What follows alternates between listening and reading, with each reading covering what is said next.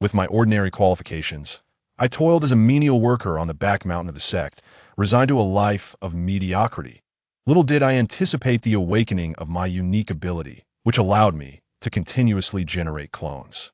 I commanded countless avatars to venture forth, scavenging for rare celestial treasures, thereby acquiring resources to enhance my qualifications and strength.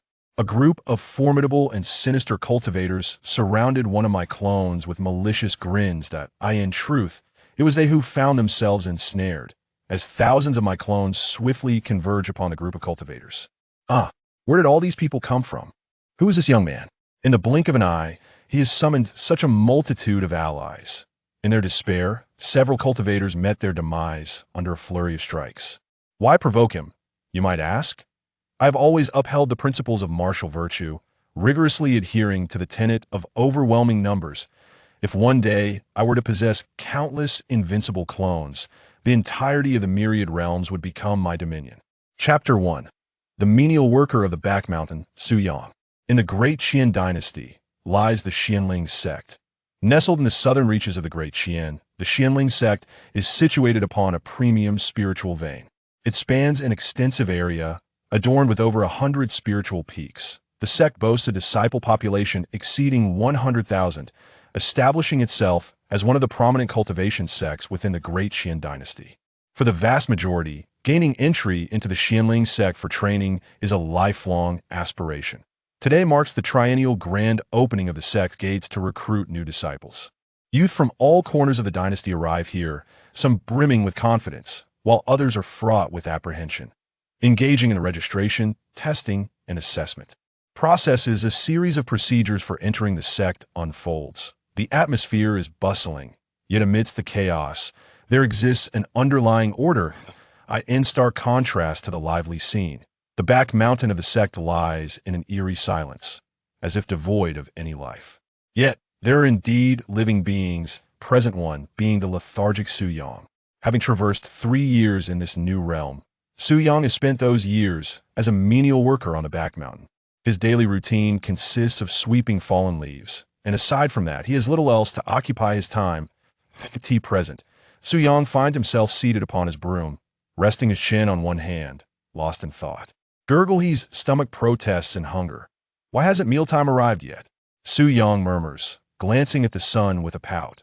When he first crossed over, Su Yang was filled with lofty ambitions, harboring grand dreams of dominating the myriad realms.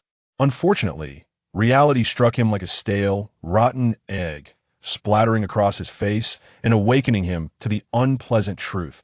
His lackluster cultivation aptitude barely allowed him to meet the threshold for recruitment as a menial disciple.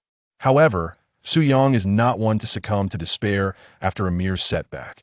Having reaped the benefits of perseverance akin to that of a 007, he has long grown accustomed to navigating life in the crevices of adversity. He becomes emboldened by challenges, pushing forward with determination. When selecting his menial duties, Su Yang unhesitatingly chose the task of cleaning the back mountain.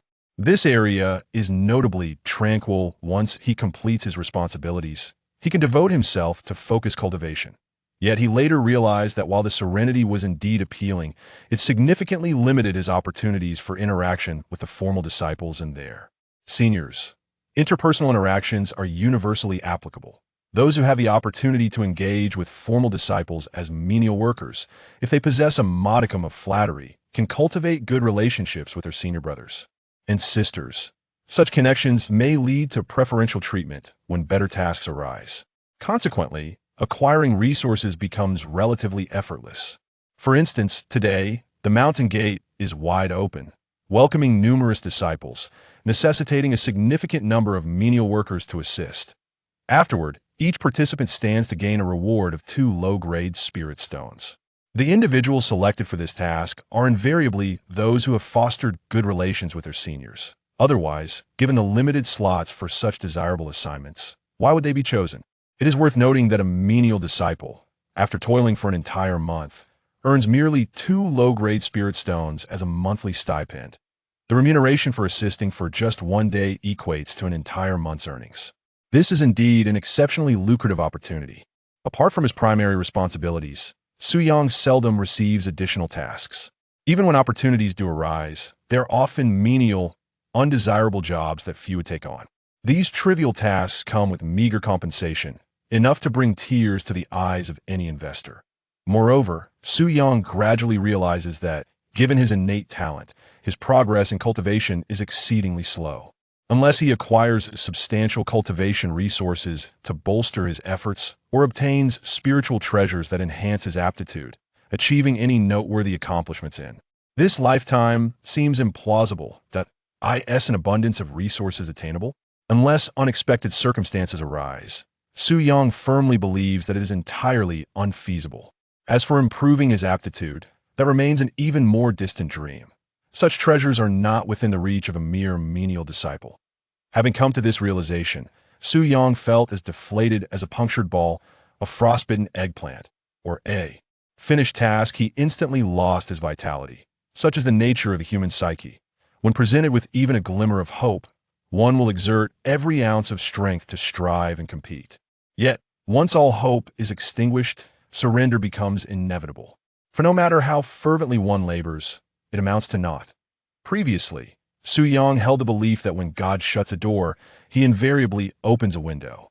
Now, however, he perceived that not only has God closed the door, but he has also shut the window and sealed off the very drain. For the 28th time, Su Yang lifted his gaze. The blazing sun hung high in the sky. Ah, at last, it's time for a meal, he murmured as he grasped a broom and returned to the wooden cabin behind him. This was Su Yang's abode on the mountainside. He leaned the broom against the wall and retrieved a square metal lunchbox containing remnants of the morning's meal. I distinctly remember washing it this morning, he pondered. Did I mistakenly think it was yesterday morning? Even in his state of surrender, Su Yang was not so neglectful as to leave the lunchbox unwashed. He simply had not done so immediately after eating. He required a moment to recline comfortably. Perhaps the monotony of his life made it easy for him to misremember the days. Next time, he resolved to wash it right after eating to avoid confusion. Su Yang carried the lunchbox to a nearby stream to wash it, and then made his way to Ling Shan Peak. The name is quite imposing, but it is merely a cafeteria. With numerous members in the sect, naturally, there are many chefs. The exact number is unclear to Su Yang, in any case, the dining areas vary according to the members' ranks, and Su Yang is only familiar with the chefs in the servants' dining area. He arrived at the servants' dining section.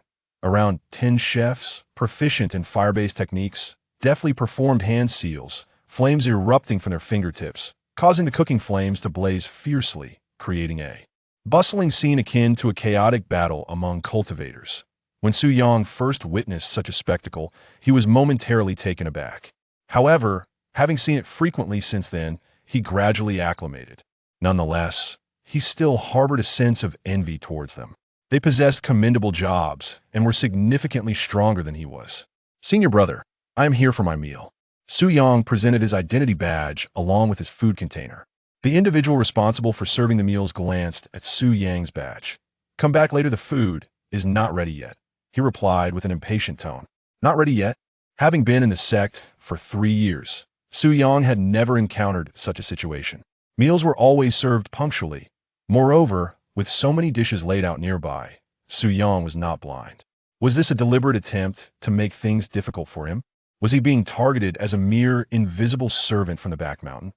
Then, as the saying goes, 30 years in the East, 30 years in the West, do not underestimate the youth in poverty. Countless classic scenarios from novels flashed rapidly through Su Yang's mind. But to speak candidly, given Su Yang's current circumstances, it appears he is truly unable to advance. He will only know the cycle of 30 years in the East, followed by another 30 still in the East. In another 30 years, he will likely be laid to rest. May I inquire, senior brother, when might things improve? Despite the previous brusqueness in the other's tone, Su Yang felt it was not directed at him, and he politely posed the question. The senior brother in charge of the meals softened his demeanor, sighing, Today, the sect is admitting new disciples, and an overwhelming number have arrived. As a prestigious sect, we must uphold a certain dignity. We cannot allow them to go hungry. Su Yang listened in silence, gradually comprehending the situation. With a limited number of cooks, It was impossible to cater to everyone's needs simultaneously. For the sake of the sect's reputation, the inner disciples had to be sacrificed, primarily the menial workers. The meals prepared would be prioritized for the newly inducted guests, leaving the menial disciples to wait longer. The senior brother's earlier sharpness was indeed not aimed at Su Yang. He was simply exasperated by the continuous inquiries from those eager for their meals. As he pondered this, it struck him that the sect should have communicated these details clearly in advance. Yet he understood that in the eyes of the sect, menial disciples held little significance, and such considerations were deemed unnecessary. Ultimately, it was they who bore the brunt of the labor, their patience wearing thin. Senior brother, perhaps if you were to hang a sign here, everyone would readily grasp the situation without you needing to explain repeatedly. Su Yang proposed. How could I have overlooked such an idea? He quickly procured a wooden board and inscribed the reason for the delayed meal service with a charcoal pencil, hanging it prominently for all to see. As a few attendants approached to serve the meal, they instinctively retreated upon seeing the notice. With nothing pressing to occupy his time, Su Yang found a nearby stool and settled down to wait. The foremost principle of a hungry individual is to consume their meal with utmost swiftness. Junior brother, come here, called the senior who was in charge of serving. Su Yang approached and inquired, "What is it, senior brother?" The senior glanced around, noticing no other attendants in sight, and took the meal container from Su Yang's grasp. "I shall serve you first after all. An additional portion for you or a lesser portion makes no difference." His action was primarily a gesture of gratitude for Su Yang's earlier suggestion. "Thank you, senior brother." Su Yang expressed his appreciation. Moreover, this serving was notably generous, containing a substantial amount of meat compared to the usual fare. The food consumed by the attendants was, in truth, quite ordinary. Previously, Su Yang had lamented that this fare bore little resemblance to the spiritual cuisine. If anything, it was a world apart. However, Su Yang was no longer so naive. It was evident that the division within the meal serving area indicated a distinction in the food provided. Those of higher status undoubtedly had access to more esteemed chefs and superior sustenance. Perhaps the delicacies consumed by the esteemed elders truly merit the title of spiritual cuisine. Su Yang returned to the back mountain, holding his meal. He settled on the threshold of a wooden cabin and consumed an entire large box of food. Leaning against the doorframe for a moment of respite, he patted his belly. Rising, he proceeded to wash the food container before making his way to Aunt Peak, the monthly distribution peak. Today marked the day of receiving spiritual stones. The monthly distribution peak was specifically tasked with this duty. The process went smoothly upon arrival. He presented his identity badge and, after registration, successfully received 2 low-grade spiritual stones. These stones, luminous and translucent, contained spiritual energy that could be harnessed for cultivation. During his first year in the sect, Su Yang devoted the monthly stones entirely to his training. By the end of that year, he had barely attained the first level of chi refinement. However, as time passed and he became more languid, Su Yang ceased utilizing the spiritual stones for cultivation. To be frank, relying solely on 2 low-grade spiritual stones each month was utterly insufficient. The subsequent stones he received were carefully stored away. Should he ever return to the mundane world to take a wife, the accumulated stones could be exchanged for a considerable sum of silver. With that wealth, he envisioned purchasing a plot of land in the countryside to build a manor. There, he could raise some animals and cultivate various fruits, vegetables, and flowers. During the day, he would tend to strawberries, nurture flowers, and milk the cows. In the evening, he would continue with the strawberries, care for the flora, and extract milk. He could contentedly spend his life in such a manner. Should he consume 1 low-grade spiritual stone to create a doppelganger, a sudden prompt appeared before Su Yang without any forewarning. Chapter 2. The Infinite Creation of Clones. What does this mean? For a moment, Su Yang found himself bewildered. After a brief pause, he began to regain his composure. A golden finger? Could it be the legendary essential tool for all who traverse realms? 3 years. Do you have any idea how I have spent these 3 years? Well, in truth, they have been rather mundane, and I have not faced significant hardships. Could you elaborate on this so-called clone? Su Yang attempted to inquire. After 2 years of accumulation, he currently possessed a modest total of 24 low-grade spirit stones, which were still quite valuable. Surprisingly, Su Yang's question received a response. Your current cultivation level is Qi Refinement Stage 1. The cost to create a clone is one low-grade spirit stone. The clone will possess strength equivalent to your current self. All the techniques and skills you have mastered will also be available to the clone. You may regard the clone as another version of yourself. Is there a limit to the number of clones I can create? If there is none, that would be splendid, even if their strength is weak. I could utilize a strategy of overwhelming numbers to forge a formidable force. There is no limit to the number of clones, the system replied, not disappointing Su Yang. If I create a clone and then elevate my own cultivation to Qi refinement stage 2, will the strength of the clone increase correspondingly?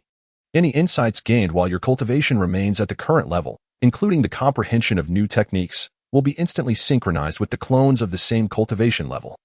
If one's cultivation level has ascended by one tier, synchronization can no longer continue. However, one may compensate for the difference in costs to upgrade the existing avatars. Su Yang began to grasp the situation. To gain further clarity, he decided to inquire once more. Suppose my current level of cultivation has advanced to the second tier of Qi refinement. What would the cost be to create an avatar? The fee is 2 low-grade spirit stones.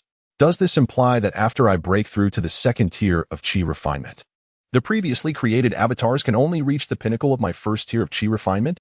Given that the cost during the first tier is 1 low-grade spirit stone and 2 low-grade spirit stones for the second tier, it follows that by merely spending an additional 1 low-grade spirit stone to cover the cost difference, I could upgrade those first-tier avatars to the second tier of Qi refinement. At that point, all the enhancements I experience within my true self's second tier of Qi refinement would be synchronized with the avatars in real time, up to the pinnacle of the second tier. Indeed, the system replied. Su Yang found the rules to be rather meticulous, for if unrestricted synchronization were permissible, one could, in a lower cultivation state, invest a minimal number of spirit stones to create numerous avatars. Once his true self became formidable, he could seamlessly synchronize their strength, which would be quite unreasonable. From the perspective of energy conservation, the amount expended should correlate with the amount gained. Thus, the rule for compensating the cost difference for upgrades was established. From the perspective of the Pythagorean theorem, there exists no correlation between the two. Shall we proceed to create one for experimentation? Your current prowess is at the first layer of Qi refinement. Would you like to consume 1 inferior spirit stone to fabricate a clone? Yes, with Su Yang's affirmation. One of the 2 inferior spirit stones in his possession vanished into thin air. In Su Yang's perception, a boundless space unfolded, known as the system's clone space, initially vacant. It suddenly surged with energy, the laws intertwining, and a clone materialized out of nothingness. The clone was devoid of clothing and even lacked a distinct visage. One could summon the clone at any moment. The appearance of the clone can be chosen from 3 distinct modes. 1. An exact replica of oneself. 2. A completely new face generated at random. 3. The visage of any individual one has encountered. Note: each clone is granted only a single opportunity to define its appearance. Once created, it cannot be altered. The first option would be useful if one desires the clone to perform tasks on their behalf. However, Su Yang believed that unless absolutely necessary, he did not wish to generate a clone that mirrored his own appearance. After all, such striking good looks as his should not be commonplace in the world. The emergence of another, or even multiple, would indeed constitute a flaw in reality. Ahem. The true reason, however, is that if one's strength were sufficiently formidable, such concerns would be trivial. In moments of weakness, should one encounter 2 identical versions of oneself, it would inevitably arouse suspicion. Using the pretext of being twins might serve as a temporary ruse. However, should there be an excessive number of doppelgangers, it would clearly indicate a problem. Hence, the first option is not worth considering for now. The second option, on the other hand, is quite feasible, as it allows for the creation of a new persona for the clone, representing the most prudent approach. As for the third option, Su Yang primarily resides within the sect, surrounded by familiar faces, all of whom are sect members. Assuming their identities, this notion has not crossed Su Yang's mind, as it poses significant risks. Nevertheless, this method has sparked numerous ideas within Su Yang. In the future, dispatching clones into the world, should the need arise to impersonate someone, would be greatly convenient. It would undoubtedly yield the most realistic disguise imaginable. Of course, aspects such as personality, memory, and mannerisms cannot be replicated. It ultimately depends on how well one understands the individual in question. This is also why Su Yang refrains from impersonating others. Interaction with acquaintances could easily expose the ruse. I have chosen the second option, to randomly generate a brand new face for this primary clone. Ideally, The appearance should be utterly unremarkable. An ordinary visage that is merely 1/10,000th as handsome as myself. Being ordinary signifies a lack of distinctive features, making it less likely to be remembered at first glance. Should it resemble my own striking appearance, even the blind would remember it, which would be quite problematic. Su Yang has already made plans. His true self will remain concealed within the sect. Let the doppelganger venture forth into the world, scavenging for resources. A portion shall be allocated for the cultivation of the true self, while another segment will be utilized for the creation of additional doppelgangers. As the true self's prowess escalates, it will be possible to forge even more formidable doppelgangers. The greater the number and strength of these manifestations, the more abundant and superior the resources they shall procure. It resembles a snowball effect, growing ever larger and establishing a virtuous cycle. Whether influenced by Su Yang's wishes or not, the appearance of the first doppelganger is indeed rather ordinary, possessing a visage that is quite commonplace. Few could recall it after just a glance. Such a face is perfectly suited for wandering through the martial world. Su Yang endeavors to summon the first doppelganger, who stands within the wooden cabin. He possesses conditions equivalent to Su Yang's own level. The strengths and weaknesses, intellect, and manner of operation are all aligned. Su Yang's gaze descends. This stature, truly a reflection of myself. Should the doppelganger be left to exist independently with minimal interference, it would function as a programmed entity, responding to situations in accordance with Su Yang's style. With merely a thought, Su Yang can assume control over him, regardless of distance, effectively embodying him. Alternatively, directives can be issued remotely, instructing him to undertake specific tasks. Thus, managing multiple doppelgangers becomes significantly more manageable, and for the doppelgangers, any command from Su Yang will be executed with utmost precision. Even if they were to transform into suicide bombers, they would do so without the slightest hesitation. For they possess no thoughts of their own, they are merely a program, replicated from Su Yang. Su Yang procured a set of rather ordinary clothing for his doppelganger. He then attempted to retract the doppelganger. Indeed, it worked.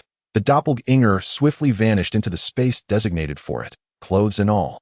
Did this imply that external objects could also be stored within this doppelganger space? Su Yang conducted an experiment, and with a mere thought, the cup on the table was drawn into the space. He then summoned it back. This effectively granted him a seemingly infinite storage capacity. As far as Su Yang was aware, there existed items known as storage treasures, which contained space for the storage of goods. However, such items typically have limited capacity, often only enough to hold a few garments before becoming full. The larger the space, the rarer and more valuable the item. As for infinite space, it seemed that only Su Yang possessed such a unique capability. Notification: your current realm is Qi Refinement, level 1, and you possess 1 doppelganger slot. Should you designate one of these doppelgangers as your substitute, it will be capable of performing any task on your behalf.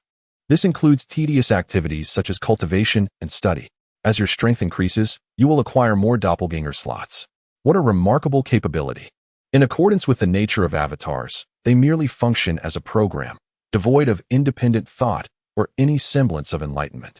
Thus, they are incapable of assisting Su Yang in his cultivation. However, with the introduction of the substitute function, it becomes possible for one such avatar to transform into a substitute, endowing it with the ability to aid in his training. Su Yang immediately designated an avatar within the spatial realm as the substitute. Once the choice was made, he commanded it to commence cultivation. As expected, it indeed assumed a meditative posture and began its practice. The insights gained during its training would be conveyed in real-time to Su Yang's true self. Moreover, as Su Yang's own cultivation advanced, the enhancements would be shared instantaneously with all avatars of the same realm. Furthermore, as his strength escalated, the number of substitutes would increase proportionately. Thus, possessing hundreds or even thousands of substitutes engaged in simultaneous cultivation would effectively equate to a staggering multiplication of his training speed. With avatars for combat and substitutes for cultivation, the prospect of a more leisurely existence became tantalizing. Merely contemplating this filled Su Yang with exhilaration. He resolved to create 20 additional avatars. From the spiritual stones he had previously stored, he retrieved 20 low-grade spiritual stones. As these stones were consumed, 20 new avatars materialized within the spatial realm, each possessing a randomly generated and unique appearance. With 3 low-grade spiritual stones remaining, he decided to reserve them for future use. Surely, these 20 avatars could procure some resources for him? Now, how might he instruct the avatars to venture beyond the sect's confines? Entering and exiting the sect requires registration, and each disciple possesses a distinct identity. A clone within the sect lacks such identity. Venturing out alone could lead to trouble.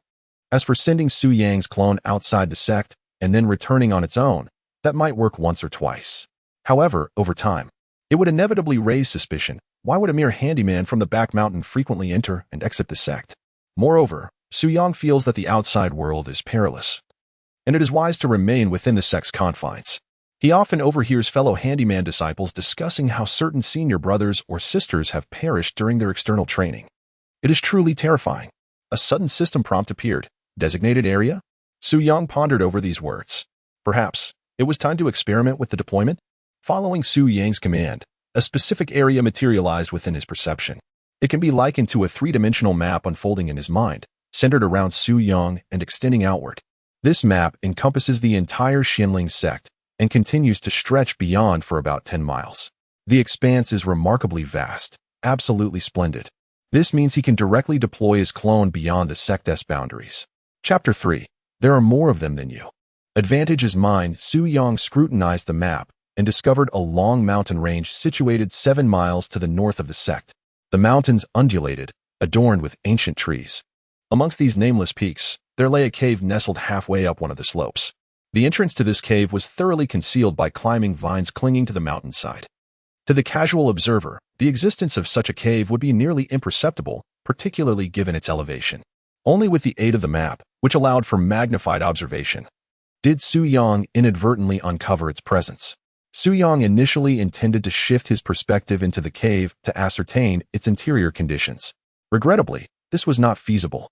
The map merely offered a rough outline, without the capability to delve deeper. Even with the sect, only a vague representation of its surroundings was visible. Thus, he resolved to deploy a clone into the cave for further exploration. Upon Su Yang's command, a clone was diminished in the system space, and in an instant, a figure materialized within the cave outside the sect. The cave posed no immediate threat, prompting a sigh of relief from Su Yang. His consciousness descended upon this clone, effectively allowing him to experience the cave as though he were present himself. Every nuance of the environment, temperature, humidity, aroma, was distinctly perceived by Su Yang. Su Yang surveyed the cave. Despite the modest size of the entrance, just sufficient for one to crouch through, the interior was remarkably spacious, resembling a vast hall capable of accommodating thousands. After inspecting the internal space and finding no issues, Su Yang directed his avatar to the cave entrance. He swept aside the climbing vines and peered down, discovering a drop of approximately 10 zhang, which translates to several dozen meters in his accustomed measurements. Although the descent appeared steep, the mountain was adorned with numerous vines and protruding rocks, making it quite feasible for his avatar, who had attained the first stage of qi refinement, to ascend such a terrain. At that moment, there was no one below. Su Yang guided his avatar to descend, and shortly thereafter, it reached the bottom with great ease. However, this avatar was not yet clad in garments, prompting Su Yang to retract it and provide a set of old clothes for him to wear. As for the other 19 avatars, there were insufficient outfits to go around, leaving them momentarily without attire. Within the sect, there were vendors offering various necessities, including clothing, to cater to the disciples' daily needs. Yet, Su Yang was reluctant to purchase an excessive number of outfits all at once, as he did not possess a habitual inclination towards frequent clothing purchases. Such conspicuous behavior would draw undue attention. Thus, Su Yang instructed this avatar, already clad in garments, to take the remaining 3 lower-grade spirit stones and procure some items. The avatar eventually arrived at a quaint town situated 20 miles east of the Xinling sect. Initially, it exchanged the spirit stones for silver at a specialized institution, as common folk in the secular world transact in silver. The 3 lower-grade spirit stones yielded 300 taels of silver. With 100 taels, he purchased 100 sets of clothing. Subsequently, he utilized the remaining 200 taels to acquire 40 finely crafted iron long swords, priced at 5 taels each. Most low-tier qi refining practitioners could not afford spiritual weapons, so the iron swords would suffice for the time being. Later, when he amassed greater wealth, he would equip all avatars with superior gear. Progress would be gradual, developing step by step. Bearing numerous parcels, the avatar approached within 10 miles of the sect. Upon entering the reception range, Su Yang summoned this avatar back into his spatial realm and appropriately outfitted all avatars with clothing and weapons. It was indeed a significant upgrade. Now, go forth and scour for resources. Su Yang commanded, and 20 avatars manifested within a secluded cave in the desolate mountains. After ensuring that no one else was present, he instructed them to descend. As the last to leave the mountain, Su Yang deliberately controlled him to conceal the cave entrance with climbing vines. They had finally found a suitably discreet location for their endeavors. Covert operations must be executed with precision to avoid unexpected discovery. As for the rationale behind such meticulousness rather than directly deploying to the base of the mountain, the reasoning is quite straightforward. Within the confines of the map, no living entities are visible. Should there be others at the foot of the mountain, the sudden appearance of a duplicate would undoubtedly raise alarm, regardless of the eventual outcome. It would result in unnecessary complications. Hence, it is imperative to ensure that the deployment site is devoid of individuals before proceeding to the desired location. 20 duplicates are now gathered at the mountain's base.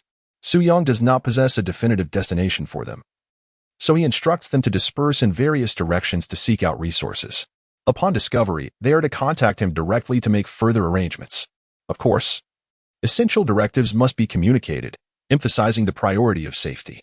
Currently, the scarcity of spiritual stones weighs heavily upon Su Yang, leaving him utterly destitute. His strength is considerably diminished. Each loss of a duplicate equates to the loss of a low-grade spiritual stone, which represents a significant portion of his income over the past fortnight. Meanwhile, Su Yang's true self idles at the rear mountain, while his 20 duplicates traverse the realm in search of resources.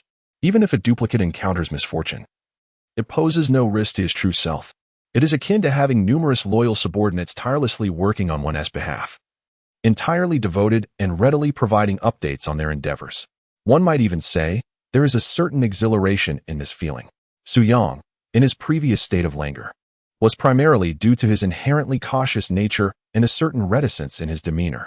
To suggest he venture forth in search of opportunities? Such a notion is utterly unfathomable. Were he to attempt it, one might speculate that he would now be among the tall grasses of the grave.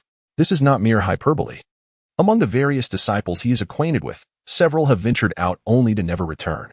The sect has long established regulations allowing members to apply for departure at any time, with the majority of requests granted unless under exceptional circumstances.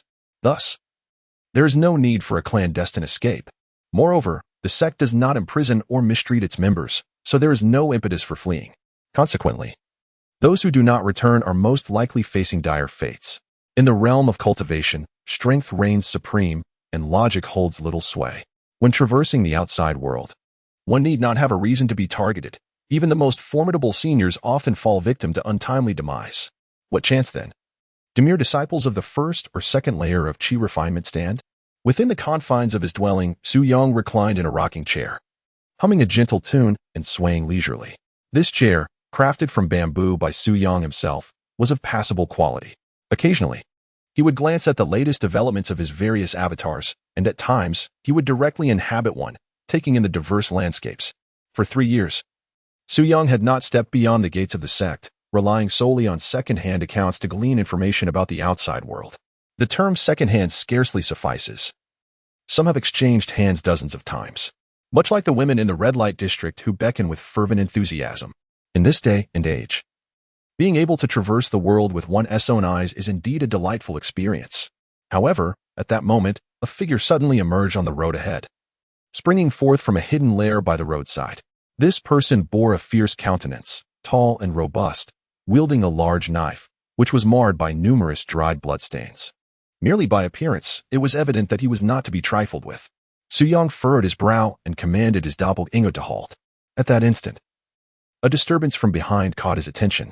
Turning around, he beheld another individual, similarly armed with a large knife, yet possessing a leaner and darker physique.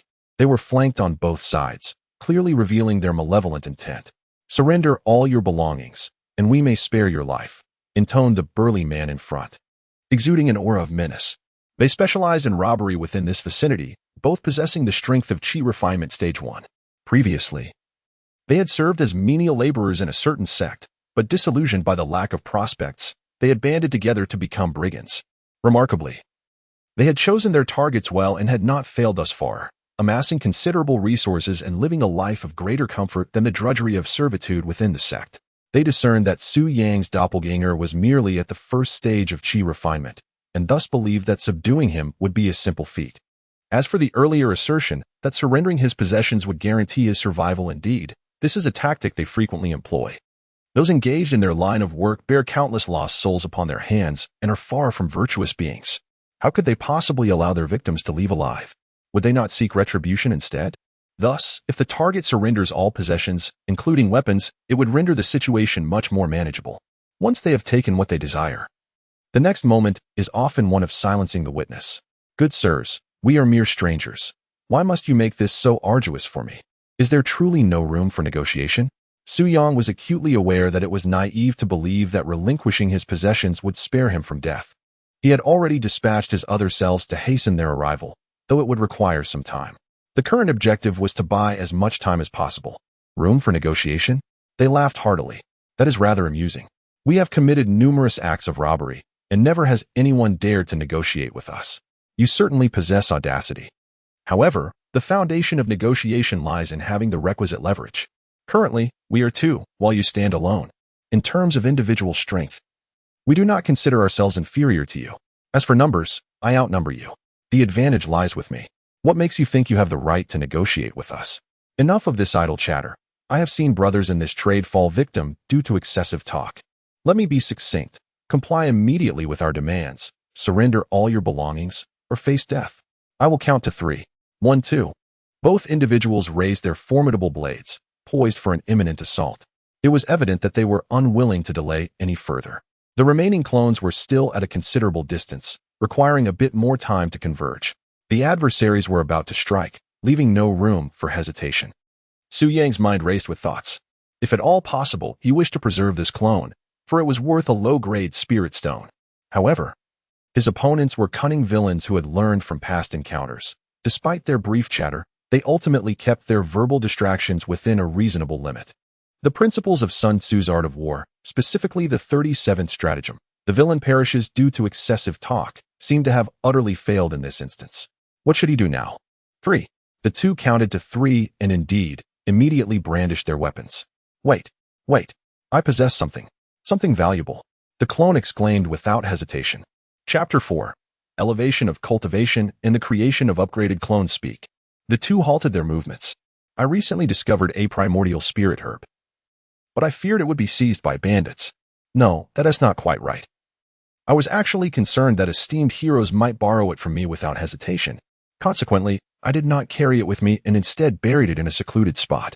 My intention was to call upon a few companions afterward to escort me in retrieving the primordial spirit herb. Su Yang, commanding his clone, spoke with utmost seriousness.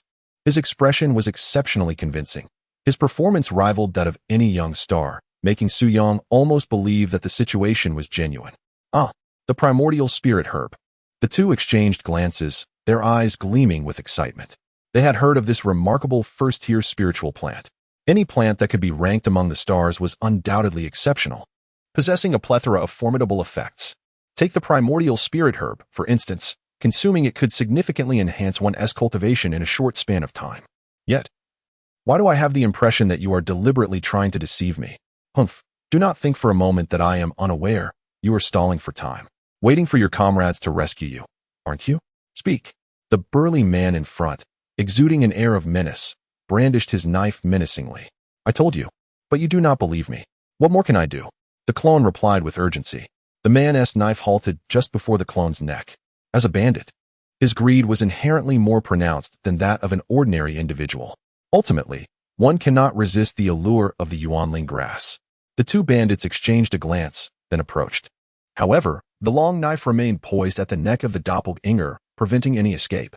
What do you think? How much truth lies in his words? The burly bandit quietly inquired of the lean bandit. The lean bandit pondered for a moment before responding.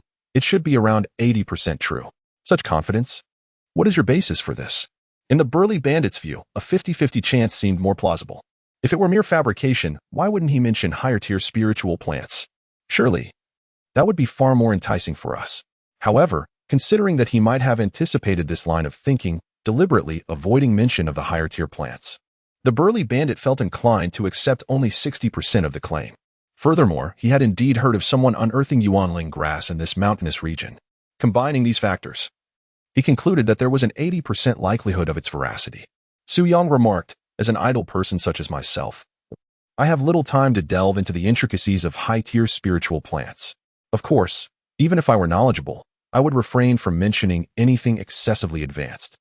Such claims would only serve to seem implausible, a realization that Su Yang grasped well. As for this forest, it had indeed been the site of past discoveries of Yuanling grass, but that was purely by chance. Then quickly tell us, where is the Yuanling grass buried? The bandit demanded. Very well, I shall lead you there, Su Yang replied. You may simply describe it verbally. How am I to articulate that? Su Yang felt a headache coming on. These two individuals were truly difficult to deceive, their vigilance excessively acute. Very well, I shall speak. Proceeding from this direction and walking straight, one can observe two hills standing side by side, passing through the middle of the hills. The terrain flattens until one encounters a small depression. Beyond that lies a triangular area, overgrown with weeds, concealing a deep pool. Su Yang continued to describe fervently. Stop. Stop. Is it really that far? The robber exclaimed in frustration. What a muddled mess. Where exactly is it? Su Yang thought to himself. I merely spoke off the cuff. How could I possibly know the precise location? However, he could not voice such sentiments. Continuing from this direction. Walking straight, two hills can be seen side by side. Su Yang resumed his description. Enough already. Lead the way quickly. Should you dare to play tricks. Whoosh. The robber had barely finished his sentence when a clone suddenly sprang into action, drawing a long knife across his neck. Slicing. Yet the other robber, ever vigilant, reacted swiftly, swinging his own knife with force. Though somewhat rushed, he managed to graze the left arm of the clone, fortunately inflicting only a minor wound.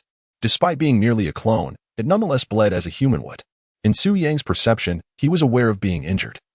Yet he felt no pain. As for the avatars, they were merely a sequence of programming, utterly oblivious to the sensation of pain. At that moment, the avatars had already leaped a considerable distance away. The two bandits realized they had been outsmarted, rage surging across their faces. However, before they could make a move, a flurry of figures wielding large blades rapidly surrounded them from all directions, ultimately encircling the pair completely. By the heavens, why are there so many people? Upon counting, they discovered that an astonishing 19 individuals had arrived, all cultivators at the first level of chi refinement. The two bandits could not help but glance at the initial avatar. Who on earth is this fellow, capable of summoning such a multitude of allies? The crucial part was that they had no inkling of how he had managed to notify them. Spare our lives, they pleaded, realizing too late that their companion was such a person of influence. Please, let us go this once. We are willing to offer everything we possess. Cognizant of their inevitable fate, the two knelt down, incessantly begging for mercy. Yet, in the next moment, heart-wrenching screams erupted from the depths of their throats.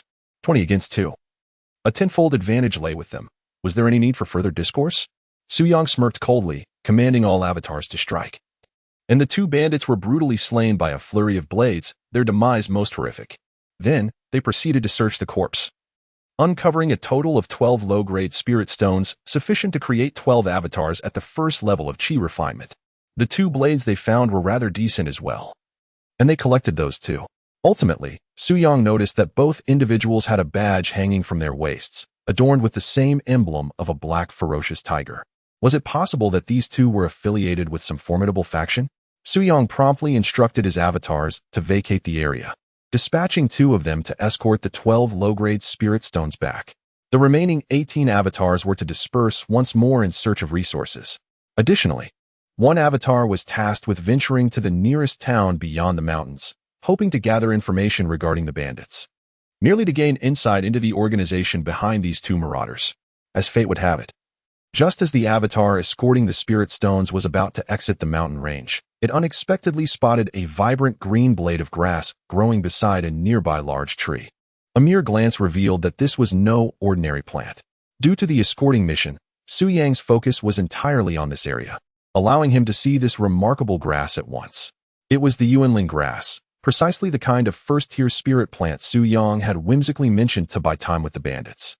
This singular spirit plant was worth hundreds of low-grade spirit stones. Naturally, Su Yang had no intention of selling it. Instead, he aspired to consume it himself. The cultivation of spirit plants has always been a rare commodity, not easily obtainable at will.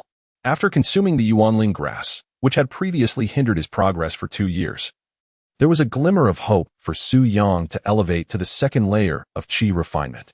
Recognizing the gravity of the situation, he summoned 8 of his avatars. forming a total of 10 individuals to escort the spirit stones and Yuanling grass back safely. Should they encounter any troubles along the way, safeguarding their precious cargo was paramount. Fortunately, the journey proved relatively smooth, and upon nearing the sect, Su Yang recalled his avatars. Gazing at the Yuanling grass, his heart brimmed with joy, and he prepared to break through to a new realm. Seated cross-legged, he entered a state of focus, ensuring that his avatars were also poised and ready for the impending breakthrough. As the avatars possessed cultivation abilities, they could ascend alongside their true self without the need for additional spirit stones for upgrades. Su Yang ingested the Yuanling grass, and a tremendous surge of energy surged through his limbs and bones. He promptly began to refine and absorb this energy. Remarkably, despite the Yuanling grass being consumed solely by Su Yang, his avatars were also able to assist in the refining process. This doubled the speed of absorption, minimizing any loss of efficacy. Approximately an hour later, Su Yang felt as though a shackle had been shattered within him. His spiritual power surged significantly, stronger than ever before. After 2 years of stagnation at the first layer of Qi refinement, he had finally successfully advanced to the second layer. The avatars also reached the same level of Qi refinement. The avatars require a price adjustment for their upgrade. Su Yang currently possesses 12 inferior spirit stones, sufficient to elevate 12 avatars to the second layer of Qi refinement. However, he must first summon the avatars into the space to execute the upgrade process. Presently, there are 10 avatars within this space. Su Yang decides to expend 10 inferior spirit stones to upgrade them first. Upgrade. With Su Yang's confirmation, the 10 avatars, all at the first layer of Qi refinement, ascend to the second layer. Su Yang yearns for an abundance of spirit stones to enhance the remaining avatars and to create even more. Given that his true self has advanced to the second layer of Qi refinement, he has acquired a new slot for an avatar. Huh? Does this mean I can have 2 avatars now? Su Yang rejoices. He promptly designates one of the second layer avatars as his substitute. Thus, even without cultivating himself, he has 2 assistants tirelessly laboring day and night on his behalf. If he can carve out time to practice, his cultivation speed will triple. This is splendid. If he could acquire treasures that enhance his aptitude in the future, his cultivation would surely soar like a rocket. However, for now, such aspirations remain mere fantasies. As he gazes at the 2 remaining spirit stones in his hand, contemplation serves as a reserve for unforeseen circumstances. Or perhaps it is more prudent to summon 2 avatars for enhancement. However, the answer soon materializes. I am currently at the second layer of Qi refinement. Can I still create avatars at the first layer? Su Yang inquires abruptly. Indeed, the cost remains a mere 1 low-grade spirit stone. As expected, it is indeed possible. Yet, in the next moment, Su Yang's actions leave others utterly perplexed. He astonishingly expends his final 2 low-grade spirit stones to conjure 2 avatars at the first layer of Qi refinement. Chapter 5. The third facade of the avatar. During this period, the avatar that ventured to the town near the mountains gathered some pertinent information. It is said that within these mountains lies a notorious bandit stronghold known as Black Tiger Village. Unlike other bandit groups, the members of Black Tiger Village are all cultivators. Some are rogue practitioners, while others are those who could not thrive within the confines of a certain sect, and together they have formed this den of iniquity. They frequently engage in acts of arson, murder, and plunder in the surrounding areas, committing every conceivable atrocity. This has elicited widespread grievances from the populace. Yet they find themselves powerless to resist. It is evident that the 2 brigands adorned with the Black Tiger insignia are indeed members of Black Tiger Village. However, recently, several righteous rogue cultivators have voluntarily banded together, seeking to eradicate this band of mountain marauders. At this moment, they are recruiting in the town. Su Yang sent his avatar to observe. A considerable crowd had gathered there, mostly comprised of ordinary townsfolk drawn by curiosity. Despite the festive atmosphere, the long-oppressed citizens, weary of the bandits' tyranny, felt a surge of joy upon witnessing cultivators willing to take action against the marauders. Our band of gallant heroes has already grown to over 10. Are there any other noble souls willing to join us? Zhao Dongming proclaimed. In the midst of the crowd stood a dashing man in white robes, exuding an aura of righteousness. As Zhao spoke, his gaze suddenly fixed upon Su Yang's avatar. Esteemed friend, do you wish to join us in our quest to vanquish the bandits? Among cultivators, as long as their realms do not differ significantly, they can perceive each other's strength. Only those who practice secret arts capable of concealing their aura can obscure their true cultivation level. Zhao Dongming readily discerned that the avatar possessed the strength of the first layer of qi refinement, prompting him to inquire. Su Yang, whose consciousness was intricately linked to this avatar, was equally aware that Zhao Dongming was also at the first layer of qi refinement. Have you gathered a comprehensive understanding of the specific members and their strengths within the Black Tiger Gang? Su Yang's thoughts prompted the avatar to ask this question. Well, Zhao Dongming found himself momentarily speechless. Su Yang inwardly shook his head. They were utterly lacking in intelligence regarding their adversaries, yet they aspired to be heroes. While their intentions were noble, their approach lacked wisdom. It was not inconceivable that they might one day find themselves ensnared in peril. Let us wait until we have a greater number. Then we can engage in a skirmish first. At that point, we will ascertain the specific strength of the enemy. Zhao Dongming suggested. I wish you a triumphant return, he added. With that, the avatar turned directly and departed. Friend, will you not reconsider? Zhao Dongming called out from behind. As cultivators, we must uphold justice and rid the world of harm. At the back mountain of the Xinling sect, within a wooden cabin, Su Yang gazed at the two newly crafted avatars of the first layer of qi refinement. Their appearances had yet to be defined. I shall choose the third method for setting their appearances. Under this method, Su Yang can select the appearances of individuals he has previously encountered to create his avatars. His choice falls upon the two bandits who had attempted to rob him in the mountains. It was from the inquiries made in the town regarding the Black Tiger stronghold that Su Yang arrived at this decision. Why impersonate them? Su Yang has devised a plan. These two bandits are members of the Black Tiger stronghold. By masquerading as them, he can infiltrate the stronghold to ascertain its internal dynamics, including the number of members and their specific strengths. Should Su Yang find himself capable of confronting them, he would dispatch his avatar to plunder the Black Tiger stronghold. A den of outlaws, comprised entirely of cultivators, is likely to possess a considerable amount of spirit stones. Spirit stones are the objective of Su Yang's current endeavor, especially since he has been troubled by a lack of them. However, before proceeding, he must first mimic the speaking styles of the two bandits, striving to minimize any potential flaws in his disguise. Su Yang recalls the speech habits and mannerisms of the two bandits. The burly one who blocked the path spoke excessively, dominating the conversation, while the lean, dark-skinned bandit remained relatively silent. It was astute and contemplative. At this moment, the avatars resembling the two bandits stand before Su Yang. Remarkably, by setting their appearances as the template, the avatars' physiques have also transformed to mirror theirs, one tall and robust, the other lean and wiry. Su Yang had initially harbored concerns that, despite sharing similar facial features, the differences in physique and height would soon reveal their true identities. However, now, if they remained still and silent, there would be no discernible distinction from an external perspective. It was as if two robbers had miraculously returned to life, standing right before him. Su Yang prompted them to speak, and their voices were indistinguishable. Yet, their gestures and expressions while conversing exhibited subtle variations. Anyone familiar with them would undoubtedly detect the discrepancies swiftly.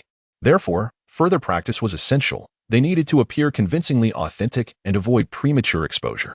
Had he known better, he would not have hastily eliminated the two robbers, as it might have allowed for the extraction of more valuable information. Yet, such foresight was beyond Su Yang's grasp. At that moment, to evade the cunning ploy of the villain falls to their verbosity and the hero suffers from their loquacity, he had rushed to silence them. Perhaps even the fervor of a newlywed knight could not compare to his impatience. What a miscalculation. Approximately half an hour had passed. Well, having traversed from modernity, Su Yang was still more accustomed to measuring time in hours. This translated to nearly 1 hour. The two impostors had adopted their roles quite convincingly. Unless one had an intimate relationship with them, it should not be easy to discern any anomalies. Thus, the official journey commenced.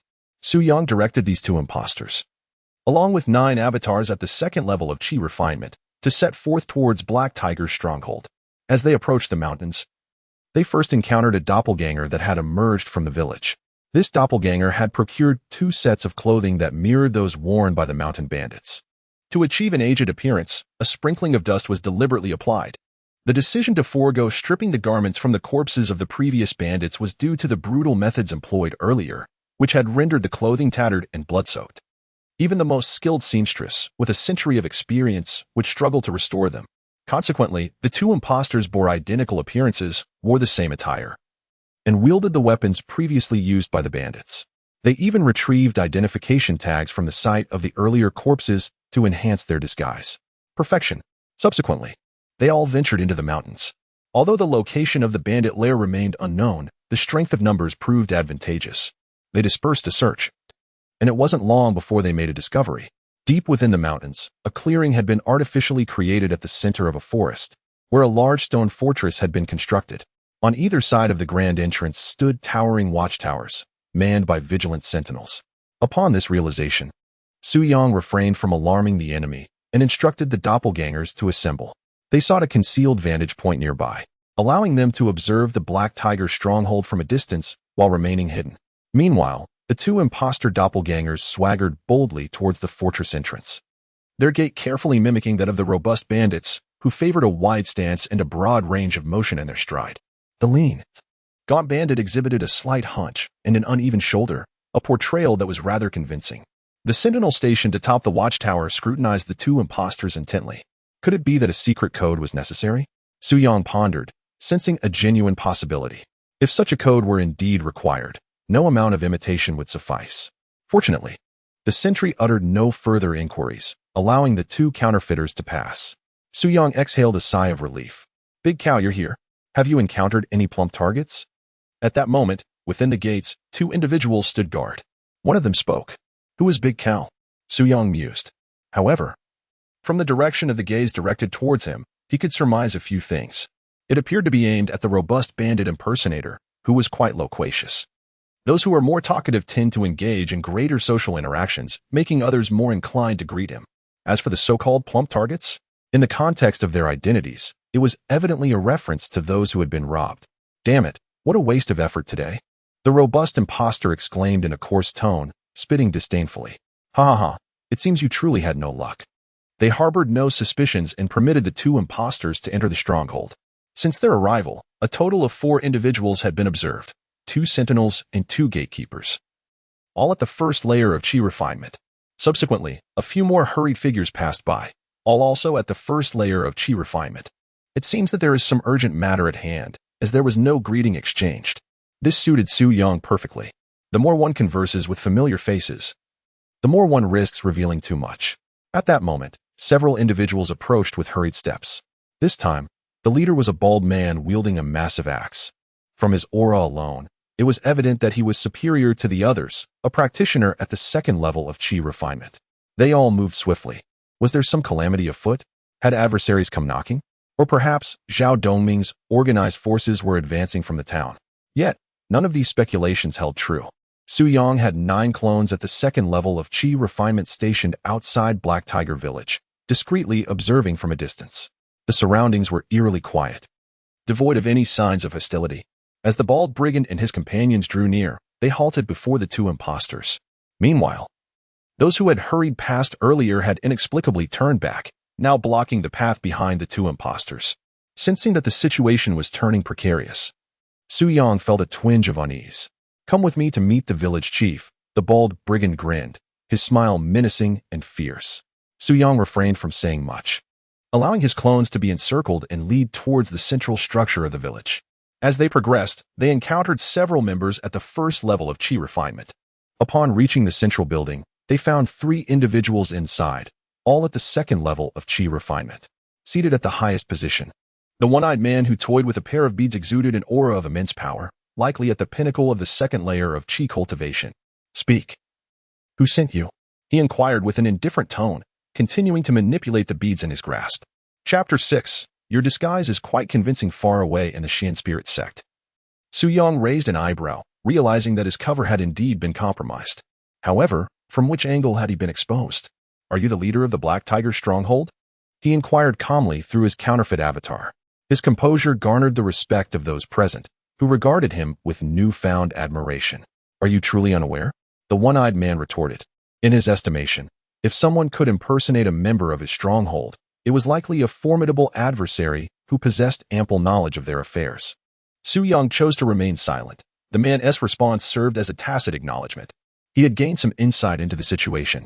With the leader merely at the second level of chi refinement, and knowing that even a slightly stronger individual would still not surpass the third level, he felt reassured. Throughout his journey, he had likely encountered most of the members. There were approximately 20 individuals at the first level of chi refinement, and 4 at the second. With this force, Su Yang could dispatch 9 avatars at the second level of Qi refinement, which would suffice to handle the situation. Thus, even though the imposter had been unmasked, it was of little consequence. Their mission had always been to discern the inner workings of the Black Tiger stronghold. And they were nearing that understanding. "I am quite curious," Su Yang mused. "When did you first realize I was an imposter?" He found this detail particularly intriguing.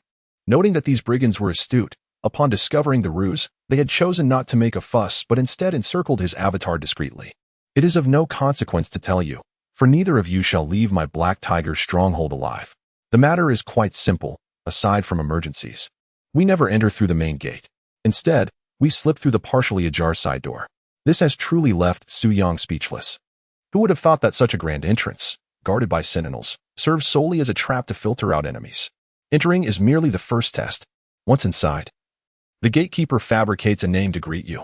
If you fail to discern the deception, you are likely to be misled as well. The one-eyed chieftain chuckled darkly.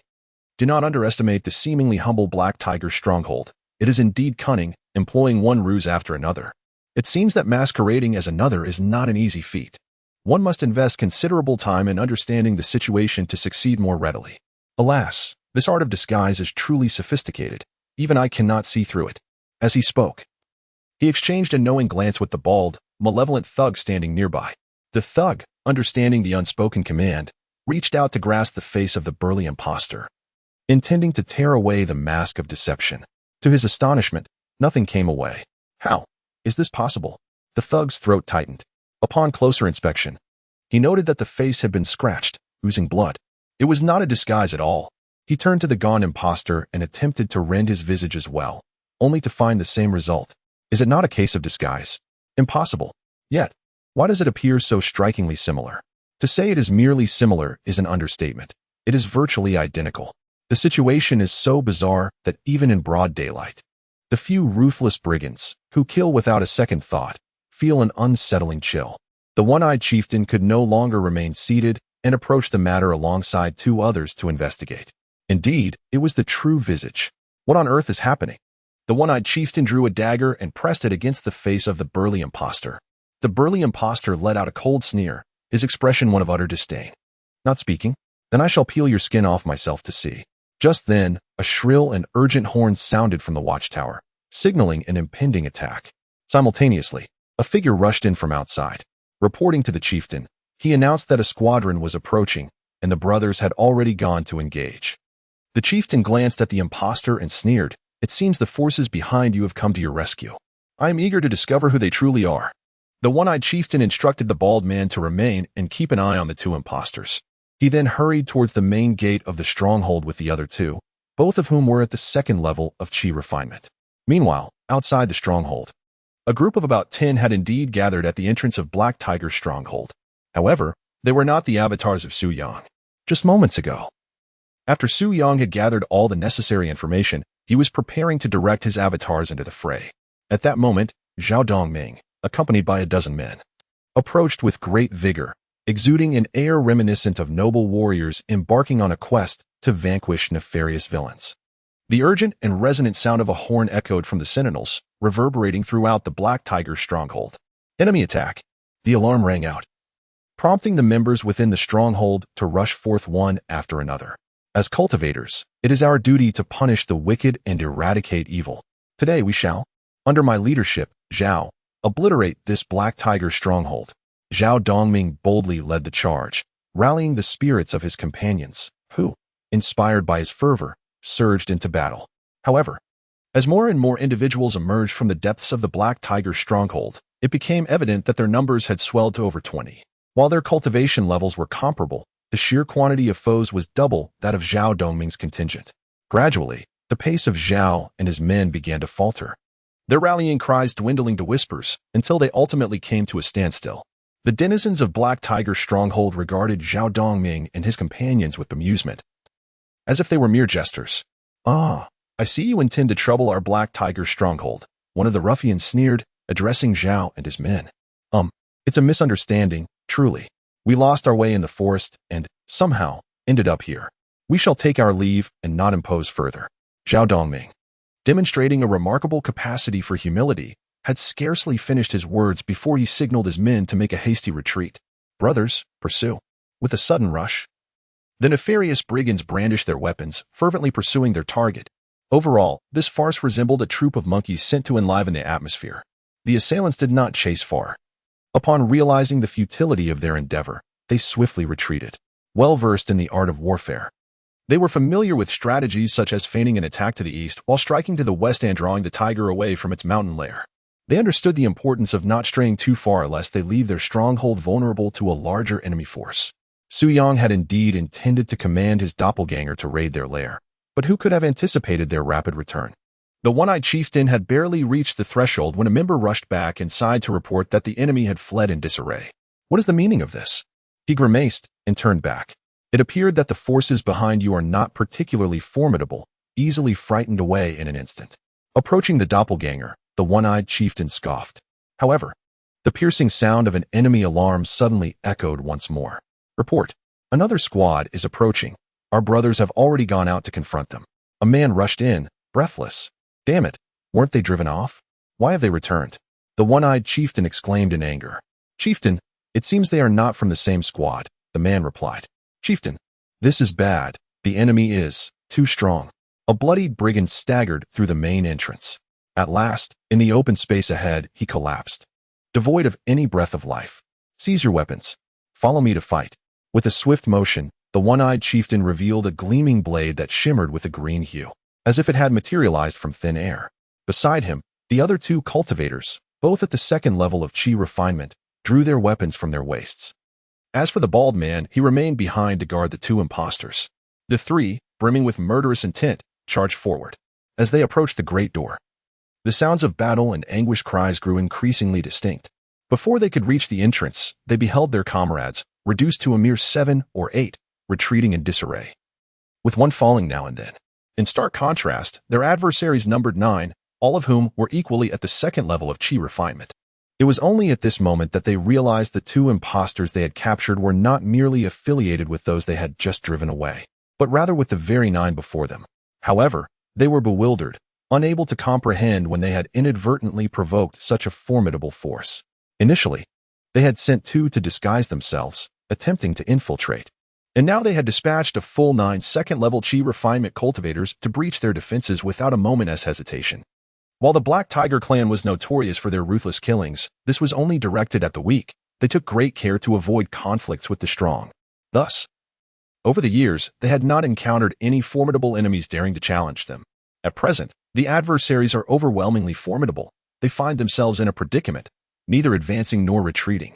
They can only watch helplessly as the remaining members at the chi refinement stage are brutally slain by their opponents.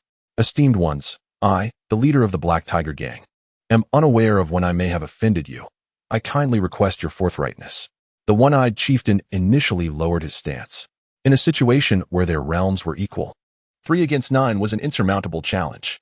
Even though he was relatively formidable among those at the second level of chi refinement, he could at most contend with 1 additional adversary.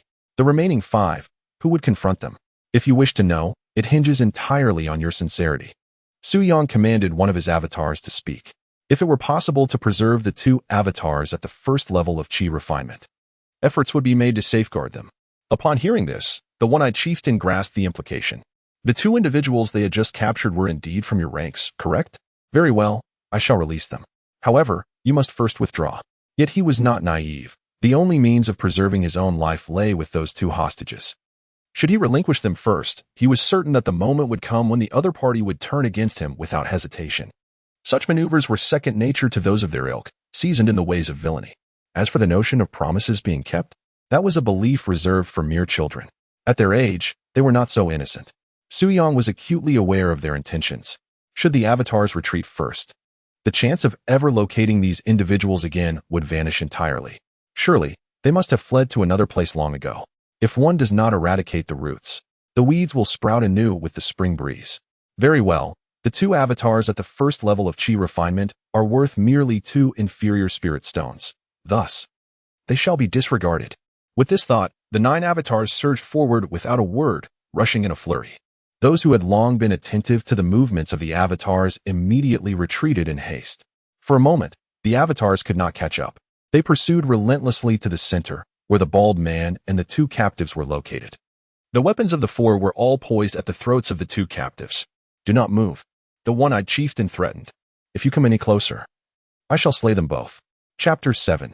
A bountiful harvest. Returning in triumph, however, they noticed that the 9 individuals before them remained utterly oblivious, their advancing footsteps showing no sign of hesitation. "You two have risked your lives for the organization, daring to infiltrate my Black Tiger stronghold. Now that you have been captured, observe how your comrades show no concern for your fates." The one-eyed chieftain and his companions, feeling a surge of agitation with no outlet, resorted to sowing discord. Yet, the scene they envisioned, the two captives seething with rage at the indifference of their comrades, did not unfold. Instead, the captives gazed at them with expressions of bemusement, as if they were mere fools, their eyes sweeping over the antagonists with unabashed scrutiny. The tension and anger already palpable among the 4 individuals escalated, igniting their fury.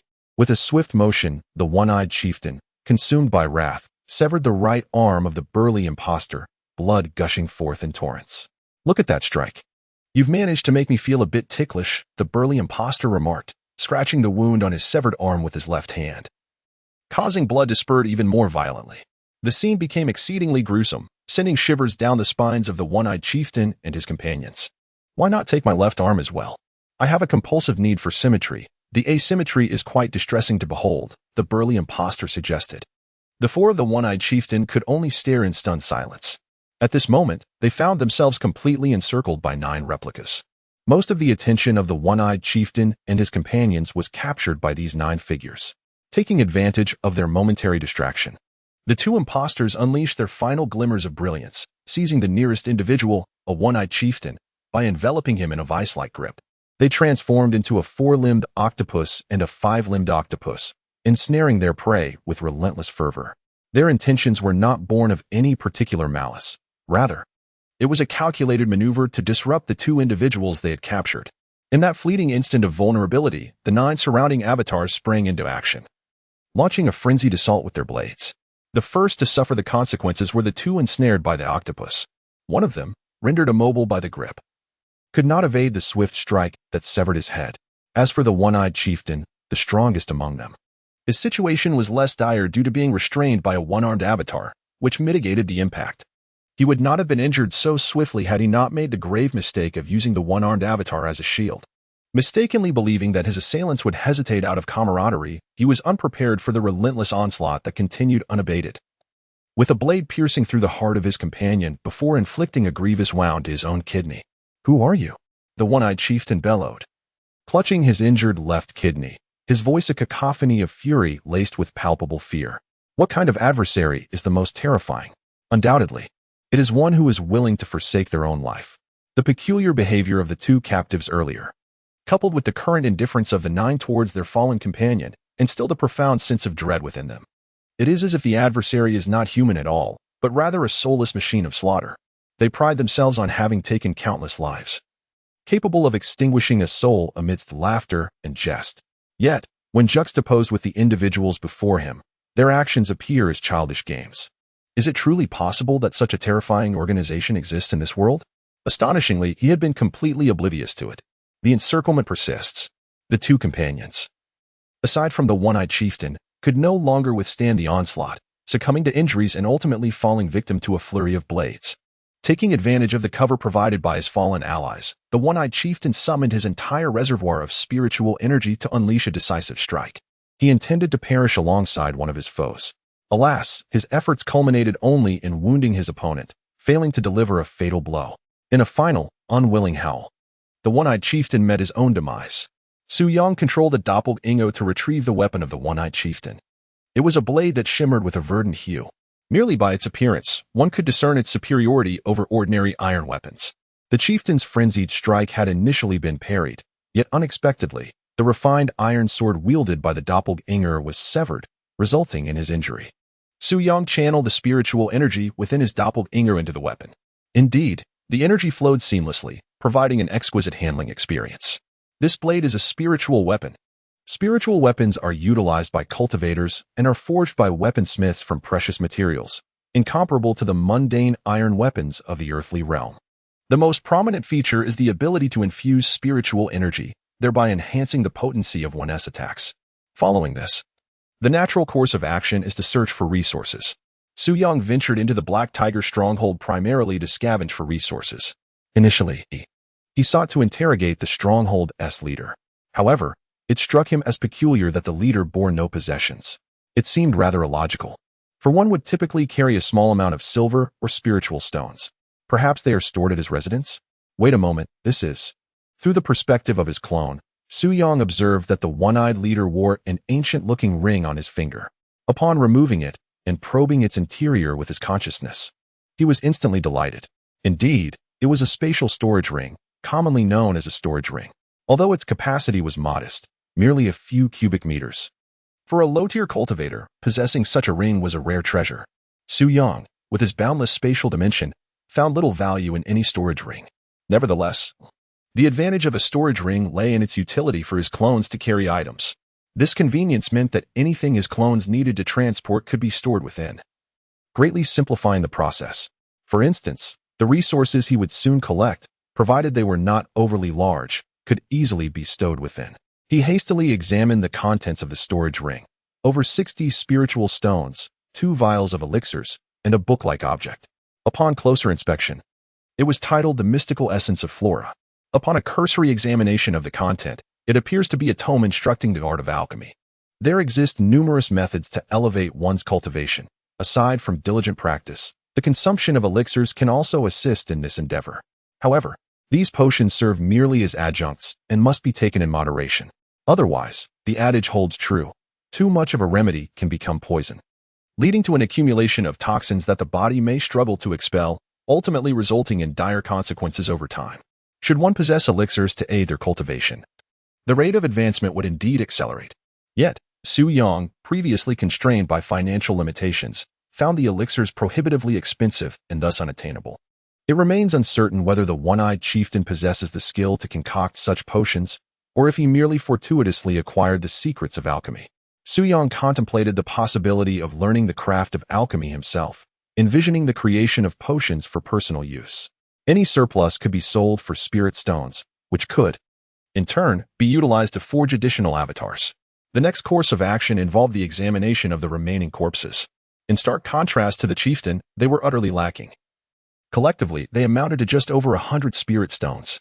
When combined with those from the one-eyed leader, the total reached 205 low-grade spirit stones, a considerable fortune for Su Yang. As for their dwelling, Su Yang dispatched an avatar to scour the premises, yet discovered little of value. A moment's reflection reveals the rationale. As brigands, their lives teetered on the edge of danger.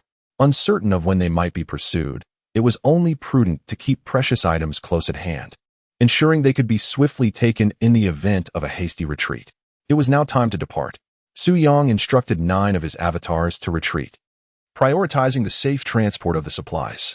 As for the remaining 10 avatars at the first level of chi refinement outside, he ordered their return as well. At that point, he would elevate them all to the second level of chi refinement.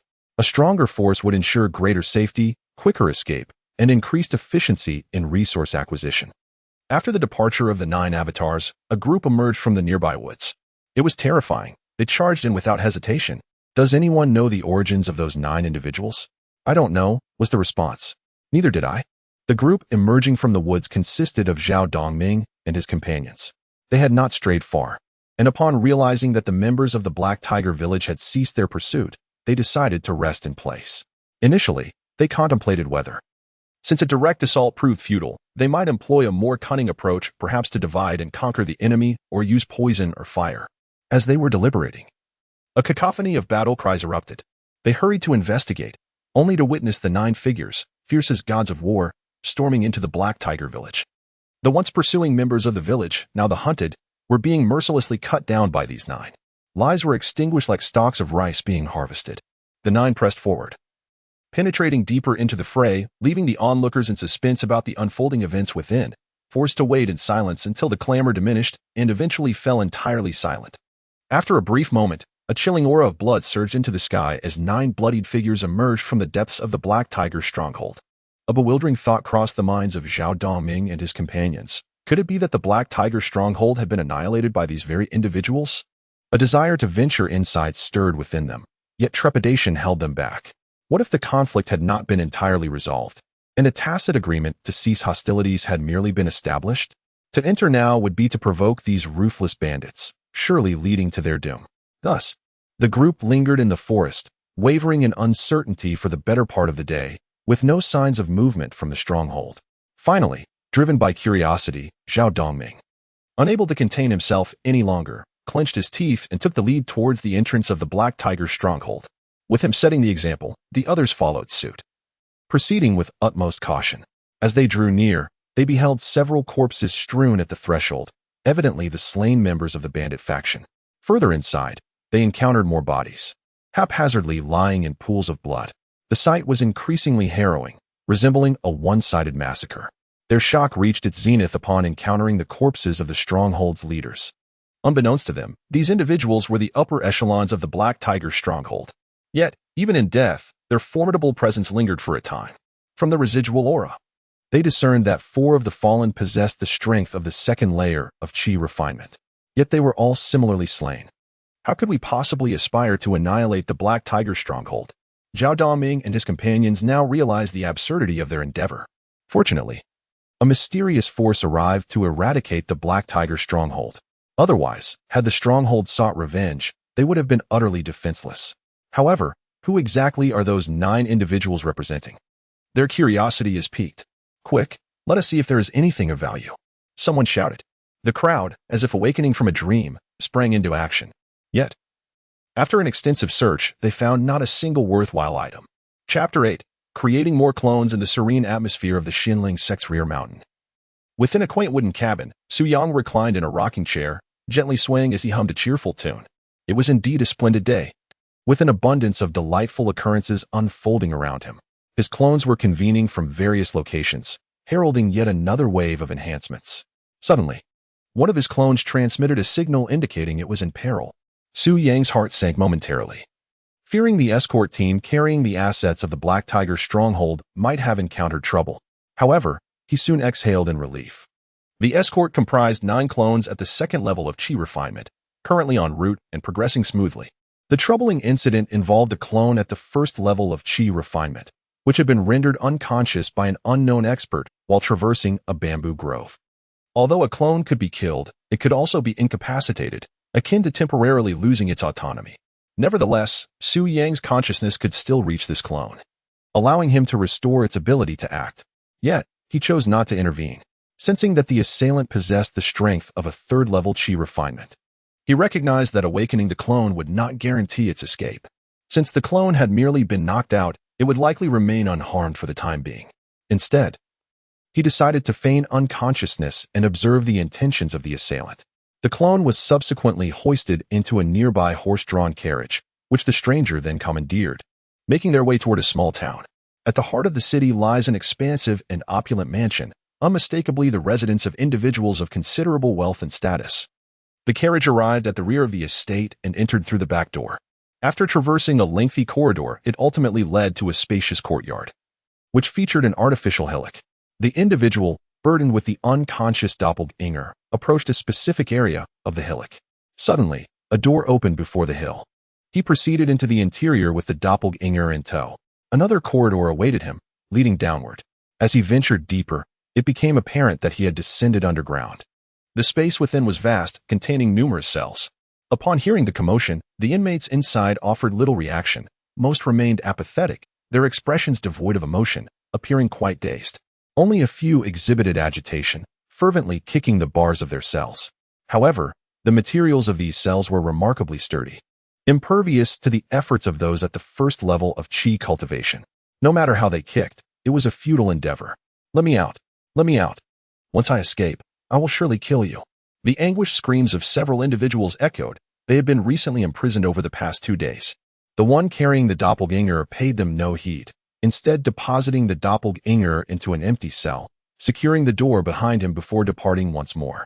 Far away, on a rocking chair in the Su Enling sect, Sying raised an eyebrow, pondering the implications of imprisoning so many individuals, all at the first level of chi refinement. What could be their intent? Despite his curiosity, Sying had no immediate plans to investigate. He decided to summon his avatars back before formulating a strategy. After approximately half an hour, all his avatars had reunited. The first order of business was to take control of the assets belonging to the Black Tiger stronghold. Spirit stones, elixirs, and alchemical manuals were all brought forth. The manuals were set aside for further study at a later time. As for the elixirs, Ying opened a vial and poured out 10 white pills. Oh, quite remarkable. These were harmonizing chi pills. Harmonizing chi pills are first-grade elixirs that assist in cultivation. The higher the grade of the elixir, the better its quality. For cultivators in the chi refinement stage, it is customary to consume first-grade elixirs. Although second-grade elixirs are superior, their potency is too overwhelming for chi refinement practitioners, who risk having their meridians shattered and facing death from the fierce medicinal power. Second-grade elixirs belong to a higher realm, utilized by those in the foundation establishment stage. Ying was aware of 4 major realms of cultivation, ranked from lowest to highest: chi refinement, foundation establishment, Xiandan, and Yuan High. It is said that the sect master of Su In Eling sect is a master of the Yuan High realm, profoundly skilled and terrifyingly powerful. Ying had yet to lay eyes on the sect master. Indeed, he had not encountered even a single elder. He is merely an inconspicuous servant in the back mountain, and such prominent figures are indeed not easily encountered. In the past, Su Yang could hardly envision himself in the presence of such adept masters. However, now armed with the doppelganger ability, Su Yang has set a modest goal for himself: to quietly cultivate and surpass the sect leader in strength. He possesses 2 bottles of elixirs, and upon inspecting the second bottle, he finds it contains 10 harmony pills. He distributes 1 bottle to each of his 2 doppelgangers, instructing them to consume a pill each and then proceed with their cultivation. It is worth noting that excessive consumption of elixirs can lead to the accumulation of toxins, which are notoriously difficult to expel. Each pill necessitates a gap of at least 7 days before another can be taken, while those with more severe side effects might require 10 days, half a month, or even a month. Su Yang suddenly ponders whether allowing his doppelgangers to ingest the pills for cultivation would affect his original self. This sparks his curiosity, and he resolves to conduct an experiment. If there are no adverse effects, it would indeed be remarkable. The next step involves creating the doppelgangers. A notification appears, indicating that both of your doppelgangers are in a state of injury. If left unattended, their condition will only deteriorate and will not heal on its own. Would you like to expend spirit stones to mend their wounds? Su Yang recalls that one was injured by highwaymen, while the other sustained injuries from the one-eyed chieftain at the Black Tiger stronghold. He had assumed they would recover naturally, only to discover that they would not. How many spirit stones are required for the repair? If it proves unworthy, it would be more prudent to utilize the spirit stones for the direct creation of a clone. Based on the severity of the injuries and the value of the clone, this repair necessitates 0.95 low-grade spirit stones. You are quite meticulous, even calculating to the decimal, which reflects a commendable precision. Then proceed with the repair. To initiate the repair process, the clone must be within the spatial confines. Thus, the system did not prompt for repairs while outside previously. After expending 0.95 low-grade spirit stones, the 2 injured clones were restored to their pristine state, unblemished. The deduction of 0.95 included 1 whole spirit stone, leaving only a minuscule remainder. I shall set it aside for future repairs. There remain 204 low-grade spirit stones. Su Yang initially spent 9 stones to elevate 9 clones from the first to the second tier of chi refinement. Originally there were 10, but one was captured en route and is currently imprisoned, rendering it impossible to utilize. Following the upgrade, 195 spirit stones remain. After some contemplation, Su Yang then allocated 104 spirit stones to create 52 clones at the second tier of chi refinement, along with the 18 remaining. He now possesses a total of 70 second-tier chi refinement clones. The remaining spirit stones total 91, intended for the acquisition of martial arts scriptures. As a disciple of menial duties, the sect has imparted only a fundamental cultivation technique, the chi induction technique. In terms of combat-related skills, there is a complete absence. That privilege is exclusive to outer disciples. Su Yang must devise his own means. The sect does not sell manuals. One can only obtain them through elevated status or by contributing to the sect. Unfortunately, Su Yang possesses neither. Fortunately, as long as he has spirit stones, he has the opportunity to purchase them externally. At this moment, within the space, 70 avatars stand in a neat row, creating a rather impressive scene. Previously, he had procured 100 sets of clothing, which is sufficient for his needs. However, he still requires more weapons and must procure additional ones. still impoverished. If each avatar could be equipped with a spirit weapon, their combat prowess would undoubtedly increase. Yet, Su Yang is aware that a first-grade spirit weapon costs approximately 10 low-grade spirit stones each. Equipping all 70 avatars would require 700 low-grade spirit stones. A considerable sum for Su Yang at present. This endeavor must be approached gradually, with so many avatars at his disposal. Employing a strategy of sheer numbers to overpower foes is quite effective, so there is no immediate rush. Su Yang first sends a few avatars with silver to procure essentials. Clothing is a necessity, and as the number of avatars increases, so too will the demand.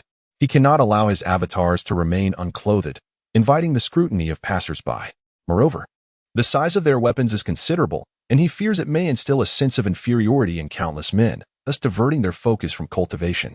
Among them may lie a future titan of the human race. To extinguish such potential in its infancy would indeed be a grave loss for humanity. A transgression of significant magnitude. Fortunately, the garments are quite affordable, merely a couple of silver coins for a complete set, thus averting this calamity. Following the eradication of the Black Tiger Gang, a considerable sum of silver was acquired. Their plundering was not limited to cultivators. Many ordinary folk were also victims, carrying with them the very silver coins sought after. In total, over 5,000 taels were amassed. This procurement included 1,000 sets of clothing, costing 1,000 taels, followed by the purchase of over 100 fine iron weapons, which consumed 500 taels. As dusk approached, it was prudent to conclude the day's endeavors, for venturing out into the darkness would pose greater risks. To avoid incurring excessive losses of their avatars would be counterproductive. As for the avatars captured and confined in the prison, there had been no developments since their apprehension. No one had entered thereafter. Su Yang chose to disregard this for the time being. He took his lunchbox and headed to Lingshan Peak for a meal. The cook was the same amiable individual from noon, who greeted Su Yang with a friendly nod. The portion served was consistent with the usual fare. Although the food was provided by the sect, it would not be appropriate to offer Su Yang preferential treatment, lest it draw unwarranted attention.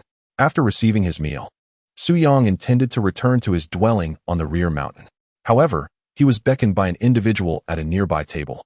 The dining area, akin to a cafeteria, was furnished with numerous tables and chairs. Some individuals preferred to dine there. Su Yang favored tranquility, typically opting to eat in the seclusion of his residence. However, since someone called out to him, a familiar face, Su Yang decided to approach. Su Yang, you have finally made it through. The good days are just ahead. Chapter 9. Of course, I have always been a servant in the back mountain. The individual in question is named Zhang Shichuan, a plump and fair-skinned man. He's also a servant disciple, having joined the sect 3 years ago alongside Su Yang. Among the servant disciples, he is one of the few individuals with whom Su Yang is relatively acquainted. What do you mean by having endured? What good days could there possibly be? Su Yang inquired, perplexed. Indeed, with the aid of his newfound abilities, he has experienced a remarkable turnaround in fortune. However, it is evident that Zhang Shichuan is unaware of this fact, and his words imply something else entirely. Today, the sect has welcomed a multitude of new disciples, many of whom are fresh servant recruits. Listening to Zhang Shichuan's words, Su Yang glanced around and noticed several unfamiliar faces. 3 years ago, when we first arrived, we were utterly clueless. When it came time to select our duties, we chose at random based on instinct. I, for one, inadvertently ended up with a position in the Spirit Meal Peak's cleaning crew, he continued, lowering his voice. From time to time, I was fortunate enough to enjoy the leftovers of the masters, which were indeed delightful treats. It is no wonder that the once skinny Zhang has now become quite corpulent. However, your luck has been rather unfortunate, as you selected the task of cleaning the back mountain. Though it may be tranquil and undisturbed, there is no opportunity for gain, and no prospects for advancement whatsoever. Look at me. Although my work is more laborious, I dine well and enjoy ample opportunities to interact with the senior brothers and sisters who come to eat. I have encountered numerous deacon masters as well. I have even encountered a peak master.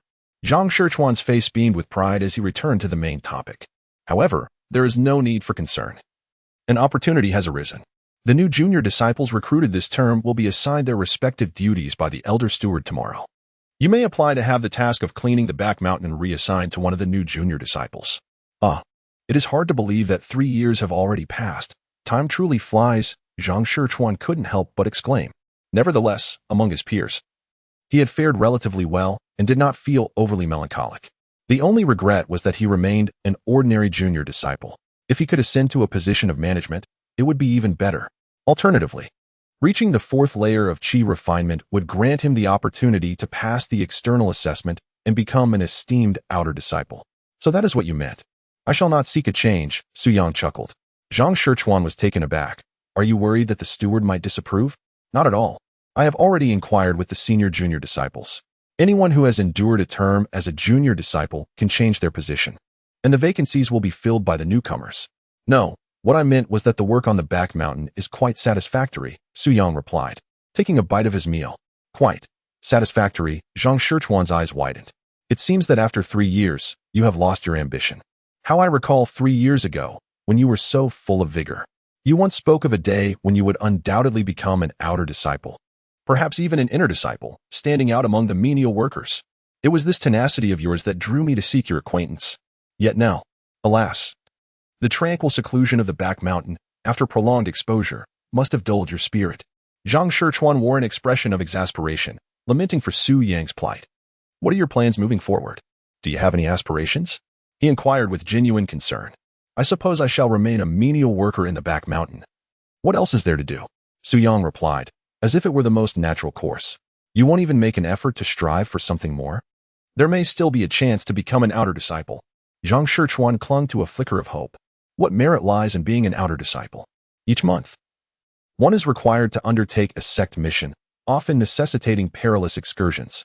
Just look at how many senior brothers and sisters have perished in the line of duty due to these missions. The outside world is fraught with danger. I have no desire to venture forth. I have resolved to remain in the back mountain as a menial worker, where it is peaceful and safe. Is that not splendid? Having finished my meal, I shall take my leave now, Su Yang declared, rising to head back to the mountain.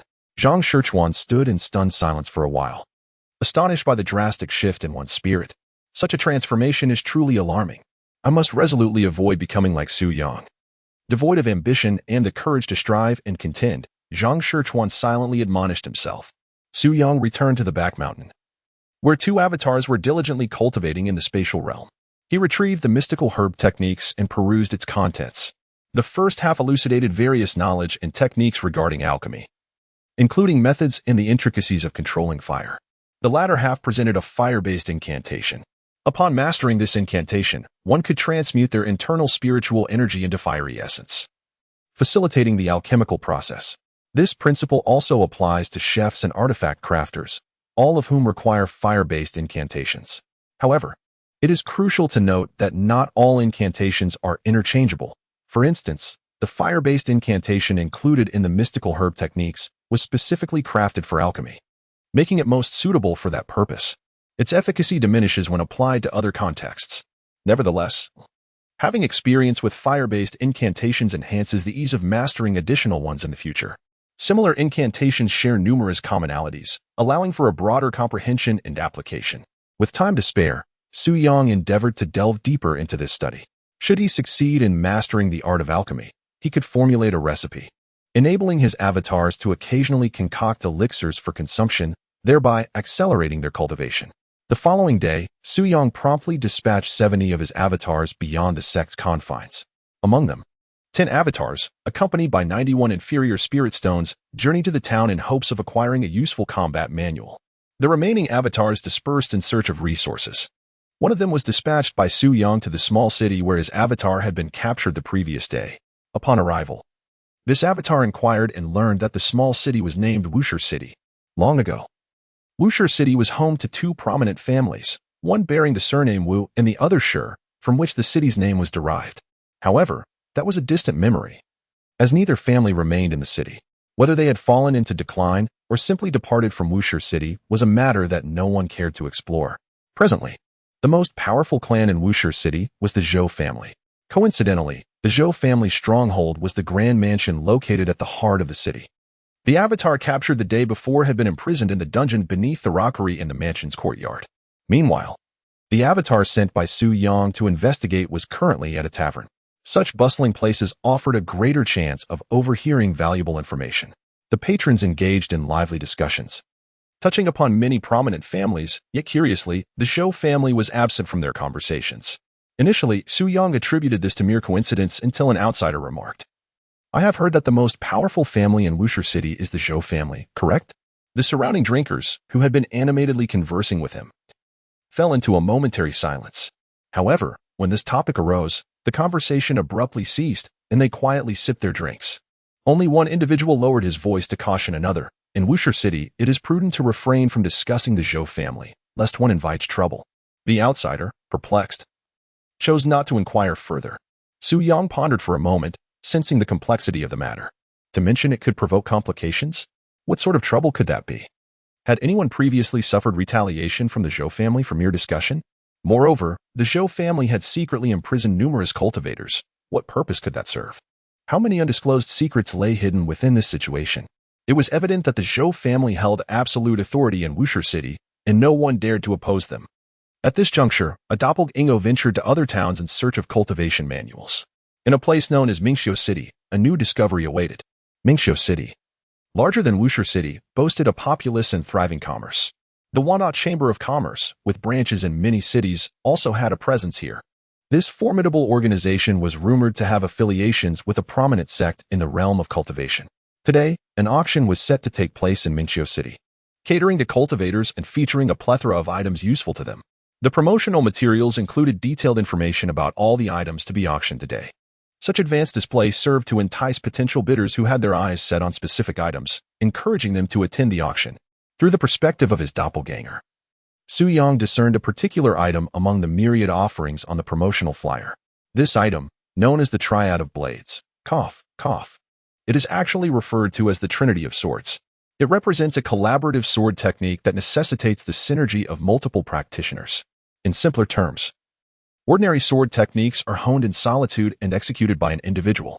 Conversely, a collaborative sword technique requires a specific number of participants to engage in a collective endeavor. Which entails joint training. For instance, the Trinity of Swords mandates 3 practitioners. Each individual masters a distinct segment, and through their unity, they can unleash the complete sword maneuver. The greater the harmony among them, the more formidable the assault. However, collaborative sword techniques are not devoid of drawbacks. Primarily, the requirement for a specific number of participants means that solo execution is impossible. It is hardly feasible for a group to remain together indefinitely for the sake of a single technique. Additionally, the necessity for coordination poses a challenge if the collaboration falters. The resulting power may be inferior to that of a solitary technique. Yet, these concerns are non-existent for Su Yang. One could even assert that the very existence of collaborative sword techniques is tailor-made for him. In terms of numbers, he need not worry, as he possesses an abundance of doppelgangers. Regarding coordination, all his doppelgangers stem from a singular consciousness, eliminating any potential issues. Nonetheless, such manuals for collaborative sword techniques are rare, and it is well acknowledged that mastery can yield tremendous might. Therefore, even if the Trinity of Swords is merely an earthly-level sword technique, its price is unlikely to be modest. This is the only concern that Su Yang harbors, the fear of being unable to afford it. The promotional flyers are affixed to the wall, and many cultivators have come to observe. Why does this combined sword technique, the Triad of Blades, seem so ubiquitous? It feels as though it appears every single time. The speaker is a nearby individual, addressing his companion. His friend chuckled and replied, "Actually, it's the same book. Each time it is purchased, when the next auction comes around, the buyer simply puts it up for sale again. Why is that? Did they learn it and then resell it to recoup their investment?" The man pondered from an economic perspective. Chapter 10. I have always been vigorous in martial arts. The true reason lies within the essence of this combined sword technique book itself. This tome, which amalgamates 3 sword styles, distinctly diverges from other combined sword techniques. Although it is merely a human-level combined sword technique, it demands an exceptionally high degree of synergy from its practitioners. Each individual harbors their own thoughts, and without a shared mental connection, achieving harmony is no simple task.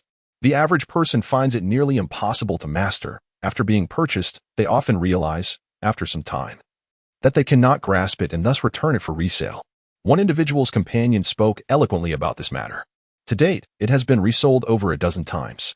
With the increasing frequency of these transactions, many have become aware of the situation, and the pool of willing buyers has dwindled, leading to a gradual decline in auction prices.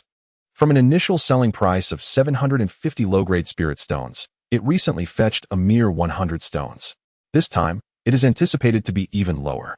Only those who believe they can succeed, or those blissfully unaware of the circumstances, are likely to make a purchase. Upon overhearing the conversation between these two individuals, Su-Yang felt reassured. If all goes well, he should have the opportunity to acquire it. The auction takes place within a grand edifice. The spacious hall boasts a 90% occupancy rate.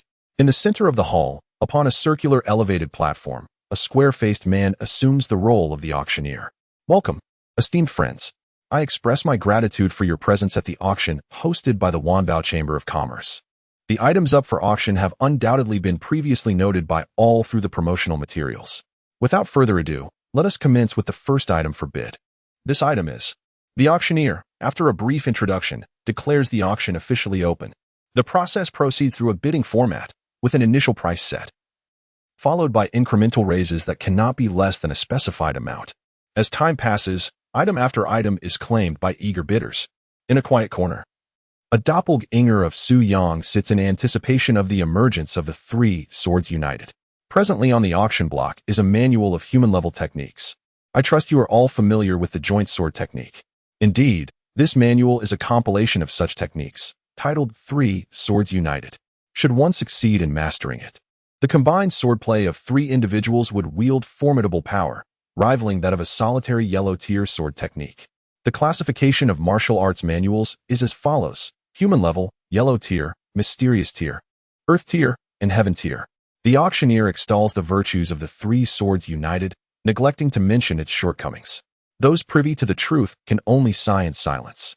However, being astute individuals, they refrain from disrupting the proceedings. The Wanbao Chamber of Commerce possesses considerable influence. One would not wish to test the fates. The auction has now commenced.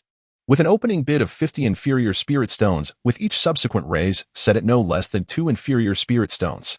Many within the crowd find themselves stifling laughter at this. Such boastfulness is swiftly revealed once the starting bid is announced. Under normal circumstances, in a collaborative sword technique, the opening bid would undoubtedly exceed 300. This was evident during the inaugural auction of the Triad of Swords. 52, 54. Bids began to trickle in.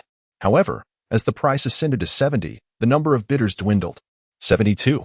Su-Yang, maintaining control over his doppelganger, placed a bid. 74. Before long, another individual nearby raised the bid. 76. Su-Yang promptly followed suit. 78. The voice emanating from the vicinity was not that of the previous bidder, but rather belonged to a different individual. The two individuals were seated together and bore a striking resemblance. Upon closer inspection, it became evident that there were not merely two, but three individuals, all exhibiting similar features. Most likely, they were triplet brothers. 80. Without a moment's hesitation, Su-Yang raised the bid once more.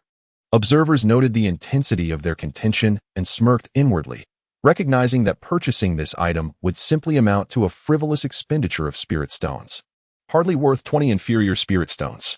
One of the triplets cast a disdainful glance at Su-Yang's doppelganger, poised to place a bid. However, he was swiftly restrained by his elder brother. "Brother, why must you prevent me from bidding?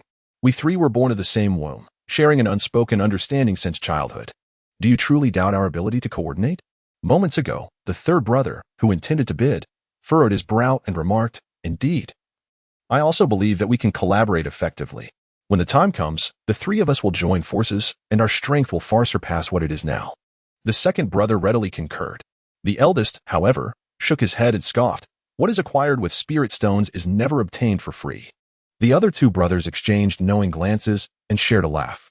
"Can I perhaps bid twice more to annoy him?" The third brother inquired. "Are you foolish? The remaining spirit stones will belong to us as well. You would only be vexing yourself." The eldest brother rolled his eyes. "Haha, you are right, brother. I momentarily failed to consider that. Yes, they are all ours. I shall take them all." Thus, the triplets refrained from further bidding. Su-Yang successfully acquired the three swords united for the price of 80 low-grade spirit stones. When the auction concluded, Su-Yang's doppelganger handed over the 80 low-grade spirit stones to the staff of the Wanbao Chamber of Commerce, successfully obtaining the three swords united. The spirit stones had run low once again. Upon exiting, the doppelganger, having entrusted all belongings amounting to 91 low-grade spirit stones, now found himself with only 11 left. He emerged from the auction carrying the sword technique manual. In Mingxiu City, 9 of Su-Yang's doppelgangers remained, specifically dispatched to escort the manual back. However, they now proved to be quite useful. After leaving the auction, Su Yang had already sensed the three tails trailing behind him. Indeed, it is the trio who previously competed against themselves. The doppelganger made its way towards the outskirts of the city. Within the city, they dared not act, choosing instead to follow closely.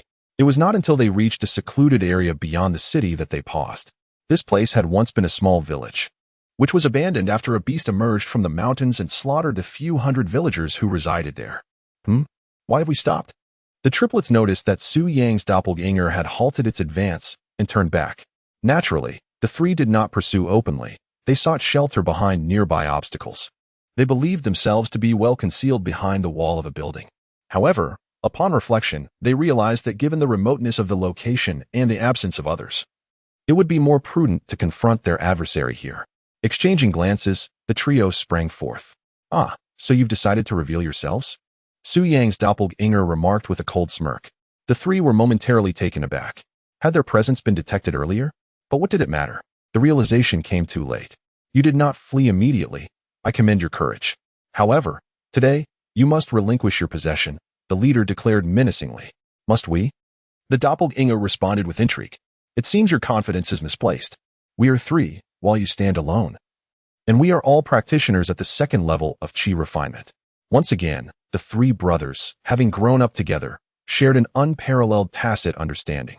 Even in the absence of combined sword techniques, their coordination was impeccable, capable of taking on four adversaries of equal rank without issue. Facing but one of you? That would be effortless. Each brother expressed their unwavering confidence. However, in the next moment, their smiles froze completely. For unbeknownst to them, a multitude of individuals had appeared around them, emerging from concealed positions nearby.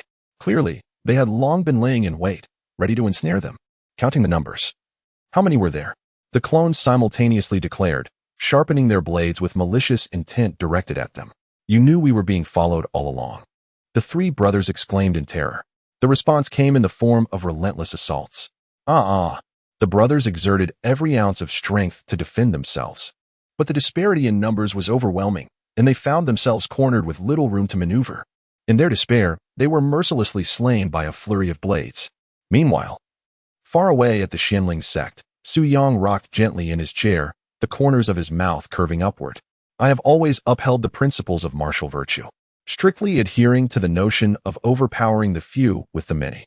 He shook his head at the audacity of their pursuit.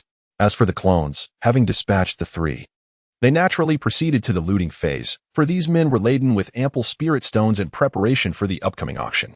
After a careful count, there were a total of 209 pieces. With the additional 11 pieces that Su Yang had remaining, it amounted to 220 pieces in total. Su Yang felt a newfound wealth. Moreover, the weapons utilized by the three were all first-grade spiritual artifacts, 3 blades, which he intended to collect as well. Speaking of spiritual artifacts, with the possession of spiritual stones and an adequate number of clones at his disposal, it seemed prudent to acquire some spiritual artifacts for proper equipment. 10 clones escorted the items back. Upon passing through a certain city, Su Yang instructed one of the clones to enter with the spiritual stones and procure 18 swords, all of which were first-grade spiritual artifacts. Each sword cost 10 lower-grade spiritual stones, culminating in a total expenditure of 180 lower-grade spiritual stones. Although the price was steep, the acquisition would prove advantageous, significantly enhancing their offensive capabilities. Before he could fully warm the spiritual stones in his possession, merely 40 remained. It was wise to retain a portion of the spiritual stones for unforeseen circumstances.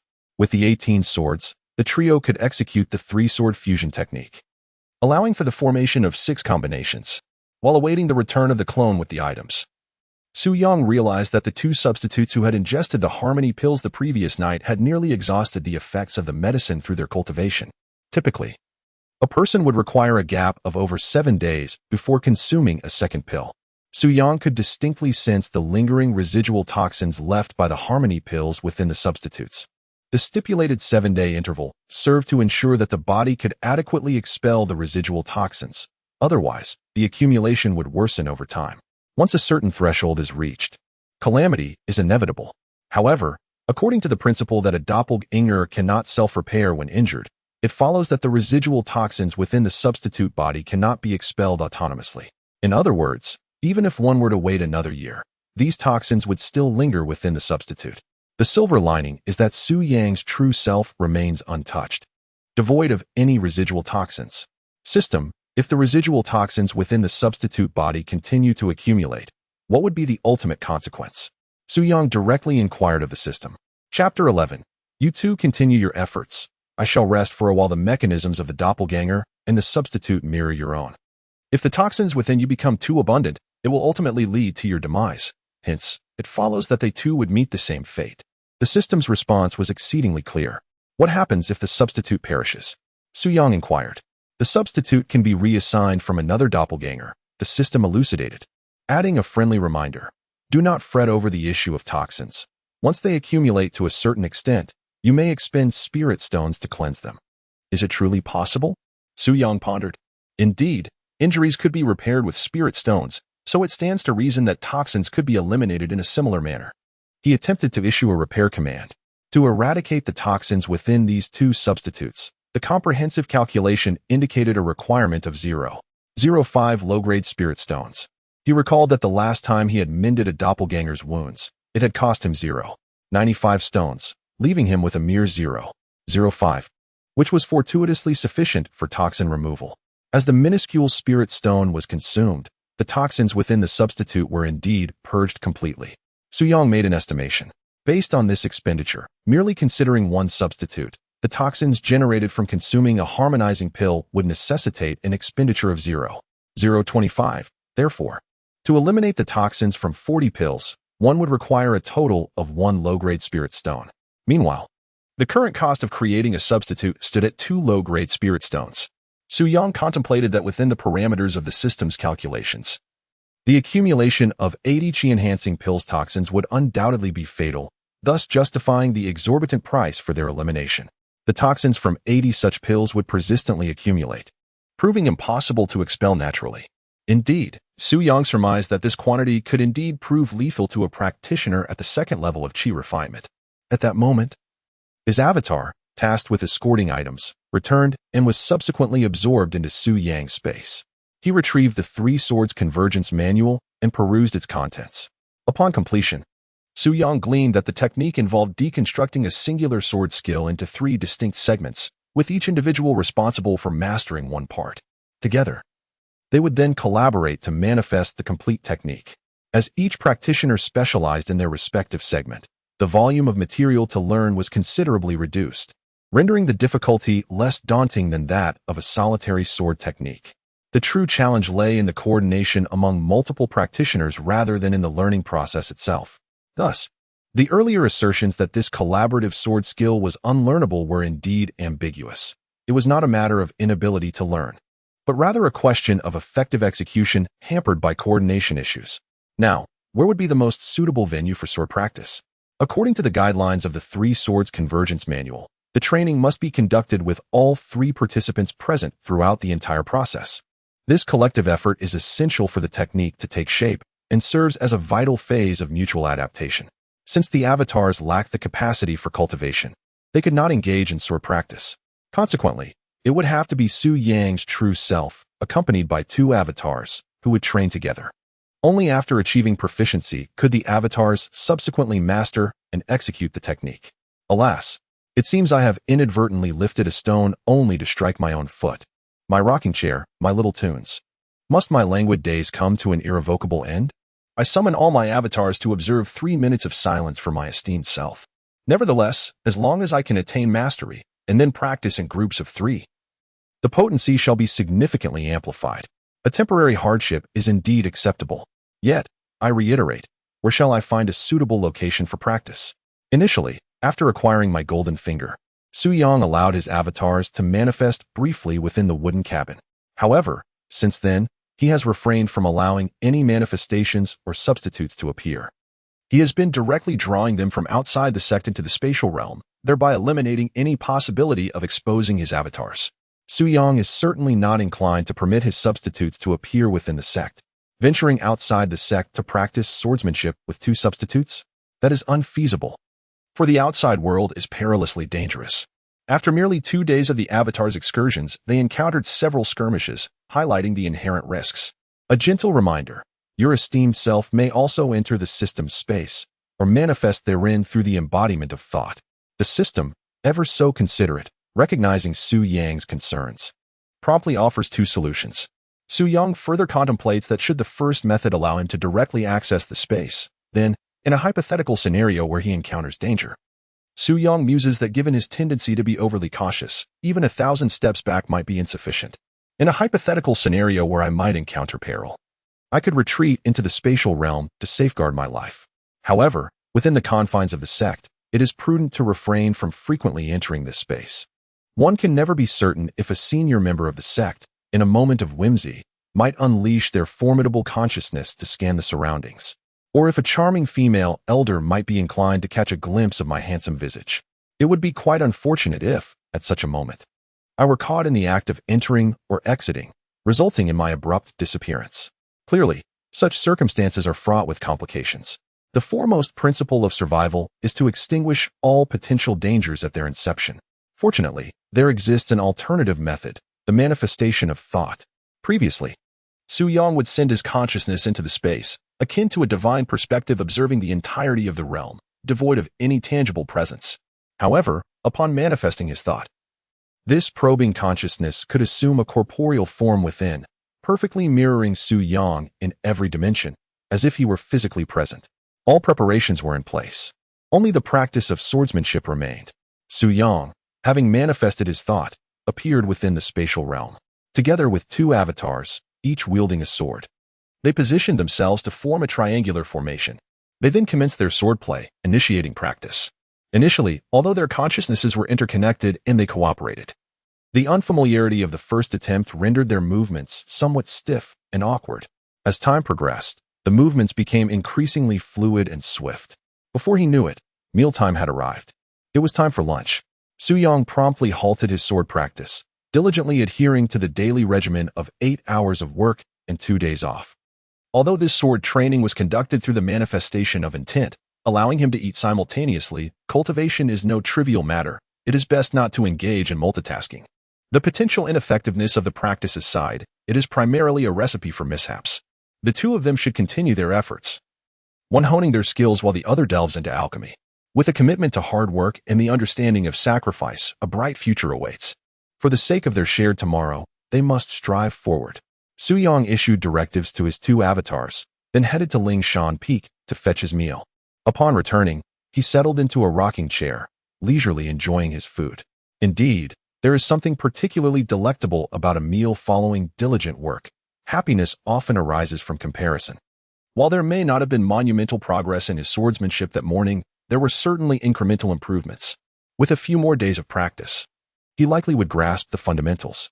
If those who had previously mastered the Tri-Sword fusion were to learn of Su Yang's current thoughts, they would undoubtedly deride him for his audacity.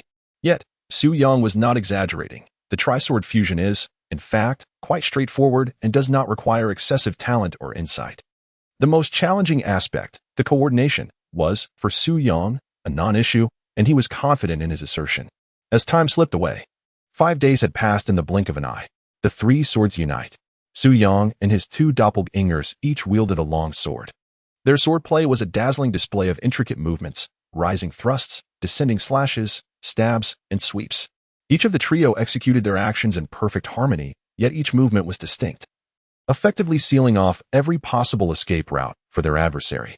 Every strike was imbued with both defensive and offensive capabilities, leaving their opponent at a loss for how to counter. Unless the opponent possessed overwhelming strength to break through with brute force, it was futile to attempt to dismantle this united sword technique. Indeed, as Su Yang had anticipated, he had initially grasped the technique within 5 days. The next step involved further familiarization and gradual refinement. During this period, his doppelgangers had diligently sourced a variety of resources. Some were discovered in the wild, such as spiritual herbs, which Su Yang utilized for his own benefit, while the surplus was sold in the city for spiritual stones. Throughout these days, various minor skirmishes occurred, yet each ended with Su Yang's abundant martial virtue prevailing. His opponents were left in awe, willingly offering everything, including their lives. Although Su Yang hesitated momentarily, feeling somewhat reluctant to accept, the silent resolve expressed by his adversaries compelled him to reluctantly acquiesce. The spiritual stones acquired enabled Su Yang to craft additional doppelgangers, ultimately amassing a total of 100. Subsequently, each doppelganger was equipped with a long sword spirit artifact. To wield the Trisword fusion, one must naturally employ swords. Overall, in recent days, considerable gains have been made, yet expenditures have also been significant. Presently, only 100 low-grade spiritual stones remain, which shall be kept in reserve. However, this development has substantially elevated the prowess of Su Yang's avatar team. Su Yang's brow suddenly arched. There was a notable situation concerning the avatar imprisoned in Wuxia City.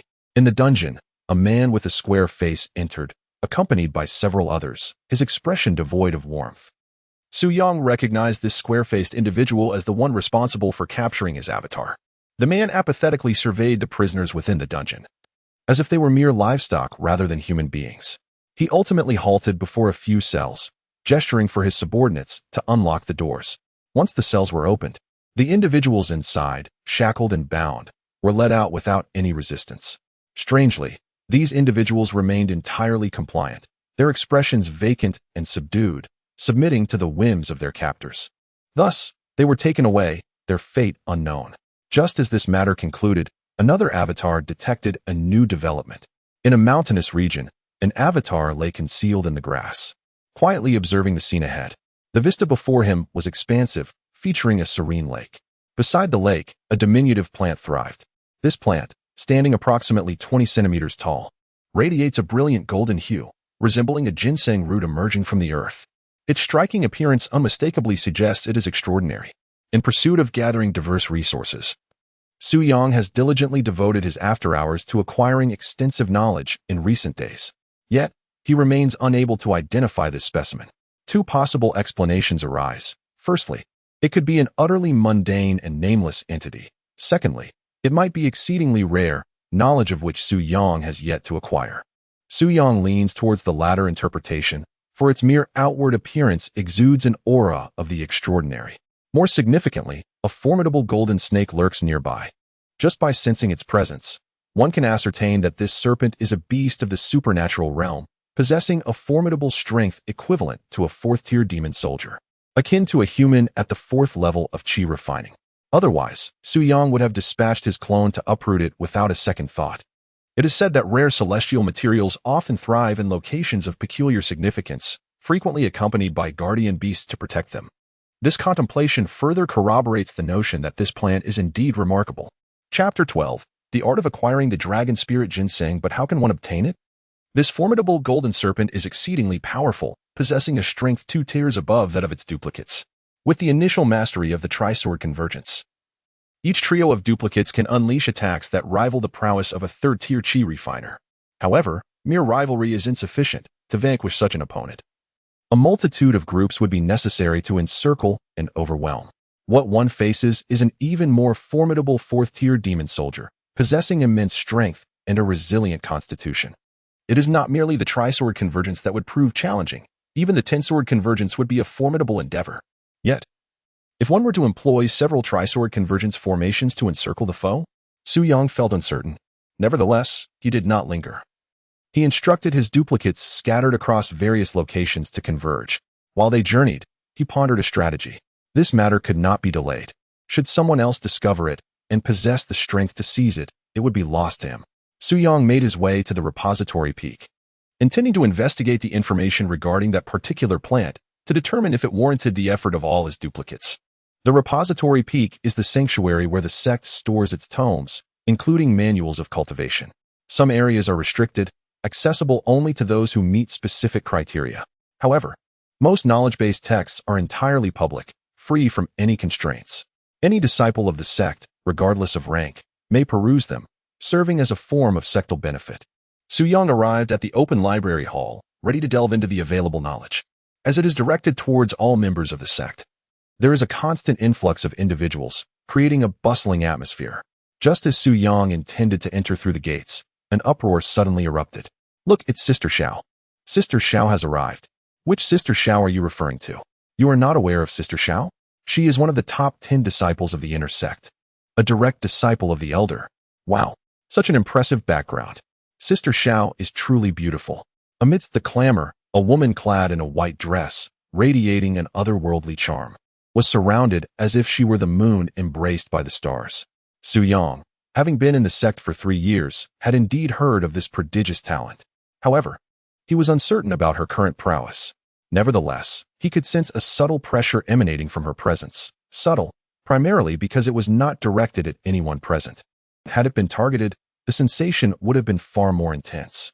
Nonetheless, the accolades of a sect prodigy held no relevance to Su Yang, a mere errand boy from the back mountain.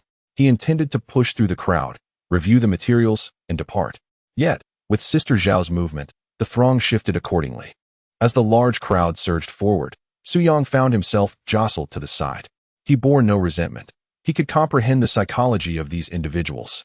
After all, Sister Zhao's current standing was indeed a testament to her extraordinary talent. If one could receive just a few words of guidance from the other party, it would surpass the fruitless pondering they had engaged in for so long. After lingering for a few more seconds, the crowd had all entered, and only then did Su Yang step into the library, following behind them. Once inside, he made his way to the section dedicated to heavenly materials and earthly treasures. Fortunately, the materials that Senior Sister Zhao had come to consult were not from this area, thus he would not be disturbed. After a thorough search, Su Yang finally stumbled upon it, the dragon spirit ginseng. This rare spiritual herb possesses extraordinary abilities to cleanse the mind and marrow, enhance one's innate qualities, and elevate comprehension. Even this brief introduction caused Su Yang's breath to quicken. His most significant shortcoming at present was indeed his innate talent. With poor aptitude, progress is slow. Otherwise, his strength could have surged more rapidly, and his numerous avatars would also become stronger, resulting in an exponential increase in overall power. He was resolute, regardless of the cost. Even if it meant exhausting all his avatars, he must seize the dragon spirit ginseng. Meanwhile, Senior Sister Zhao continued her research. Surrounded by others who pretended to be engrossed in their own inquiries, maintaining a respectful distance.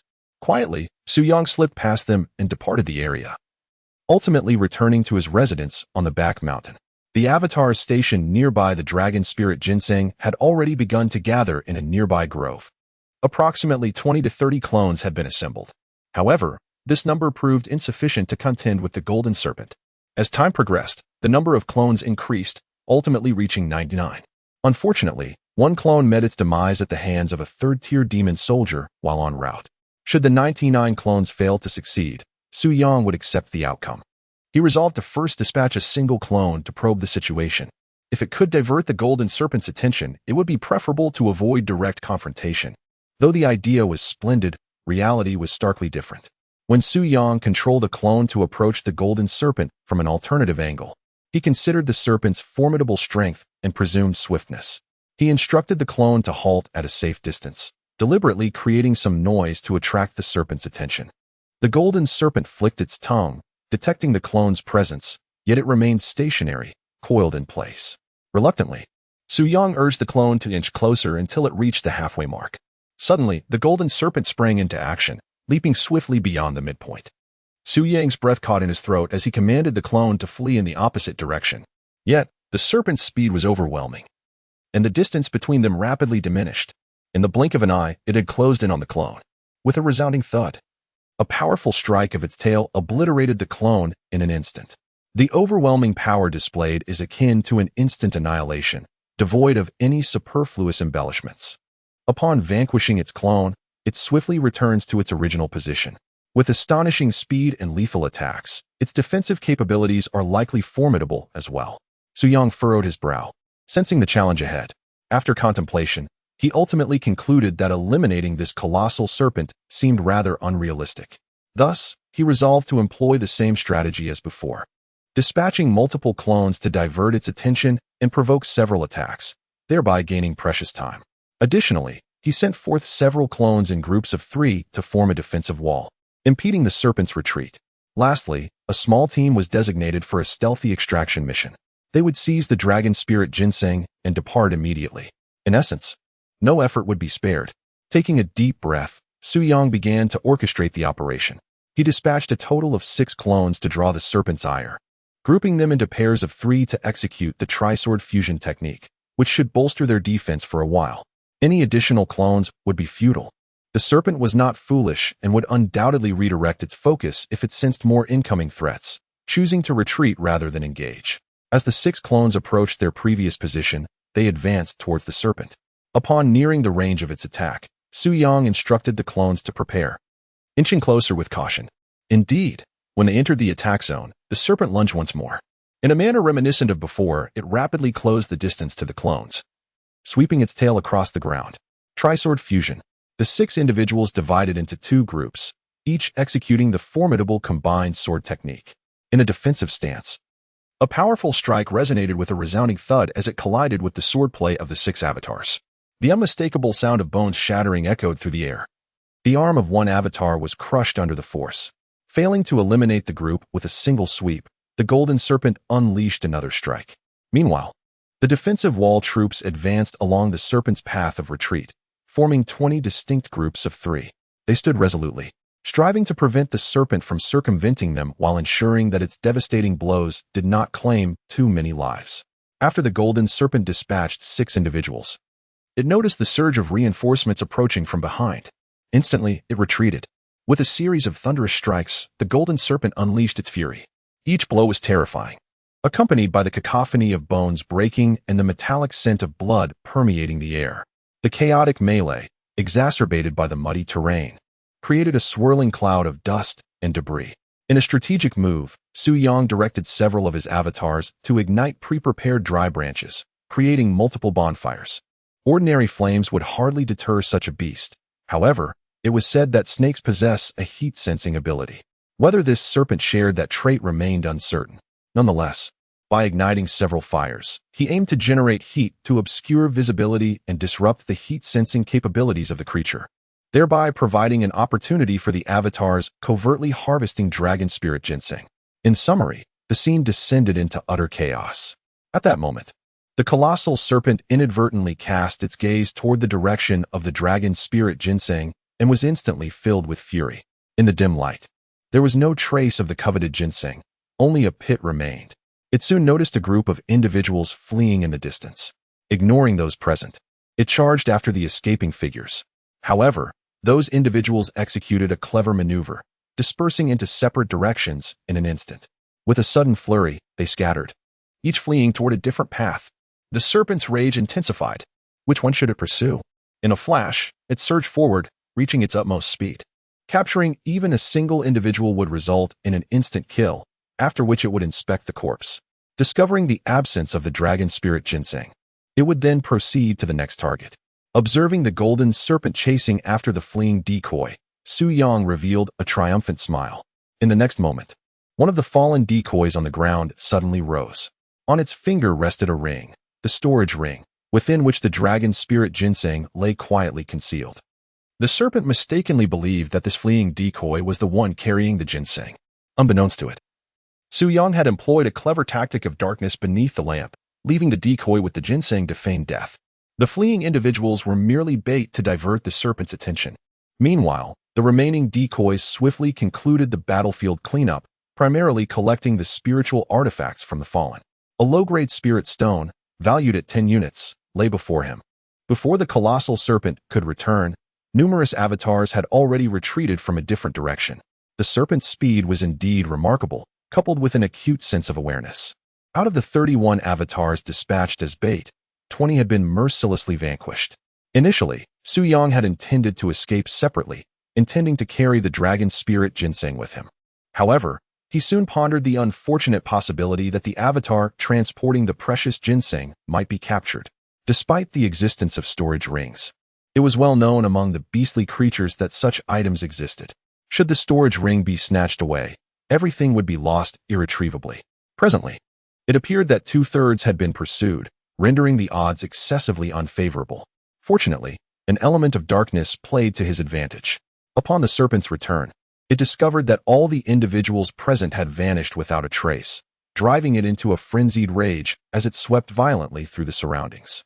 Trees caught in its path were cleaved in two. Chapter 13. Human Trafficking. Once all the avatars returned to Su Yang, he began to take stock. In this battle, a total of 55 avatars had perished, while the remaining 44 had suffered varying degrees of injury. With losses exceeding half, This marked the most brutal conflict Su Yang had endured in recent times.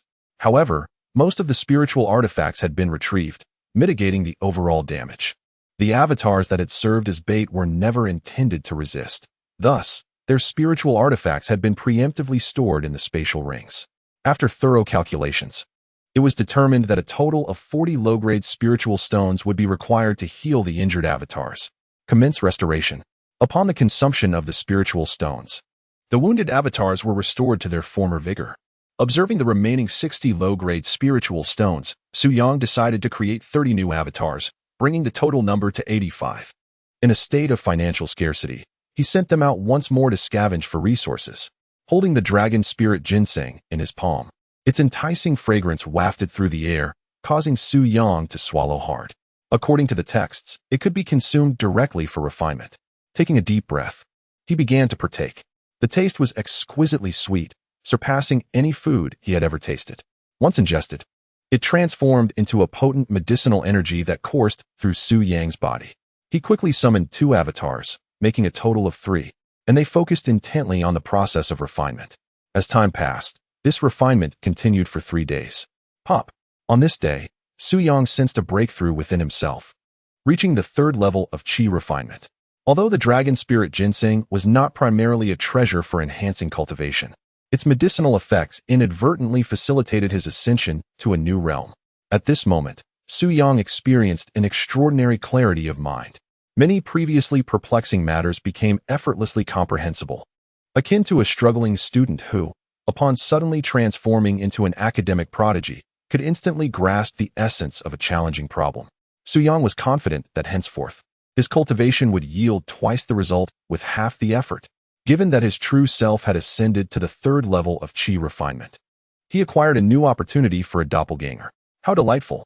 An additional tool at his disposal. However, prior to this, he needed to invest spirit stones to elevate his existing clones to the 3rd level of Qi refinement. Over the course of 3 days, Su Yang focused intently on refining the dragon spirit ginseng, paying little attention to his clones. He allowed them to gather as many resources as possible while ensuring their safety. Though their haul was modest, he managed to accumulate several hundred spirit stones. After accounting for some losses, he currently had a total of 81 surviving clones at the 2nd level of Qi refinement. Su Yang first spent 81 spirit stones to upgrade these clones to the 3rd level. He then utilized 360 spirit stones to create 120 additional clones at the 3rd level of Qi refinement. One of these was designated as a doppelganger. Consequently, he now possessed a total of 200 clones at the 3rd level of Qi refinement. As for weapons, one might as well procure some fine iron ones. They are certainly usable. At present, a single 1st-grade spiritual weapon can be exchanged for approximately 3 avatars. While acquiring spiritual weapons does enhance one's strength, it is not cost-effective. Previously, the rationale for purchasing them was the belief that they could be utilized indefinitely, thus not resulting in a significant loss. However, it has gradually become apparent that unforeseen circumstances often lead to the demise of certain avatars. If a spiritual weapon can be reclaimed, that is fortunate. If not, it is akin to losing it entirely. The matter of spiritual weapons can be revisited when one is truly affluent or when the costs become justifiable. Su Yang instructed one of his avatars to spend some silver to procure several hundred fine iron weapons, equipping those avatars that lacked armaments. Just as he intended to deploy all avatars to venture forth in search of resources, a powerful and terrifying pressure emanated from deep within the sect, sending a palpable shiver through the air. Following this, a brilliant sword light burst forth, slicing across the heavens. In comparison to this radiant beam, the entire sky appeared to dim. The sword light was swift, almost vanishing in an instant, and then tranquility was restored. What is happening? Su Yang pondered. Has an event transpired? He glanced toward the depths of the sect, where only those of high esteem, such as the sect leader and elders, resided. The oppressive force he had just felt must have originated from one of them, as did the magnificent sword light. As for the reasons behind such actions, Su Yang remains in the dark. Perhaps in due course, some information will come to light. For the time being, he chooses to disregard the matter. However, he does not immediately dispatch his avatars. After approximately an hour, during which tranquility prevailed, Su Yang then commenced the deployment of 200 avatars, initially intended for resource gathering. New developments arose from the Zhou family's dungeon in Wuxi City. Previously, an avatar at the first level of Qi refinement, while returning from a bamboo grove, was ambushed and captured by a mysterious individual. Through his dispatched avatars, Su Yang learned that the captive was held within the Zhou family mansion, specifically in the dungeon beneath the rockery in the backyard. The Zhou family wields immense authority in Wuxi City, to the extent that the populace refrains from discussing them freely, out of fear of their oppressive power. They have also imprisoned numerous cultivators at the first level of Qi refinement. The confined avatar has observed, over the past few days, that many fellow captives have been taken away one after another, never to return. This has instilled a profound sense of panic among the recently captured, who are plagued by uncertainty about their fate. What are they being taken for? Why do they never return? Have they met with death? It is this uncertainty that breeds the deepest terror. Strangely enough, those who are usually captured eventually stabilize emotionally after a few days. He became expressionless, subdued, and compliant. At first, Su Yang presumed that this was a result of prolonged confinement leading to despair, which rendered one emotionally numb. However, upon further reflection, he realized that a mere few days of imprisonment would not precipitate such a rapid emotional transformation. Therefore, the issue must lie with the sustenance provided. Perhaps it had been laced with a certain substance that induced a state of lethargy and compliance. Those who had been apprehended first were precisely those who had already succumbed to this numb state. At that moment, the square-faced man led several subordinates into the area to capture more individuals. His gaze swept across the surroundings before settling on a few specific cells. Su Yang's avatar, remaining perfectly still, was fortuitously chosen. In total, 5 individuals were seized, shackled, and then escorted to the ground level. Beneath them lay the rear courtyard of the Zhou family estate, where a prearranged carriage awaited. Seizing the opportunity while the others were distracted, the square-faced man swiftly delivered several precise strikes, rendering all 5 unconscious. Of course, it was merely Su Yang's avatar that lost consciousness. His consciousness remained intact, seamlessly tethered to the avatar, rendering the experience indistinguishable from being awake. The intent behind incapacitating them was to ensure they remained oblivious to the route taken during their transport. The unconscious 5 were hoisted into the carriage, which then set off, exiting the Zhou family estate and heading towards the outskirts of the city. After nearly an hour of travel, they were delivered to a secluded forest where an estate had been constructed. The carriage approached slowly, only to be halted by the 2 guards stationed at the entrance of the estate. The man with a square face bowed and nodded submissively to the 2 guards. His demeanor a stark contrast to the previous indifference, now entirely steeped in sycophantic smiles. "I am Zhoujin of the Zhou family, bringing you 5 individuals once again." The guards were indeed familiar with Zhoujin, as he had delivered many such offerings before. However, the protocol for such matters had been clearly outlined by their superiors, and they were to proceed strictly according to the established rules. One of the guards entered the manor first, only to emerge shortly thereafter. "Bring the individuals down," he commanded. "And here is the remuneration from our master. Should you require more in the future, our master will inform you." Zhoujin nodded repeatedly, eager to comply. He first unloaded the 5 individuals from the cart, laying them on the ground, before accepting the bag that was handed to him. He then drove the cart away. After traveling a short distance, he opened the bag to inspect its contents. Inside lay a total of 50 low-grade spirit stones. Selling a single person would yield 10 low-grade spirit stones. This transaction was undeniably lucrative. Reflecting back to a year prior, someone had approached the Zhou family, proposing a business deal that involved capturing certain rogue cultivators, specifically those at the Qi refinement stage. They promised that if the Zhou family complied with their requests, they would receive 10 low-grade spirit stones for each individual captured. Initially, the Zhou family had been skeptical, but at that time, they had a rival family, the Huang family, to contend with. Eager to enhance their strength, the Zhou family, with a spirit of experimentation, apprehended several individuals for trade. To their surprise, everything proceeded smoothly. Subsequently, the Zhou family embarked on a fervent campaign of abduction, primarily targeting adversarial factions. This strategy not only diminished their opposition, but also yielded substantial profits in spirit stones, resulting in a remarkable dual benefit. With a significant infusion of spirit stones, the overall power of the Zhou family surged. Within a few months, they vanquished the Huang family, thereby emerging as the preeminent clan in Wuxi City. Due to the fact that most of the captured individuals belonged to rival factions, a rumor began to circulate in Wuxi City. Those who crossed the Zhou family would inexplicably vanish. Consequently, fear gripped the inhabitants of Wuxi City. who dared not offend the Zhou family, nor even speak of them. The Zhou family, now an unrivaled force, had grown wise to the shadows of their deeds and sought to minimize their impact to avoid potential repercussions in the future. Thus, they seldom conducted abductions within Wuxia City, opting instead to target itinerant cultivators outside the city who had no ties to the Zhou family. Zhou toyed with a heavy pouch of spirit stones in his hand. What wealth! However, the origins of these captives remained elusive. What purpose did their abductions serve? All along, the opposing faction had divulged little information. The Zhou family remained entirely in the dark about them. Each time, whenever the other party required individuals, they would send a messenger to inform the Zhou family, specifying a time to deliver the captives, after which the connection would cease entirely. The only certainty is that the opposing faction is undoubtedly formidable. The two gatekeepers just now possess the strength of the 5th level of Qi refinement.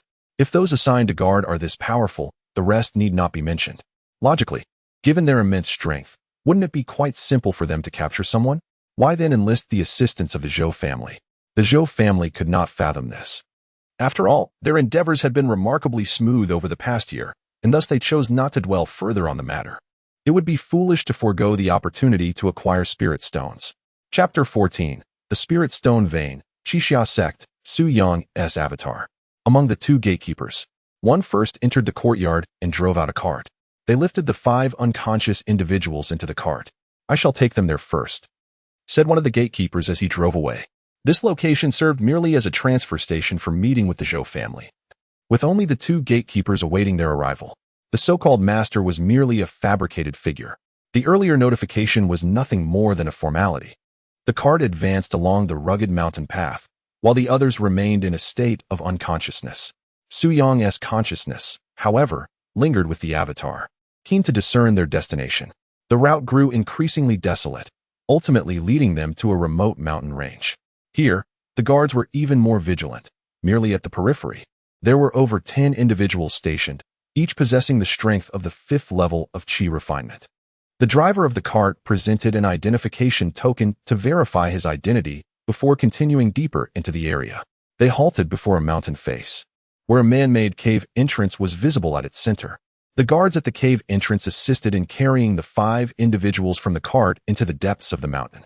They traversed a long tunnel within the mountain, eventually arriving at a spacious cavern. Within the chamber, several individuals were engaged in conversation. At the center sat the most formidable among them, possessing a remarkable cultivation level of the 9th layer of Qi refinement. The others, too, demonstrated considerable prowess, each at the 7th or 8th layer. Due to the significant disparity in their strengths, Su Yang was unable to discern their precise capabilities, only recognizing that they were far beyond his own, spanning several realms above him. Mineral Lord? Upon hearing this, Su Yang's eyes sparkled with intrigue. Could it be that this place concealed a mineral vein? What kind of mineral vein might it be? The world abounds with various minerals, and spiritual stones are merely one type among many. All are birthed by the earth, manifesting as veins hidden beneath the surface, their locations unknown to all but the fortunate few who might stumble upon them. Regardless of the type of mineral vein, any extraction holds intrinsic value. Su Yang felt a twinge of desire for this mineral vein. However, the guardians of the vein wielded far greater strength than he. What course of action should he pursue? Does anyone require additional hands? These individuals can fill the vacancies. The so-called Mineral Lord, seated at the center, was known as Zheng Huizhou. He addressed the surrounding overseers, stating, 2 more of my men perished yesterday, so I shall need 2 replacements. I too require 2. Then I shall take the remaining 1. The 5 individuals that were sent over were swiftly divided among them. At this juncture, a steward named Qian voiced his confusion. I fail to understand why we must rely on the Zhou family to apprehend individuals. If we were to take matters into our own hands, we could save a considerable sum. Steward Qian had always thought that purchasing at the rate of 10 low-grade spirit stones per person from the Zhou family was a loss. It would be far more economical to capture them ourselves, thus conserving a significant amount of spirit stones. Zheng Huizhou wore a smile as he surveyed the stewards present. Does anyone among you know the rationale behind this? Several stewards pondered momentarily before shaking their heads in unison. Then let me inquire. To which faction do we belong? Zheng Huizhou asked. We are members of the Qixia sect, they replied, albeit perplexed by Zheng's query. Indeed, we are members of the Qixia sect. How is our reputation perceived by the world? Zheng Huizhou pressed on. The stewards exchanged glances, gradually grasping the implication of Zheng's line of questioning. The Qixia sect has always prided itself on being a righteous and esteemed faction, thereby necessitating that their actions align with the path of virtue. Regardless of the sordid activities that might occur behind the scenes, it was imperative to maintain a pristine public image. Currently, their endeavors involve capturing cultivators and forcing them into servitude as miners, subjecting them to relentless toil with minimal respite. If they were to perish from exhaustion, they would simply be recaptured. Such conduct certainly could not be allowed to see the light of day. You ought to contemplate this matter thoroughly. This modest low-grade spirit stone vein is situated in a remote area, rarely frequented by people. With our personnel stationed for defense, it is nearly impossible for the situation to be exposed. The most precarious moment is, in fact, during the apprehension phase. It would be preferable to delegate this task to others, individuals not overly powerful, yet competent enough to fulfill the role. The Zhou family fits this description perfectly. Their strength is modest, and their position is less prominent, making them less likely to attract attention. Should the matter of capturing the cultivator become public knowledge, we can cloak our actions under the guise of eradicating threats to the populace, sending someone to silence the Zhou family. This would not only extinguish any leads, but also garner us a measure of renown. Zheng Huizhou wore a smile as he spoke these words lightly. Several managers, upon hearing this, felt a profound clarity and deemed the strategy exceedingly clever. However, they could never have anticipated that nearby lay a listening device, which relayed this entire conversation, word for word, to Su Yang, who was far away at the Xianying sect. It was this very dialogue that imparted a wealth of useful information to Su Yang. The most captivating aspect for him, undoubtedly, was the spirit stone vein. Though it may be a small low-grade vein, extracting its riches would yield a bounty of gleaming spirit stones. It was akin to a single person, after 3 decades, spotting a radiant maiden beckoning them. How could one not feel a surge of excitement? The creation of avatars, the procurement of resources, and the absorption of cultivation, all of these endeavors require spirit stones. If he could secure ownership of this vein, it would be a tremendous boon. Yet, how could he claim this vein as his own, given his current capabilities?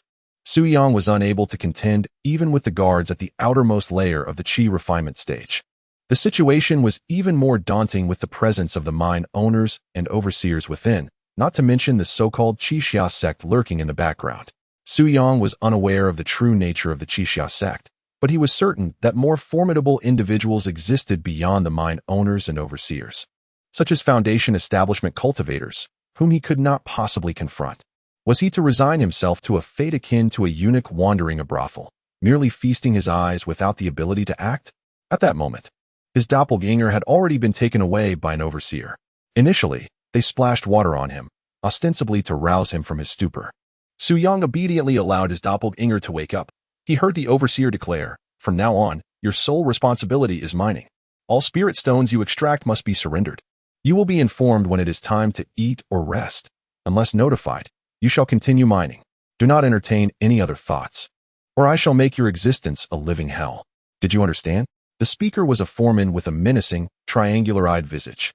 Understood. Su Yang controlled his doppelganger to respond with a vacant expression, feigning compliance. This reaction was crafted after observing the others around him. Typically, a normal person would either resist or exhibit significant emotional fluctuations at the onset. However, due to the unknown substances added to their meals during their time at the Zhou family, they had become subdued. Their expression was one of dullness, devoid of emotional fluctuations, demonstrating a complete lack of resistance and an obedient demeanor.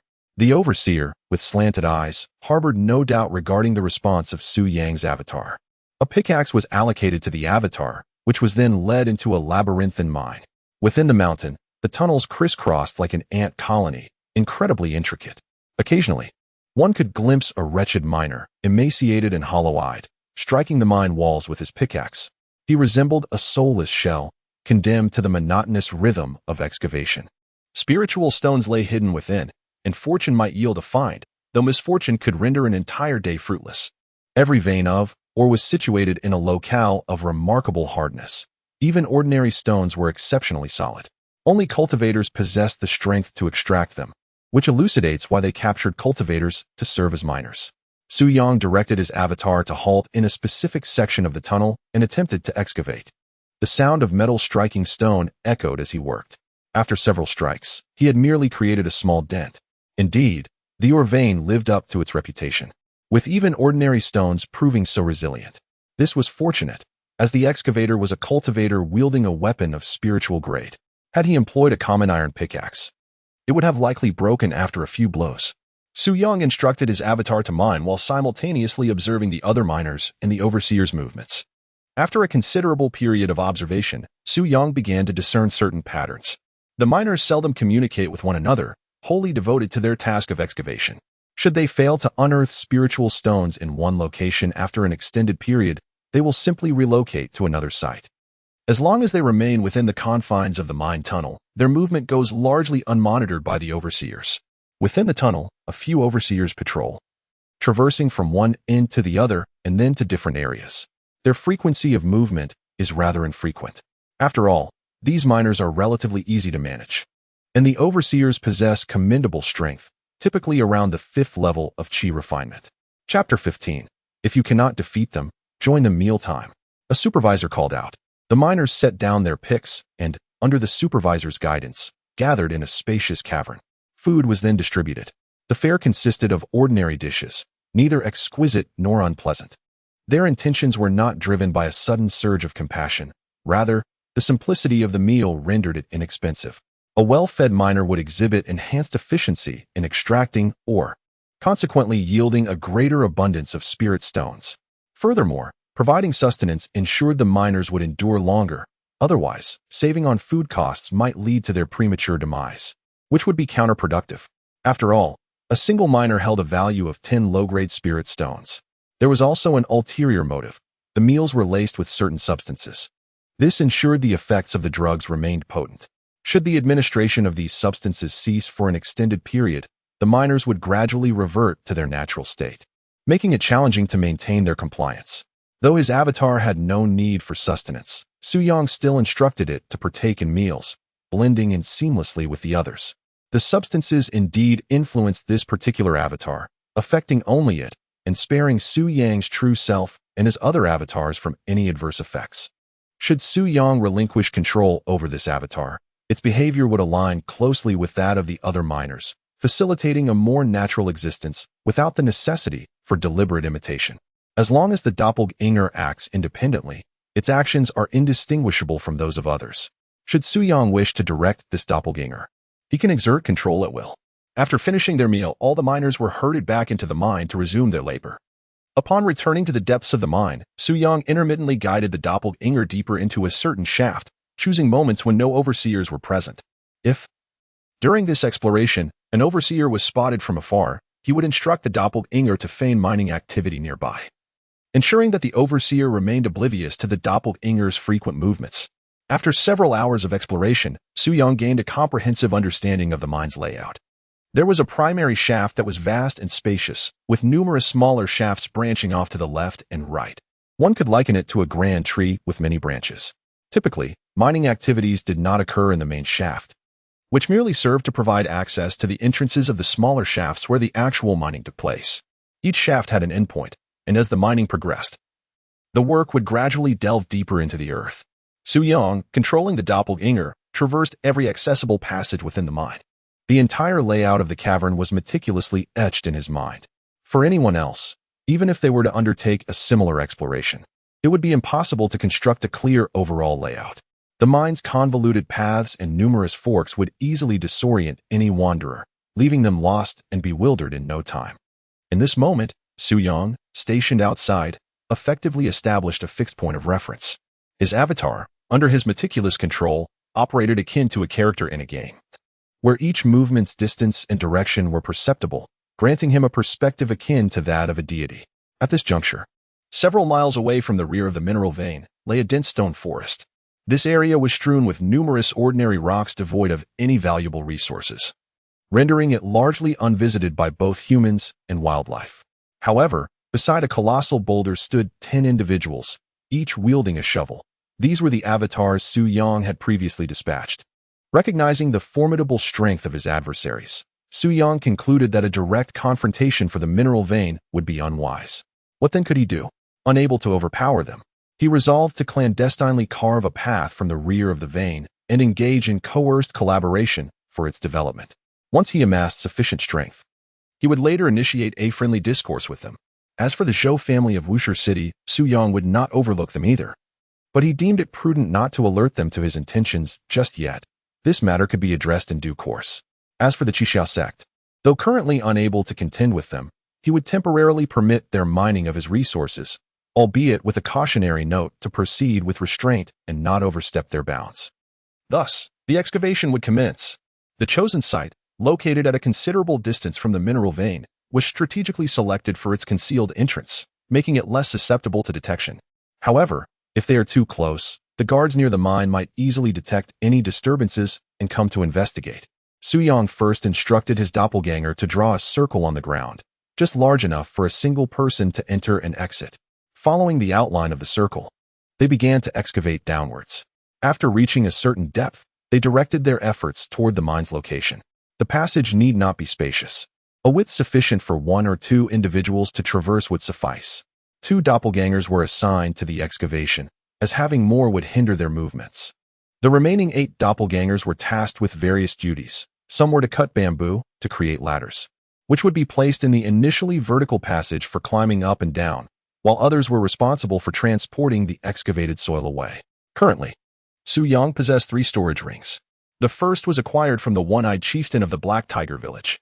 The latter 2 were voluntarily offered by those whom his doppelgangers encountered during their recent activities, having been subdued by Su Yang's abundant martial virtue.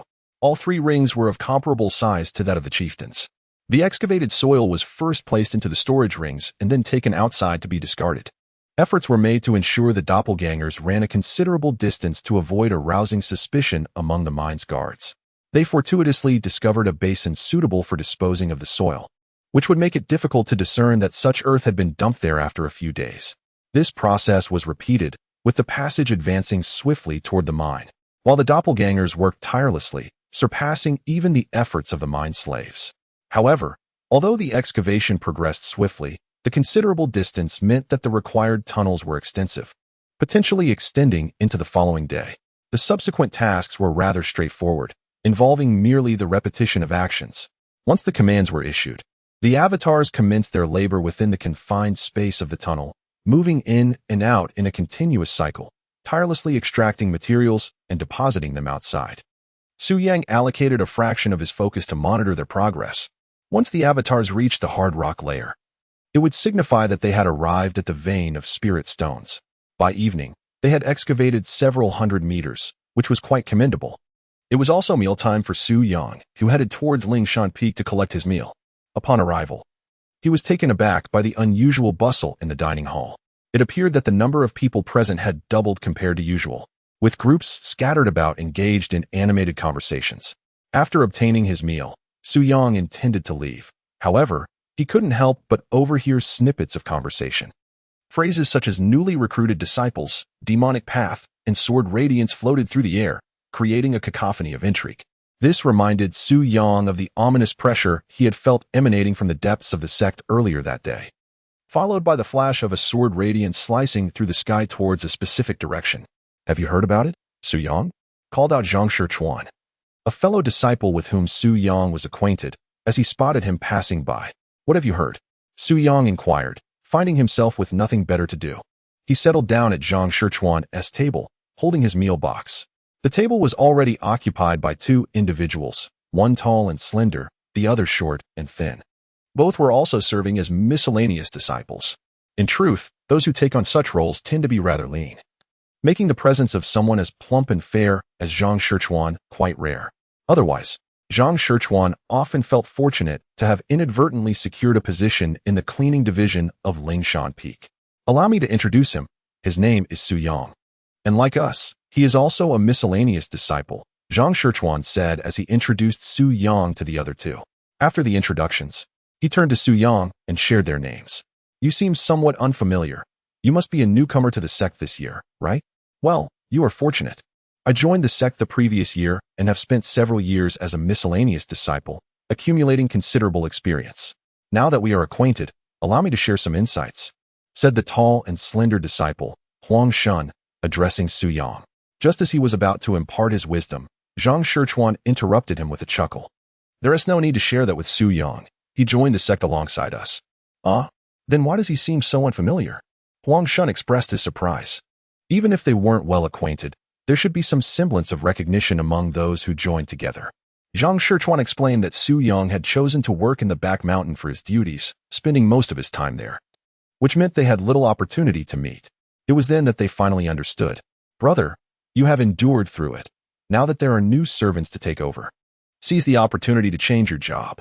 This notion, or rather, the prevailing sentiment among most of the servant disciples, is that the rear mountain servants have limited interaction with others, resulting in poor interpersonal connections, making it difficult to secure favorable assignments and offering scant opportunities for advancement.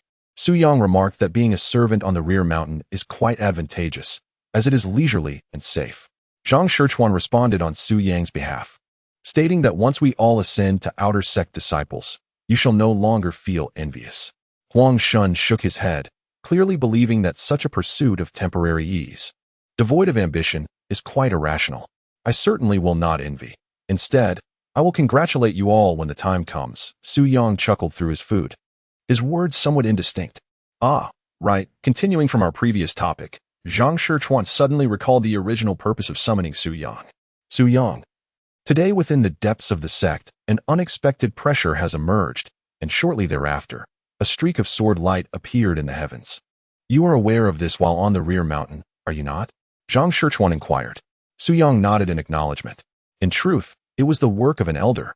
Zhang Shichuan spoke with an air of mystery. This matter has spread through word of mouth, and most people are indeed aware of it. Yet, Zhang Shichuan still relished the sensation of conveying such information to the uninformed. An elder took action? Why? Su Yang's interest was piqued. If the elders of the sect are compelled to take action within the confines of the sect, it must signify that a significant event has transpired. Chapter 16. The Coming of Chaos. The elixirs of the Medicine King Valley. In this cohort of disciples, a sinister infiltrator from the demonic path had managed to blend in.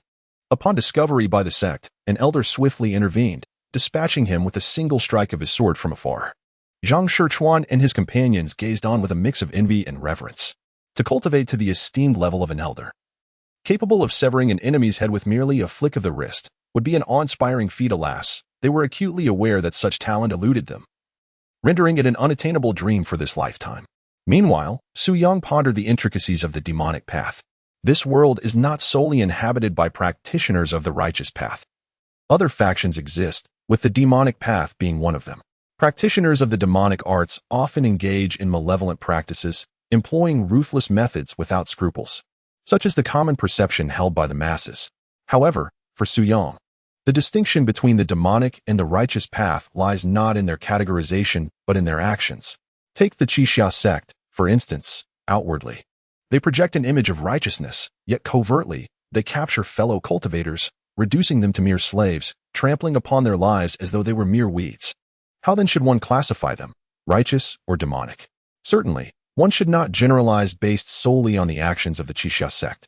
Within the righteous sects, there remain many noble souls. Conversely, it is true that the demonic path predominantly engages in nefarious deeds, as their practices are often sinister, leading their hearts to become increasingly bloodthirsty and dark. Since ancient times, the forces of righteousness and evil have been in perpetual conflict, embodying two opposing sides. Most often, the path of righteousness is illuminated while the path of darkness lurks in the shadows. However, when the latter accumulates sufficient power, it is likely to surface and incite chaos. Each occurrence leads to a tumultuous struggle, causing immense suffering among countless souls, leaving devastation in its wake. I have heard that the last upheaval instigated by the forces of darkness occurred over 3,000 years ago, and since then, peace has prevailed. Yet today, while I was cleaning in the inner disciples' cafeteria, I inadvertently overheard a conversation among several senior disciples, who mentioned that the sect has recently begun issuing missions to eradicate members of the dark path. Moreover, it seems that the forces of darkness have dispatched infiltrators in an attempt to embed themselves within our sect. The brothers speculated that after 3 millennia, a new era of turmoil may be upon us. Zhang Shichuan appeared deeply troubled, as did the other 2 miscellaneous disciples, lacking any significant abilities themselves. They could only place their hopes for survival entirely in the sect.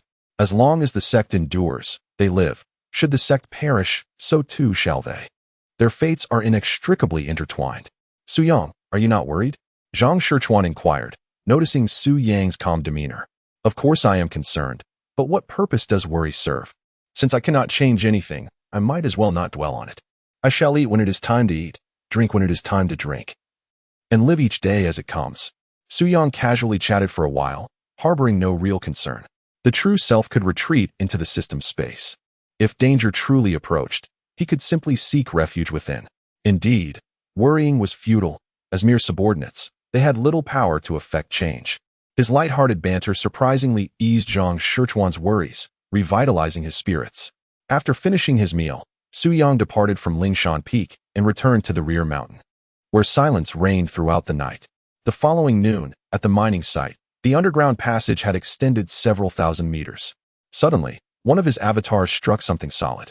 Upon closer inspection, he was elated to discover a resplendent low-grade spiritual stone embedded in the rock ahead.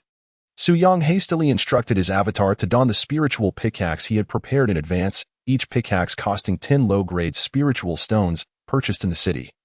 With a total of 10 acquired. Once equipped with the pickaxe, the avatar began to strike. After a while, the surrounding rock was cleared away, revealing the spiritual stone nestled within. The size of the stone was identical to all the spiritual stones he had previously encountered. Su Yang, once oblivious, had thought they were artificially cut to uniform dimensions. Only now did he comprehend that once a spiritual stone vein formed, the stones birthed within were inherently uniform in size. The reason behind this phenomenon was unclear, yet it imbued him with a sense of wonder. Su Yang commanded 10 clones to excavate to the left and right, aiming to create a vast space that would allow more clones to simultaneously reach the mineral vein ahead. Once the excavation created sufficient room for all 10 clones to stand side by side, Su Yang instructed them to commence their digging. The clones infused their spiritual energy into their spiritual picks and began to delve into the main vein. The clones at the third level of Qi refinement worked at a noticeably swifter pace. After approximately half an hour, they finally unearthed a piece of spiritual stone. A few minutes later, another stone was discovered. The yield was entirely contingent on fortune. For the moment, Su Yang allowed the clones to continue their excavation. He had over 100 spiritual stones remaining, sufficient to acquire 10 more spiritual picks and send an additional 10 clones to dig. By the way, he pondered whether the underground market had any reasonably priced spiritual picks. Thus, he sent one clone, carrying spiritual stones, to a nearby city. The underground market, essentially a black market, dealt in a variety of illicit or obscure items, typically at lower prices than conventional channels.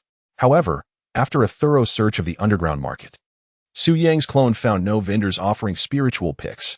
As for exploring the underground markets of other cities, while it might yield results, it seemed unnecessary. The savings would likely be minimal and the endeavor cumbersome. Was there a potential robbery in the offing?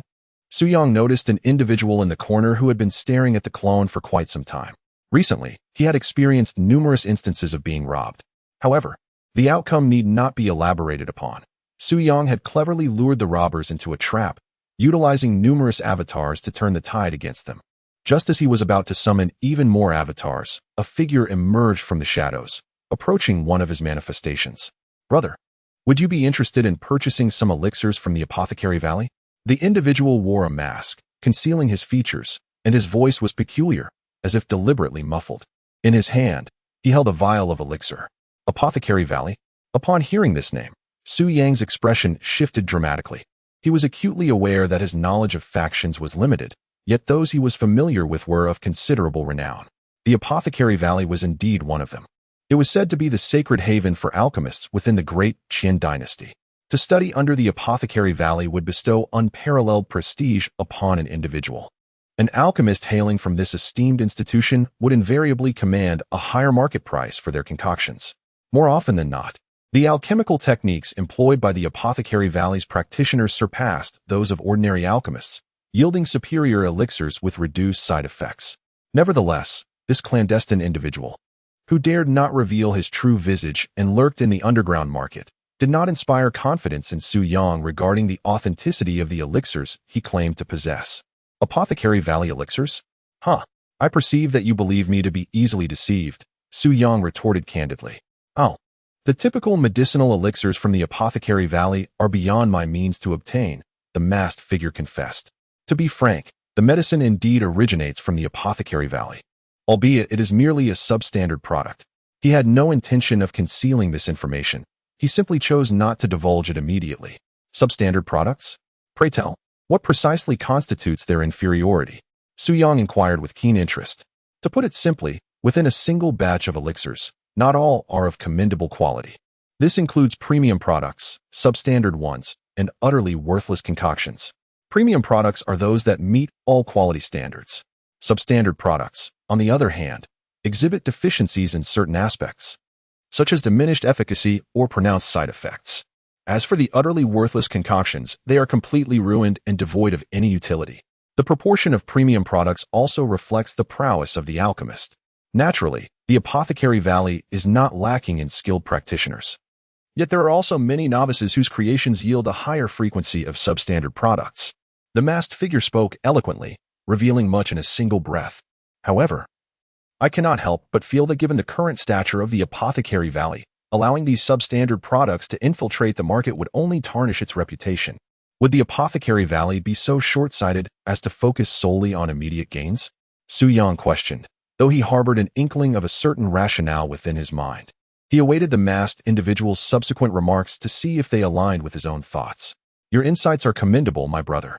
It appears you possess a profound understanding of the Apothecary Valley. According to the regulations of the Medicine King Valley, defective products and waste elixirs must be destroyed. If they were to circulate in the market, it would tarnish the reputation of the Medicine King Valley, and they are well aware of this. However, the individual chuckled softly and lowered his voice, stating, wherever there are people, there are interests. Those responsible for destroying the elixirs will not concern themselves with the reputation of the Medicine King Valley. I believe I have made myself sufficiently clear. Need I elaborate further? Su Yang nodded, his thoughts aligning closely with those of the individual before him. Essentially, it was a matter of collusion between the destroyers of the elixirs and external parties. They would find ways to smuggle out some of the defective products and sell them in the underground markets of various cities. Perhaps a vast interest group had already formed, dedicated to this very enterprise. The person before him was merely one of the minor players responsible for sales. They would identify potential buyers in the underground markets and approach them for sales. Now, tell me, he inquired, what advantages lie in purchasing these defective products with significant side effects? Why should I not acquire the elixirs of standard quality? Even if they do not originate from the Medicine King Valley, but are nonetheless trustworthy? Those side effects posed no issue for Su Yang, given his alternative options. He still sought to understand from a normal person's perspective. It's quite simple, the individual explained. These are unique elixirs from the Medicine King Valley, possessing extraordinarily potent effects, several times that of standard elixirs of the same category, although they may be defective and have greater side effects. As long as one maintains a longer interval between doses, they will not inflict substantial harm on the body. The pricing is quite reasonable, the individual explained. Upon hearing about the potency of the medicine, Su Yang was indeed intrigued. He yearned to swiftly enhance his abilities. Are there any elixirs suitable for the qi refinement stage, preferably with more potent effects? Su Yang inquired, eager to assess their value. Indeed, the individual retrieved another vial of elixir from within his robes. Chapter 17, Illusory Doppelganger. Incomprehensible. The True Origin Pill, renowned in the Valley of the Medicine King, is an exceptionally potent elixir. However, due to the scarcity of materials required for its concoction and the considerable difficulty involved in its preparation, its production is exceedingly limited. Many esteemed sects in the realm of cultivation seek to procure the True Origin Pill from the Valley of the Medicine King, yet find themselves unable to secure any. It is only these inferior versions that you have the opportunity to purchase. Otherwise, it would be impossible. At this point, he paused momentarily before continuing. One thing must be clarified in advance. While the True Origin Pill boasts tremendous efficacy, its toxic side effects are equally significant, especially in the case of these inferior products.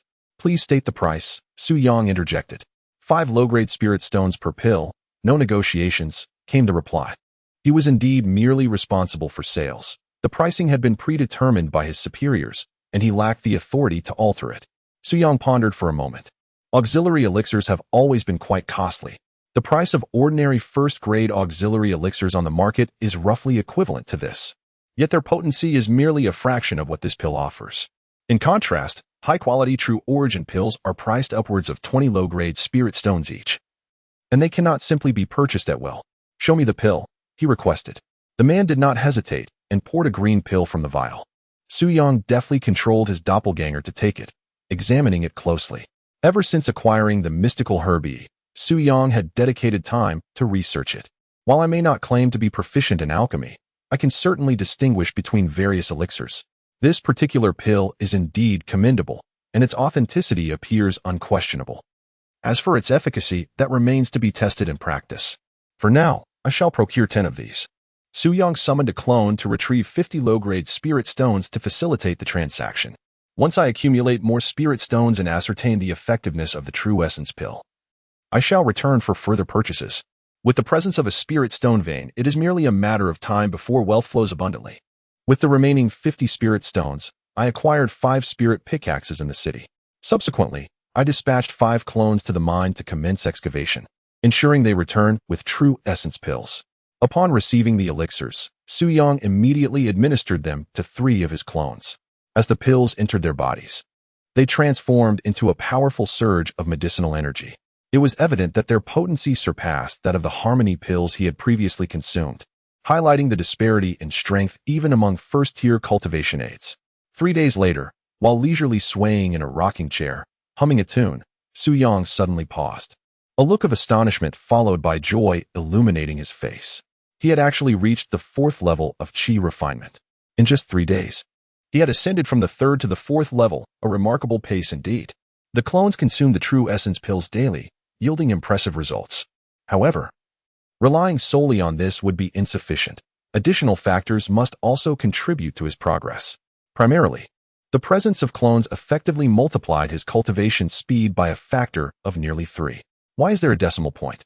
It is because Su Yang's true self has been rather lackadaisical in his cultivation, habitually arriving late, leaving early, slacking off, and daydreaming, exhibiting a pattern of fishing for 3 days and sunbathing for 2. Occasionally, he allows himself a reward. Ahem. This so-called reward is entirely legitimate, signifying a well-deserved break. Fortunately, his avatar remains tireless, laboring day and night, with a cultivation speed that is remarkably swift. Those of normal disposition, even when in seclusion striving for breakthroughs, cannot sustain such relentless, round-the-clock efforts. Moreover, having previously consumed dragon spirit ginseng, his innate qualities underwent a transformative enhancement, greatly elevating his cultivation efficiency. With an abundance of cultivation resources now available, he can continuously absorb spirit stones for his practice. At times, while his avatar scours for resources, fortune may smile upon him, leading to the discovery of beneficial spirit plants for cultivation. For instance, just 2 days ago, he stumbled upon an excellent spirit plant that significantly advanced his progress after being refined. With such a multitude of advantages converging, he managed to ascend a minor realm in just 3 days. As for other matters, the number of avatars remains at 200. He deems this quantity sufficient for the time being and refrains from squandering spirit stones on creating additional avatars. Instead, he allocates these resources to more critical pursuits, such as enhancing his cultivation, purchasing true essence pills, and acquiring spirit pickaxes. The number of avatars dedicated to mining has gradually increased to 50. Should there be a surplus of spirit stones mined, he shall reinvest them accordingly. Su Yang first crafted a separate avatar at the 4th level of Qi refinement, designating it as his 4th substitute. This granted him a doubled cultivation speed, much to his delight. He then summoned all his external avatars back, expending a total of 200 low-grade spirit stones to upgrade them to the 4th level of Qi refinement. Following this, he invested 300 spirit stones to acquire 30 spirit pickaxes, thereby increasing his mining workforce to 80 individuals, along with an additional purchase of 20 true essence pills. Consequently, his remaining spirit stones dwindled. With a mining vein now available, earning spirit stones became merely a matter of time, and Su Yang held no concerns in that regard. However, the elevation of his cultivation realm posed a troubling dilemma for him. Is it truly a source of distress to enhance one's cultivation? Should this statement reach the ears of others, they would undoubtedly perceive Su Yang as indulging in a form of vanity. Yet, Su Yang assuredly was not engaging in such ostentation. The rationale was straightforward. Now that his cultivation level had increased, even if he deliberately suppressed his aura, he could not conceal it entirely. If others were to intentionally sense and probe, they could ascertain Su Yang's realm. Unless one possessed a secret technique to conceal their aura, It was impossible to hide one's cultivation level when the difference was not substantial. Regrettably, he lacked such a technique. Su Yang merely wished to quietly reside in the sect's rear mountains as a menial worker, continuously utilizing his avatars to venture forth and allow his true self to grow stronger in silence. Should anyone discover that he had reached the 4th level of Qi refinement, it would lead to a rapid escalation of his power in a short span. Having never left the sect, one could scarcely hope for extraordinary encounters. Becoming a menial servant merely attests to one's mediocre talent. Is that not a blatant indication of underlying issues? Moreover, even if one were to acquire secret techniques to conceal their true cultivation, it would not guarantee complete safety, as such methods are only effective against those whose realms are not vastly different. When faced with the esteemed masters within the sect, the truth would inevitably be revealed. Although a mere menial servant seldom encounters the sect's elite, it does not preclude the possibility altogether. Perhaps sensing Su Yang's distress, the system providentially offered a solution. A notification appeared. You may designate one of your avatars as a false avatar. The data of this avatar can be entirely selected to mirror that of your true self. This illusion would remain impervious to detection by any being, appearing entirely genuine to outsiders. Upon reading the system's prompt, Su Yang's lips curled into a smile. Reminiscent of a Dragon King, he decided to create an avatar at the 2nd level of Qi refinement, as 2 spirit stones were consumed. A new avatar emerged within the space, possessing strength solely at the 2nd level of Qi refinement. Initially, Su Yang intended to opt for the 1st level. However, upon reflection, he realized that after 3 years as a menial servant, most of his contemporaries were also at the 2nd level of Qi refinement. Furthermore, he had previously lingered at the 2nd level for an extended period. At the outset, there was little attention paid to concealing his aura, which might have led to someone discerning that he had reached the 2nd level of Qi refinement. If he were to revert to the 1st level thereafter, it would similarly raise suspicions. As for the recent advancement to the 3rd level of Qi refinement, that had occurred merely in the past few days, Su Yang was meticulous in suppressing his aura, spending 99% of his time in solitude. Thus it was likely that no one had yet realized his elevation in cultivation. Su Yang designated this incarnation at the 2nd level of Qi refinement as a phantom avatar. Once established, all attributes of this avatar could be selectively tailored to serve as an illusion of his true self. He first configured the avatar's cultivation level to mirror that of his genuine self. Upon completion of this setup, to the outside observer, Su Yang would appear to possess only the 2nd level of Qi refinement. Only Su Yang himself was aware that his actual cultivation remained at the 4th level. This illusion was exclusive to his true self. Other avatars were not affected by this configuration. To external observers, those avatars would still present as being at the 4th level of Qi refinement. It is worth mentioning that this so-called illusionary setup was intended to endow his true self with additional functionalities, such as altering his appearance. If he desired a strikingly handsome visage, he would first configure the phantom avatar to possess such charm, and then set this appearance as the illusion for his true self, effectively granting him that countenance. However, Su Yang had already reached his limits in terms of physical appearance enhancement. Furthermore, he could also establish illusions in other aspects, particularly in areas where he might exhibit deficiencies.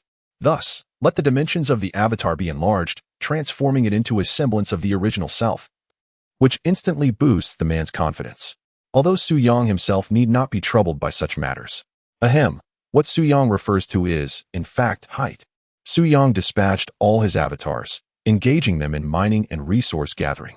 He poured out 4 true essence pills for the 4 auxiliary doppelgangers to consume, urging them to diligently cultivate. How wonderful it would be if I could concoct true essence pills, or even more advanced elixirs, Su Yang mused, as he formed a small flame at his fingertips, having learned the foundational fire techniques necessary for alchemy through the study of the mystical herb. However, merely acquiring basic alchemical skills is insufficient. One must possess detailed recipes to practice and refine the materials into successful elixirs. Only by producing finished pills can one truly claim mastery in alchemy. Yet, obtaining such recipes is no simple task. Over the past few days, Su Yang had sought ways to acquire them, but to no avail. Since I cannot secure a recipe, why not directly join the Valley of the Medicine King and learn from them? The thought, once conceived, seemed increasingly viable to Su Yang. If he could learn the exclusive recipes of the Valley of the Medicine King, he would no longer fret over the lack of quality elixirs. Next comes the consideration of specific details. Su Yang would certainly not venture there in person. Instead, he would send an avatar. However, the avatar lacks the capacity for learning, so it would be necessary to send a substitute.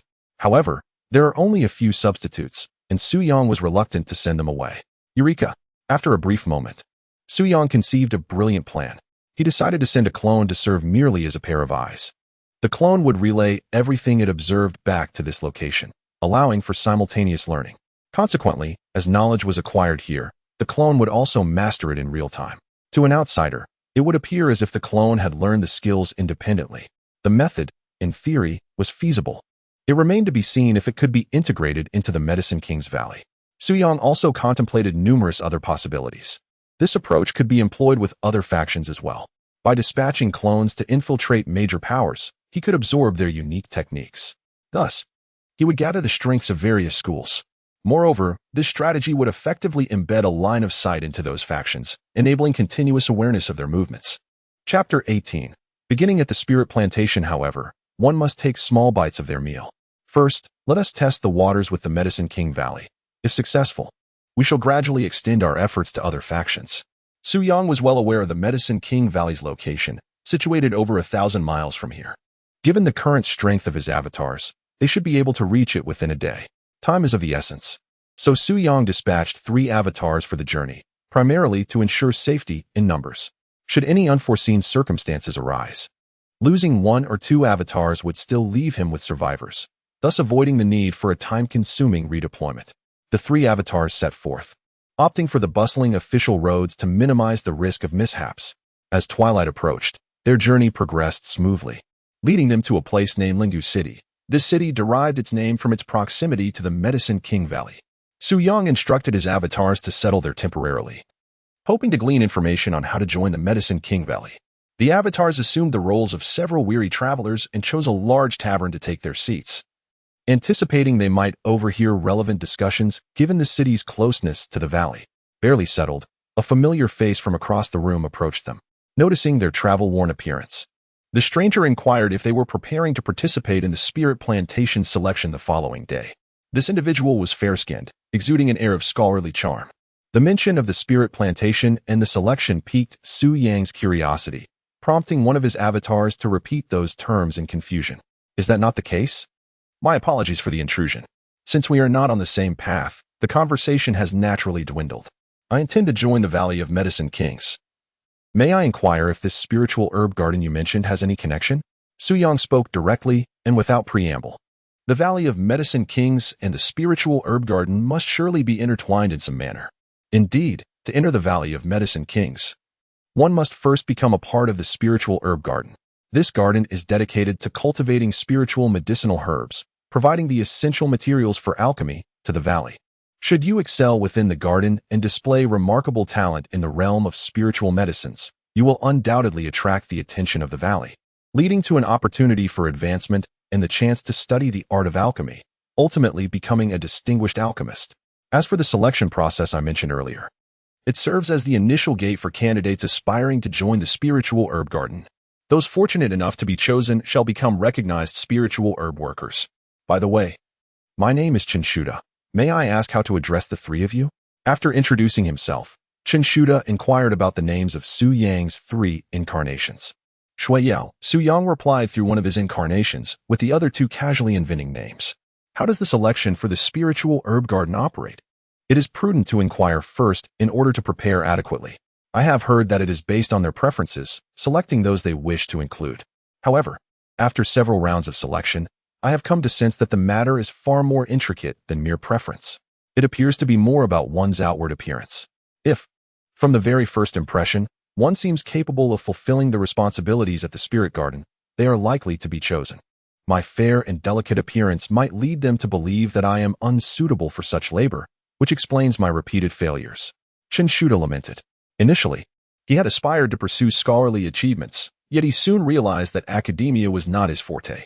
By chance, he encountered the path of cultivation, and now he has become a practitioner at the 2nd level of qi refinement. Subsequently, he delved into alchemy and became enchanted by the art of pill crafting. Aspiring to become an alchemist, particularly one hailing from the Valley of the Medicine King. Alas, entry into the valley is no simple feat. The very first hurdle is to gain admission to the spirit garden, where he has faced multiple setbacks. Nevertheless, he remains undeterred and intends to continue his attempts. Suyang found Chinshuda's words to carry a certain truth. Observing his 3 avatars, each possessing distinct appearances, Suyang too felt uncertain about his chances of being selected. Tomorrow, he would send all 3 avatars to try their luck. If that fails, he would summon even more avatars for the endeavor.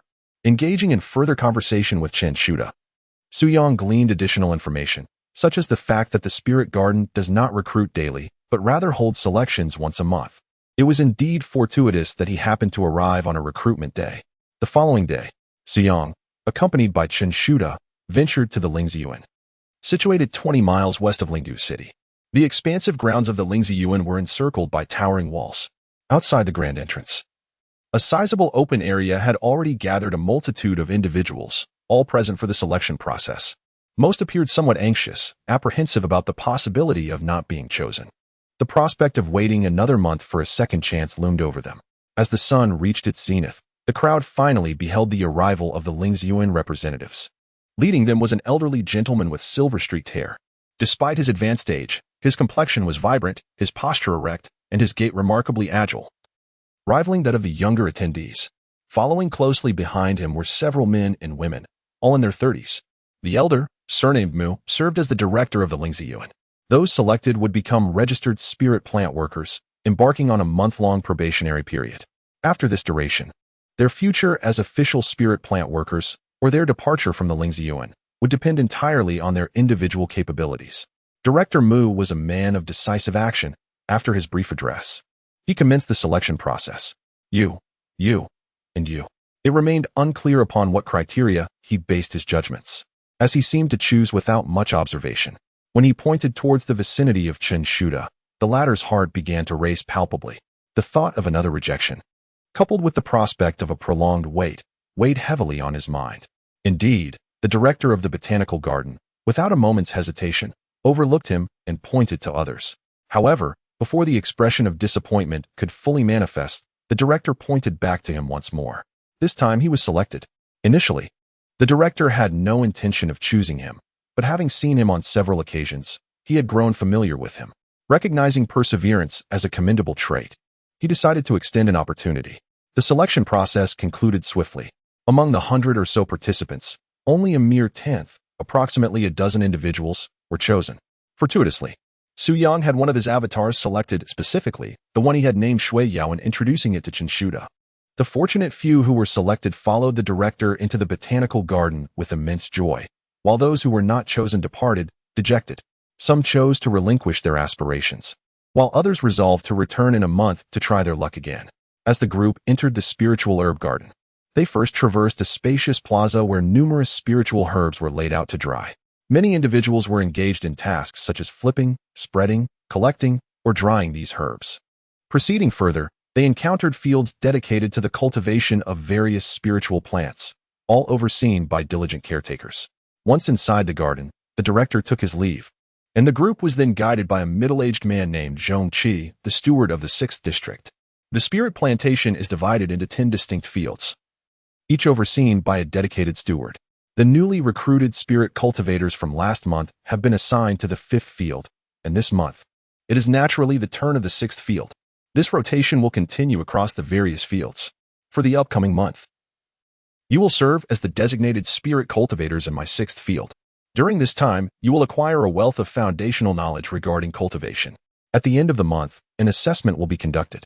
Those who meet the standards will be formally promoted to full cultivators, allowing them to delve into more advanced cultivation techniques. Conversely, those who do not qualify will have to leave the spirit plantation. Zhong Qi surveyed the crowd as he spoke, distributing a book to each individual. The book covers fundamental cultivation concepts and introduces various basic types of spirit plants. Zhong Qi granted everyone half an hour, which amounts to a full hour, to peruse the book. There is no expectation for you to memorize its contents within this hour.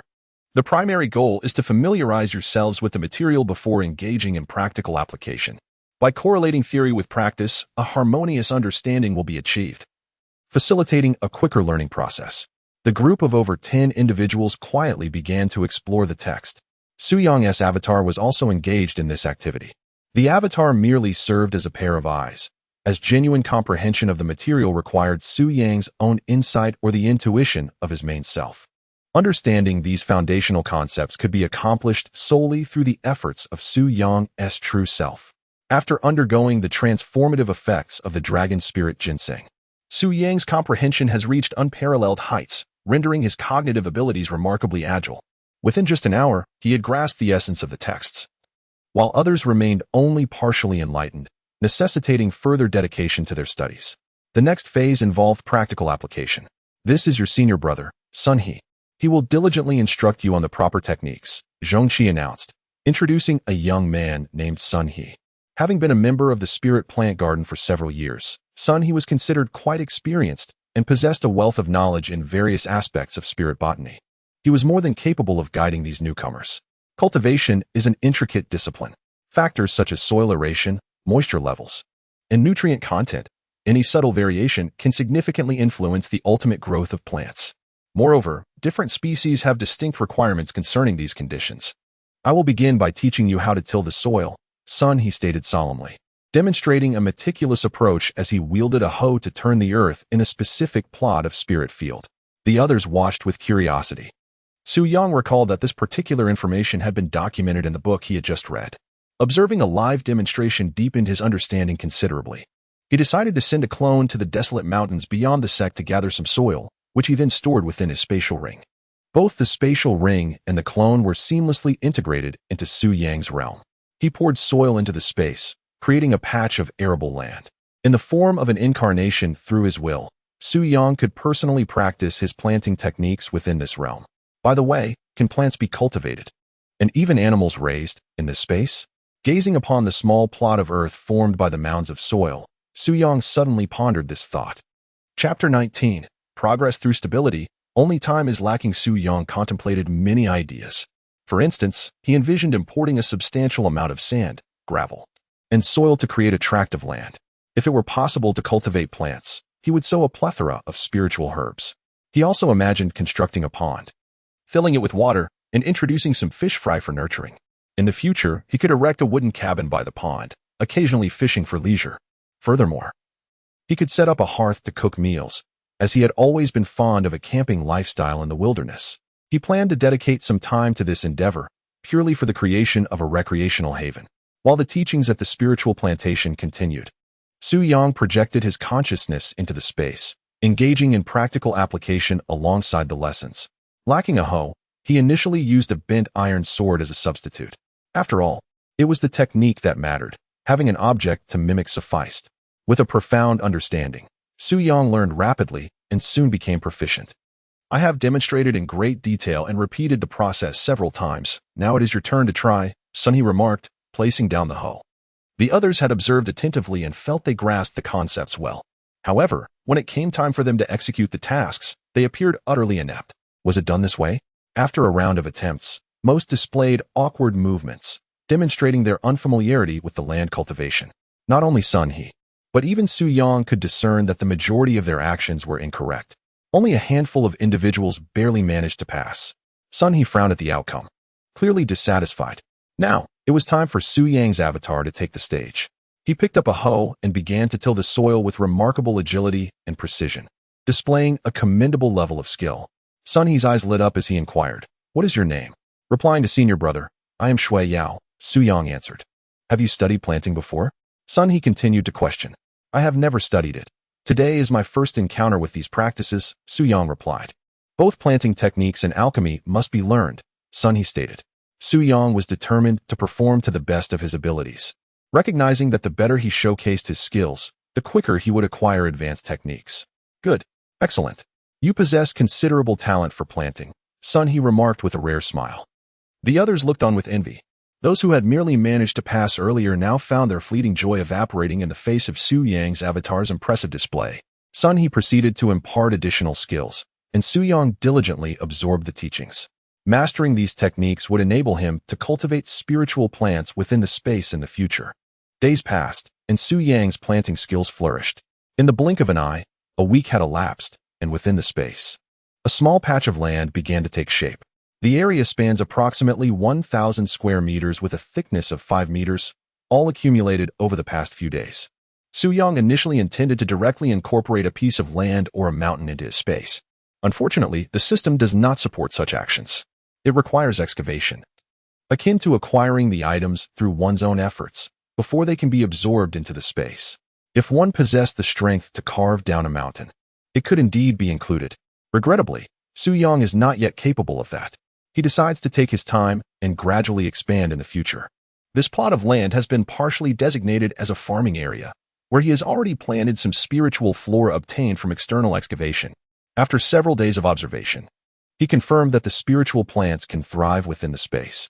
The remaining land has been transformed according to Su Yang's previous vision. A wooden cabin has been constructed, alongside a pond he fashioned. Remarkably, live fish have indeed been brought into this pond. Su Yang has stocked it with numerous fish. At this moment, Su Yang's consciousness manifests as he sits on a wooden chair beside the pond, wielding a self-made fishing rod, patiently angling for fish. Before long, the bobber dips beneath the surface, prompting Su Yang to reel in his line. Soon, a plump fish is caught. Delightful, he muses, as he anticipates a delicious grilled fish meal. Within the confines of his space, he ignites a pile of dry firewood to kindle a bonfire and begins to grill the fish. As time passes, the fish gradually turns a golden hue, filling the air with a tantalizing aroma. It's ready. Had it not been for the concern that his sudden disappearance might attract the attention of the sect's formidable experts, Su Yang would undoubtedly have ventured into the spatial realm to indulge in his meal. Instead, he could only extract his food and savor it in the external world. The abrupt manifestation of items posed no issue, particularly with the existence of storage rings. It was akin to Su Yang retrieving a portion of roasted fish from his storage. He relished the roasted fish leisurely, finding its flavor quite delightful. Given the opportunity in the future, he contemplated honing his culinary skills. Living in a state where he need not worry about safety, his doppelgangers safeguarding his cultivation and exploring on his behalf, Su Yang found this existence to be extraordinarily splendid. While enjoying his roasted fish, an unexpected transformation occurred within him. A brief moment of perception revealed that the relentless training of his 4 doppelgangers had elevated his realm, allowing him to attain the 5th level of chi refinement. Su Yang summoned all the doppelgangers he could retrieve, excluding the one engaged in the spirit plantation, as its strength bore little impact on its learning of cultivation techniques. Thus, there was no urgency for that particular doppelganger to advance. At this juncture, the total number of doppelgangers had reached approximately 500, meticulously crafted over the preceding days. He first expended 500 spirit stones to upgrade his doppelgangers to the 5th level of chi refinement. Subsequently, he invested 2,500 spirit stones to create an additional 500 doppelgangers. Consequently, the total count of doppelgangers soared to 1,000, presenting a truly magnificent spectacle when gathered together. 200 avatars were reassigned to the mining site. The current number of mining avatars is temporarily set at 200, with no increase planned. This decision was not due to Su Yang's reluctance to augment the numbers, but rather a consequence of an incident that occurred a few days prior, which compelled him to refrain from further expansion. At that time, one of his chi-refining level avatars, mistaken for a mine slave by the Qixia sect, was laboriously mimicking the act of mining at the end of a certain tunnel. Suddenly, he observed several overseers approaching and overheard a snippet of their conversation. I happened to patrol this area this morning and have consistently sensed tremors emanating from the mountainside. Listen closely and see if there is indeed something amiss, or if it is merely my imagination. Upon hearing this exchange through his mining avatar, Su Yang was instantly struck by a wave of alarm, prompting him to halt all mining activities immediately.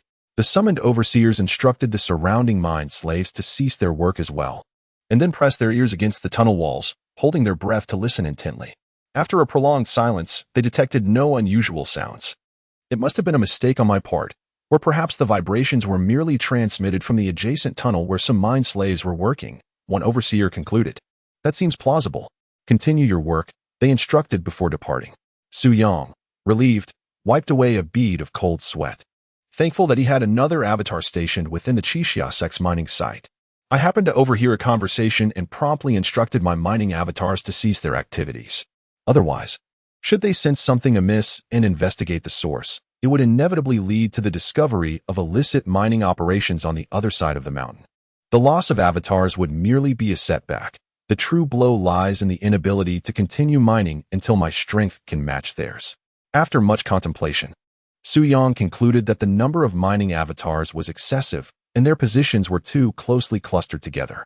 This created a disturbance that reverberated across to the other side, where a patrolling overseer detected the anomaly. The solution lay in limiting the number of avatars to a manageable quantity, preventing endless proliferation and ensuring they were dispersed, with each avatar assigned to a specific area. Through experimentation, Su Yang discovered that utilizing 200 avatars for mining was the optimal number. This allocation allowed for a nearly uniform distribution across the entire vein, minimizing the transmission of vibrations to the opposite side while still yielding a commendable daily output of spirit stones. For now, as my strength does not match that of my opponents, a cautious approach is essential. All I require is time. After all, the vein ultimately belongs to me. That afternoon, one of the avatars found itself in a quaint little town. This town was unremarkable, typically quiet with few outsiders. Yet today, it buzzed with activity, drawing in numerous visitors from all directions, primarily cultivators in the chi refinement stage. The fog-laden forest had once again succumbed to mist. This time, I am determined to acquire several more mist fruits to elevate my realm. Chapter 20. The Misty Forest, Misty Fruit. In the Lei family castle, after spending some time in the small town, the protagonist overheard numerous discussions regarding the mysterious fog and the enigmatic misty fruit. Through attentive listening, Su Yang gradually pieced together the situation. In essence, to the east of the town, approximately 10 miles away, lies an expansive forest. Typically, this woodland is inhabited by numerous beasts, resembling any other wilderness, without any particular distinction. However, at irregular intervals, a peculiar fog descends upon the forest, its timing unpredictable, varying from mere months to several years. The duration of the fog also fluctuates. The presence of beasts inherently poses danger, and the obscured visibility during the fog intensifies this peril. Generally, unless absolutely necessary, few dare to venture into the forest during such conditions. Yet, it was later discovered by chance that when the fog envelopes the woods, a unique fruit begins to materialize within. This fruit, entirely milky white and resembling jade, possesses remarkable properties that greatly benefit those in the chi refinement stage upon consumption. Many individuals who have long struggled at a standstill have managed to break through their limitations thanks to this fruit. Over time, the forest became known as the Misty Forest, and the fruit that materializes during the foggy periods was dubbed Misty Fruit. Each time the fog rolled in, it drew numerous chi refinement practitioners from the surrounding regions, all eager to venture into the Misty Forest in search of the coveted Misty Fruit. The small town, being the closest to the forest, thus transformed into a favored resting place for these seekers. A few days ago, the mist forest was enveloped in a thick fog, yet no fog fruits had yet congealed, and consequently, very few ventured into the forest ahead of time. The townsfolk patiently awaited developments. However, today appears to herald a change, as the forest is likely on the verge of producing its coveted fog fruits. Gradually, individuals have begun to make their way toward the mist forest. Su Yang first dispatched his avatars to follow the throng, intent on ascertaining the location of the forest. Simultaneously, he summoned more avatars from various directions to converge here. With a multitude of avatars, the chances of discovering the fog fruits increase, which he could then transport back to himself for the enhancement of his cultivation. At that moment, a large group of people appeared in the distance, hastening toward the mist forest, drawing the attention of many. So many? Observing their uniform attire, it became evident they hailed from a singular faction. I recognized them as members of the Lei family fortress. The Lei family fortress? The very prominent clan known for having foundational experts among their ranks? They had mustered hundreds, seemingly preparing for an ambitious undertaking. The leader of this contingent exuded considerable strength, likely possessing the 9th level of chi refinement, accompanied by several others at the 8th level. Did you see that young man, protected in their midst? He is none other than the prodigious Lei Shua, a direct descendant of the Lei family's younger generation, possessing the remarkable strength of the 6th level of chi refinement at merely 20 years of age. The arrival of the Lei family fortress sparked considerable chatter among the onlookers. Simultaneously, a silent resolve emerged within me. Upon entering the mist forest, I must be sure to steer clear of any encounters with the Lei family members. No one can guarantee that others won't take advantage of their numbers to seize their possessions. If, after a long search, they were to find a mist fruit only to have it snatched away, it would be a significant loss. Lei Shua, this expedition into the misty forest serves as a trial for you. Should you excel, the Lei family will undoubtedly allocate more resources towards your development. The leader of the Lei family contingent is Lei Shua's second uncle, named Lei Fa Hai, who addressed him at that moment. I understand, uncle. I assure you. I will not let you down, Lei Shua responded, casting a casual glance at the scattered cultivators accompanying them. In his view, most of these cultivators were of modest strength and lacked cohesion, resembling a disjointed assembly. The real competition lay among his own peers. If someone among them were to outperform him, it could result in the Lei family's resources being diverted to others. All present were cultivators, and their pace was swift. Before long, they arrived at the misty forest. Before them lay a dense grove, shrouded in thick fog, revealing glimpses of its hidden beauty. Upon entering, they were like wolves enticed by a vision of a maiden draped in gossamer, awakening insatiable desires and spurring them into a fervent rush within. The many-spirited youths of the Lei family felt the same allure. Though they were numerous, they did not act as a single entity. Instead, they divided into smaller groups of about 10, scattering to search more efficiently. Everyone was cautioned to be wary of the beast lurking within the forest, as well as the scattered cultivators. In the event of an emergency, sound the signal whistle, Lei Fanghai instructed. Each of them carried a whistle, no larger than a finger, capable of producing a resounding sound that could travel great distances. In the absence of superior communication tools, this method served as a means of signaling. The specific notes to denote danger and the tones to indicate the discovery of treasure had all been meticulously rehearsed. With so many members of the Lei family fortress mobilized, the home ground was undoubtedly theirs. Who would dare to challenge them? Indeed, the disciples of the Lei family fortress expressed their confidence. Thus, the disciples divided into numerous teams, venturing into the misty forest in search of mist fruits.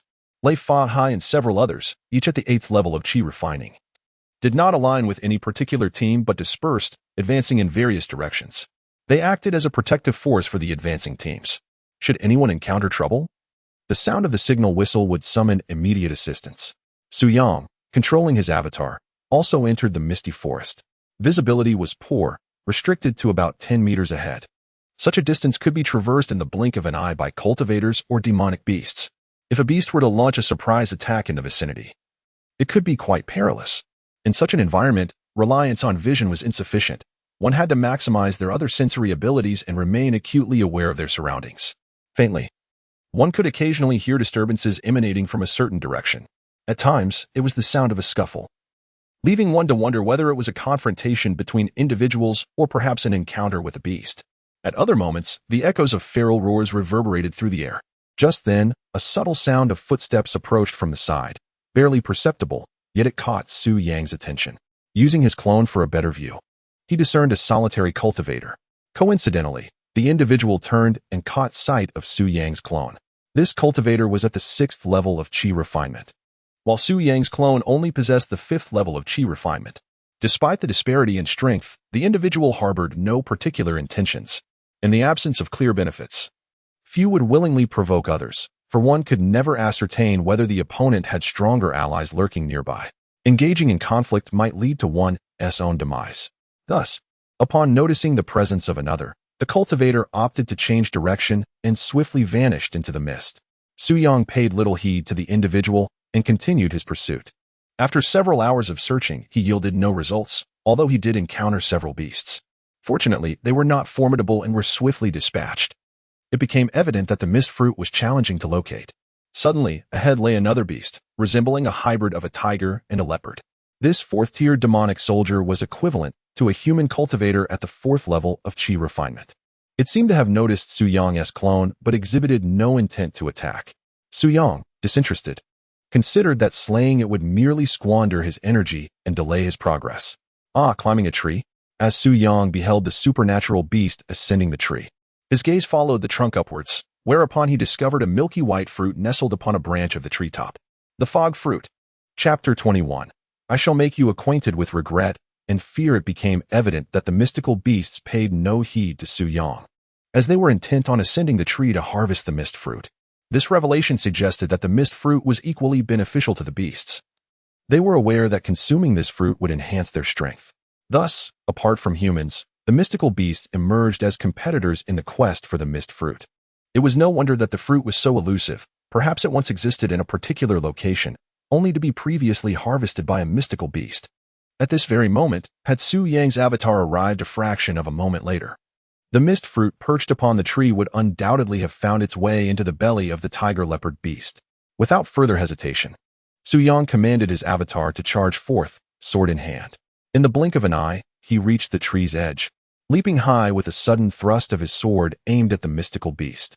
The beast roared in fury, momentarily abandoning its quest for the mist fruit to swipe at Su Yang's avatar. However, it was inferior in strength and soon fell beneath the blade.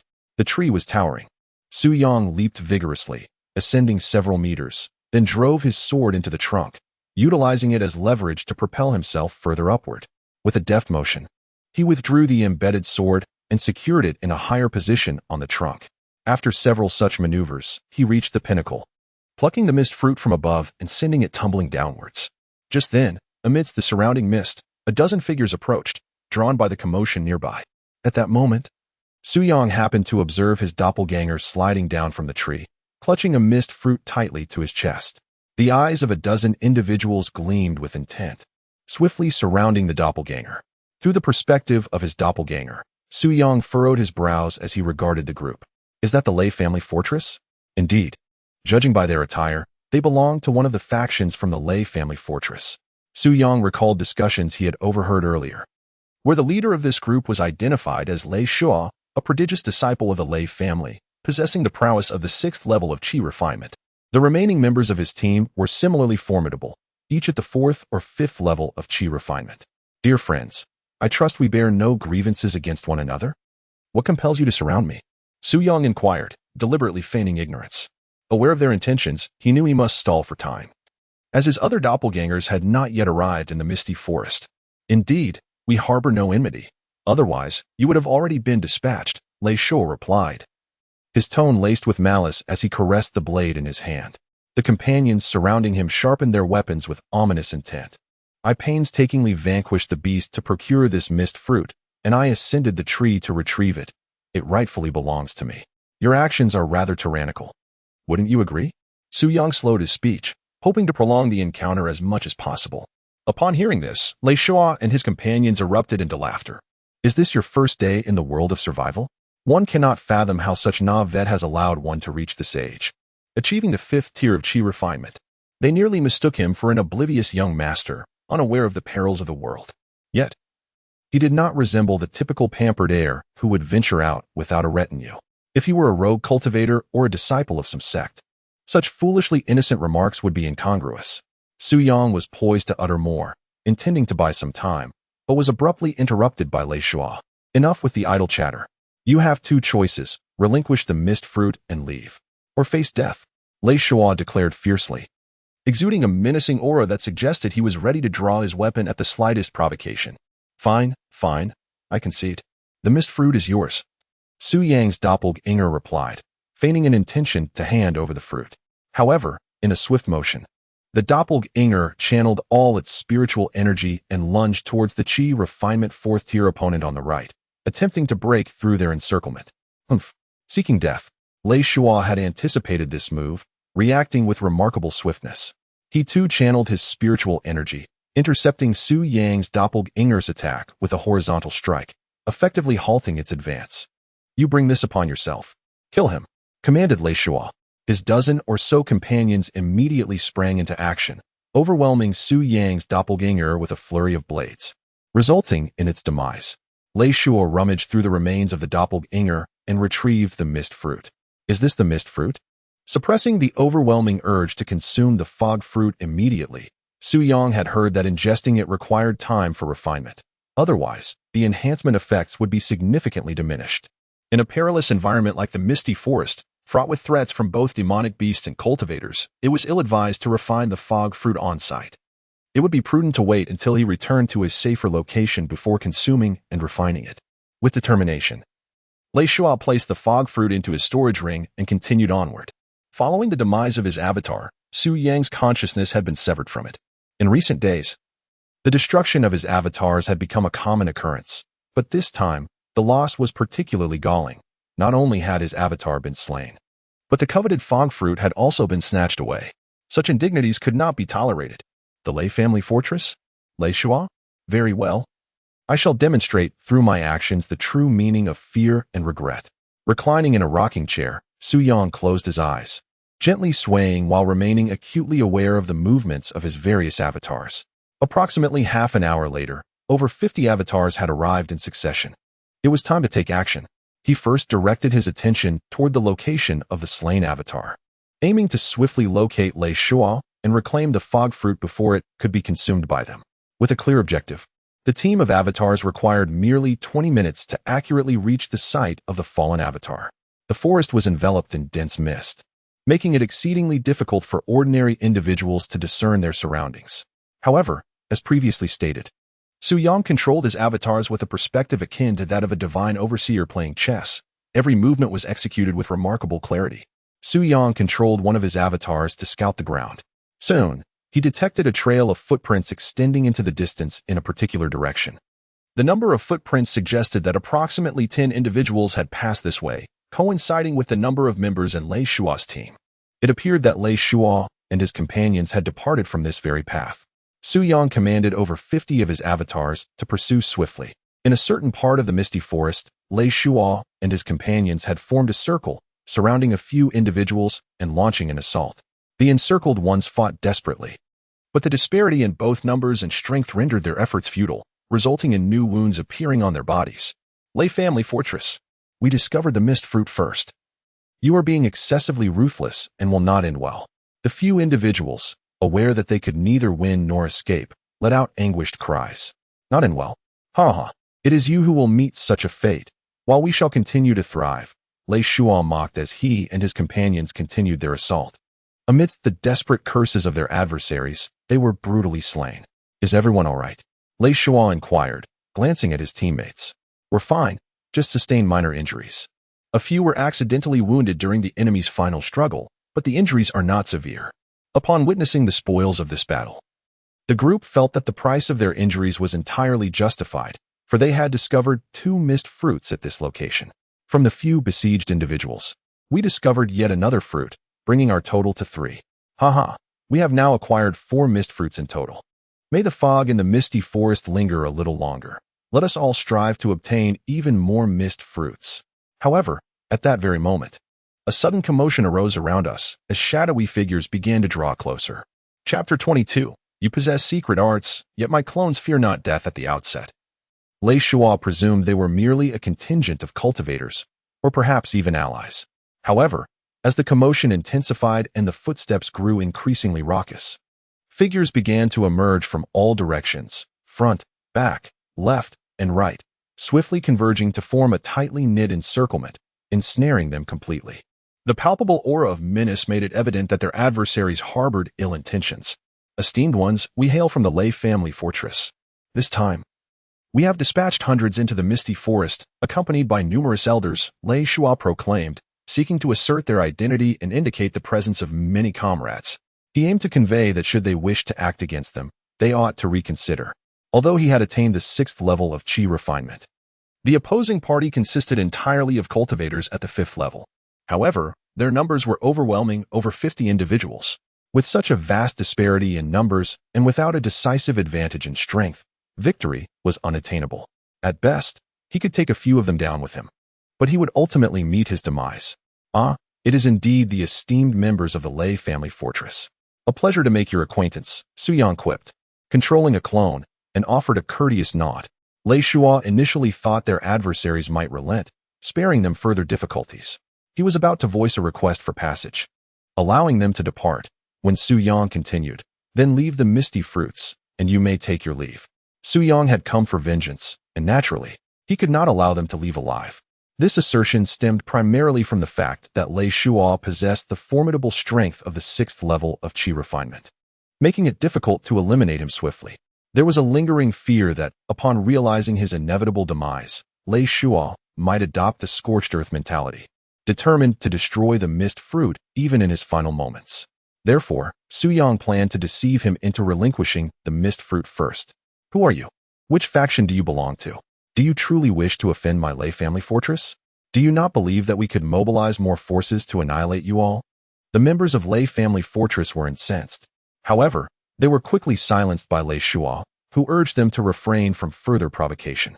Initially, the crowd was bewildered, but upon receiving a few subtle signals from Lei Shua, they soon grasped the gravity of the situation. It was unwise to incite their adversaries. Any confrontation would be detrimental to their interests. Even if they could immediately sound the alarm for reinforcements, the timing of their arrival was far from assured. They could very well be overwhelmed and slain before their allies could come to their aid. Vengeance could wait. Very well, we have a total of 3 mist fruits, all of which we will surrender to you, with the hope that you will honor your word and allow us to depart, Lei Shua declared. Tossing the 3 mist fruits he had yet to secure in his storage ring to the avatar controlled by Su Yang. The avatar accepted the fruits, then turned to Lei Shua with a cold smile, saying, "You must have more mist fruits in your storage ring. Why not present those as well?" These 3 were just obtained. Su Yang happened to witness it when his clone arrived. As for the first one that was seized from his clone, unless they consumed it, there must still be at least 1 remaining in the storage ring. I have already given you everything, just these 3. Lei Shua is still being obstinate. So dishonest? Then do not blame us for taking action. As Su Yang spoke, he instructed his clone to assume a posture of imminent attack. Fine, fine. I will give it to you. Lei Shua gritted his teeth, rage etched across his face. He retrieved the final fog fruit from the storage ring and tossed it to the clone. Just wait. Soon you shall know regret. Lei Shua seethed inwardly. Having relinquished the fog fruit, it is now your turn to fulfill your promises. With that, Lei Shua tensed, ready to strike at any moment. Then you may leave. As Su Yang uttered these words, the clones executed their coordinated strikes simultaneously. Grouping into 3s, they unleashed the combined might of 3 swords. The long swords danced, shadows of blades converging, charging towards Lei Shua and his companions. Despicable! You are not keeping your word. Lei Shua and his 10 or so companions had long been prepared, all launching their defenses. Yet, among them, 3 at the 4th level of Qi refinement were ultimately too weak. Despite their vigilance, they were swiftly eliminated in a single encounter. As for those at the 5th level of Qi refinement, they were outnumbered and sustained injuries of varying degrees. Only Lei Shua, who had reached the 6th level of Qi refinement, managed to endure this onslaught. He immediately sounded the alarm horn. The nearby members of the Lei family fortress, upon hearing the perilous signal, rushed to the scene. Su Yang commanded his avatars to focus their relentless assault on Lei Shua at all costs. The warriors of the Lei family fortress, at the 5th level of Qi refinement, fell one after another. Meanwhile, Lei Shua struggled desperately, sustaining numerous wounds from the incessant strikes of the avatars. Although 2 of the avatars were slain and several others injured by Lei Shua, their fearless and unyielding charge instilled a sense of dread within him. Generally, even when faced with overwhelming numbers, individuals tend to harbor self-preservation instincts, reluctant to be the first to charge into the fray and risk their lives. Such hesitation often allows for an opportunity to break free and escape. However, this time was different. The group of dozens acted with reckless abandon, singularly focused on extinguishing his life. You have forced my hand. Blood ignition technique. Boom. Driven to the brink, Lei Shua utilized his own vital essence as fuel to forcibly elevate his strength. This was a secret technique, known as the blood ignition technique, that he had stumbled upon by chance. By invoking this technique, he could temporarily ascend a minor realm at the cost of burning his vital essence. However, once the effect faded, he would be left in a weakened state, descending a minor realm, and would require an extended period of recuperation to recover fully. Such techniques, fraught with severe side effects, are typically best avoided. Yet, faced with no alternative, the use of such a method becomes imperative to stave off death. Su Yang discerned that Lei Shua was poised to unleash a formidable skill. Should he succeed, the confrontation would become considerably more arduous.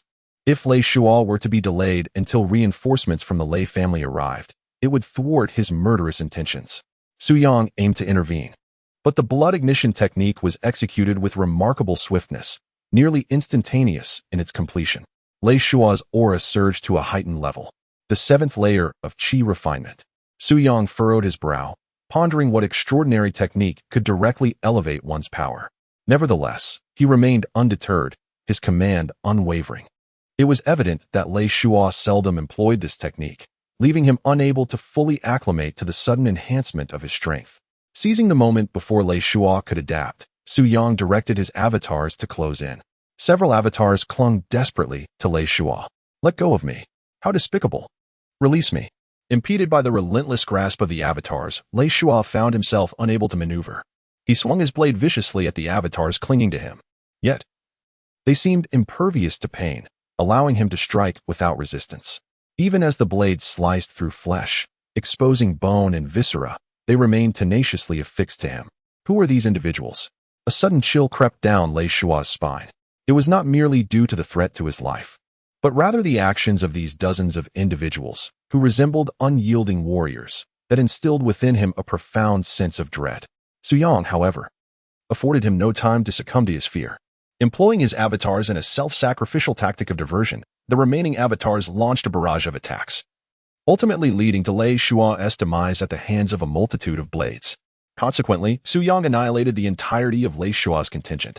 Among Su Yang's avatars, 7 met their end in battle. He swiftly commenced the task of clearing the battlefield, collecting all salvageable items. Notably, Lei Shua possessed a storage ring. Su Yang commanded one of his avatars to retrieve the ring, casting a cursory glance within. The sight of several scroll-like artifacts immediately captured Su Yang's attention. Chapter 23. The Infinite Fury of Lei Fanghai. At present, there was no time to investigate. The priority was to retreat the avatar. Shortly after Su Yang's avatar withdrew, 3 teams arrived from nearby, all belonging to the Lei family fortress. They had come hastily upon hearing the signal horn blown by Lei Shua, only to be met with the grim scene before them. It is Lei Shua. He is dead. Who possesses the audacity to slay members of our Lei family fortress? The 3 assembled teams, totaling over 30 individuals, wore grave expressions. Were these the perpetrators? Who were they? The members of the Lei family fortress gazed upon the fallen avatar, and the presence of foreign corpses at the scene indicated that they were likely among the assailants. Lei Shua, my dear nephew, who could have done this? Lei Fanghai arrived at the scene and, upon witnessing the horrific state of Lei Shua's body, was consumed by an overwhelming fury, akin to a lion enraged. The murderer cannot be far. Pursue them immediately. From the temperature of the corpses and the coagulation of the blood, it was evident that the victims had not been slain long ago. Lei Fanghai initially sought to determine the direction of the assailant's departure by examining the footprints on the ground. Unfortunately, his efforts were in vain.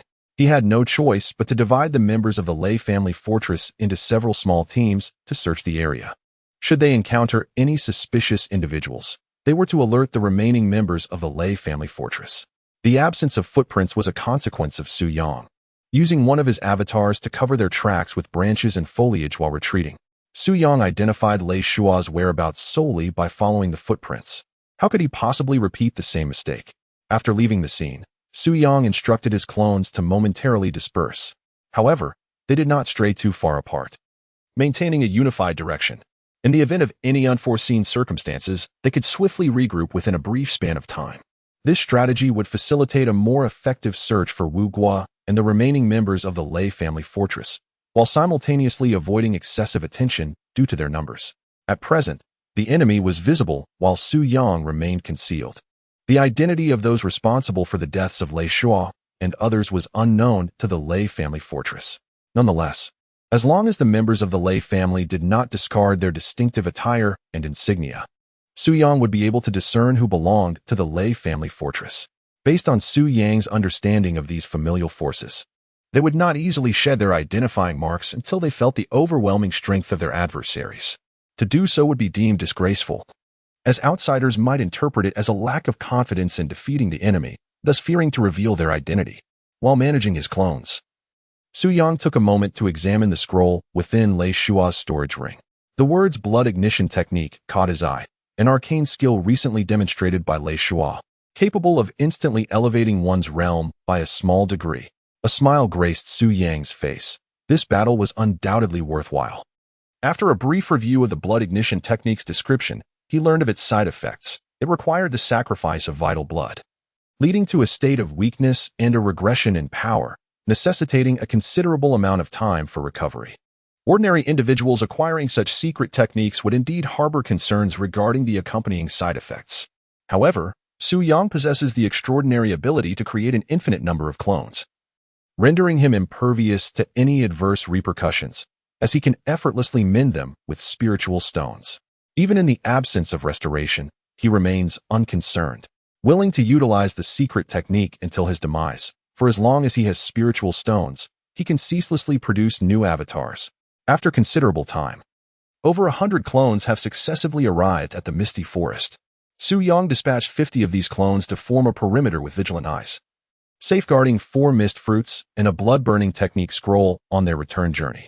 These dispersed clones, serving as sentinels, are primarily tasked with detecting any nearby individuals, allowing the group to alter their course to avoid encounters. Regrettably, approximately 10 minutes into their advance, they encountered a contingent from the Lei family fortress, comprising 8 members. This team was one of the small squads dispatched by the Lei family to search for suspicious perpetrators in the vicinity. The dense fog of the Misty Forest severely limited visibility, and within the Lei family's effective sight, they could only discern 3 of Su Yang's outer clones acting as sentinels. For the sake of safety, Su Yang had no intention of inciting conflict and did not plan to allow his escort team to engage with the Lei family members. Should a confrontation be necessary, he would need to redeploy other clones to address the situation. Stop! Su Yang was reluctant to engage with them, yet they approached him uninvited. What is it? The trio of sentinels halted their steps, directing their gaze towards the contingent from the Lei family fort. We are from the Lei family fort, conducting a search for a gang of murderers. We kindly ask for your cooperation in our investigation. Should you have no involvement, the Lei family fort will naturally not impose any difficulties upon you.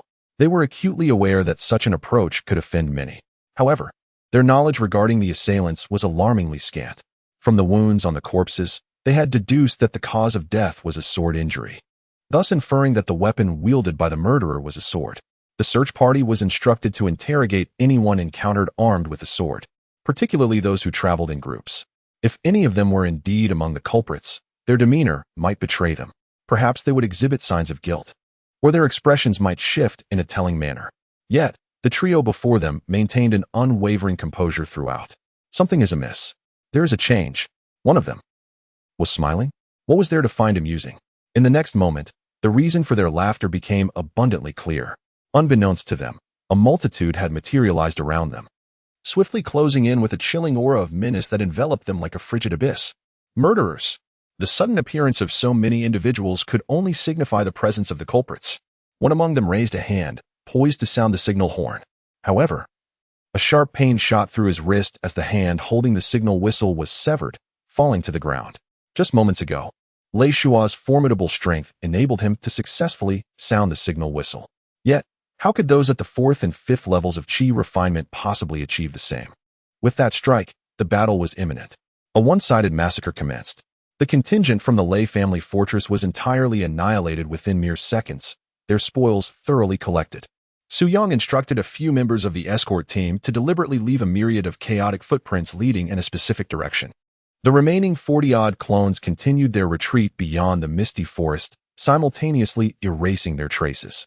Indeed, it was not long before another team arrived. Drawn by the sounds of combat, another contingent from the Lei family fortress, responding to the commotion. The piercing sound of the signal whistle rang out forcefully, soon attracting several nearby teams. Observing the sword wounds, it was evident that they were inflicted by the same group. Quickly look, there are footprints on the ground. The culprits fled in that direction. Everyone, pursue them at once. A total of over 40 members from the Lei family fortress, ranging from the 3rd to the 7th level of Qi refinement, chased after the direction indicated by the footprints left by Su Yang's strategically placed clones. However, after a stretch of pursuit, they discovered that the footprints had vanished. Damn it, they had been deceived. Only then did they realize that this was a deliberate ploy to lure them into a chase. As for the whereabouts of the murderer, they remained oblivious. The escort team proceeded smoothly, successfully delivering their cargo to the vicinity of Xianling's sect. With a mere thought, Su Yang summoned the avatar bearing the storage ring back into the spatial realm. From the storage ring, he extracted 4 mist fruits in the blood-burning technique. Su Yang administered the mist fruits to 4 of his avatars, commencing their refinement and absorption. The remaining avatar dedicated its efforts to studying the blood-burning technique. Several hours passed, and the mist fruits were completely refined. Although his cultivation had yet to advance, he sensed a rapid progression, believing that with the consumption of a few more mist fruits, he would be able to transcend the 6th layer of Qi refinement. After several hours of study, Su Yang gleaned significant insights into the blood-burning technique. He decided to have the other avatars collaborate in their research, striving to master the technique expeditiously. In the Misty Forest, his avatars numbered 800, diligently conducting a comprehensive search for mist fruits. At that moment, a small team from the Lei family fort, comprising only a few members, remained on high alert, acutely aware of their surroundings. The Lei family fort had already lost 7 or 8 teams, yet they still had no inkling of the murderer's identity. The enemy was formidable, and the group steeled themselves for the challenge. Unbeknownst to them, their focus had shifted from seeking the enemy to defending against one. Suddenly, a figure emerged nearby, startling them in their heightened state of alert. Upon realizing that only one individual remained, they began to relax once more. However, before they could fully ease their tensions, the surrounding fog was suddenly filled with the echoes of numerous footsteps. Could it be? In the next moment, a piercing scream reverberated through the forest, causing the birds to take flight in panic. Mere seconds later, silence enveloped the area once again. The members of the Lei family fortress had become lifeless corpses. A clone searched their bodies and unexpectedly uncovered a mist fruit. Not lingering any longer, the clone pressed onward. The unsettling situation was soon discovered by another Lei family fortress team that had inadvertently arrived at the scene. They subsequently located Lei Fanhai to report the incident. This was utterly intolerable. Who could possibly harbor such animosity towards my Lei family fortress? Lei Fanhai seethed with rage. This time, he had personally led the expedition, and the loss of so many young disciples left him at a loss for how to account for it upon his return. The younger generation had their own rivalries, and naturally, the elders faced competition amongst themselves as well. After all, family resources were finite. It was impossible to cater to everyone equally, and thus, the more capable individuals would receive a greater share of the valuable resources. The magnitude of this loss could only be mitigated by identifying the perpetrator. Otherwise, returning empty-handed would not only cost him family resources, but could also result in punishment. As for the assailants, he discerned that the victims had not exceeded the 6th level of chi refinement. It can be reasonably inferred that the opponent's strength is confined to this level. However, based on the analysis of multiple encounters, it is evident that the enemy's numbers are substantial. Initially, Lei Fanhai intended to have his subordinates form small teams for reconnaissance. If they could uncover any clues, those among them with cultivation levels above the 7th layer of chi refinement could proceed to confront the adversary. Yet, after several hours, the enemy remained elusive, or rather, they were discovered, but in a mere instant, they were annihilated, leaving no opportunity to relay intelligence. Several teams had been decimated in succession, with casualties exceeding 100. You all, go and notify the scattered teams to regroup. We must consolidate our forces and deliberate on a strategy. We cannot afford to let the enemy pick us off one by one. Lei Fanhai issued his command. Chapter 24. Dare to challenge my avatar? Then let us fight to the bitter end. Within the mist-laden forest, individuals began to emerge, predominantly solitary cultivators. Why are you still lingering? Do you wish to delve deeper? Questioned a few retreating wanderers as they encountered others still intent on exploring further. The periphery of the mist forest no longer yields any mist fruits. We must venture deeper if we hope to find any, they argued. By the way, you mentioned fleeing. What prompted that? They inquired. The Lei family stronghold has been besieged by an unknown force, resulting in significant casualties. Such conflicts among powerful factions are beyond our capacity to contend with. One misstep could ensnare us in their turmoil, leaving us unaware of our impending doom. While the mist fruits are indeed valuable, the risk to our lives is not justifiable. It is wiser to withdraw and reassess the situation. With that, they hastened their retreat from the misty depths. The well-meaning warning prompted a discussion among the others, who ultimately concurred that it would be prudent to exit the mist forest as well. Thus, a considerable number of alert wanderers gradually made their way out of the forest. On the open ground beyond, several hundred cultivators had gathered. Does anyone know which faction is opposing the Lei family? Someone inquired. But the surrounding individuals shook their heads in unison, indicating their ignorance of the matter. Regardless of who it may be, the Lei family stronghold is certainly not a virtuous entity, and at long last, someone has taken it upon themselves to confront them. Indeed, the Lei family has committed numerous heinous acts over the years. Just recently, one of my comrades, after much effort, managed to acquire a mist fruit, only to have it seized by them. Those who engage in wicked deeds will inevitably encounter formidable opposition. We shall merely observe the unfolding drama from the sidelines. As the scattered cultivators began to discuss, with an impressive number of avatars deployed for the search, Su Yang demonstrated remarkable efficiency, soon locating a mist fruit. Upon discovery, he instructed one of his avatars to return with the fruit, while simultaneously dispatching several others to provide escort in the vicinity. However, they did not form an overtly conspicuous group, instead masquerading as scattered cultivators to avoid drawing undue attention. Had the people of the Lei family stronghold finally learned to fear and vacated the Mist Forest? Su Yang mused. Having not encountered any members of the Lei family for a considerable time, there is a saying that one attracts what they contemplate. Just ahead, a small contingent from the Lei family appeared, comprising a mere 4 individuals. Su Yang directed the 20 or so nearby avatars to stealthily encircle these 4, gradually tightening the perimeter. However, before the encirclement could be fully realized, Su Yang suddenly sensed an unsettling shift. From the nearby underbrush, several powerful auras abruptly surged forth.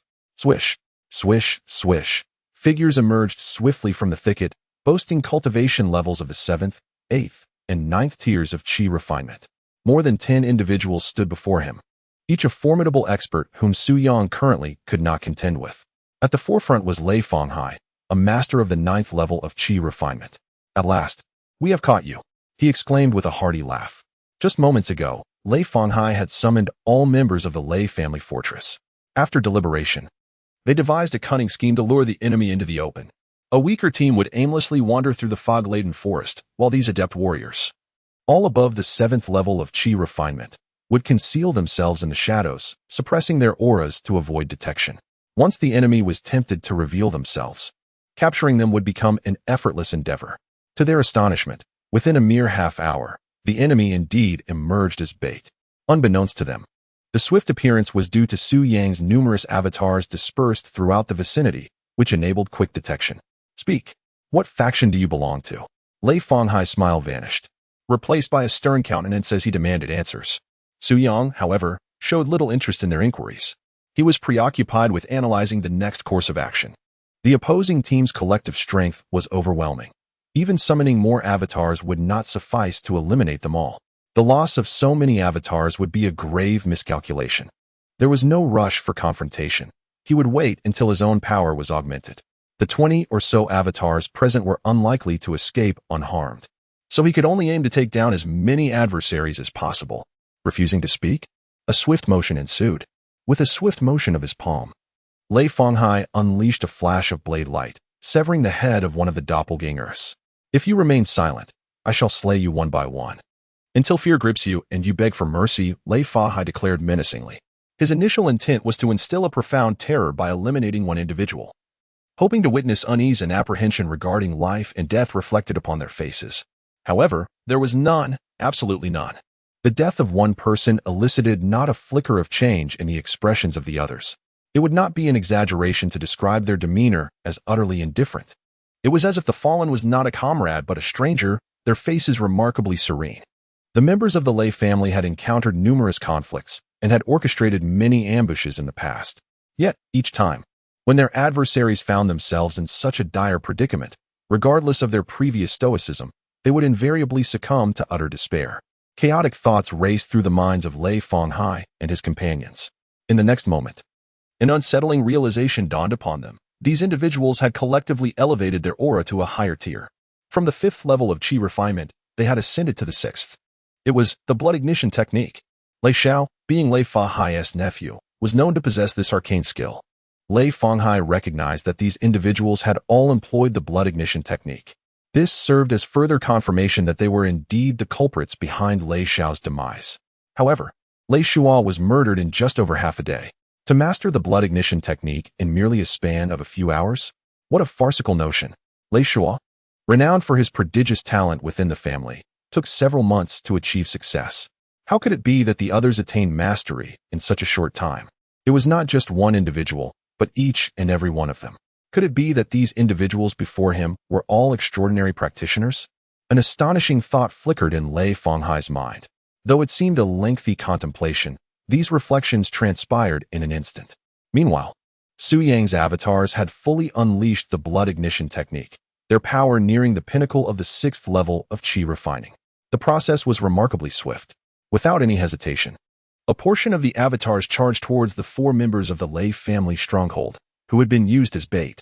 Another contingent focused its assault on one of the practitioners at the 7th level of Qi refining. It was nothing short of a suicidal onslaught. The experts of the Lei family stronghold retaliated in unison. Numerous avatars were swiftly obliterated. Yet, the number of avatars exceeded theirs, and despite the disparity in individual strength, it would still take a moment to eradicate them all. In that brief interval, it proved sufficient to eliminate the 4 bait members of the Lei family stronghold. When serving as bait, one must be prepared to be devoured. The adept members of the Lei family stronghold sought to intervene. But the relentless assault of the avatars presented a formidable challenge, ultimately failing to prevent the catastrophe. The battle concluded swiftly, with over 20 avatars annihilated entirely. In the realm of the Lei family fortress, 4 bait members had perished. Amidst this frenzied suicidal onslaught, even a Chi refinement 7th layer practitioner fell victim to the brutal assault. The battle had concluded, the scent of blood pervading the scene, and an eerie silence engulfed the surroundings. On the surface, the Lei family fortress and its allies had emerged victorious. After all, they had lost merely 1 7th layer practitioner and 4 weaker juniors, while their adversaries, numbering over 20, had been entirely annihilated. Yet, inexplicably, they were devoid of the elation typically associated with triumph. Instead, a chilling dread coursed through their minds. They had never encountered such a deranged foe, one whose attacks were akin to a death wish. In a conventional scenario, even when faced with dire straits, one would seek to break free, hoping to salvage a few lives. However, this was not the case. Their opponents had never harbored intentions of survival from the onset. It was as if they operated under a grim philosophy. Kill 1 to break even, kill 2 to profit. What type of enemy is the most terrifying? It is precisely this reckless adversary that strikes fear. Fortunately, their foes had been completely eradicated, alleviating concerns of future vendettas once those enemies grew stronger. Just as Lei Fanghai and the others breathed a sigh of relief at this thought, a faint signal whistle echoed from a distant direction. That direction. This is bad. The faces of the crowd shifted dramatically. That direction is the temporary gathering place of the Lei family. At most, there are only 2 individuals at the 7th layer of Chi refinement stationed there. The remainder consists of individuals below the 6th layer of Chi refinement. There are over 100 people gathered there. What circumstances could have arisen to prompt them to signal that they are in danger? Without further hesitation, Lei Fanghai and the others hurriedly made their way towards that location. Chapter 25. There are too many people in a certain open space. Over 100 members of the Lei family stronghold had gathered. Surrounding them was a dense throng of individuals, encircling them completely. They formed groups of 3, executing a combined sword technique known as the 3 Blades Convergence. Among them were numerous clones, all of which had directly employed the blood ignition technique. The ability to master the blood ignition technique within half a day was largely attributed to Su Yang, who had 5 substitutes studying alongside him. Furthermore, due to Su Yang's consumption of dragon spirit ginseng, his comprehension was exceptionally high. Most importantly, he could experiment without reservation. Even if a substitute were to suffer adverse effects from attempting the blood ignition technique, he could simply restore it using spirit stones. Even if a substitute perished, creating a new one was of no consequence. This comprehensive approach enabled him to learn at such a rapid pace. However, it was essential to consider that after employing the technique, one would succumb to weakness and diminished strength, necessitating a return to the sect to restore oneself with spirit stones. Su Yang did not hastily resort to the blood ignition technique. In confronting such a multitude, deploying 100 clones employing the blood ignition technique would yield a power level approaching the peak of the 6th layer of Chi refinement. Coupled with the trio's coordinated swordplay, their combat prowess could rival that of the 7th layer of Chi refinement. Additionally, with over 300 clones that had not employed the blood ignition technique, annihilating the members of the Lei family stronghold was more than sufficient. What caused such a sudden influx of people? Who are they? The nearly 100 members of the Lei family stronghold were left in a state of confusion, each one gripped by intense anxiety, tightly clutching their weapons. Originally, it was believed that gathering nearly 100 individuals in a certain part of the fog-laden forest would ensure absolute safety. Who could have anticipated the sudden arrival of several hundred adversaries? Could this be the very group that has been lurking in the shadows, attacking our Lei family fortress? Such a multitude is overwhelming. Su Yang had no intention of engaging in a stalemate. He commanded his avatars to converge and advance. The avatars utilizing the blood-burning technique led the charge. Soon, they encountered over 30 individuals at the 6th level of Chi refinement, alongside 2 at the 7th level. As for those of lesser strength, they were temporarily sheltered in the midst of their ranks. Even in death, I shall take a few with me. The two at the 7th level, their faces contorted with rage and madness, unleashed their spiritual power to the utmost, executing their respective techniques, creating a flurry of blades and flashes. They believed that with the advantage of one realm over the 6th level, a desperate counterattack would surely allow them to eliminate several foes. Alas, against avatars empowered by the blood-burning technique and executing the Tri-Sword fusion, even a single group could contend with one at the 7th level. Moreover, under Su Yang's command, 5 groups were mobilized. That amounts to a total of 15 individuals joining forces against a single opponent at the 7th level. The clang of blades echoed incessantly as the two at the 7th level found themselves retreating step by step. Their bodies were continually pierced, blood gushing forth and staining their garments.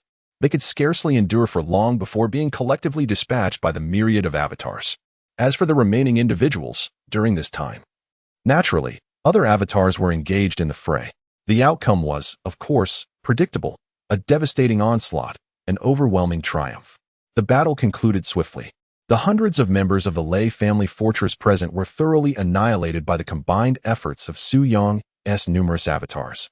With such an abundance of avatars, the battlefield was swiftly cleared.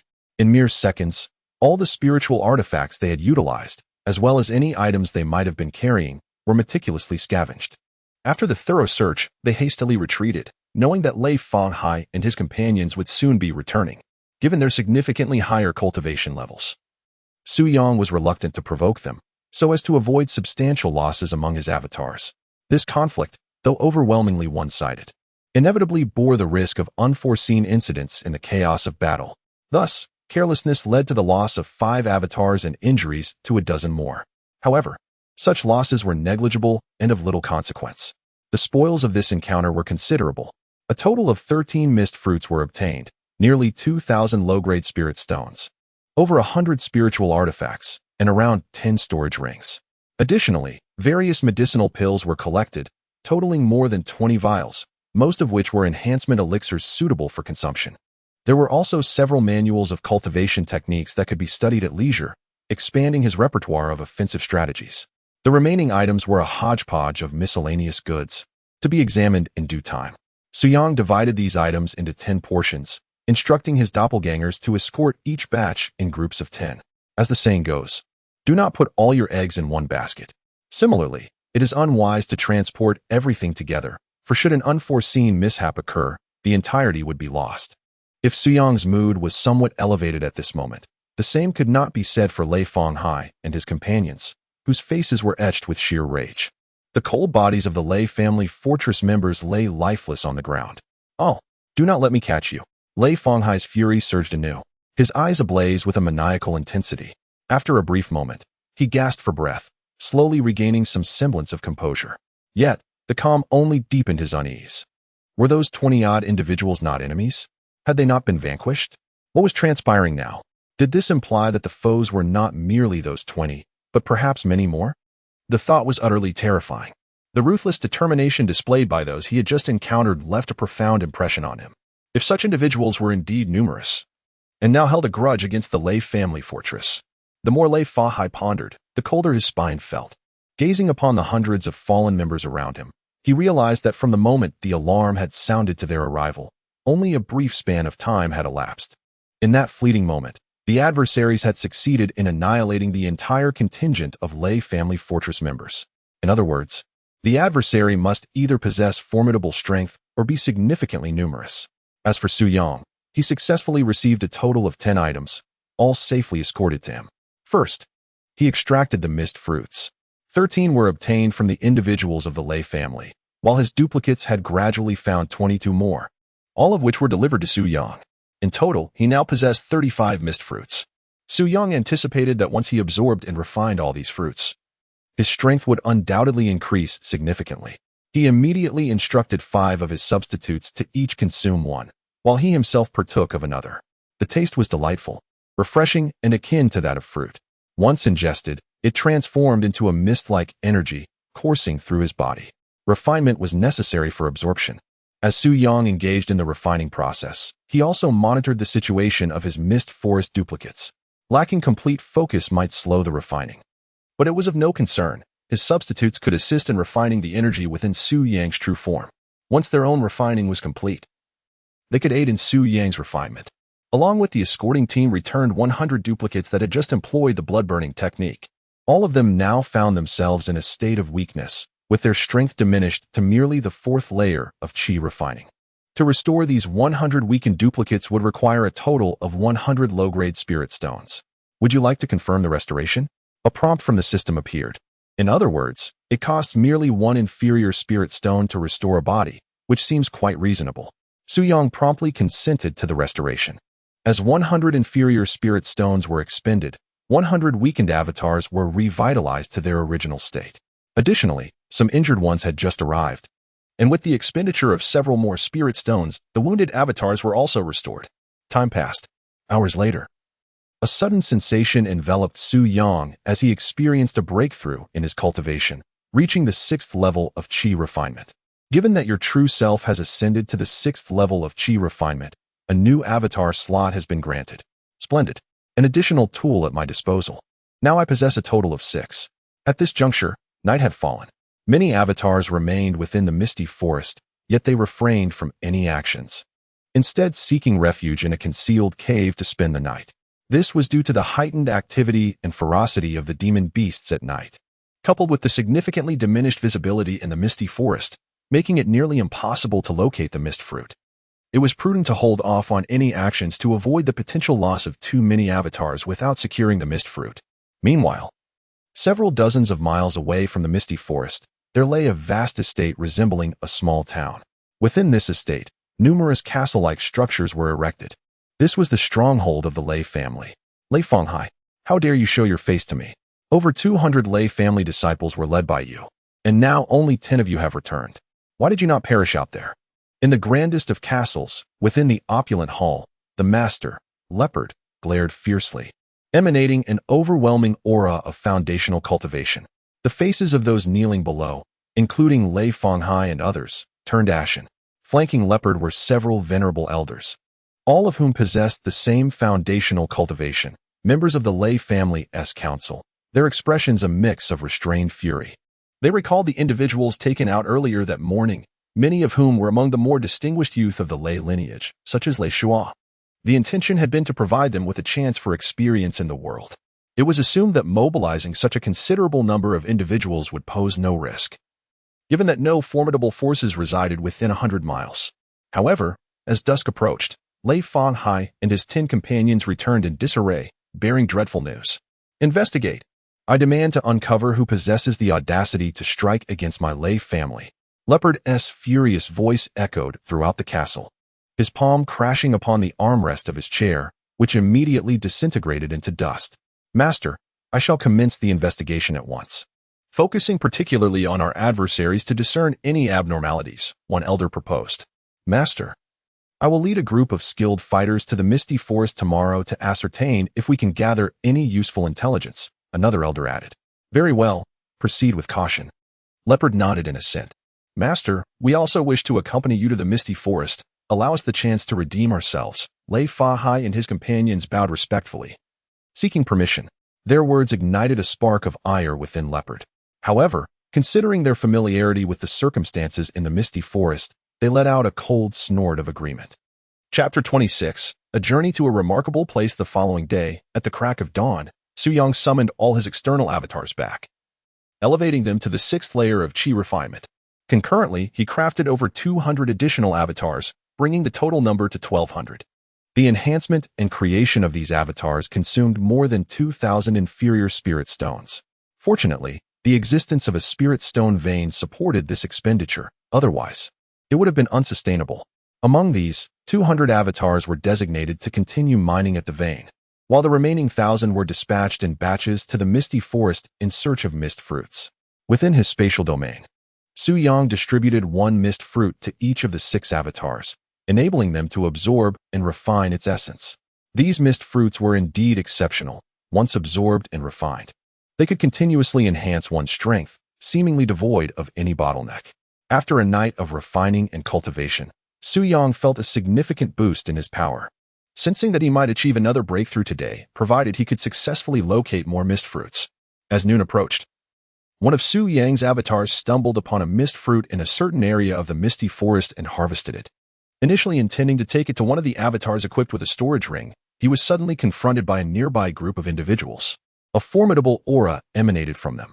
Through his avatar, Su Yang sensed that the leader of this group exuded an overwhelming presence, indicative of a foundation-building realm practitioner. As for the individuals accompanying that man, they all possessed formidable strength, with at least a dozen of them being at the 7th level of Qi refinement or higher. These individuals did not conceal their identities, donning the attire of the Lei family fortress. Su Yang, through his avatar, also noticed Lei Fanghai among the crowd. It became apparent that after the massacre of over 200 members of the Lei family fortress the previous day, Lei Fanghai had likely returned to his family to seek assistance. Thus, today, the Lei family fortress dispatched a foundational cultivator to lead a search in the misty forest for the perpetrator. Su Yang found himself curious about their methods of locating the assailant. Surely, they would not simply suspect anyone they encountered without cause? Although many rogue cultivators had withdrawn from the misty forest to evade danger, not all had departed. Some unrelated rogue cultivators still lingered within. Use your sword and strike the nearby tree trunk, commanded Lei Pingwei, his tone authoritative. He was the leader of this operation, possessing foundational cultivation strength and serving as one of the elders of the Lei family fortress. Lei Pingwei practiced the sword path and possessed an exceptional skill. He could discern whether a sword mark or injury was wrought by the same technique. To an untrained eye, these sword marks may appear similar, but to Lei Pingwei, they were akin to a person's handwriting, each technique leaving behind distinct characteristics. The previous day, Lei Fanghai and others had returned to collect the bodies of the deceased members of the Lei family, storing them in their spatial rings to bring back. The sword wounds on the corpse had been examined by Lei Pingwei, and to his astonishment, the injuries were remarkably similar. It was not an exaggeration to suggest that they were inflicted by the same individual. According to Lei Fanghai, there were numerous enemies involved. This leads to the conclusion that all adversaries must have cultivated the same sword technique to produce such a uniform result, further corroborating the notion that they originated from a singular force. Are you participating in a bargain? Why must you insist that I strike? Su Yang inquired, perplexed. What is bargain? The members of the Lei family fortress questioned, bewildered. Enough with the trivialities. If you refuse to comply, we will have no choice but to treat you as the perpetrator, they declared, evidently lacking the patience for idle conversation with Su Yang. How domineering. Not only will they not assist in negotiation, but they also resort to personal threats. Very well, I shall comply and strike. Su Yang indeed commanded his avatar to strike the tree with his sword, leaving behind a mark. His primary intention was to discern their motive behind such an action. After all, death seemed inevitable. Lei Pingwei merely cast a glance at the sword mark, and an icy glint surged in his eyes, brimming with murderous intent. He is the murderer. Seize him. In an instant, several members of the Lei family fortress, all at the 9th level of Qi refinement, lunged forward to apprehend Su Yang's avatar. Su Yang raised an eyebrow. This individual was rather perceptive. Merely a glance at the sword mark was sufficient for him to ascertain that Su Yang was the culprit. Speak. Where are your other accomplices? Lei Pingwei spoke coldly. I ask again, can you spare me a life? Su Yang, controlling his clone, endeavored to feign a look of desperation. Lei Fanghai, did you not claim that these individuals possess unyielding resolve and would rather die than submit? Lei Pingwei sneered, his face a mask of derision. This. Lei Fanghai found himself momentarily speechless. The adversaries encountered yesterday were utterly fearless. How is it that today's foe, seemingly unharmed, resorted to begging for mercy? Perhaps it was the overwhelming presence of the elder that instilled such terror in this rogue, rendering him devoid of the bravado displayed previously. Lei Fanghai could only conjure an excuse to placate the situation, all the while seeking to ingratiate himself with Lei Pingwei. This venture was intended to atone for their misdeeds, with the hope that Lei Pingwei would advocate on their behalf upon returning, for the head of the family would not be so easily forgiving. This flattery proved effective, as a smile began to grace Lei Pingwei's countenance. Lead the way swiftly, or I shall end you at once. Lei Fanghai barked, delivering a kick to the clone. Yes, yes, I shall guide you. It is this way, the clone replied, proceeding to navigate ahead. Minutes later, a fierce roar erupted from the depths as a 9th-tier demon beast detected intruders in its territory, charging forth in wrath. Su Yang's clone stood at the forefront, seemingly paralyzed with fear. Just as the beast was about to launch its assault, suddenly, a figure emerged before him, that of Lei Pingwei. With a single stroke of his sword, the beast was swiftly vanquished. As a cultivator at the Foundation establishment stage, he found it exceedingly effortless to deal with a beast of the soldier rank. How formidable the Elder is. He has dispatched that beast with a mere sword strike. The other members of the Lei family began to shower him with flattery. It was truly embarrassing to be so frightened by a single beast that one could scarcely move. After extolling Lei Pingwei's prowess, they couldn't resist mocking the avatar of Su Yang. In their eyes, this avatar was an enemy with a deep-seated vendetta against the Lei family. Had it not been for the desire to use him as a guide to locate more culprits, they would have skinned him alive by now. For the moment, they could only indulge in verbal humiliation to satisfy their frustrations. There was no other option. The beast was too formidable. The avatar shrugged and retorted, just as yesterday, when I dispatched those of the Lei family, who were merely at the 4th or 5th layer of chi refinement. They too were paralyzed with fear in my presence. You. The members of the Lei family were nearly apoplectic upon hearing this. Several could not restrain themselves and drew their blades, intent on slaying the avatar in a single strike. Stand down. Ultimately, it was Lei Pingwei who intervened. Though he maintained an outward calm, his inner rage burned fiercely. Yet he held himself in check. To eliminate this individual, he first needed to uncover more culprits. After all, with so many lives lost from the Lei family, killing just one perpetrator would hardly suffice as retribution. Su Yang's avatar continued to lead the way. Minutes later, they encountered a 9th-tier demon beast, which was effortlessly slain by Lei Pingwei. 10 minutes after that, they faced a more formidable demon beast, one possessing the strength of an early-stage demon general, akin to a human cultivator at the foundational stage. This time, Lei Pingwei engaged in a back-and-forth battle with the beast, exerting considerable effort before finally dispatching it. Su Yang began to grasp the general level of strength possessed by this individual. Were all the demon beasts in this area so formidable? Lei Pingwei furrowed his brow, inquiring of Lei Fanghai about those who had entered the area the previous day. Not at all. The majority of the creatures we encountered yesterday were merely several tiers lower, and we hardly came across any beasts above the 7th tier, let alone any of demon general rank. Lei Fanghai and the others were equally puzzled. Tell me, did you already know that powerful demon beasts resided here and deliberately lured us to these locations? Lei Fanghai directed his accusations towards Su Yang's avatar.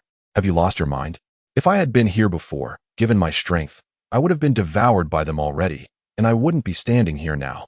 The very fact that I am still alive proves that I have never been here before, and therefore could not have known in advance about the presence of such formidable demon beasts. Su Yang's avatar spoke with a tone of utter disdain, coupled with a look of incredulity that nearly drove Lei Fanghai to the brink of exasperation. Was there truly such an arrogant captive? The members of the Lei family present had never encountered such a situation before. Lei Fanghai could only console himself, reasoning that this young man before him would not live much longer, and thus there was no need to hold a grudge against a dead man. He resolved to find the lair of the murderer and personally exact a gruesome revenge on this impudent youth. With this thought, he felt a significant release of pent-up frustration. Under the guidance of Su Yang's avatar, the group continued deeper into the misty forest. They had not encountered any demonic beasts for nearly half an hour. Are we almost there? You better not be toying with me, or I will make you wish for death. Lei Pingwei finally expressed his impatience, addressing Su Yang with a cold tone. There's no need to rush. We are almost there. Just ahead, replied Su Yang's avatar as it pressed onward. As they advanced, the group entered a realm thick with a tangle of vine-like plants. Each vine was robust and lengthy, weaving together in a chaotic manner, the source of which remained a mystery.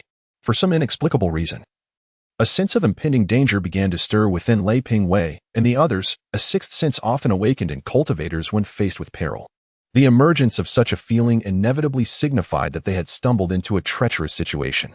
Suddenly, Su Yang's avatar came to a halt and turned around, wearing a sinister smile that sent chills down their spines. The hearts of Lei Pingwei and his companions raced, lodged tightly in their throats. Chapter 27. The Enchanted Plant. Something is amiss. It is exceedingly strange here. Retreat. Everyone, retreat at once. Lei Pingwei shouted to the members of the Lei family. Yet, before they could act, the vines surrounding them suddenly seemed to come alive, thrashing about wildly as if transformed into colossal green serpents. Ladies and gentlemen, please enjoy yourselves.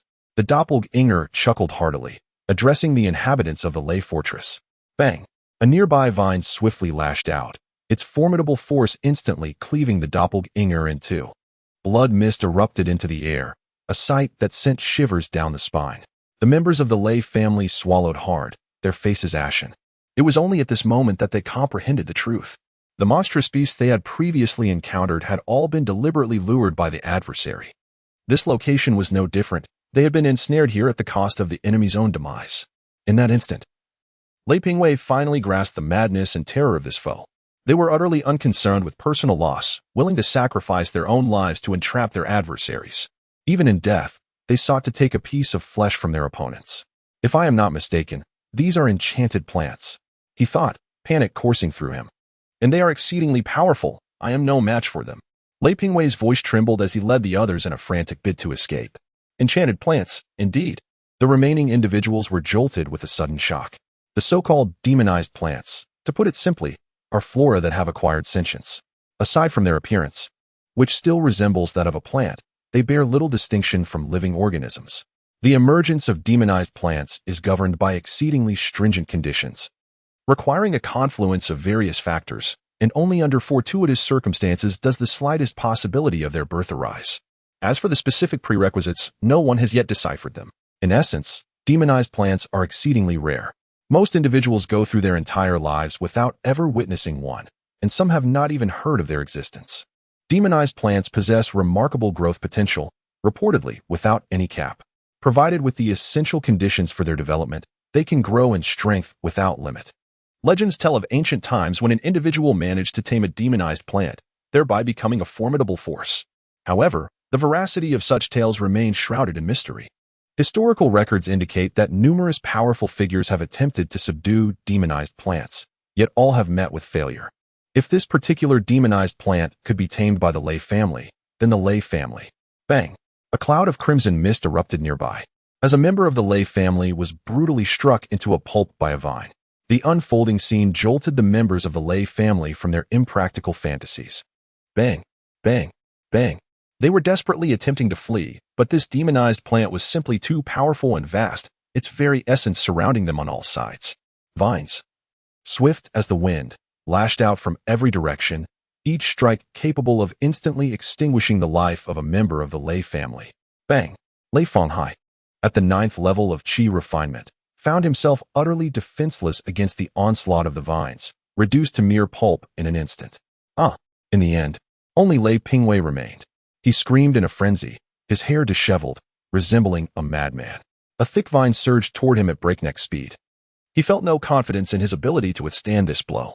With a thought, he summoned a jade talisman from his storage ring, crushing the talisman with great force. A radiant golden light erupted, weaving around him to swiftly form a protective golden barrier. This talisman was a defensive artifact, capable of conjuring a golden shield for a brief period. As long as the attacking force did not exceed the foundational level, even at its peak, it could be repelled. This offered him a fleeting chance to escape and preserve his life. Bang! The vine struck down upon him, and the golden barrier shattered like an eggshell in an instant. Lei Pingwei's last glimmer of hope shattered alongside the barrier. In the next moment, his head burst open like a ripe watermelon, obliterated on the spot. The corpses around were ensnared by the vines, as if their essence had been siphoned away, rapidly withering into desiccation. In the secluded mountains behind Shilling Sect, a wooden cabin stood. It is a pity that a foundation establishment cultivator, along with several practitioners of the 7th to 9th layers of Qi refinement, undoubtedly possesses numerous treasures within their storage rings, yet such riches remain unattainable. Strangely enough, that location harbors demonized plants, which truly piques one's curiosity. One cannot help but wonder about the specific strength of these demonized flora. Su Yang reclined in his rocking chair, murmuring to himself. Previously, while his avatar scoured for mist fruits, one inadvertently ventured into that area and was swiftly annihilated. Initially, Su Yang was unaware that it was indeed the realm of demonized plants. He later took the initiative to consult some records at the archive peak, discovering that plants could potentially develop intelligence and transform into demonized entities. The prospect of taming such a demonized plant and cultivating it within his spatial realm was enticing. However, Su Yang shook his head at the thought. With his current strength, he couldn't even ascertain the true power of the opponent, let alone consider subjugation. Such matters would have to wait for another day. Once his strength had significantly increased, he could revisit the place and assess the situation. The mist forest, typically devoid of fog, sees very few visitors. Even during the foggy phase, those who dare enter are primarily practitioners of the Qi refinement stage. as the mist fruits only yield benefits to them. For those above the foundation establishment stage, consuming the mist fruits proves futile. The domain of the demonized plants is indeed deep within the mist forest, rarely frequented by anyone. Even if someone were to stumble upon that area, they would likely meet a swift demise at the hands of the demonized flora. Given the formidable strength of this enchanted plant, it has likely existed for an extensive period, remaining unknown to outsiders. For those who are aware of its existence have perished. Only Su Yang, with his avatars, could trigger such an occurrence of being slain, yet still allowing the information to circulate. This includes his previous ventures leading the members of the Lei family fortress to various territories inhabited by formidable demonic beasts. Each location was once visited by Su Yang's avatars, who were subsequently killed by those beasts, thus revealing the presence of powerful creatures in those areas.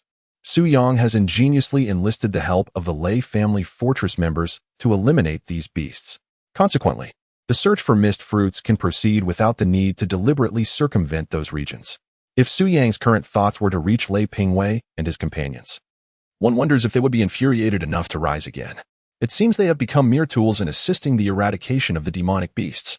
In the ensuing days, no further encounters with the Lei family fortress members occurred. Perhaps they remain unaware of Lei Pingwei and others' demise. Or they may suspect that trouble has befallen them but are deterred by the palpable strength of their adversaries, rendering them too fearful to send anyone into the misty forest. Su Yang remains indifferent to the intentions of the Lei family fortress. His avatars continue to scour the misty forest, diligently searching for mist fruits. Each day, he manages to procure at least several dozen. These fruits are transported to Su Yang, who incessantly allows his substitutes to refine and absorb them, propelling his cultivation at an astonishing pace, nearly breaking through a level each day. The ascent, though swift, bore no resemblance to the rote learning of yore. Rather, it felt akin to the fruits of diligent cultivation accrued over time. One cannot help but acknowledge the value of the mist fruit. On this particular day, the mists of the fog-laden forest began to dissipate gradually. After a considerable time spent in search, only a few mist fruits could be found. This expedition into the foggy woods was nearing its conclusion. By tomorrow, it was anticipated that the mists would vanish entirely. However, it mattered little, for at this moment, Su Yang had reached the 9th layer of qi refinement.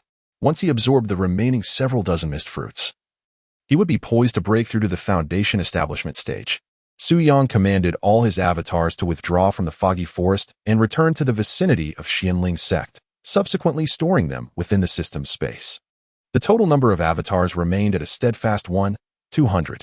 This was primarily due to the recent elevation of his cultivation level, as well as the spiritual stones acquired from the members of the Lei family fortress and those mined from the spiritual stone veins, most of which were allocated for the enhancement of his avatars. A small portion was dedicated to creating new avatars to fill the void left by those who had perished in battle, ensuring the maintenance of the count at 1,200, while also attending to the injuries that necessitated the expenditure of spiritual stones for repairs. At this juncture, Su Yang invested 200 low-grade spiritual stones to elevate all his avatars at the 8th layer of qi refinement to the 9th layer. The remaining spiritual stones were now scarce. Su Yang pondered the forthcoming challenges. He needed to devise a means to acquire more spiritual stones. Regrettably, the spiritual stone mines were under the protection of the Qixia sect. Otherwise, the guardians at the mine are merely at the 9th level of qi refinement. Yet they are still capable of seizing the mine. Regarding the Qixia sect, Su Yang has been devising ways to investigate it over the past few days. He has roughly learned that the Qixia sect boasts over 2,000 disciples, with its leader possessing peak foundation establishment strength. Within the sect, there are also numerous experts at the foundation establishment stage. In summary, this is not a challenge that Su Yang can undertake at present.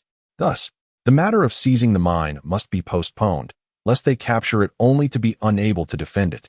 If the commotion escalates and attracts many foundation establishment experts from the Qixia sect, and they discover that someone is secretly mining spirit stones from the rear of the mine, it would be a loss beyond measure. The mine must remain untouched for the time being. Perhaps, one could extract some resources from the Lei family fortress? After all, they have already established a mortal enmity, so there is little concern about exacerbating the conflict. Moreover, they have consistently provoked Su Yang first, and any retaliation on his part could be seen as a matter of reciprocity. However, prior to this, It is crucial to investigate the precise location of the Lei family fortress and their general strength levels. Knowing oneself and one's adversary is essential for making sound arrangements. Su Yang promptly dispatched a clone to commence the investigation. In addition, the clone at the Spirit Herb Garden should also begin to exert influence. It is imperative to join the Medicine King Valley at the earliest opportunity. If the previous endeavor to join the Medicine King Valley was aimed at acquiring alchemical knowledge, now there is an additional significant objective: to obtain Foundation Establishment pills. The breakthrough from the 9th level of Qi refinement to the Foundation Establishment stage carries a certain risk of failure. Once one encounters failure, a period of time must elapse before attempting to break through to a new realm once more. However, the consumption of foundational elixirs can significantly enhance the probability of success. Furthermore, establishing a foundation through these elixirs results in a more solid and secure base. Therefore, upon becoming a practitioner of the foundational realm, one's strength will surpass that of those who forego the use of such elixirs, leading to greater future accomplishments. For practitioners above the foundational realm, one may wonder why members of certain sects or families often exhibit superior prowess compared to solitary cultivators. The answer lies in the fact that individuals affiliated with these factions typically possess better access to foundational elixirs. A more stable foundation naturally translates to greater strength. The foundational elixir is crafted by alchemists, and the quality varies depending on the skill level of the alchemist. The elixirs produced by the masters of the Medicine King Valley are undoubtedly the finest that Su Yang can envision. Join the Medicine King Valley. Find a way to acquire foundational elixirs. Su Yang clenched his fists, resolute in his determination. Not merely 1, but 10 elixirs. While an ordinary individual would consume a single elixir to establish a foundation, Su Yang, along with his 9 current avatars, intends for each to consume 1 simultaneously. Just imagine the formidable base they would collectively construct. The mere thought fills Su Yang with anticipation. Chapter 28. The True Self and the Avatar. Enhanced by tenfold cognitive power Spirit Planting Garden, 6th Field Zone. The more than a dozen designated spirit plant workers, previously selected, have mostly mastered the fundamental skills of spirit plant management. Over the past few days, each individual has been allocated a small plot of spirit field to experiment with their management skills. As the 1-month deadline approaches, an evaluation will be conducted on the spirit fields they have overseen to determine whether they will be allowed to remain. Thus, this month is of paramount importance. Poor management will inevitably lead to packing their bags and returning home. Shui Yao, we have been at the Spirit Planting Garden for over 10 days now, and soon we must ascertain whether we can continue our stay. Do you feel any anxiety? Asked Chen Shuda as he approached Su Yang's avatar. Chen Shuda was the individual whom Su Yang had sent as an avatar to a nearby tavern in Linggu City, where they met and subsequently decided to participate in the spirit planting selection together. At that time, he inquired about the name of Su Yang's avatar, to which Su Yang casually fabricated the name Shui Yao. Since then, Chen Shuda has consistently referred to Su Yang's avatar by this name. Seeing how well you are managing, it is highly probable that you will be allowed to stay, Chen Shuda continued, even before Su Yang's avatar had the chance to respond. The success in management can largely be attributed to the time Su Yang's avatar spent over the past few days, learning some knowledge of spirit planting from the substitute in the Xianling sect. Although the time and energy devoted to this endeavor were not extensive, the abundance of avatars and their high aptitude resulted in remarkably efficient outcomes. In any case, amidst the contemporaneous renowned spirit plant cultivators, it is certain that one can stand out remarkably. Your management over there is commendable, and it should pose no problem for you to remain. At this moment, the avatar is under the control of Su Yang's consciousness. Glancing at the spirit field managed by Chen Shuda, it is indeed well maintained, at least meeting the basic standards. I hope so, Chen Shuda smiled. Then, recalling something, he suddenly said, by the way, I heard that this afternoon a significant figure from Yawang Valley is coming to our spirit plantation. Are you aware of this? What notable figure? Do enlighten me. Su Yang was genuinely unaware of the matter. In the absence of Su Yang's control, the avatar generally adopts a cautious and defensive approach.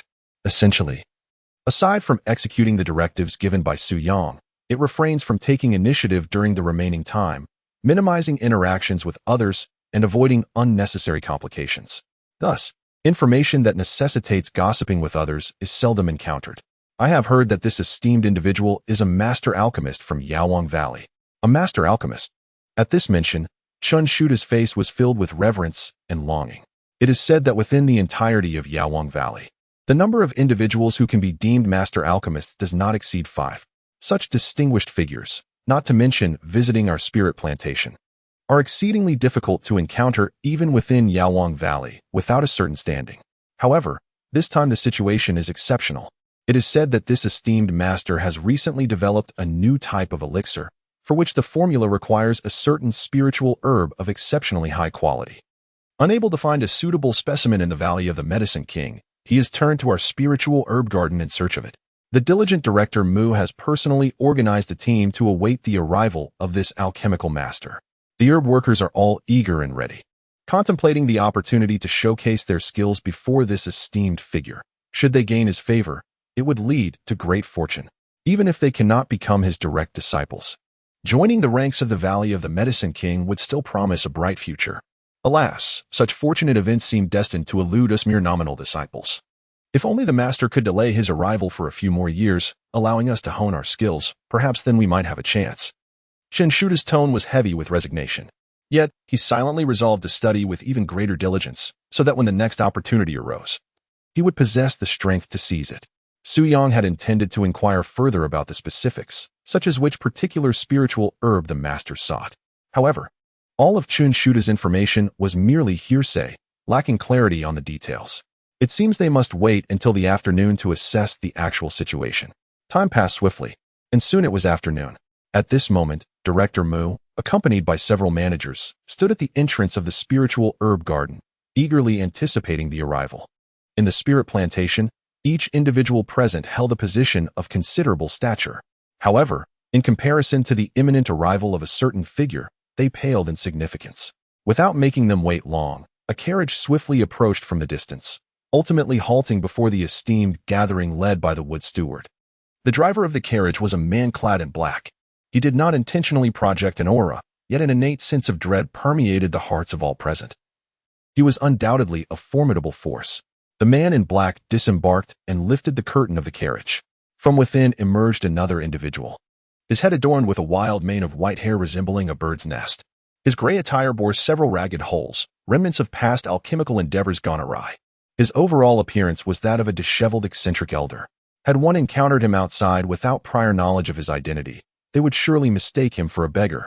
Yet, knowing that this individual was a master alchemist from the Apothecary Valley, the members of the spirit plantation dared not show any signs of negligence. Master Nan, it is our honor to have you visit the spirit plantation. The wood steward and several attendants bowed deeply, their demeanor exceedingly humble. Oh, I'm merely here to seek some alchemical materials. There is no need for such pleasantries. Please, take me directly to the Baixian grass. Nan Gongong waved his hand, dismissing the formalities that he found tedious. Of course, the Baixian grass is cultivated in the 6th field. This way, Master Nan, the wood steward responded, leading the way.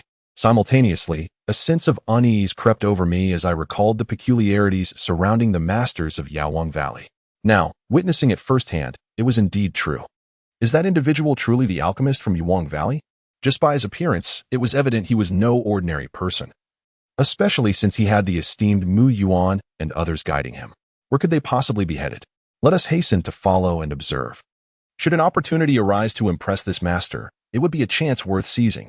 Along the way, the expansive fields of crops captured the attention of numerous spirit plant workers, igniting a flurry of whispered discussions. Many began to trail from a distance, intent on uncovering the destination of this master. To make an impression, one must first discern the intentions of the other party in order to seize the chance. Thus, Nan Gonyang and his entourage journeyed to the 6th field area. Shuiyao. That must be the alchemist from Yawang Valley, exclaimed Chinshuta, brimming with excitement. So this is what the alchemist looks like. I wonder what brings Mu Yuan to our 6th field area? Nearby, Suyang remained silent. Yet his attention was firmly fixed on the master. This particular expanse was dedicated to the cultivation of Bishin grass. Master Nan, what is it you seek in Bishin grass? With so many disciples from the spirit plant garden here, they could certainly assist you in selecting the finest specimens, suggested Mu Yuan, ever quick-witted. This arrangement not only assists Nan Gonyang, but also provides the members of the Lingji Garden an opportunity to demonstrate their capabilities. The kind-hearted souls have all been entrusted to him, regardless of the outcome. This single statement has already instilled a sense of gratitude in many towards the head of the wood garden. Nangong Yang remained noncommittal, choosing not to elaborate further. He personally ventured into the fields, making his way to the area where the Bishin grass flourished. As he ambled forward, he meticulously observed his surroundings. After a considerable duration, his murky old eyes suddenly sparkled with clarity. I found it. He uprooted a clump of Bishin grass from the soil, followed by another from the vicinity. Holding the two clumps, he approached the head of the wood garden. Can you discern any differences between these two clumps of Bishin grass? Nangong Yang placed them upon a nearby wooden stump for all to examine. Differences? Is there truly a distinction? To be frank, neither the head of the wood garden nor the attending staff could identify any discrepancies upon their initial glance. The appearances were nearly indistinguishable. After all, they cultivated the Bishin grass using the same methodology, resulting in remarkably similar specimens. However, given that Nangong Yang claimed there were differences, one could surmise that indeed there must be. The distinctions could be exceedingly subtle, perhaps even imperceptible. Thus, the head of the wood garden and his associates began to scrutinize the specimens with utmost diligence. After a while, the experienced horticulturist finally discerned a hint of difference. Is this specimen of superior quality? The horticulturist's tone was slightly uncertain as he pointed to one of the plants. Indeed, Nangong Yang nodded in affirmation. The surrounding managers turned their gazes toward the horticulturist. Their curiosity piqued. Director, how did you perceive the difference? I rely on years of experience and intuition to make my judgments. As for articulating the specific differences, I find it quite challenging, the horticulturist replied. Upon hearing this, Nangong Yang also nodded slightly. It is indeed difficult to distinguish differences solely by the external appearance of the plants. It requires a certain intuition. This intuition, in turn, must be supported by extensive experience. Otherwise, it devolves into mere guessing. The managers, having engaged in the management of spiritual plants for many years, possessed considerable experience as well. They continued to observe. And after a short while, each began to sense the so-called differences. Curiously, once they identified that sensation, the two specimens of Bai Xi and Chao appeared strikingly distinct, whereas they had previously seemed entirely identical. Today, Nangong Yang provided them with a valuable lesson, that seemingly identical spiritual plants may indeed possess differences. Master Nan, we shall assist you in locating high-quality Bai Xi and Chao, the horticulturist declared, leading a team of about 10 managers into the fields to search for the plants. Nearby, many skilled workers with experience in spiritual botany were also eager to join the endeavor. His gaze was fixed intently upon the two clusters of green heart grass placed before Nangong Yang. As he observed, some individuals began to sense a subtle understanding of the nuances between the plants. Whether this understanding was genuine or merely a product of their own self-satisfaction remained uncertain. Those who believed they could discern the differences between the two varieties hurried into the fields in search of the green heart grass. They harbored hopes that if they could accurately identify a significant number of high-quality specimens, Nangong Yang might be pleased enough to facilitate their entry into the esteemed Medicine King Valley. Su Yang's doppelganger also scrutinized the green heart grass. Given Nangong Yang's esteemed position within the Medicine King Valley, perhaps a swift approach through him could expedite Su Yang's admission. Gaining entry more quickly would present an opportunity to acquire foundation establishment pills, thus enabling earlier success in foundational cultivation. However, distinguishing the differences between the two clusters of green heart grass proved to be quite challenging. Su Yang, lacking extensive experience, could not rely solely on intuition. Yet, within the realm of botanical mysteries, there existed numerous techniques for identifying spiritual herbs and medicinal plants. Su Yang had always dedicated time to studying these intricacies and had become relatively familiar with them. Applying the insights from his studies, he once again examined the two clusters of green heart grass. Although he still could not effectively differentiate them based on external characteristics, a vague yet profound sensation emerged, one that had eluded him previously. Consequently, Su Yang decided to have all 9 of his avatars within the spatial realm temporarily cease their cultivation. Let all their thoughts be devoted entirely to observing the 2 verdant heartgrass plants. A resounding transformation occurred, akin to a single-core CPU evolving into a decacore, resulting in a significant enhancement of cognitive capacity. Chaotic musings instantly crystallized into clarity. It was different. Indeed, it was profoundly different. With the essence of the main body complemented by 9 avatars, the observational and cognitive prowess multiplied tenfold. Quantitative change sparked a qualitative transformation, allowing Su Yang to suddenly rediscover that elusive sensation with unparalleled lucidity. At this moment, the two heartgrass plants appeared to Su Yang as starkly distinct entities. The superiority of one over the other was immediately apparent. Without hesitation, Su Yang commanded this avatar within the spirit plant garden to venture into the fields in search of high-quality heartgrass. Shui Yao, do you also wish to assist in the search for heartgrass? This left Qinshuda utterly astonished. Not only Qinshuda, but the others in the vicinity, many of whom were seasoned spirit plant cultivators with several years of experience, were still furrowing their brows in contemplation, their gazes nearly piercing through the two heartgrass plants. They were utterly perplexed. Who had granted this newcomer, who had only joined the spirit plant garden a mere handful of days ago, the audacity to assist in the search? They could not fathom that Shui Yao had discerned the differences between the two. Rather, they perceived him as overly ambitious, eager to showcase himself despite lacking even the most rudimentary skills, desperately aspiring to join the esteemed Medicine King Valley. Many silently shook their heads. Yet, upon reflection, they considered that even a novice, having just entered the spirit plant garden mere days ago, possessed the courage to act thus. The seasoned spirit plant cultivators, with several years of experience, why not give it a try? With a stroke of fortune, they might just identify a few exceptional specimens. Instantly, many who had yet to discern any differences rushed into the fields. They conducted their inspections in a seemingly methodical manner, occasionally uprooting a plant. Su Yang, in this avatar, was still endowed with tenfold computational power. It was as if he possessed a discerning eye, effortlessly identifying the presence of high-quality Bishin grass as he traversed the area. Before long, he had already located around 10 specimens. Remarkably, he believed he was merely weeding, yet had uncovered so many in such a short span of time, an achievement that even Manager Zhang had not matched in speed. Witnessing this, many became increasingly convinced that Su Yang's avatar was merely acting recklessly. They thought to themselves, if he uproots a bunch of worthless plants and incites the ire of that alchemical master, it would certainly be a spectacle to behold. Su Yang paid no heed to the opinions of others and continued his search. This particular plant. The avatar paused near a specimen of Bishin grass. At first glance, it appeared utterly subpar, perhaps even of the lowest quality. Yet, inexplicably, after observing it a few more times, he felt there was something quite unique about it. What precisely made it special eluded him, and even with tenfold computational capacity, Su Yang struggled to clarify his thoughts. He lingered there for several minutes.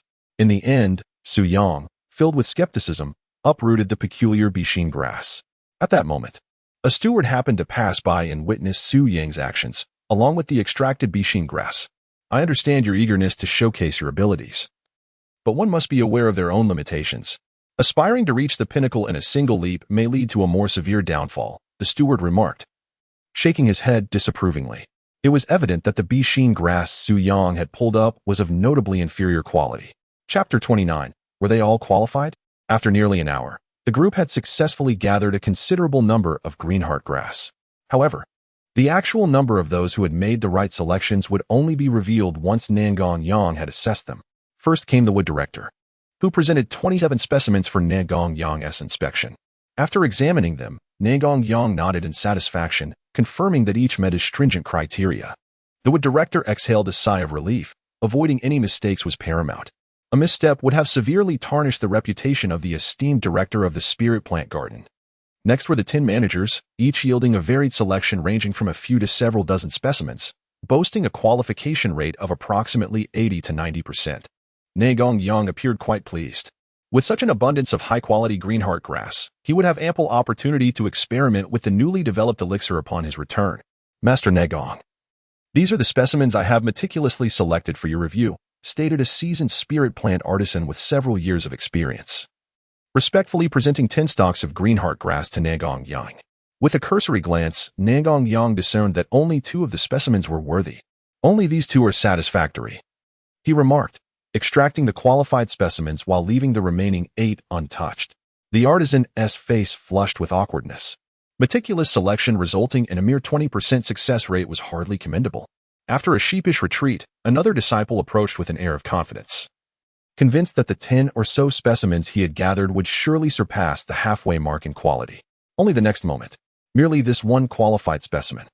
Nangong Yang's words instantly froze the confident expression of the individual. Subsequently, several disciples stepped forward, each selecting only 1 or 2 specimens. Shui Yao, I believe it would be prudent not to present those you have harvested.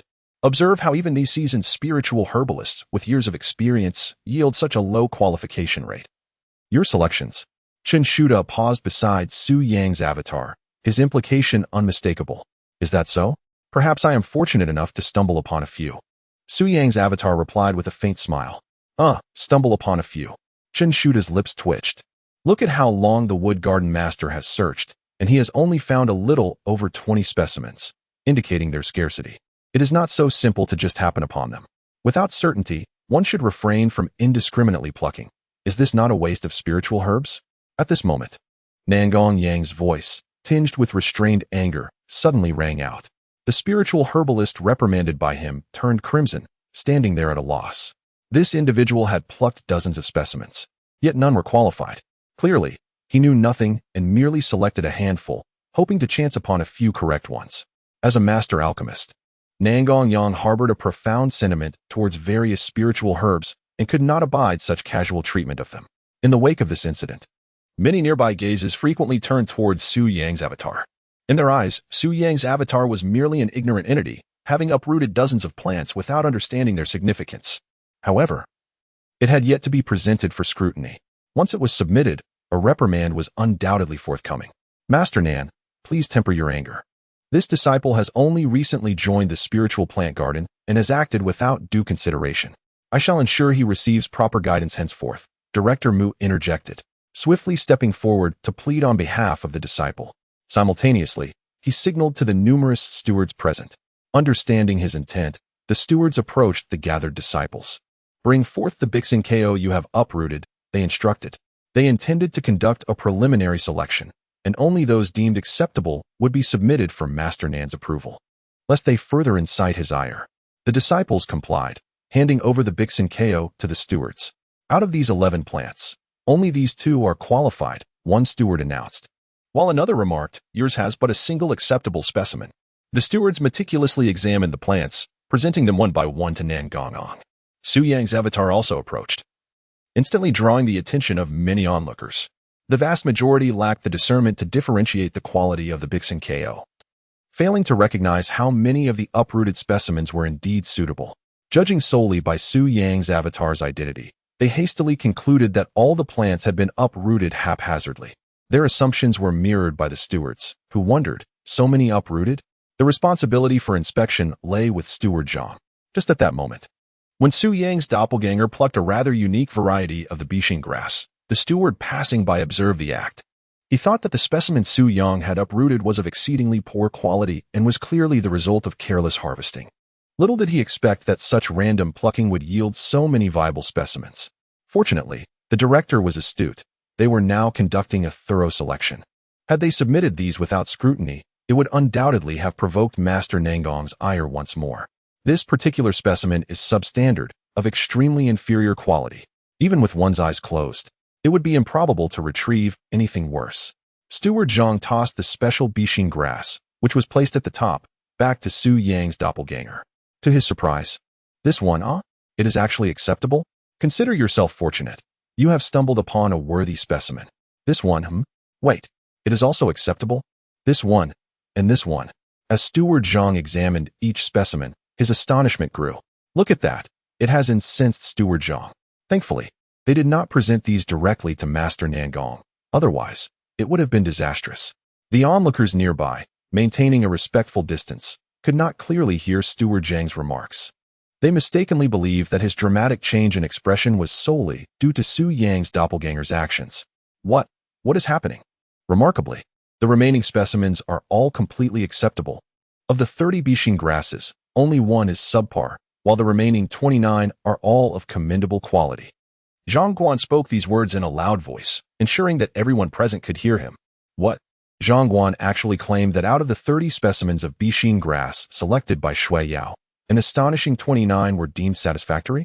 The crowd was utterly incredulous. Had it not been for Zhang Guan's assertion, they would surely have dismissed such a statement as impossible. Is it merely by chance?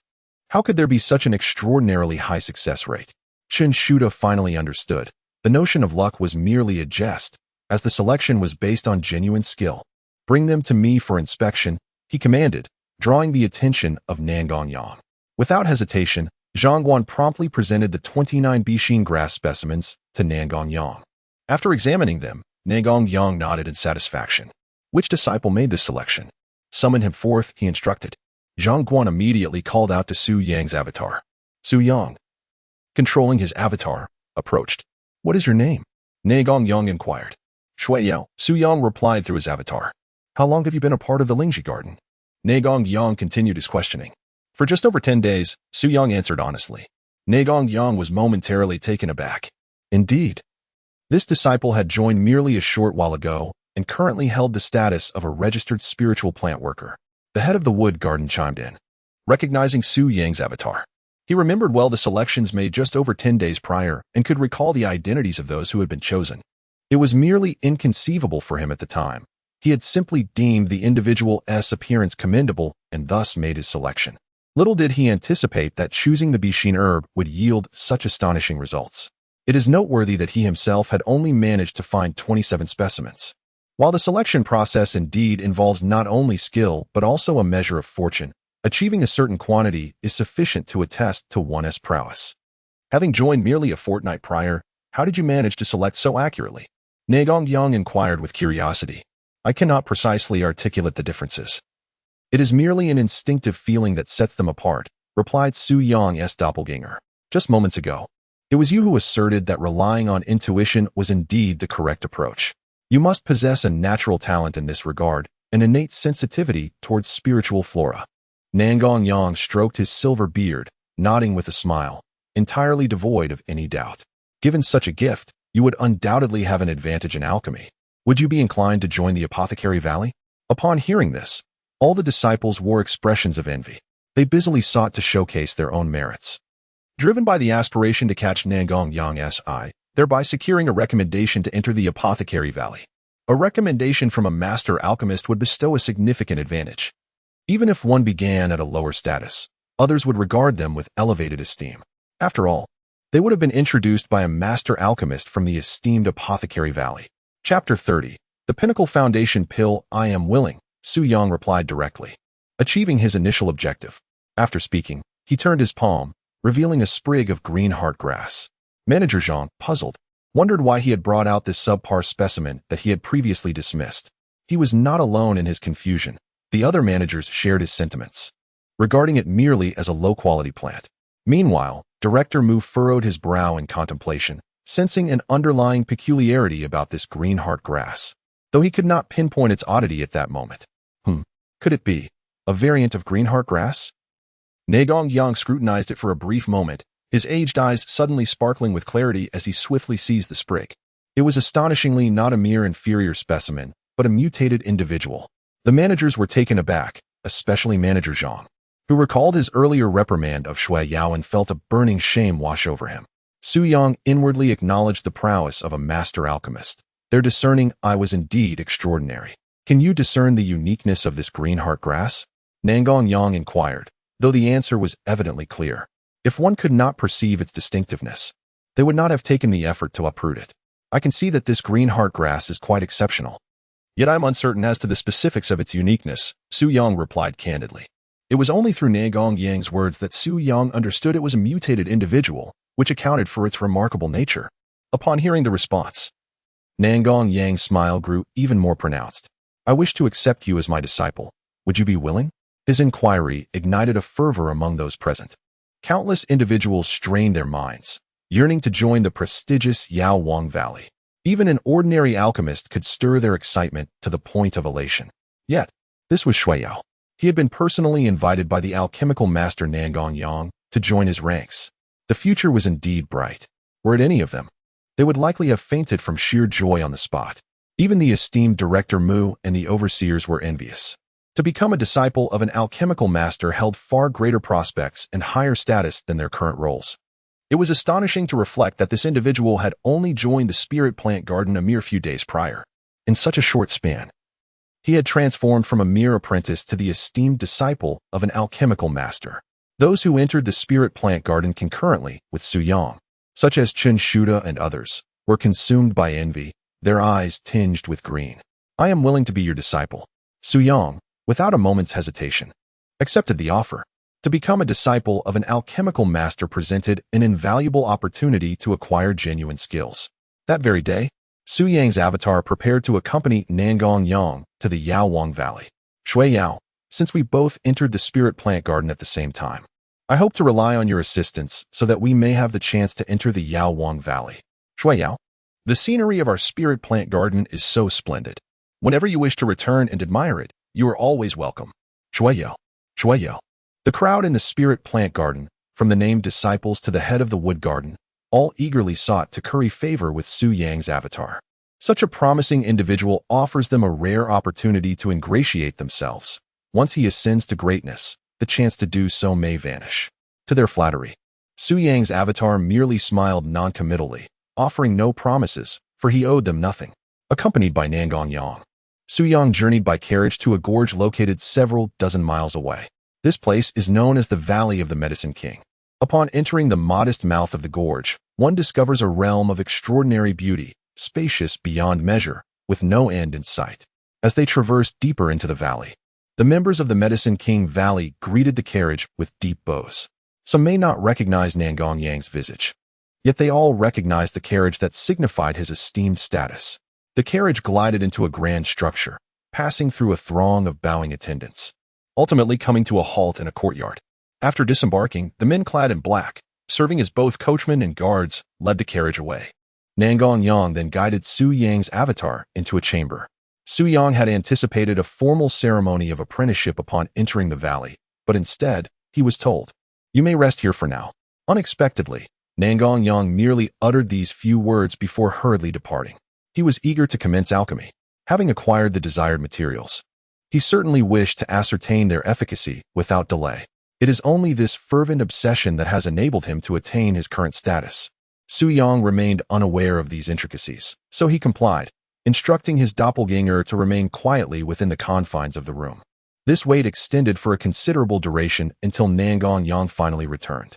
Observing his flushed complexion and the unrestrained joy etched across his visage, it was clear he had received delightful news. "Ha ha ha, Shui Yao, you are truly my exceptional disciple. I owe you a great debt for uncovering that mutated Bixen KO. Otherwise, I would have faced yet another failure in my alchemical endeavors."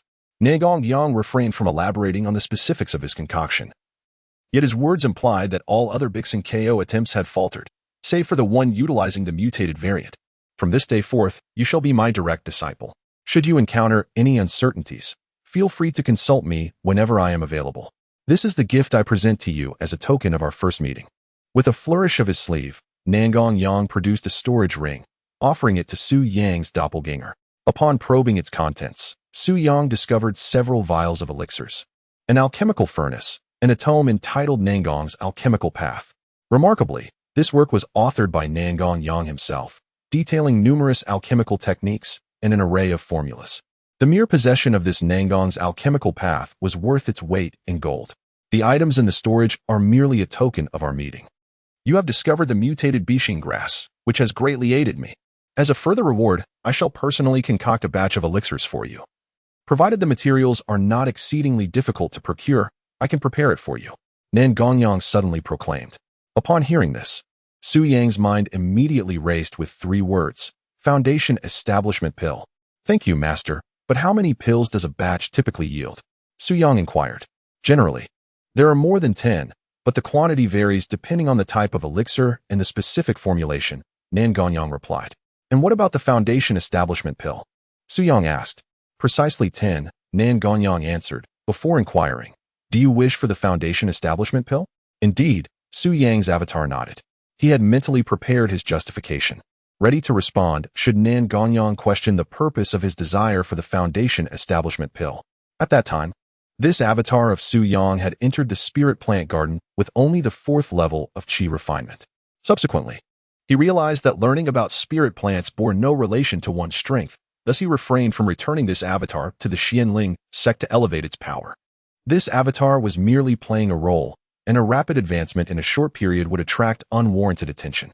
Therefore, it was wise to remain at the 4th level of Qi refinement. In Nangong Yang's perspective, a cultivator at the 4th level of Qi refinement, like Shui Yao, would not likely have a need for the Foundation establishment pill, and he might have posed an unnecessary question. However, that did not occur. Nangong Yang paid no heed to these matters, offering his agreement without a second thought. Far away in the Xianling sect, Su Yang wore a smile upon his lips. He had not anticipated such swift progress in obtaining the Foundation establishment pill. The process had unfolded seamlessly, culminating in the most desirable outcome.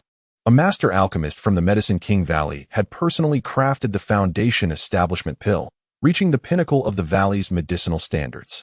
Now, all that remained was to await the arrival of the pill and commence the Foundation establishment. Chapter 31, Absurdity. I have established 10 dantians the following day. Su Yang's avatar. Shui Yao successfully acquired 10 Foundation establishment pills from the Apothecary Valley. The pills glimmered with a golden hue, reminiscent of resplendent pearls, crafted by the renowned alchemist Nangong Yang. Should these exquisite pills be revealed to the outside world, countless individuals would undoubtedly vie for the opportunity to possess even a single one.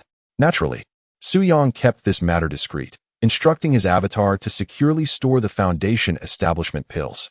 At this juncture, the avatar possessed 2 waste tokens, one signifying his status as a direct disciple of Nangong Yang, and the other a standard token held by all members of the Apothecary Valley, affirming his affiliation with the esteemed sect.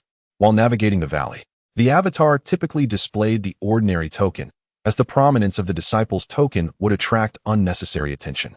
Thus, the avatar proceeded with minimal scrutiny and successfully reached the outskirts of the Apothecary Valley. In a designated grove outside, a contingent of avatars, meticulously arranged by Su Yang, awaited his arrival. This team comprised 100 individuals, all of whom were at the 9th level of Qi refinement, tasked with escorting the Foundation establishment pills back. The avatar, Shui Yao, handed over the 10 Foundation establishment pills, along with several vials of elixirs bestowed by Nangong Yang the previous day. As for the alchemical furnace and the Nangong alchemy path, they remained in the possession of the avatar, Shui Yao. These 2 items were not consumables. Nangong Yang might later require Shui Yao to utilize them for practical instruction, making their absence at that time quite inconvenient. As long as the avatar remains within the confines of the Medicine King Valley, safety is virtually assured, and there is little concern regarding the loss of items. When the time comes, my true self can observe the teachings of Nangong Dan Dao through the perspective of the avatar, and I could even transcribe them by hand. Yielding the same result, the avatar Shui Yao returned to the Medicine King Valley. The escort team divided the items into 10 portions, each entrusted to 10 avatars for safekeeping. Thus, the escort was organized into 10 separate teams. The groups did not gather together to avoid attracting undue attention from the multitude. Yet they remained close enough to offer immediate support in the event of danger. The Medicine King Valley is over 1,000 miles from the Xianling sect. At the pace of a 9th layer Qi refinement practitioner, it would take merely half a day to reach. Although there were a few minor incidents along the way, the abundance of avatars ensured that all challenges were adeptly resolved, and the items were safely delivered. Upon receiving the items, Su Yang and his 9 substitutes commenced the process of adjusting their states in preparation for the Foundation establishment phase. The endeavor of breaking through to a new realm is no trifling matter. It requires one to attain optimal condition and to identify the right opportunity for advancement. Otherwise, a hasty attempt at a breakthrough is bound to result in failure. While mere failure may be tolerable with lessons learned for the next attempt, a backlash could lead to internal injuries. Among the various elixirs provided by Nangong Yang, Su Yang discovered one named Yishan Dan, which is quite suitable for adjusting one's state. This elixir possesses the remarkable abilities to nourish vitality, enhance spirit, and stabilize the soul, thereby assisting individuals in attaining optimal states of being. Su Yang, along with his 9 substitutes, each consumed a vitality elixir and subsequently began a period of meditation to adjust their conditions. This adjustment lasted a full 7 days. After this span, Su Yang, who had been in deep meditation with closed eyes, suddenly opened them wide. In a moment of clarity, he grasped the opportunity for a breakthrough. Now is the time. Without hesitation, both his true self and the 9 substitutes each ingested a Foundation establishment pill. As the golden elixir entered their abdomens, it rapidly dissolved into a unique energy that coursed through their limbs and bones, ultimately converging at the dantian. Su Yang, free from distractions, charged forward with all his might to elevate his realm. Time slowly slipped by. This surge lasted another 3 days. Boom. It felt as though some internal shackles had been shattered, and Su Yang sensed an unprecedented surge of spiritual energy. This energy began to whirl rapidly at the Dantian, taking on a vortex-like form. Foundation establishment refers to the construction of a practitioner's fundamental base. Once this base is formed, the presence of a spiraling Dantian signifies the attainment of the foundation establishment realm and serves as the source of power for practitioners within this stage. In contrast, during the Qi refinement stage, spiritual energy is dispersed throughout the body, with no tangible presence in the Dantian. Yet, how have I established 10 Dantians? Su Yang turned his internal gaze toward the Dantian, discovering a total of 10 spiraling energies. Normally, after a successful foundation establishment, a practitioner possesses only a single spiraling Dantian. And as their realm advances, this number does not increase. There remains only that one. Although it was a question, Su Yang's heart was already filled with clarity and joy. It was undoubtedly a result of employing 9 substitutes, in addition to his true self, consuming 10 foundation establishment pills, and concurrently engaging in the foundational practice.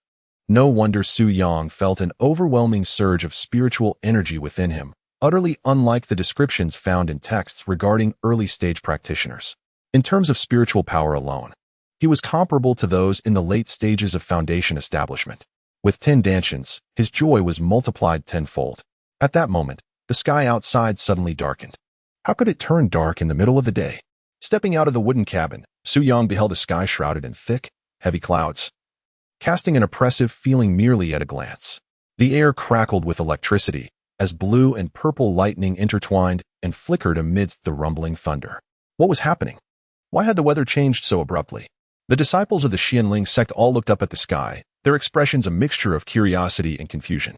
The celestial phenomenon appeared decidedly abnormal, yet the majority lacked the insight to discern the cause. Might this be? Members of higher rank, with broader knowledge, whispered in uncertainty, while several peak masters, elders, and even the sect leader displayed expressions of sheer astonishment. A heavenly tribulation? Who has provoked the heavenly tribulation?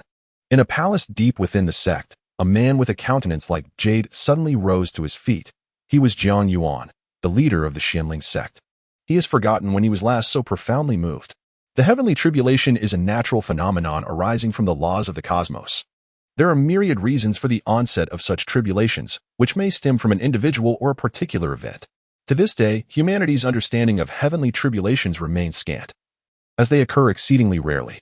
Jiang Yuan had only encountered records of these tribulations in ancient texts.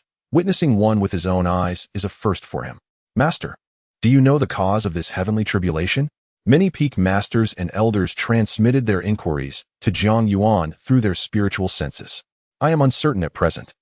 Jiang Yuan replied, dispersing his spiritual awareness to meticulously survey the entire Xianling sect. On the back mountain, Su Yang gazed up at the sky, sensing an unsettling anomaly. The celestial phenomena had become exceedingly bizarre. Although Su Yang had not yet comprehended the essence of heavenly tribulations, he felt an instinctive awareness that these changes in the heavens were directed at him. Coupled with his recent success in foundation establishment, having formed 10 Dantians, Su Yang speculated that such an extraordinary feat might have provoked this phenomenon. It appeared that he was destined to face a lightning strike. Is it a punishment for him? Or perhaps a trial? Only by enduring could he hope to survive. Absurd. Did I consume your rice for the 10 Dantians I forged by my own merit? Su Yang silently cursed to himself. No, he must quickly devise a method to evade this predicament. And he must do so without allowing the sect to discover that he was the one who instigated this heavenly tribulation. Otherwise, how could he possibly survive? Ah, of course. The space. Chapter 32. The true self lingers in the void. Amidst the shifting rules at this juncture, Su Yang found himself compelled to take a daring leap. A doppelganger, possessing the cultivation of the second layer of Qi refinement, was promptly conjured. Its form and features were meticulously crafted to mirror Su Yang's own. Subsequently, it was adorned in the attire that Su Yang typically donned. In a swift motion, as Su Yang's true self traversed into the void, the doppelganger was simultaneously summoned forth. With an identical gesture of gazing skyward, it flawlessly replaced Su Yang's true self. Should an outsider have been present, they would have been utterly unable to discern that a substitution had occurred. Once Su Yang's true self entered the void, the doppelganger outside felt a sudden prickling sensation, as if under the scrutiny of an immensely powerful being. This disquieting feeling was fleeting, dissipating almost as quickly as it had arisen. Meanwhile, the sky above the Xianling sect, which had been crackling with serpentine bolts of lightning, began to lose its fervor following Su Yang's entry into the void. The oppressive clouds rapidly dispersed, restoring the previous sunlit serenity, as though the recent turmoil had never transpired. How peculiar. Indeed, this should have been a heavenly tribulation, yet why did it cease abruptly, collapsing upon itself before fully manifesting? The sect leader, Jiang Yuan, had surveyed the entirety of the Xianling sect and found no anomalies.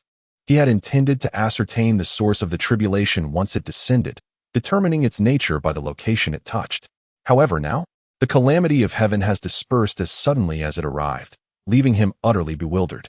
This incident has become the focal point of discussion, from the esteemed sect leader to the most junior disciples, transforming into the most talked-about topic of the day. It is foreseeable that this matter will continue to be the subject of conversation for several days to come. Not only the Xianling sect, but also various nearby factions have taken note of the unusual occurrences surrounding the sect, particularly those rival factions, upon learning of the suspected heavenly calamity above the Xianling sect, have shown heightened interest and dispatched individuals for covert investigations. The instigator, Su Yang, remains concealed within the confines of his own space. The artificially constructed land within this space has expanded recently, now encompassing nearly 10,000 square meters. The fish in the pond have grown somewhat, and Su Yang sits leisurely by the water's edge, fishing in a carefree manner. From the outside, his doppelganger has conveyed that the strange phenomena have dissipated. Su Yang exhales a sigh of relief. Had the celestial lightning continued to strike and hit his external manifestation, the truth of his involvement would have been undeniable. Fortunately, the situation has resolved without further incident, and everything is returned to normal. He ponders whether the celestial signs will re-emerge when he ventures outside again. Nevertheless, he dismisses the thought. Why go out at all? Since his doppelganger is successfully masquerading as him without raising suspicion among the sect's elite, he decides to maintain this charade for the time being. In this manner, it becomes even more secure, alleviating concerns about the main entity encountering unforeseen circumstances. Just a moment ago, it felt as though one was being watched, undoubtedly by a master of the sect, whose formidable spiritual awareness swept through. Since it swiftly moved on after its scrutiny, it is certain that no discernible clues were uncovered. Thus, one can confidently allow the avatar to proceed in disguise. After all, one's consciousness can descend upon the avatar. The main entity remains within the confines of the space, ensuring that boredom does not take hold. Furthermore, there is potential to expand the land within this realm, crafting various intriguing landscapes, even transforming it into a miniature world. If anything can be found here, then the space will be indistinguishable from the outside world. System, now that my realm has reached the foundation establishment stage, have there been any changes in the rules, and what is the cost of creating an avatar? Su Yang inquired. Considering your main entity has attained the foundation establishment stage, the range for summoning and dismissing avatars has increased to a radius of 100 miles centered around the Xian Spirit sect. Su Yang recalled that during the Qi refinement stage, the range was merely 10 miles. Only within this designated area can avatars be summoned or released. A larger range is advantageous, as it reduces the need to be near the Xian Spirit sect, thereby minimizing the risk of detection for the avatars, especially when numerous avatars are involved. The comings and goings may number in the hundreds or even thousands. Over time, there is a fear of attracting the attention of a certain master from the sect. Now, with a 100-mile radius, the options have multiplied, allowing for a reduction of the journey by 90 miles. Within this 100-mile range, there happened to be clones actively engaged. Su Yang tested it out, and indeed, he could directly summon the clones back. I believe that as one's realm advances, this range will expand even further. The upgrading rules for the clones have changed. They can now be upgraded remotely without needing to be recalled to the system space. The cost of creating a clone at the initial stage of foundation establishment is 25 low-grade spirit stones. If one wishes to upgrade using a 9th-tier Qi refining clone, an additional 16 low-grade spirit stones are required. The number of clones has increased to 12. Su Yang, upon reviewing this, could not help but grin widely. Firstly, the ability to upgrade remotely is truly splendid. Su Yang has always found the necessity of traveling vast distances to recall all clones for upgrades quite cumbersome. Now, remote upgrades are feasible. If only healing the clones could also be done remotely. Engaging in battle while simultaneously healing? That would be utterly delightful. As long as one is not instantaneously defeated, who could possibly be a match? It is akin to an immortal legion. Unfortunately, the system only mentioned remote upgrades, without indicating the possibility of remote healing. However, while it may not be possible at the moment, it might become available as one's realm improves. It is certainly something to look forward to. Furthermore, the number of clones has suddenly increased by 3, allowing for swifter training and learning. Regarding the cost of creating a clone, it is not excessively high. After all, having reached the foundation establishment stage, it is certainly not as inexpensive as in the Qi refinement stage. Suyong promptly decided to make an attempt. Upgrading a single clone requires the expenditure of a differential of 16 inferior spirit stones. Currently, he has amassed nearly 10,000 spirit stones. With a total of 1,200 clones, it is evident that upgrading them all would be insufficient. After some contemplation, Suyong resolved to upgrade half for the time being, which amounted to 600 clones, costing him 9,600 inferior spirit stones. This expenditure depleted his resources entirely. He then recalled 3 of them into his space, designating them as substitutes, thereby fulfilling the quota for substitutes. Suyong discovered that the clones possessed 10 dantians and an exceptionally robust internal spiritual force. Although their realm was merely at the initial stage of foundation establishment, the intensity of their spiritual energy was comparable to that of the late foundation establishment stage. However, this does not imply that they could engage in one-on-one combat with a late foundation establishment warrior, as combat prowess is also influenced by various external factors such as techniques, martial arts, and weaponry.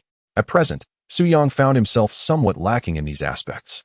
This was primarily due to his rapid advancement, which had necessitated the allocation of all resources and energy towards this endeavor, naturally leading to deficiencies in other areas. Nevertheless, despite these shortcomings, possessing such formidable spiritual energy would allow him to contend with a mid-foundation establishment opponent without issue. Subsequently, Suyong contemplated enhancing his techniques and martial skills, as well as the weaponry he wielded, believing this would significantly augment his overall strength. Indeed, if one were to refine their physique and transform their doppelganger into a humanoid weapon, the body itself would serve as the instrument of combat. Thus, not only would one possess the means of battle, but also the weaponry itself. Suyong suddenly contemplated this. Chapter 33, The Agony of Body Refinement? Fear not, for I have a substitute. Suyong meticulously examined the myriad of secret manuals he had acquired during this period. Among them were the Earth Tier Blade Technique, the Earth Tier Sword Technique. In total, there were 8 volumes, all of which were of the Earth Tier and rather commonplace. Given that his previous adversaries were all at the Qi refinement stage, it was reasonable that they possessed no advanced manuals. Now that Suyong had reached the foundation establishment stage, these Earth Tier manuals were ultimately beneath his aspirations. It seemed he would need to devise a strategy from other sources. Within the confines of his spatial realm, Suyong cast his gaze upward. A tome-like object hovered in the air. The entire space was under his dominion. With a mere thought, the book soared toward him. This book contained extensive information about various sects and factions, detailing their approximate numbers, strengths, and types. Most of the content pertained to the factions located in the southern region of the Great Qin Dynasty. The records from the sect's Classics Peak had served as the foundation for the contents of this book, which was primarily transcribed from there to facilitate a better understanding of these factions. Since he had previously resolved to allow his avatar to join the Medicine King Valley, the idea of enabling more avatars to affiliate with various factions had emerged. Consequently, Suyong gradually dispatched several avatars to integrate into specific factions. The avatars he sent out were all within the 5th layer of the Qi refinement stage. According to observations, disciples who join forces predominantly belong to this level, and their abilities are generally not very high. Individuals with greater prowess tend to attract the attention of higher-ups within the organization, leading to targeted background investigations. My avatars, however, have no fear of scrutiny, as they will undoubtedly yield no information. Yet, the absence of information can also imply a certain level of suspicion. Cautious by nature, Suyong would certainly refrain from engaging in such precarious endeavors. In recent days, Suyong has dispatched around 10 avatars, each joining different factions. These factions vary in size and strength.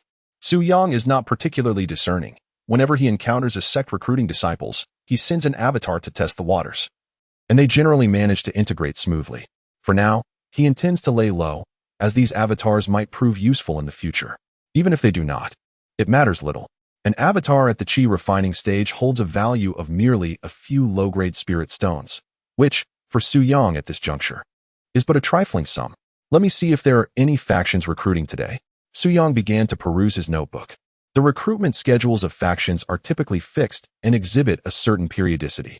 Take the Xuanzong, for example. It recruits disciples once every 3 years. This timing is well established and known throughout the entire Dacian dynasty, facilitating word-of-mouth dissemination and serving a promotional purpose. Indeed, there is one, a third-rate sword cultivation sect. Su Yang promptly created a doppelganger, choosing to limit its strength to the 5th layer of chi refinement. Adorned in suitable attire and armed with weapons, he dispatched it to the location of the sword cultivation sect. Subsequently, Su Yang perused his notebook. After reviewing information on over 1,000 factions, he found no indication that any were recruiting today. At the back of the notebook, there was a record of factions to which his doppelganger had already been dispatched. His gaze settled upon a faction known as the Bailian sect. The Bailian sect is renowned, classified as a first-rate power, and is a body refinement sect. Cultivators are primarily divided into 2 categories: spirit cultivators and body cultivators. Spirit cultivators perceive the cosmos, nurturing their spiritual energy internally, which is currently the more mainstream path of cultivation. Both Su Yang and those he encountered previously belong to this category. Conversely, body cultivators utilize medicinal baths to strengthen their physiques, ceaselessly enhancing their bodies to generate internal vital energy. This path is arduous, prone to injuries, and demands greater resources for cultivation, rendering body cultivators relatively scarce.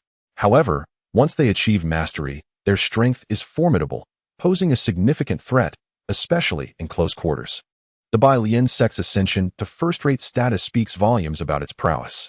Over a fortnight ago, when the Bailian sect was recruiting disciples, Su Yang had sent a doppelganger to join without much contemplation. Now, as he seeks to refine his body, this affiliation proves fortuitous. Upon joining, the doppelganger acquired a unique body refinement technique imparted by the Bailian sect, the Xinggang Bailian Gong, an exclusive body refinement method. However, only the foundational teachings have been imparted. Only through diligent cultivation in the future can one attain the subsequent volumes. For now, the foundational teachings suffice. They encompass a basic body tempering technique, as well as a medicinal bath formula. According to the instructions, the process of cultivating this body tempering technique is exceptionally arduous, a trial that only the most resolute individuals can endure. After the cultivation, one may then immerse oneself in the medicinal bath to heal bodily injuries and further strengthen the physique. Through this cycle, the body will grow increasingly robust until the emergence of vital energy. As it is a foundational volume, the medicinal herbs listed in the formula are relatively common and can be easily procured from the market. The true rarity lies not in the herbs themselves, but in the formula. Su Yang promptly dispatched 3 avatars to the vicinity of 3 different cities. Within 100 miles of the Xianling sect, numerous towns abound, and he simply needed to select 3 that were somewhat larger. The avatars entered the cities, located the apothecaries selling the necessary herbs, and purchased them using spirit stones. Since 3 avatars were sent, each needed to acquire only 1/3 of the herbs specified in the formula. This strategy would prevent any one merchant from deducing the nature of the formula. Although the herbs are not particularly expensive, the sheer quantity required necessitates a considerable expenditure of spirit stones. In total, a single medicinal bath would cost 5 low-grade spirit stones.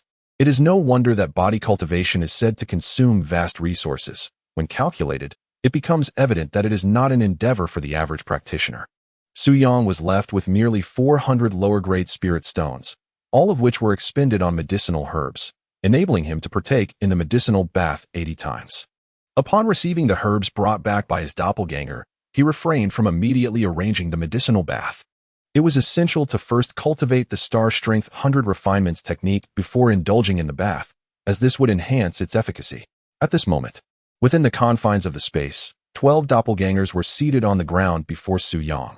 They were all diligently practicing the body refining method of the Star Strength 100 refinements technique. Su Yang's consciousness descended upon one of the doppelgangers, and he could instantly perceive the various tissues of the doppelganger's body, muscle, sinew, bone, and internal organs, vibrating at a specific frequency. No wonder, from Su Yang's perspective, the doppelgangers appeared to be slightly trembling, which at first glance could be mistaken for some indecorous movement. Intrigued, Su Yang decided to give it a try himself. Hiss. In an instant, a fierce sensation of soreness erupted throughout his body, causing him to grimace in pain. Indeed, it was a challenging endeavor. Merely enduring this debilitating ache required immense willpower and considerable time for adaptation. Thankfully, he had his doppelgangers. Otherwise, he would have faced considerable suffering. Su Yang silently rejoiced. After tending to the spirit plants in the field, he picked up a fishing rod and began to leisurely fish, hoping to avoid a fruitless endeavor. Today, he aspired to enjoy a grilled fish or perhaps a delicately steamed one. Meanwhile, the 12 doppelgangers continued their rigorous training throughout the day. Ordinary individuals, at the outset, could never endure such prolonged cultivation. It is only the pain-absorbing doppelganger that has managed to achieve this feat. It is nearly time for the medicinal bath. Su Yang poured the pre-prepared herbal concoction into 12 large bathtubs that his doppelgangers had previously procured, instructing them to immerse themselves within. As Su Yang's consciousness descended upon one of the doppelgangers, he sensed the discomfort and promptly abandoned any notion of experiencing it himself. Outside, the night had grown late. While savoring his grilled fish supper, Su Yang suddenly raised an eyebrow, for one of his doppelgangers had encountered an unusual circumstance. Chapter 34. The Avatar is dead, yet not entirely in the quaint town of Qingshan. Su Yang's avatar was initially dispatched to investigate the circumstances surrounding the Lei family fortress. This town, being the closest to the fortress, provided an advantageous location to gather intelligence. Over the span of 10 days, substantial and useful information had indeed been uncovered. For instance, the current head of the Lei family was found to possess mid-stage foundation establishment strength, while several elders were at the early stage of foundation establishment. The remaining members of the family comprised hundreds of individuals, all at the Qi refinement level. This faction, in the present context, posed no threat to Su Yang. The investigation into the Lei family fortress stemmed from a prior enmity, with a desire to extract additional resources from them, making thorough reconnaissance a prudent prelude to any potential action. With the investigation yielding clarity, the Avatar was poised to depart. However, as it traversed the path, an ominous figure cloaked in black suddenly obstructed its way. The individual was shrouded in layers of fabric, obscuring all features, revealing only the silhouette of a person. Yet, an unsettling aura emanated from this figure, a chilling, sinister, and bloodthirsty presence that instinctively invoked discomfort. In a swift motion, the cloaked figure lunged forward without uttering a word. At that moment, under Su Yang's control, the Avatar instinctively evaded the attack, while simultaneously seeking an opportunity to retaliate. The figure cloaked in black extended his hand, transforming it into a claw, and struck fiercely. Clang! Su Yang's doppelganger, wielding a sword, attempted to defend. However, to his astonishment, the longsword shattered upon impact. Although this weapon was merely a first-grade spiritual artifact, it should not have been so fragile. Could it be that this individual was a body cultivator? This thought briefly crossed Su Yang's mind, only to be swiftly dismissed. Body cultivators are known for their vigorous vitality and potent energy, and would not typically exude such a chilling and malevolent aura. Outmatched in strength, the doppelganger began to falter even more after losing its weapon, ultimately succumbing to the black-cloaked figure's claw, which pierced its heart and extracted it entirely. At that moment, Su Yang's consciousness severed its connection with this doppelganger. Several miles away, other doppelgangers remained, and he could have rushed to their aid, but he refrained from doing so. The slain doppelganger had already ascended to the foundation establishment stage. Analyzing the battle, Su Yang surmised that the black-cloaked figure possessed strength at the late stage of foundation establishment. Thus, unless he dispatched a considerable number of foundation establishment doppelgangers, it would be futile to engage. Sending a few would only amount to a mere offering. Regrettably, the blood ignition technique was merely a human-tier secret art, suitable only for use in the Qi refinement stage. Once one reached the foundation establishment stage, its effectiveness in enhancing strength diminished significantly. Otherwise, had he employed the blood ignition technique, he might have been able to contend with the black-cloaked figure for a while longer. Su Yang lamented this unfortunate circumstance. Next, I need to find a way to search for techniques that can instantly enhance one's power at the cost of oneself. Wait, what is happening? Why is the connection between me and that avatar re-established? Su Yang's eyes widened suddenly, filled with disbelief. In Qingshan town, after the cloaked figure had extracted the heart from the avatar, he consumed it while it was still fresh. He swiftly slipped into a secluded alley and began to cultivate his dark arts, refining and absorbing the essence. beneath the dim moonlight. The cloaked figure was enveloped in a thick shroud of black mist. If one could discern his form, they would see his withered body adorned with red and black stripes. A sight both grotesque and terrifying. After a while, as the dark arts reached completion, the mist surrounding him swiftly dissipated into his body, along with the ominous black and red markings. The once desiccated figure became considerably more robust and elastic, appearing much younger as a result of absorbing the heart. Just as he finished this process, Su Yang's true self regained the connection with the avatar, which had now transitioned to the cloaked figure. This left Su Yang utterly bewildered. Through experimentation and contemplation, Su Yang began to comprehend the situation. His consciousness could descend upon the avatar because it was still alive. The moment the avatar perished, the connection would be severed instantaneously. Now reconnected, yet still linked to the figure in the black robe, rather than the recently perished avatar.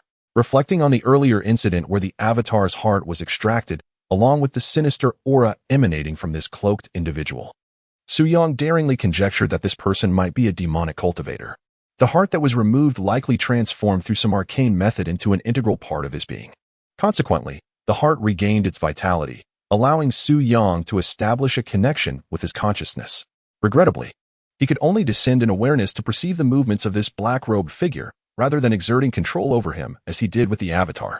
Otherwise, it would have been quite delightful to command him to self-castrate, compelling him to consume his own toothpick. Nevertheless, being privy to his actions was still advantageous, as it would reveal whether he truly was a demonic cultivator and, if so, to which faction he belonged. Thus, Su Yang's consciousness trailed behind him, unbeknownst to the figure that his whereabouts were under constant scrutiny. Over the next hour, he proceeded to slay 2 more individuals. Indeed, he consumed their hearts and subsequently harnessed their essence through his dark arts.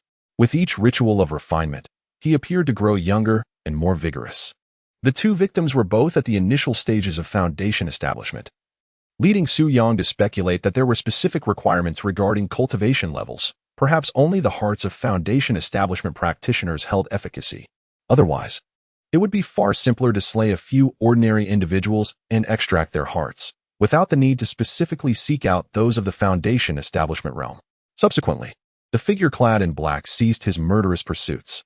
At this juncture, he had transformed from a state of impending demise into a youthful man. With agile strides, he hastened toward a particular direction, ultimately arriving at a locale adorned with numerous castle structures. Was this not the stronghold of the Lei family? Su Yang had conducted thorough investigations regarding the Lei family fortress and was well aware of its exact location. Could this individual be affiliated with the Lei family? Or was he merely intent on infiltrating the fortress to commit murder and procure hearts? Su Yang chose to observe the unfolding events. Before long, the man in black ventured deep into one of the castles. Inside, a middle-aged man, alerted by the commotion, unsheathed his long sword in vigilance. Upon recognizing the figure in black, he relaxed his stance. "Father, you went out again." The man's sentence remained unfinished, yet his implication was evident. The cloaked figure responded with a nonchalant murmur, lifting the black hood to reveal a youthful visage. The general features bore a striking resemblance to those of the middle-aged man, so much so that one could easily mistake him for his son. Yet, in truth, their identities were entirely reversed. Recently, those prominent sects have issued missions to combat demonic cultivators. "Father, you must exercise greater caution during your outings," the middle-aged man advised. "Demonic cultivators? I am curious to taste their hearts and discern if there is any distinction," the figure in black replied with a chilling smirk. Subsequently, a dialogue ensued, during which Su Yang gradually unraveled the intricacies of the situation. The middle-aged man was none other than Lei Wang, the head of the Lei family estate. The figure in the black cloak was his father, Lei Hanshan. From the intelligence gathered by his clone, it was understood that Lei Hanshan had died several years prior. However, it turned out that he had not perished but had instead immersed himself in the practice of demonic arts. It could also be speculated that the news of his death was deliberately disseminated to divert attention away from him. Who goes there? It appeared that some commotion arose outside. Both father and son of the Lei family turned their gazes towards the source of the disturbance. Lei Wang brandished his sword and dashed out, while Lei Hanshan swiftly donned his hood, preparing himself to strike at a moment's notice. Chapter 35. Action. 600 shadows beneath the night. Lei Wang swiftly returned, convinced that he had misheard. for the area outside was devoid of any presence. Shaking his head, he dismissed the thought. Meanwhile, beyond the walls of the Lei family fortress, several figures clad in black stood close to the wall. Before long, a lithe shadow leaped over the barrier from within, narrowly avoiding detection. The shadow merged into the crowd, exhaling a sigh of relief. The voice that emerged was melodious and distinctly feminine. The figures standing against the wall approached. Sister Xiao, according to the intel provided by our sect, it is suspected that the old patriarch of the Lei family is a practitioner of dark arts. Did you uncover any valuable information during your infiltration? One of them inquired. The patriarch, Lei Hans Han, is indeed alive, though I have yet to ascertain whether he is truly a practitioner of the dark arts. They were exceedingly vigilant. I nearly drew their attention when I ventured too close. I shall attempt another infiltration once night deepens, Xiao Ningxue replied. Had Su Yang been present at that moment, he would have recognized Xiao Ningxue as the same sister Xiao he encountered during his search for information on the dragon spirit ginseng at the Archive Peak. The others surrounding her were also notable inner disciples of the Xianling sect. Tasked with eradicating those who practice dark arts, they had embarked on this mission together. The information provided by the sect is limited and may not necessarily be accurate. Hence, they must conduct their own thorough investigations. This led to the incident of Xiao Ningxue infiltrating the Lei family fortress alone tonight. Within the confines of the Xianling sect, Su Yang observed the 12 doppelgangers before him. They had fully absorbed the effects of the medicinal bath and were now proceeding with the Star Gang 100 refinements technique to strengthen their bodies. With 12 doppelgangers, the speed of body refinement was multiplied 12-fold, all while adhering to the limits of human capability. Remarkably, after just 1 day's training, the strength of my body has elevated by 2 tiers.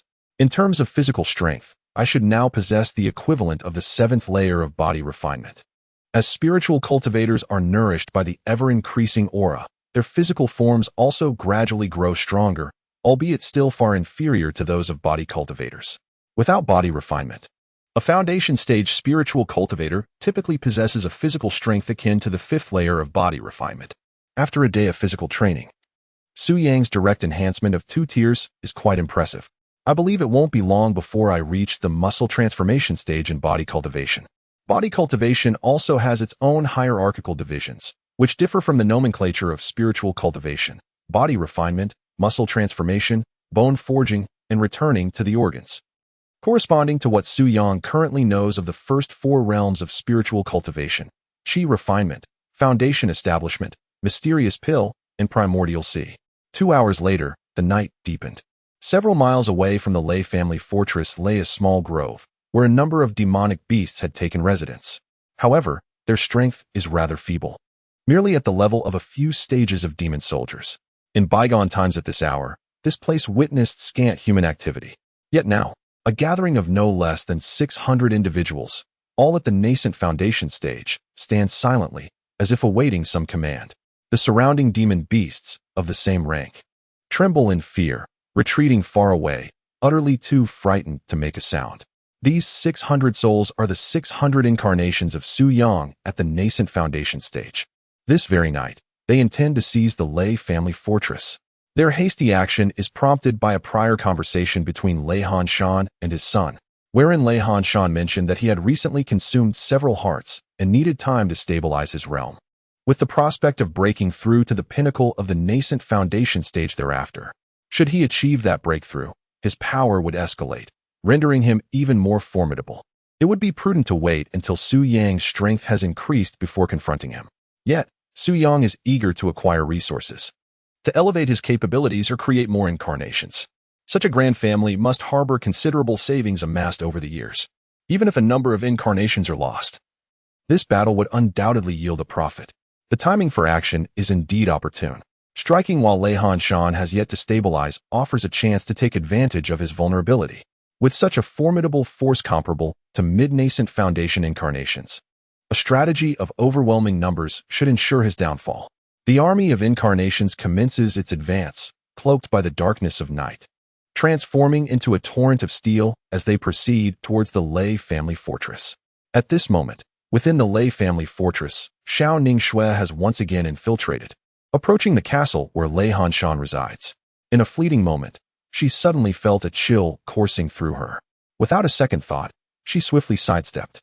A hand, resembling an eagle's claw, dangerously reached for the spot she had just vacated. Had she not evaded in time, her body would have been pierced by that hand. Xiao Ningxue turned to face the figure cloaked in black.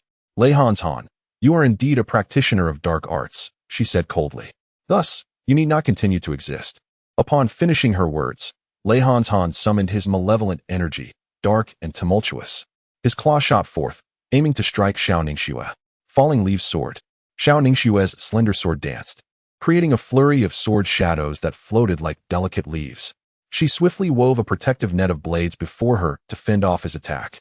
Although she successfully defended herself, she was forced to retreat several steps to dissipate the force of his strike, revealing her disadvantage as her brows furrowed slightly. Die! His assault came once more. Xiao Ningxue raised her sword to block again. This time, using the force of the rebound, she created distance between them and, without hesitation, turned to flee. Humph! Do you think escaping is that simple? Lei Han pursued her swiftly. He surmised that Xiao Ningxue was likely affiliated with a certain sect, sent to investigate him. Now that she had discovered his identity as a practitioner of dark arts, he could not afford to let her escape. However, it appears that those sects have already sensed something amiss, though they remain oblivious to the moment of their exposure. It is prudent for them to seek refuge elsewhere. Truly, members of the sect display remarkable agility. Despite their inferior strength, their speed is astonishing. Lei Han has pushed his demonic energy to its zenith, desperately pursuing from behind. Yet, as he ventures several miles beyond the Lei family fortress, on the brink of capturing Xiao Ningxue, he suddenly feels a stirring in his heart and turns back to glance in the direction of the fortress. This is not good. It is a ruse to draw the tiger from its mountain lair. Lei Han discerns the commotion emanating from the Lei family fortress, concluding that it has come under attack from adversaries.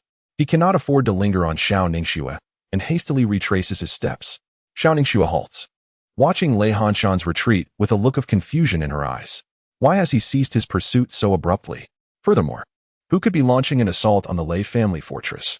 With a slight perception, Xiao Ningxue also detects the disturbance. Thankfully, there is this commotion, otherwise. If Lei Han were to catch up with her, the outcome would be uncertain. She possesses her own life-saving trump card, but she is reluctant to employ it unless absolutely necessary.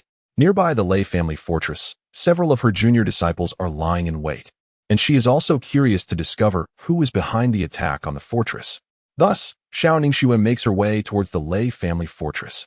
At the Lei family fortress, Su Yang unleashes the full extent of his profound spiritual energy through his 600 avatars, advancing in an orderly manner from all directions towards the Lei family fortress. This formidable momentum alone instilled a sense of dread, causing numerous members of the Lei family to break into a cold sweat. Chapter 36. Eat my avatar's heart? Then I shall remote control you. Stop. This is the Lei family fortress, a place you cannot trespass at will. Several members of the Lei family fortress mustered their courage to obstruct the path of the avatar, issuing stern warnings. The outcome was, needless to say, predictable. Against the numerous avatars at the Foundation establishment stage, they stood little chance of resistance. The avatar advanced steadily, akin to a bandit invading a village, rendering any opposition futile. All the resources available were swiftly plundered. There exists a second volume of the Blood Ignition Technique. The avatar of Su Yang uncovered a second volume of the Blood Ignition Technique within the storage ring of one of the Lei family members. A cursory glance revealed that it was indeed suitable for cultivation at the Foundation establishment stage. This indicated that the Blood Ignition Technique was divided into upper and lower sections. The version previously acquired from Lei Shua was the upper section, intended for cultivation at the Qi refinement stage, while the newly acquired version constituted the lower section, suitable for the Foundation establishment stage. However, Su Yang was puzzled as to why a mere 6th-layer Qi refinement cultivator would possess a manual meant exclusively for Foundation establishment practitioners. What he was unaware of was that Lei Shua had ventured out with this individual and fortuitously discovered the Blood Ignition Technique. The manual was divided into 2 volumes, and they had each kept one part. Although he could not grasp the entire backstory, Su Yang's delight at obtaining the Blood Ignition Technique remained undiminished. He promptly instructed 10 avatars to escort the Blood Ignition Technique along with the resources they had gathered, temporarily withdrawing from the Lei family fortress to conceal themselves in a nearby thicket where they had previously assembled. Due to the uncertainty of impending changes, it is imperative to discreetly transport the acquired resources in batches to ensure their safety. This precaution is essential to avoid the futility of celebration should unforeseen circumstances arise, preventing the successful delivery of the goods. Under the cloak of night, the Lei family fortress has erupted into chaos, with cries of battle piercing the air. Who are you? What forces do you represent? Why have you come to invade our Lei family fortress with such a formidable display? The elders of the Lei family, led by the head of the household, Lei Wang, demanded with stern voices. Though their tones trembled with trepidation, they endeavored to maintain their imposing presence. You have indiscriminately slain numerous members of the Lei family. How do you differ from practitioners of the demonic arts? Such actions are a disgrace to the righteous path. Are you not fearful of being hunted down by the major righteous factions? Lei Wang even invoked the dichotomy of righteous and demonic forces. Indeed, since time immemorial, righteousness and evil have been irreconcilable, and the extermination of demonic forces by those of the righteous path is entirely justifiable. Since you continue to feign ignorance, allow me to speak plainly. Lei Hanshan has forsaken the righteous path, practicing demonic techniques to consume the hearts of cultivators for his own enhancement. As for how many among your Lei family are entangled with the demonic arts, that remains uncertain. In any case, we have come today to enact divine justice and eradicate your demonic cultivation family. One of the avatars, under the control of Su Yang, delivered these words, causing the expressions of Lei Wang and the others to grow increasingly grim with each utterance. They were undoubtedly aware that Lei Hanshan was a practitioner of demonic arts. In fact, they had previously exploited their family's influence to capture several rogue cultivators, facilitating Lei Hanshan's endeavors. However, they could not comprehend why these enigmatic individuals possessed such profound knowledge. Yet, there was no time for further contemplation. As the avatars closed in for the kill, several elders of the Lei family were swiftly dispatched amidst their anguished cries. At their initial stage of Foundation establishment, they stood no chance against Su Yang's avatars, even in solitary combat. Moreover, with so many avatars present, a mere spit from each would suffice to drown them. At that moment, Lei Wang, who had reached the mid-stage of Foundation establishment, suddenly found himself enveloped by a protective barrier, safeguarding him firmly. The assaults from the avatars struck the barrier but failed to shatter it. This was his life-preserving measure. Upon activation, it formed a disposable shield capable of withstanding assaults from those at the pinnacle of Foundation establishment. You need not exert yourselves in vain. This shield can endure attacks from those at the peak of Foundation establishment. With your initial stage of Foundation establishment, you cannot breach this barrier, Lei Wang declared, feigning composure. Su Yang, however, merely smiled. Is that so? Then tell me, does this barrier possess finite energy, and can it be sustained indefinitely? At these words, Lei Wang's face turned a deep shade of purple. He was acutely aware of the implications. He merely hoped that his adversaries would remain ignorant, abandoning their assault in despair. Unfortunately, it was evident that they were far from oblivious. While speaking, Su Yang did not allow his avatars to cease their relentless assault. Instead, he seized every opportunity to attack the shield with fervor. Bang! Bang bang bang! The dense shadows of swords flickered continuously, swiftly striking the protective barrier surrounding Lei Wang. Amidst the furious and concentrated onslaught, the brilliance of the shield rapidly dimmed, teetering on the brink of collapse. Boom! As the shield endured an overwhelming barrage of attacks, its energy was utterly depleted, resulting in a cataclysmic shattering of the barrier. Stop! At that moment, Lei Hanshan rushed in, his body aflame with magical energy, forming a colossal black hand that lunged forward with ferocity. Su Yang mobilized over half of his avatars to jointly withstand the assault. Meanwhile, the remaining avatars continued their assault, ruthlessly slaying Lei Wang amidst the chaos. Ah! I shall annihilate you all. Witnessing his son being slain before his very eyes, Lei Hanshan was consumed by fury, emitting a screeching roar as his magical energy surged violently. With each strike, he claimed the lives of numerous avatars. His methods were exceptionally brutal, resulting in a scene drenched in blood, with dismembered limbs flying and various bodily organs strewn across the ground. The expressions of Xiao Ningxue and her companions, who were watching from behind a nearby wall, turned grim. They had taken lives before, yet witnessing such a large-scale bloodbath was a first for them, leaving them somewhat unsettled. Nevertheless, the hundreds of individuals from the unknown faction remained completely unfazed, continuing their reckless onslaught without hesitation. Even if it meant exchanging a wound on Lei Hanshan's body, I would willingly sacrifice my life. Sister Xiao, I have never encountered such a reckless individual. Even those who are driven to the brink of despair rarely possess such a fierce determination to fight. Indeed, I have also never seen anyone like this. The few members of the Xianling sect were profoundly astonished, confronted with an adversary who appeared utterly fearless. The sense of dread lingered, even if one's own power surpassed that of the opponent. Alas, another avatar of Su Yang was slain. Its heart was ripped out and directly swallowed by Lei Han's Han. Yet, before its demise, it managed to strike Lei Han's Han with a sword, leaving him with a new wound. What is happening? The connection of my consciousness linked to Lei Han's Han is becoming increasingly stable. After a moment of contemplation, Su Yang came to an understanding. Lei Han's Han had consumed several hearts from his avatars. As the number of consumed hearts increased, the connection of consciousness gradually strengthened. Su Yang even sensed that he could tentatively control these ingested hearts. Though the hearts were no longer whole, they merely existed in a different form, transformed into some elemental substance within Lei Hanshan's body. What might occur if I exert control over them? Su Yang pondered with curiosity and immediately began to experiment. Suddenly, Lei Han's Han unexpectedly spat out a mouthful of reverse blood. What is happening? Why do I suddenly feel such turmoil within my vital energy and blood? With each exertion of control, Su Yang found himself expelling more and more reverse blood, his complexion paling considerably, while his skin began to take on a decrepit hue and his breath grew increasingly feeble. How delightful this became! Each time Su Yang issued a command, Lei Han's Han would involuntarily spew forth another mouthful of reverse blood. The avatars joined in the fray, inflicting several wounds upon him. Ultimately, with a final stroke of his sword, he severed Lei Hanshan's head, ensuring his demise. Even in death, he remained oblivious to the true nature of his fate. If only he had consumed a sufficient number of avatar hearts, I could have forcibly commandeered his body, Su Yang mused inwardly. Next, the task at hand would be to plunder the various resources of the Lei family. Chapter 37. The 100-Kill Sword Formation. 100 swords in unison, several hundred avatars commenced the task of cleansing the battlefield.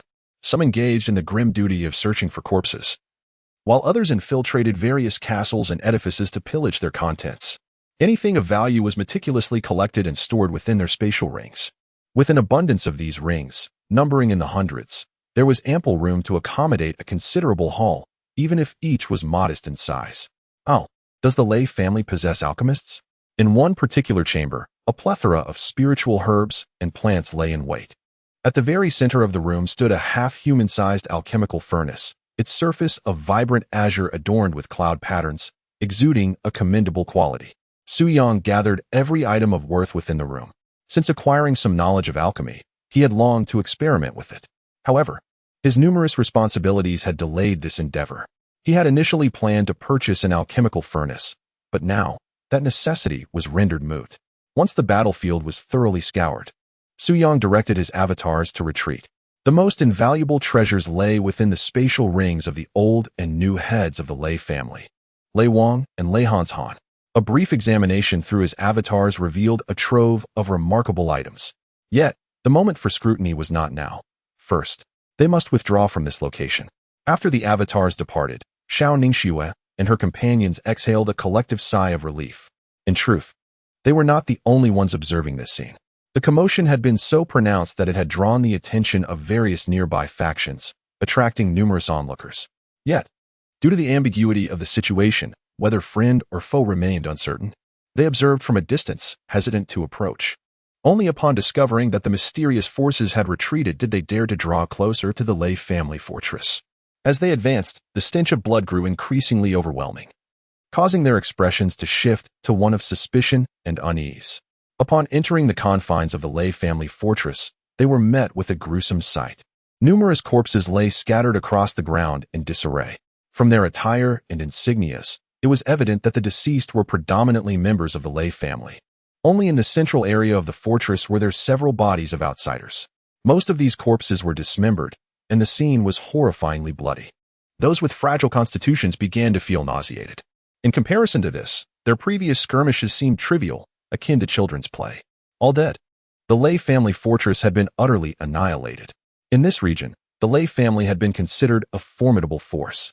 Typically, these factions regarded the Lei family with caution, striving to avoid conflict. Yet tonight, within a matter of moments, the Lei family fortress had been completely wiped out. They couldn't help but recall recent intelligence indicating that the Lei family had suffered over 200 casualties during a mission, including an elder. Was there a connection between these two events? Perhaps the Lei family had offended an entity they ought not to have crossed, such as a powerful faction. Only those formidable forces possess the capability to dispatch such a multitude of adept individuals.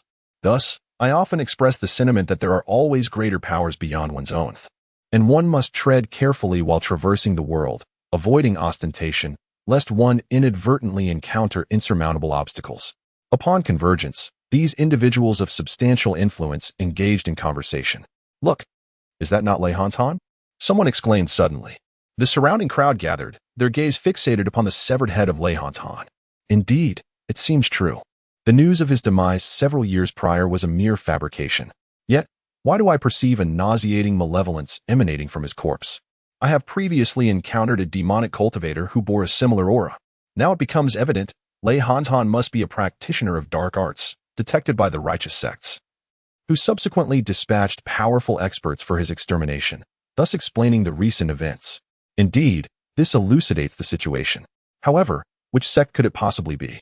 They began to speculate fervently.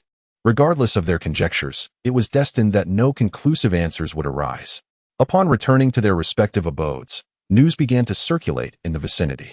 The essence of the report was that the Lei family stronghold was a haven for demonic cultivators, eradicated by the righteous forces who sent forth hundreds of elite practitioners. Su Yang paid little heed to their discussions, for it was impossible for them to trace the matter back to him. This battle had cost him 50 avatars and injured many more, yet every sacrifice proved to be worthwhile. The doppelganger has returned with all the spoils of war. Upon counting, there are approximately 40,000 low-grade spirit stones alone, which instantly rekindles Su Yang's desire for wealth. Additionally, there are several bottles of second-tier medicinal pills, suitable for those in the foundation establishment stage. Among several tomes, Su Yang discovers a manual titled Wind Shadow Steps, a movement technique that surpasses the human tier. Classified as a yellow-tier manual, perfectly suited for cultivation at the foundation establishment stage. He casually tosses the manual to his doppelganger, assigning several of them to practice the Wind Shadow Steps. Furthermore, he designates a few doppelgangers to cultivate the latter portion of the blood ignition technique. A remarkable skill that can instantly elevate one's strength by a small tier, yielding immediate results. The remaining manuals are mostly of the human tier, rendering further cultivation unnecessary. Some are unsuitable, such as those focused on polearms or blades, as Su Yang has grown accustomed to the sword path. Thus, continuing to practice sword manuals will be more efficient for him, and he shall refrain from switching to other forms for now. Ah, what is this? Su Yang discovers a stone tablet within Lei Wang's storage ring. The tablet is entirely black, with an ancient texture, its surface intricately engraved with a multitude of minuscule characters, each stroke radiating a sword-like sharpness. As he scrutinizes these writings, Su Yang's eyes grow increasingly luminous. The 100-kill sword formation. This is, in fact, a grand sword formation that requires 100 individuals to collaborate in its execution. With 100 swords unleashed, nothing can withstand their might. Battling beyond one's tier becomes a mere formality. The Lei family surprisingly possesses such remarkable treasures, the origin of which remains a mystery. Su Yang clenched his fist tightly, a look of joy illuminating his face. As one who commands numerous avatars, he relishes in collaborative offensive techniques, where coordination poses no issue. The strength manifested through such combined efforts undoubtedly surpasses that of individuals fighting separately within an equal number. During the assault on the Lei family stronghold, it seemed they had not utilized this sword formation. Reflecting on previous encounters, Su Yang confirmed this absence. A sword formation involving 100 participants would undoubtedly create considerable commotion, drawing his attention. Thus, it appears they had not mastered this particular formation, as it demands the intricate cooperation of a full 100 individuals, a feat exceedingly difficult to achieve. Perhaps those esteemed sword cultivators from prominent sects could cultivate disciples adept in such formations. However, for a family like the Leis, lacking a unified family martial arts doctrine, such capability seems elusive. Yet, another quandary presents itself before Su Yang. Only the substitutes possess the ability to cultivate. The avatars do not share this capacity. Currently, he has merely 12 substitutes, far from the required 100. Should he then assign multiple positions to each substitute, mastering them individually before attempting to integrate their skills. Su Yang continued to study the 100-kill sword formation, seeking clarity on how to perfect his training. Chapter 38. Comprehensive Enhancement. It is time to seize the Spirit Stone Mine. After a thorough reading, Su Yang let out a quiet sigh of relief. In simple terms, although the 100-kill sword formation requires the collaboration of 100 individuals, these individuals are essentially divided into 10 groups of 10, each performing identical movements. This implies that to practice the 100-kill formation, one merely needs to master 10 distinct sets of movements corresponding to 10 different positions. This simplifies the process significantly. One can merely dispatch a substitute to manage the 10 positions while the remaining 90 can be filled by avatars. The avatars, lacking the ability to comprehend the sword techniques, can suffice by merely standing in place and serving as training partners. As long as the substitute learns all 10 sets of movements, all avatars of the same realm will be able to learn them simultaneously, thus enabling the execution of the 100-kill sword formation.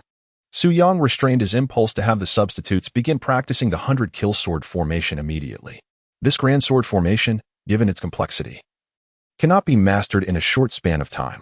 In contrast, the techniques he was currently practicing, the blood-burning technique and the wind shadow step, were progressing at an astonishing pace, requiring little time to perfect. Therefore, he decided to wait until he had mastered these two techniques before embarking on the 100-kill sword formation. Su Yang glanced at the nearly 40,000 spirit stones within his storage ring. He first spent nearly 1,000 spirit stones to repair all the injured avatars. Subsequently, he expended 600 spirit stones to upgrade the remaining 600 avatars, elevating them from the 9th level of Qi refinement to the initial stage of foundation establishment. Thereafter, he invested 250 spirit stones to create 850 avatars at the initial stage of foundation establishment. The total number of avatars in the foundation establishment realm has reached an impressive 2,000 avatars. Once the 100 slaughter sword formation is perfected, it will be possible to assemble 20 such formations. Su Yang can already envision the magnificent scene that would unfold. After tonight's haul of nearly 40,000 spirit stones, only a little over 8,000 remain. This sum could procure more than 800 first-grade spirit swords by tomorrow. Additionally, approximately 700 spirit swords were pillaged from the Lei family fortress this evening, along with some others amassed during this period. This would nearly suffice to equip each of the 2,000 avatars with a sword, allowing for their makeshift use. Ideally, second-grade spiritual artifacts are preferred in the foundation establishment realm. However, each second-grade spirit sword costs 100 low-grade spirit stones. While not exorbitant, it is still a considerable expense, manageable for any foundation establishment cultivator not in dire straits. The sheer quantity of Su Yang's avatars makes the calculations quite daunting. While it is exhilarating to besiege others, the reality of expenditure reveals the true meaning of spending like water. The spirit stone vein of the Qixia sect is also ripe for the taking. Whenever spirit stones become scarce, Su Yang's thoughts inevitably turn to the spirit stone mines. Previously, he felt his strength was insufficient and thus refrained from rash actions. However, with the acquisition of the blood-burning technique, alongside the 100 slaughter sword formation, he now feels confident that, once these two skills are mastered, the Qixia sect will pose little threat. His avatars are tirelessly honing their skills, and Su Yang himself is not idle, embarking on the practice of alchemy. Elixirs are indeed a remarkable treasure. With an ample supply, one can expedite the enhancement of their cultivation. Mastering the art of alchemy is undoubtedly worthwhile. Beyond concocting elixirs, one must also aspire to forge artifacts. Should one acquire the skill to forge, an endless stream of spiritual weapons could be produced. The cost of materials would be significantly reduced, alleviating concerns over the availability of superior weaponry. However, there is much to accomplish, and progress must be made gradually. Su Yang placed the alchemical furnace obtained from the Lei family estate upon the ground. He then began to sift through the materials within his storage ring, as well as the various recipes contained in Nangong's alchemical path. Ultimately, he settled on a first-grade elixir known as Gathering Qi Pill. The primary appeal lay in the completeness of the ingredients, coupled with the relative ease of its preparation, making it ideal for an introductory endeavor. As Su Yang channeled his techniques, the spiritual energy within him began to transform into fiery energy. With a swift motion of his fingertip, a dragon of flame surged forth, filling the entire furnace. Once the temperature reached a certain threshold, Su Yang meticulously added the various herbs in the prescribed order, adjusting the intensity of the flames as needed. However, midway through the process, he was suddenly assailed by the acrid scent of burning.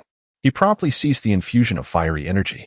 Once the flames subsided, he peered into the furnace only to discover that he had indeed ruined the mixture. It was a charred mass of burnt remnants. Such setbacks are commonplace for a novice. Undeterred, Su Yang discarded the refuse and resolutely prepared to try once more. The second furnace also met with failure. However, progress was made as it endured for a longer duration. The subsequent third and fourth furnaces similarly failed, yet each attempt yielded some advancement. It was not until the fifth furnace that success was finally achieved. Within it lay 10 white elixirs. Although their quality was not exceptional, the fact that they were successfully produced marked a significant milestone. The path ahead involves diligent practice, which will lead to increasing proficiency. Once mastery over first-grade elixirs is attained, the endeavor will shift towards crafting second-grade elixirs, followed by third and fourth grades. In the Xianling sect, at the Zealand Hall, resides the esteemed figure of Mo Zealand, who is a member of the Inner Cabinet. At this moment, Xiaoning Shua has returned to the sect and made her way to report to her mentor, Mo Zealand, regarding the specifics of her recent mission. Upon hearing the report, the elegant and graceful woman furrowed her brows slightly, her gaze lowered in contemplation. "Master, do you have any insight into which faction this might be?" Xiaoning Shua inquired.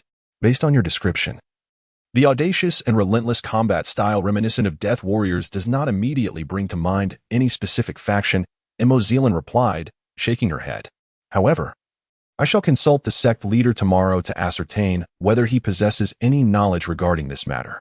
It is indeed imperative to investigate thoroughly, as the ability to mobilize several hundred Foundation establishment practitioners undoubtedly signifies a formidable power, potentially rivaling that of the Xianling sect. Following such reckless tactics, one must be cautious not to provoke the merfolk, lest unnecessary troubles arise. The Xianling sect, being vast in scale, necessitates that its higher echelons prioritize the stability of the sect." The following day, as dusk approached, Su Yang had mastered the latter part of the blood ignition technique and achieved a preliminary level of the Wind Shadow Step. The Wind Shadow Step is categorized into 3 realms based on proficiency: preliminary, advanced, and perfected. Although only at the preliminary stage, the effects were markedly evident, significantly enhancing his agility. Su Yang attempted to implement it, moving with grace and fluidity within the space, showcasing remarkable agility. As for Mo Zealand, she did indeed seek an audience with the sect leader, Jiang Yuan, during the day. However, she ultimately gleaned little in the way of substantial information. Jiang Yuan advised her to observe the situation as it unfolds. If this were indeed the machinations of a formidable force, it would inevitably reveal itself in due time. Providing further insights, Su Yang remained oblivious to these developments, though even if he were aware, he would remain indifferent, as his avatars proliferated and their activities became increasingly conspicuous. It was inevitable that they would draw attention. This aspect could not be concealed unless he restricted the movements of his avatars on a grand scale, which was clearly unfeasible, as he relied on them to procure additional resources. In truth, the attention drawn to his avatars bore no significant consequence. In the eyes of the world, few are aware that these individuals are mere avatars, perceiving them instead as living beings. The sole secret to conceal lies in the relationship between the true self and these avatars. As long as this connection remains undisclosed, the true essence of Su Yang shall forever remain unlinked. Su Yang firmly believes that as long as he keeps silent about his existence within this dimension, the truth will remain shrouded in secrecy. With the blood ignition technique perfected and the Wind Shadow Step reaching a preliminary level of proficiency, Su Yang resolved to commence the rehearsal of the 100-kill sword formation. He instructed 10 avatars, along with 90 additional manifestations, to form 10 groups, each comprising 1 avatar, leading 9 manifestations. Subsequently, he meticulously assigned positions in accordance with the formations of the 100-kill sword array. The next step involved commencing the practice as outlined within the formation. The first objective was to master the art of remote sword manipulation. By channeling spiritual energy into a cohesive stream, gathering it at the fingertips, and projecting it forth to command the spiritual sword, one could strike down foes from afar. In essence, it necessitated the ability to wield spiritual energy to manipulate objects at a distance. This 100-kill sword formation employs the technique of attacking through flying swords. Hence the notion of 100 swords striking simultaneously, rendering all adversaries powerless. In due time, 100 flying swords would transform into agile dragons, dispatching enemies from afar. A truly exhilarating prospect. Days passed swiftly. By the third day, the 100-kill sword formation had begun to take shape. By the 10th day, a basic mastery was achieved. Finally, by the 15th day, he could execute it with a considerable degree of skill. At this moment, within the confines of space, 100 figures stood resolutely in their respective positions, each sword suspended before them. The 100-kill sword array was poised to unleash its fury, a symphony of blades ready to strike. Whoosh! A surge of spiritual energy emanated from the 100 practitioners, as their flying swords transformed into sinuous dragons, their melodic chants resonating incessantly. Boom, boom, boom. Wherever the swords pointed, that location would be besieged by a torrential downpour of blades. The solid ground was violently breached, yielding a colossal pit, with numerous sharp swords embedded within, resembling a graveyard of blades. With a mere gesture, the 100 warriors summoned their swords back, returning them to their prior position of suspension. With this formidable technique, they could vanquish even the pinnacle of Foundation establishment. Thus, it was time to seize the spiritual stone mine. Chapter 39. The crowd, dense and foreboding, became instantly restless. Su Yang strategically deployed his avatars and batches towards the spirit stone mine. The noise generated was substantial enough that it could easily attract unwarranted attention. He chose the stone forest, where he had previously covertly excavated the mine entrance, as the gathering point for his avatars. Once the number of avatars reached 200, Su Yang commenced his operation.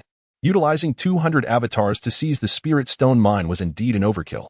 The remaining 1,000 or so avatars continued to make their way to the site. Once the mine was secured, they would be poised to excavate spirit stones while bolstering their defensive capabilities. The 200 avatars, leading the charge, circled around and approached the front of the mine. At the outermost perimeter, several guards at the 5th layer of Qi refinement remained vigilant. Reflecting upon these guards now, Su Yang was filled with a sense of nostalgia. Back when he was merely at the 1st layer of Qi refinement, one of his avatars had been captured by the Zhou family of Wuxi City and subsequently brought to this location. At that time, he had perceived these 5th layer guards as formidable. Yet, with the passage of time, he now regarded them as so weak that a mere finger could vanquish them. So many people. The arrival of the 200 avatars quickly caught the attention of the guards. How powerful! Their auras are incredibly strong. This energy is undoubtedly that of foundational realm experts. Who are these individuals? What do they intend to do at the mine? The outer guards were left in a state of bewilderment. The covert operations here have always been executed with remarkable efficiency, and given the remote location, it is rare for anyone to venture into this area. Yet, unexpectedly, 200 individuals have appeared. Crucially, these individuals possess formidable strength, undoubtedly being masters at the foundation building stage. Indeed, hundreds of foundation building masters? The entire Qixia sect has fewer than 100 in total. Who are you? Which faction do you belong to? They trembled in fear, their voices stammering. Su Yang, uninterested in engaging in idle chatter, dispatched a mere avatar, instantly annihilating them with a single strike. At a distance, the guards at the mine entrance, witnessing this scene, were nearly paralyzed with terror and immediately retreated into the depths of the mine. They hastily rushed into a vast chamber. This is bad. This is dire. We are under attack. Enemies have infiltrated. The guards gasped for breath, calling out to the individuals in the chamber. Zheng Huizhou sprang to his feet, urgently inquiring, "Who are the enemies? How many are there? What is their strength?" Within the chamber, several managing personnel also fixed their gaze intently on the guards, awaiting their response. They all instinctively recalled the numerous bitter rivals they had in the past. Realizing only those adversaries would go to great lengths to investigate the movements of the Qixia sect. Perhaps, at some point, information regarding the mineral veins had already been exposed. We are equally unaware of their identities and find it challenging to discern their characteristics. The crowd is substantial, estimated to be around 200 individuals. We remain uncertain regarding their true capabilities. We have witnessed one of them effortlessly overpowering our comrades outside. Earlier, due to the considerable distance, we were unable to perceive the aura emanating from their duplicates, making it difficult to gauge their approximate strength. Zhang Huizhou furrowed his brow in deep concern. Given the current situation, it is likely that there are foundation-building cultivators among the enemy ranks. Meanwhile, he has only reached the 9th level of Qi refinement. As for the several stewards, they are merely at the 8th level of Qi refinement. Should they venture out to confront them, it would undoubtedly lead to their demise. Lao Qian, you shall lead them to the mine and make the necessary arrangements. If you sense anything amiss, proceed according to protocol. Zheng Huizhou instructed one of the stewards named Qian. Understood. The steward named Qian then led a few guards who had just delivered the news into the depths of the mine. Subsequently, Zheng Huizhou directed his gaze toward the innermost part of the chamber. There stood a stone door. Approaching the stone door, he respectfully performed a bow and humbly addressed. Elder Lu, an unknown formidable enemy has suddenly appeared outside, and we are no match for them. I implore you to take action and eliminate this threat. The Spirit Stone Mine is of significant importance to the Qixia sect. Although we cannot summon too many renowned experts from within the sect for the sake of maintaining secrecy, due to the vigilant scrutiny of several formidable adversaries of the Qixia sect regarding the movements of renowned experts, any overt actions might easily attract their attention. The adept was dispatched to safeguard a particular vein of ore. However, it was certain that the defensive forces would not be overly meager. Thus, a venerable elder was discreetly sent to oversee matters. Typically reclusive and devoted to secluded cultivation, he entrusted all affairs to Zheng Huizhou, who merely served as a figurehead of the mine, functioning solely as an agent. Crucial decisions and responses to urgent situations relied on the hidden presence of Elder Lu Tai. With a resounding rumble, the stone door swung open, revealing a silver-haired elder. Despite his snow-white hair, his complexion was remarkably flushed and vibrant, exuding robust vitality. His gaze was sharp, radiating a chilling intensity akin to a blade, making it difficult for others to meet his eyes. Zheng Huizhou and his companions bowed their heads in deference, fully aware that Elder Lu Tai possessed formidable strength, standing at the late stage of Foundation establishment, perilously close to the pinnacle of that realm. Among the Qixia sect, he was one of the 5 senior elders, holding significant authority. The elder mused, I am eager to discover who possesses the audacity to covet the mining interests under the Qixia sect. With narrowed eyes and a fierce aura, he declared, leading the way with his sword drawn toward the chamber's exit, followed closely by Zheng Huizhou and the others. They traversed a considerable distance, yet had not yet exited the mining tunnel. Before them, a throng of people surged, filling the mine tunnel with a dense crowd. Foundation establishment. Foundation establishment. So many of them. Lu Tai swallowed hard, his expression instantly betraying his composure. Although he was in the late stage of Foundation establishment, his opponents were merely at the initial stage. He held a distinct advantage in terms of realm, yet the sheer number of adversaries made him uneasy. More critically, the ability to mobilize such a multitude of Foundation establishment practitioners indicated the presence of a far mightier force behind them. Perhaps even those at the profound Pill realm, an entity far beyond the capabilities of the Red Cloud sect. What? Elder Lu exclaimed, realizing that all these individuals were at the Foundation establishment stage. Zheng Huizhou and the others exchanged alarmed glances. Upon a slight examination, they indeed sensed the distinctive aura characteristic of Foundation establishment practitioners emanating from the crowd. May I inquire about the purpose of your visit to our mining site? Lu Tai refrained from revealing the Red Cloud sect's backing, as the imposing display before him rendered such a declaration ineffective. It would be prudent to withhold this information, hoping that the opposing party remained unaware of their true affiliations. Perhaps, in due course, they could devise a way to navigate this predicament. Of course, we have come to discuss business, Su Yang, employing a doppelganger, interjected calmly. While speaking, he instructed the 100 avatars standing before him to adjust their positions. What business do you speak of? If we are to discuss matters of commerce, should you not first introduce yourselves, so that I may know who you are? Lu Tai feigned ease on his face, yet he remained ever vigilant beneath the surface. He was incredulous that anyone would come with such a display merely to engage in business. Chapter 40. The swift flight of swords. As Su Yang adjusted the positions of his clones, the main mining passage proved sufficiently spacious, allowing for an effective deployment of the 100-kill sword array. What business could this be? Surely, it was to seize this precious vein of, or without cost. With a resounding boom, the prepared clones unleashed their spiritual energy to its fullest extent, immediately activating the 100-kill sword array. Countless spiritual swords soared into the air, transforming into a magnificent spectacle of intertwining sword dragons. The mere sight of it was enough to leave one dizzy with awe. Faced with such an overwhelming force, the few cultivators at the Qi refinement stage, including Zheng Huizhou, turned pale with fear. Even the presence of Elder Lu Tai, whom they had always regarded as incredibly powerful, offered them no solace whatsoever. They had indeed summoned 100 individuals to execute a joint sword formation. Could it be the practitioners of the sword sect? Only those deeply versed in the sword arts, such as the sword sect, could cultivate members capable of executing a united sword array of such magnitude. Ordinary factions lacked this ability, for the coordination required for such combined techniques was exceedingly demanding. The larger the group, the more stringent the requirements became. In that fleeting moment, Lu Tai's thoughts raced, a flurry of ideas flashing through his mind. Yet, he had little time to indulge in such musings. The oncoming assault surged forth with an unstoppable momentum, rapidly advancing towards him. Crimson Twilight, Sword Technique. Lu Tai's sword transformed from silver to a fiery red, as if engulfed in blazing flames. The temperature in the vicinity escalated significantly. This was the core sword technique of the Crimson Twilight sect, a privilege reserved for only a select few among the higher echelons. Swish, swish, swish.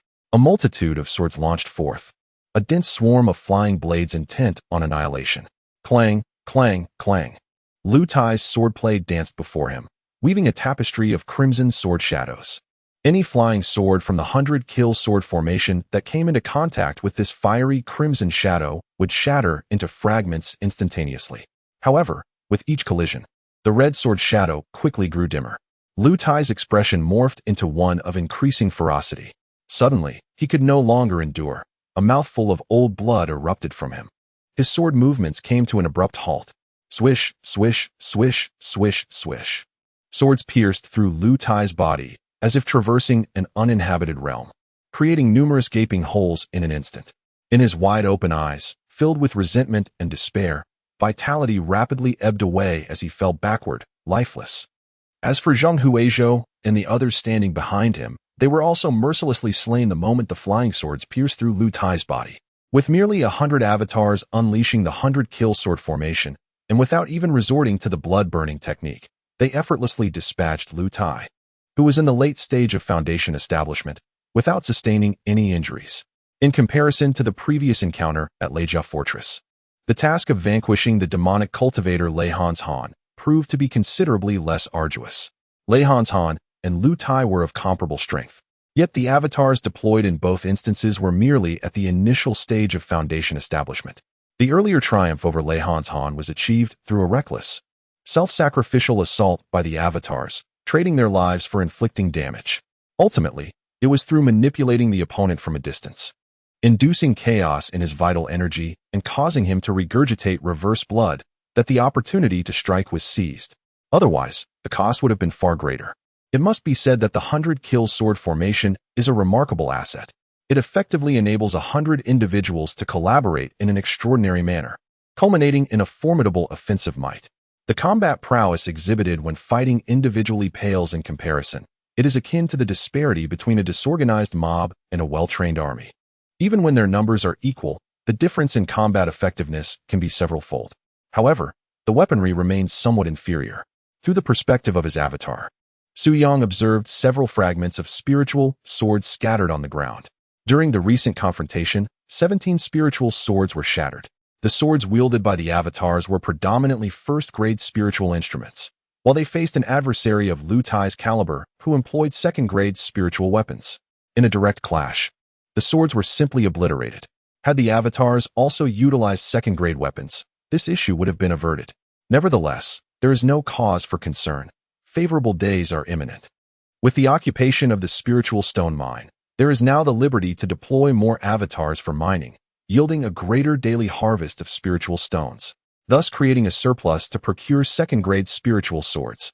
Su Yang did not linger here. He instructed his avatar to collect the storage rings and weapons of several individuals before rushing into the mine tunnel. Within, there were numerous overseers, all affiliated with the Qixia sect, and he intended to deal with them first. Along the way, Su Yang, through his avatar, cast a cursory glance at the storage rings. A sharp intake of breath escaped him. So many spirit stones. To his astonishment, Lu Tai's storage ring contained a substantial amount of low-grade spirit stones, roughly estimated to be around 30,000. The entire wealth of the Lei family, gathered over many years, amounted to merely 40,000. In light of this comparison, the magnitude of this unexpected windfall became evident. Truly, the spirit stone veins are remarkable treasures. Su Yang couldn't help but exclaim in admiration. It was reasonable to surmise that these spirit stones had been mined from the vein and were temporarily entrusted to Lu Tai for safekeeping, to be handed over to the Qixia sect once accumulated sufficiently. One could only wonder how long this accumulation had taken. In any case, they had now fortuitously fallen into Su Yang's hands. When the Qixia sect eventually learned of this, they would undoubtedly be infuriated. 30,000 spirit stones is no trivial sum. Su Yang designated one avatar to escort the storage rings out of the mine tunnel. Outside, over 100 avatars had gathered, arriving one after another during this period. Su Yang dispatched 110 avatars to escort the storage rings to the Shenling sect. 100 avatars could execute the 100-kill sword formation, while the remaining 10 served as substitutes. If precisely 100 were dispatched, any unforeseen circumstances along the way could lead to a loss. Should even one be lost, the count would fall short of 100, rendering the 100-kill sword formation ineffective. Su Yang contemplated that future operations could adopt such a proportional grouping, as having 10 substitute avatars would significantly enhance the margin for error. Within the mine, Su Yang's avatars searched tirelessly, yet encountered no one, whether overseers or mine slaves. Not a single soul was in sight. Previously, one of Su Yang's avatars, at the first level of Qi refinement, had been stationed here. However, due to its guise as a mine slave, it was compelled to toil endlessly, often sustaining injuries. The nature of the avatars necessitated the expenditure of spirit stones for the healing of wounds. In the absence of remote restoration capabilities, the accumulated injuries became too numerous over time, leading to its demise over half a month ago. Otherwise, Su Yang could have gleaned insights into the happenings within. What is that? A scent of blood? Approaching the chamber where food was previously distributed to the mine slaves, Su Yang detected a heavy, metallic odor. He hastened into the room. What greeted his eyes was a scene of carnage. The corpses of the mine slaves lay strewn about, all mercilessly slain. It was evident that the overseers had summoned the slaves and executed them en masse. Given that the blood had yet to congeal, it was clear the slaughter had occurred very recently. What could possibly be the motive behind their massacre? After a moment of contemplation, Su Yang recalled a previous incident when the miners' avatars were first brought here and overheard a conversation among Zheng Huizhou and others. The essence of their discussion was that the Qixia sect was perceived by the world as a righteous sect, and the abduction of cultivators to serve as miners must remain concealed. Perhaps they had established regulations that, should this location be exposed, all miners would be exterminated to leave no witnesses. Regardless of the rationale, the paramount task at hand was to locate the overseers. Su Yang began to deliberate. The killings occurred here, indicating that the overseers had recently been present. With dozens of overseers hastily retreating, it was certain that traces of their presence remained. Through the perspective of the avatars, Su Yang scrutinized the ground, and soon his gaze fixed upon a particular spot. Chapter 41. The cleanup completed. Excavation commences from the traces observed on the ground. Numerous fresh footprints can be discerned, all leading in the same direction. Following these footprints ultimately led to a modest opening, currently obstructed by stones. It appears they retreated through this aperture, with the rear guard sealing it with stones.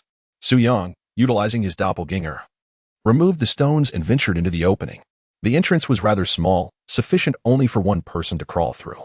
However, upon entering, the passage expanded, allowing several individuals to walk upright side by side. This direction, along with the dimensions of the passage.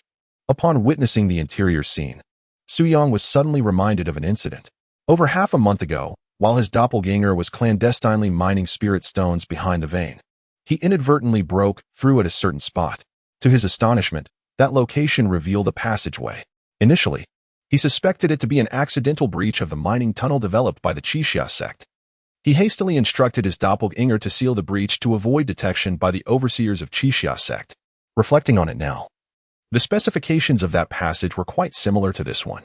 If one were to continue forward along this passage, it would lead directly to the very spot that had been breached. The two locations are likely part of the same passageway. If the overseers retreated from this point, then this passage must indeed lead to the outside. Thinking of escaping? It won't be that simple. Su Yang promptly mobilized his avatars, currently mining behind the vein, directing them towards the previously breached area. In merely 10 seconds, several avatars, positioned nearby, arrived and forcefully reopened the blocked passage, entering the corridor. Within the depths of the passage, a group of dozens appeared visibly anxious, their hurried footsteps echoing as they occasionally glanced back to ensure no pursuers were closing in, their tense expressions gradually easing. This group consisted of Manager Qian and several overseers. The Qixia sect indeed had a stipulation: should formidable foes approach, if they could not prevail, they were to eliminate all the mind slaves. This secret passage had been excavated beforehand as an escape route, allowing them to flee as much as possible. It was imperative to relay the news of this incident back to the Qixia sect. Elder Lu Tai had in his possession a device capable of remote communication with the Qixia sect. However, he had never anticipated that the adversaries would be so formidable that he would not even have the opportunity to communicate. Upon first learning of the enemy's incursion, he had a chance. Yet, he failed to grasp the gravity of the situation. Overconfident in his abilities to vanquish the foes, he neglected to promptly report to the Qixia sect. Manager Qian, do you have any idea who those enemies are? They are so powerful that even Elder Lu Tai is not their match. One overseer exclaimed, his face pale with fear and his voice trembling.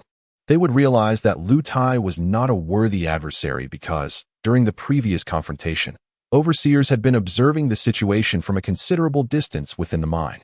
It was precisely because they discerned that even Elder Lu was no match for their opponents that they hastily devised a plan to eliminate all the miners and subsequently withdraw. I am uncertain about the particulars. However, the ability to mobilize such a multitude of skilled individuals undoubtedly indicates a formidable force at play. Qian, the manager, was puzzled as to when the Qixia sect had offended an entity of such stature. Fortunately, there was a secret passage, granting them a chance to retreat from the mine. Once the news was relayed back to the Qixia sect, the sect leader would make the final decision. Qian, look over there. A stammering voice interrupted. As the overseer halted his steps, lost in his thoughts, Qian was jolted back to reality by the sound. He focused his gaze ahead and was instantly struck dumb. Before the passage stood at least 20 individuals, as if they had anticipated their arrival and had been waiting there in advance. Foundation Establishment Realm. They were all at the Foundation Establishment stage.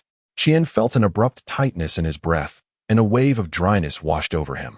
Who are you? Why are you here ahead of us?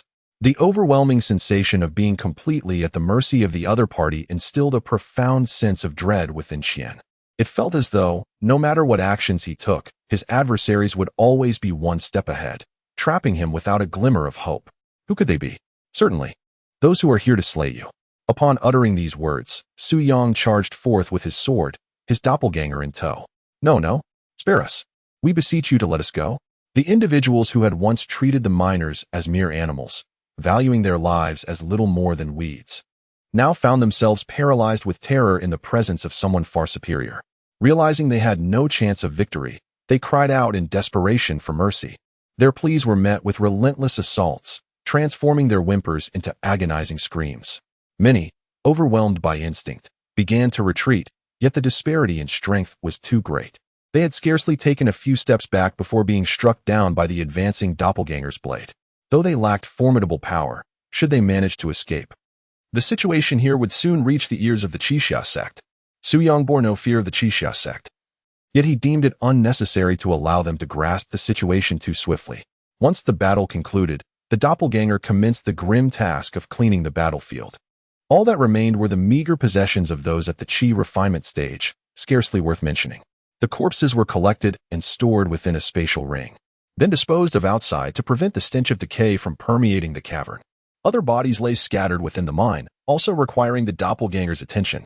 Su Yang instructed one doppelganger to traverse the secret passageway, curious to discover the location of the ultimate exit. The passage indeed led to the outside, opening into a modest cave. The cave was unremarkable, shrouded in vegetation that effectively concealed its entrance, rendering it quite discreet. Upon exiting the cave, one finds oneself in the open air, a considerable distance from the entrance of the mine. This passage shall remain, serving as a potential retreat within the mine. Su Yang contemplated the matters ahead.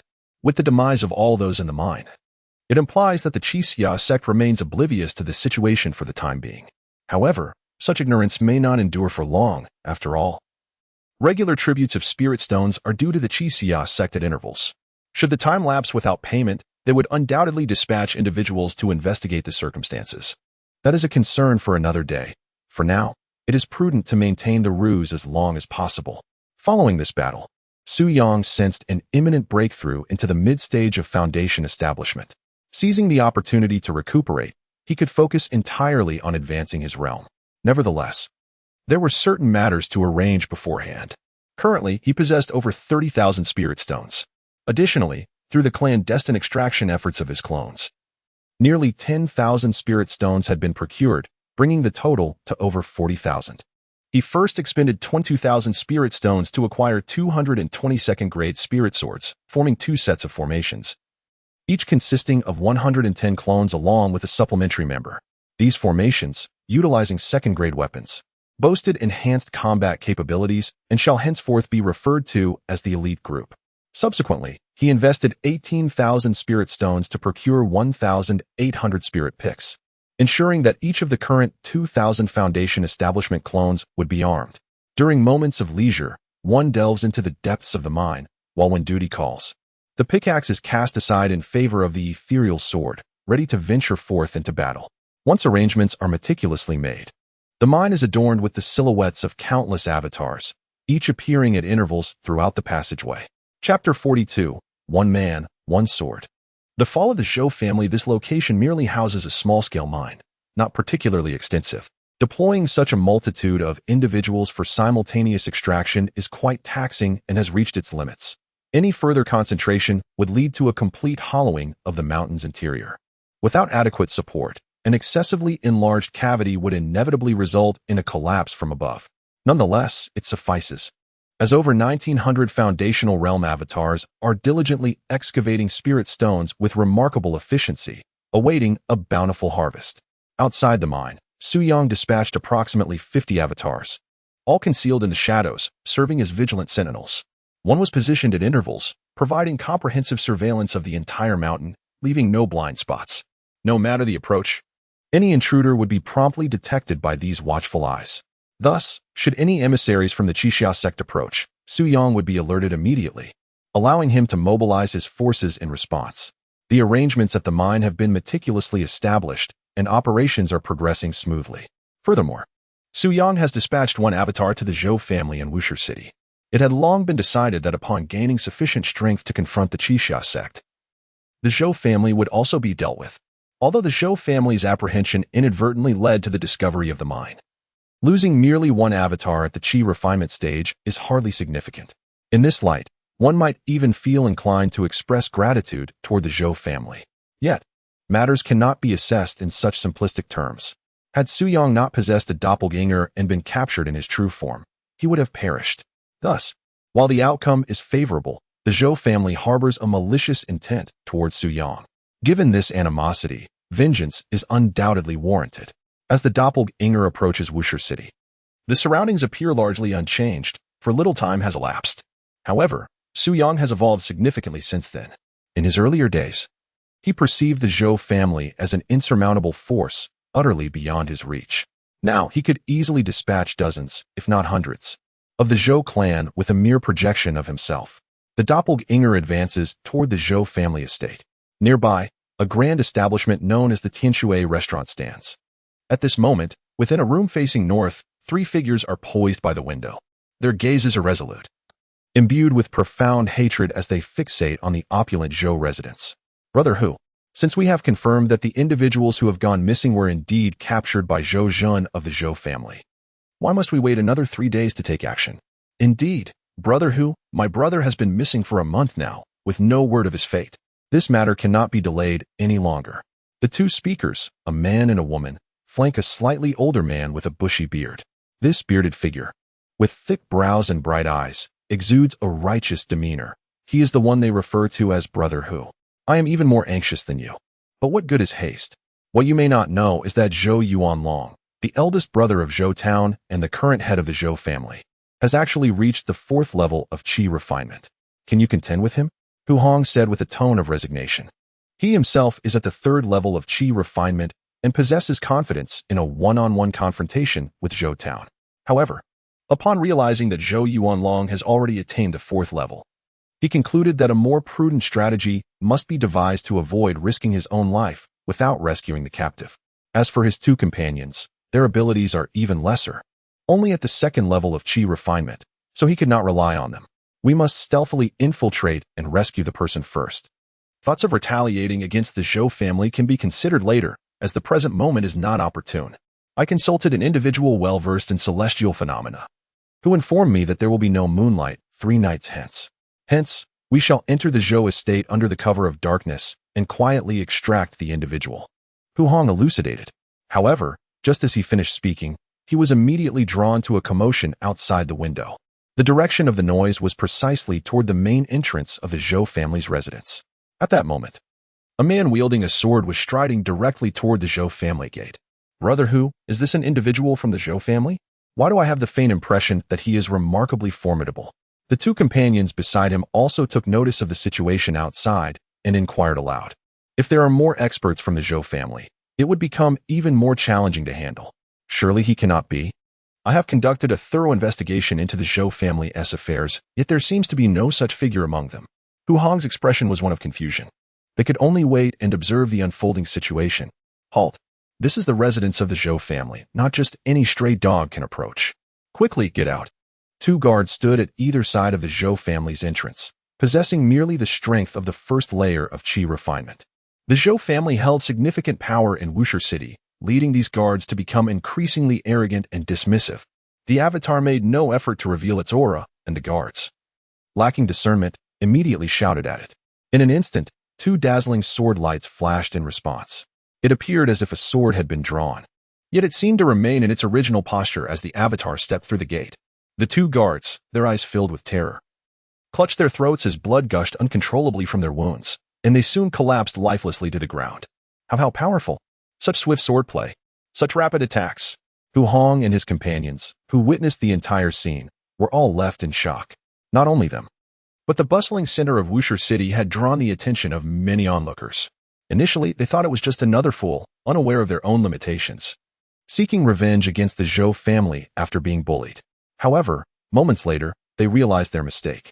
This individual truly possessed the strength to challenge the Zhou family. Could it be that the Zhou family had finally met their match? The spectators couldn't help but feel a sense of anticipation. If the Zhou family were to fall, it would indeed be a monumental blessing for Wusher City. Suddenly, the once tranquil Zhou residents erupted with cries of terror and anguish. Moments later, numerous servants fled the estate in a state of panic. Most of them were ordinary individuals, sold into servitude by the Zhou family. This affair bore no weight upon them. Su Yang was not a bloodthirsty individual, and thus spared their lives. Soon enough, silence enveloped the Zhou household.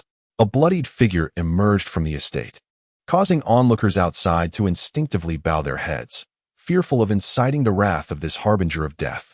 After a brief interval, when they dared to lift their gazes, they found the Grim Reaper had vanished, leaving them unaware of his destination. Only then did the crowd begin to cautiously approach the Zhou residence. Hu Hong and his companions leapt through the windows, leading the charge into the estate. The sight that greeted them was one of utter devastation. Corpses lay scattered, their blood staining the tiles beneath. The deceased were all members of the Zhou family, notorious for their misdeeds. Among the onlookers were many who had suffered at their hands. At that moment, a singular sentiment prevailed, a profound sense of vindication. You thought you could act with impunity. You thought you could oppress us. Some individuals vented their long-suppressed emotions by kicking the lifeless bodies. My dear sister, the one who tarnished your honor has finally met his comeuppance. Slain by a master of formidable prowess, may you find peace in the heavens. With reddened eyes, someone unsheathed a long knife from their waist and severed the head from a lifeless body, kicking it like a ball several times. Indeed, they were all dead. Hu Hong gazed upon the corpses of Zhou Yuanlong and Zhou Zhan, both felled by a single sword strike. This clearly demonstrated the formidable strength of the mysterious individual. Listen to me, Hu Hong addressed the crowd. The individuals who went missing in the past were all captured by the Zhou family. However, I am unaware of their whereabouts. I implore you all to assist in the search. It was indeed the Zhou family behind this. They have committed countless heinous acts. Does this mean that my brother, who went missing a few days ago, might still be found? Quickly, everyone, let us help in the search.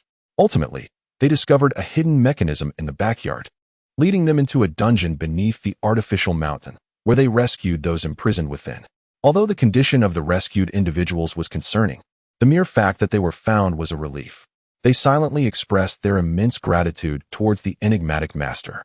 Meanwhile, the city of Wusher was on the brink of a significant transformation, no longer under the oppressive rule of the Zhou family.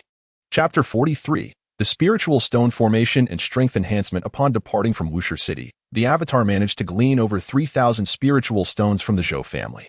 For Su Yang, accustomed to earnings in the tens of thousands, this sum seemed rather meager. However, for a family of the Zhou's stature, it represented an immense fortune. It is fortunate that they had engaged in numerous transactions involving the trade of individuals. Otherwise, unearthing even 1,000 stones would have been a daunting task. With matters momentarily settled, Su Yang resolved to focus intently on his ascent and cultivation. Within Lu Tai's storage ring, Su Yang discovered a method pertaining to the utilization of spiritual stones, which could be classified as an auxiliary formation. By arranging the stones in specific positions, one could create a spiritual stone array. Within this array, the concentration of spiritual energy was exceptionally abundant, and the efficiency of absorption remarkably high. Su Yang possessed 10 dansons, which, while advantageous due to their ample spiritual power, also heightened the demand for spiritual energy during breakthroughs. Merely relying on the thin spiritual aura pervading the environment would be grossly inadequate. Thus, the assistance of spiritual stones was imperative to swiftly amass sufficient energy for his advancement. According to the records concerning this spiritual stone formation, it could be configured in various specifications. The minimum requirement was 12 stones, positioned at 12 distinct points. As for the maximum configuration, it was stated that any multiple of 12 would suffice. For instance, 24, 36, 48, 60, 72. As long as one possesses an ample supply of spirit stones, it is entirely feasible to arrange a formation comprising 120,000 stones, or even more. In essence, the greater the number of spirit stones utilized, the larger the formation that can be established, and the more abundant the spiritual energy becomes. Historical records indicate that cultivators at the foundation establishment stage typically employ around 120 stones, which is generally sufficient. Su Yang believed that, given his possession of 10 dansons, he could certainly achieve at least a 3-fold increase, if not a 10-fold one. Moreover, with an additional 12 substitutes. After some contemplation, Su Yang decided to utilize 6,000 stones, arranging them in a formation of 500 stones at each cardinal point, thereby creating a spirit stone formation with a diameter of 6 meters. The space within the formation was quite ample, allowing both his true self and the 12 substitutes to sit cross-legged comfortably. Once the spirit stone formation was completed, the focal points at the 12 cardinal positions began to resonate with one another. Within the circle formed, spiritual energy began to manifest in the void, coalescing at a visibly rapid pace. Eventually, the density became so profound that it seemed on the verge of condensing into liquid. Su Yang and his substitutes adjusted their states, greedily absorbing the spiritual energy and harnessing this immense power to propel themselves towards a breakthrough in their cultivation. Time passed imperceptibly amidst the fervor of their advancement. Before long, several days had elapsed. Within the space, Su Yang and his substitutes simultaneously opened their eyes, their starry gazes sparkling brilliantly, radiating an aura of sharpness. They had reached the mid-stage of foundation establishment. Having experienced a slight enhancement, the spiritual energy within me has become significantly more robust than before. In terms of the degree of spiritual power, it is comparable to the pinnacle of others' foundational establishment, the surrounding spirit stone array. After days of continuous release of abundant spiritual energy, has reduced the spirit stones serving as the array's core into mere powder and waste. The transition from the initial to the mid-stage of foundational establishment consumed 6,000 spirit stones. If this were to become known, it would surely leave others astounded. For such an expenditure is not something an ordinary foundational practitioner could afford. Nevertheless, Su Yang considers it worthwhile. Spirit stones may be depleted, but they can always be earned anew. They are merely external possessions, while strength remains paramount. Furthermore, with the presence of a spirit stone vein producing nearly 10,000 spirit stones daily, having spirit stones affords one a sense of freedom. That said, the spirit stone array proves to be remarkably effective. Without the assistance of the array, even an abundance of spirit stones would make it challenging to swiftly extract the spiritual energy contained within. During regular cultivation, smaller spirit stone arrays can also be constructed to facilitate swifter progression in one's cultivation. At this juncture, due to the elevation in my cultivation level, the system issued several notifications. Given that your primary entity has ascended to the mid-stage of foundational establishment, 2 additional surrogate slots have been unlocked, bringing the total to 14. The cost of creating a mid-stage foundational surrogate is 50 low-grade spirit stones each. Su Yang then assessed his current reserves of spirit stones. After several days of intensive mining from the Spirit Stone vein, he had accumulated a total of 50,000 Spirit Stones. In the early stages of Foundation establishment, upgrading each clone to the mid-stage requires an additional expenditure of 25 Spirit Stones. To elevate 2,000 clones, a total of 50,000 Spirit Stones is necessary. Without hesitation, Su Yang proceeded to upgrade all of them, resulting in a significant enhancement of his overall strength. He also remembered to set up 2 additional substitutes, bringing the total number of substitutes to 14. Curiously, Su Yang, seeking diversion, began to sift through Lu Tai's storage ring. Previously, in his eagerness to break through to a higher realm, he had not thoroughly examined each item. As he probed into the storage ring with his consciousness, he discovered a white jade tablet emanating a soft, ethereal glow. Su Yang extracted the tablet and held it in his palm for closer inspection. It was exquisitely crafted, adorned with intricate carvings, suggesting it was a rather precious item. As Su Yang inadvertently directed his consciousness towards the jade tablet, he suddenly perceived a thought that resonated within him. Much like the transmission of a cultivator's divine sense, this thought coalesced into a coherent message, conveying words meant to be spoken. Upon reception by another, the meaning becomes clear. At that moment, Su Yang effectively received a divine sense transmission. A voice echoing in his mind, "Elder Lu, yesterday was the deadline for submitting Spirit Stones. Why have you remained silent until now?" Uncertain of the sender's identity, Su Yang was nonetheless certain that it undoubtedly came from someone within the Qixia sect. Is this item a communication talisman? Su Yang was aware of a device known as a communication talisman, capable of facilitating long-distance communication. At that very moment, one of his avatars stationed at the Spirit Stone mine detected an elderly man stealthily approaching the site. Although the man appeared to be of advanced age, his steps were vigorous and his figure agile, indicating formidable strength.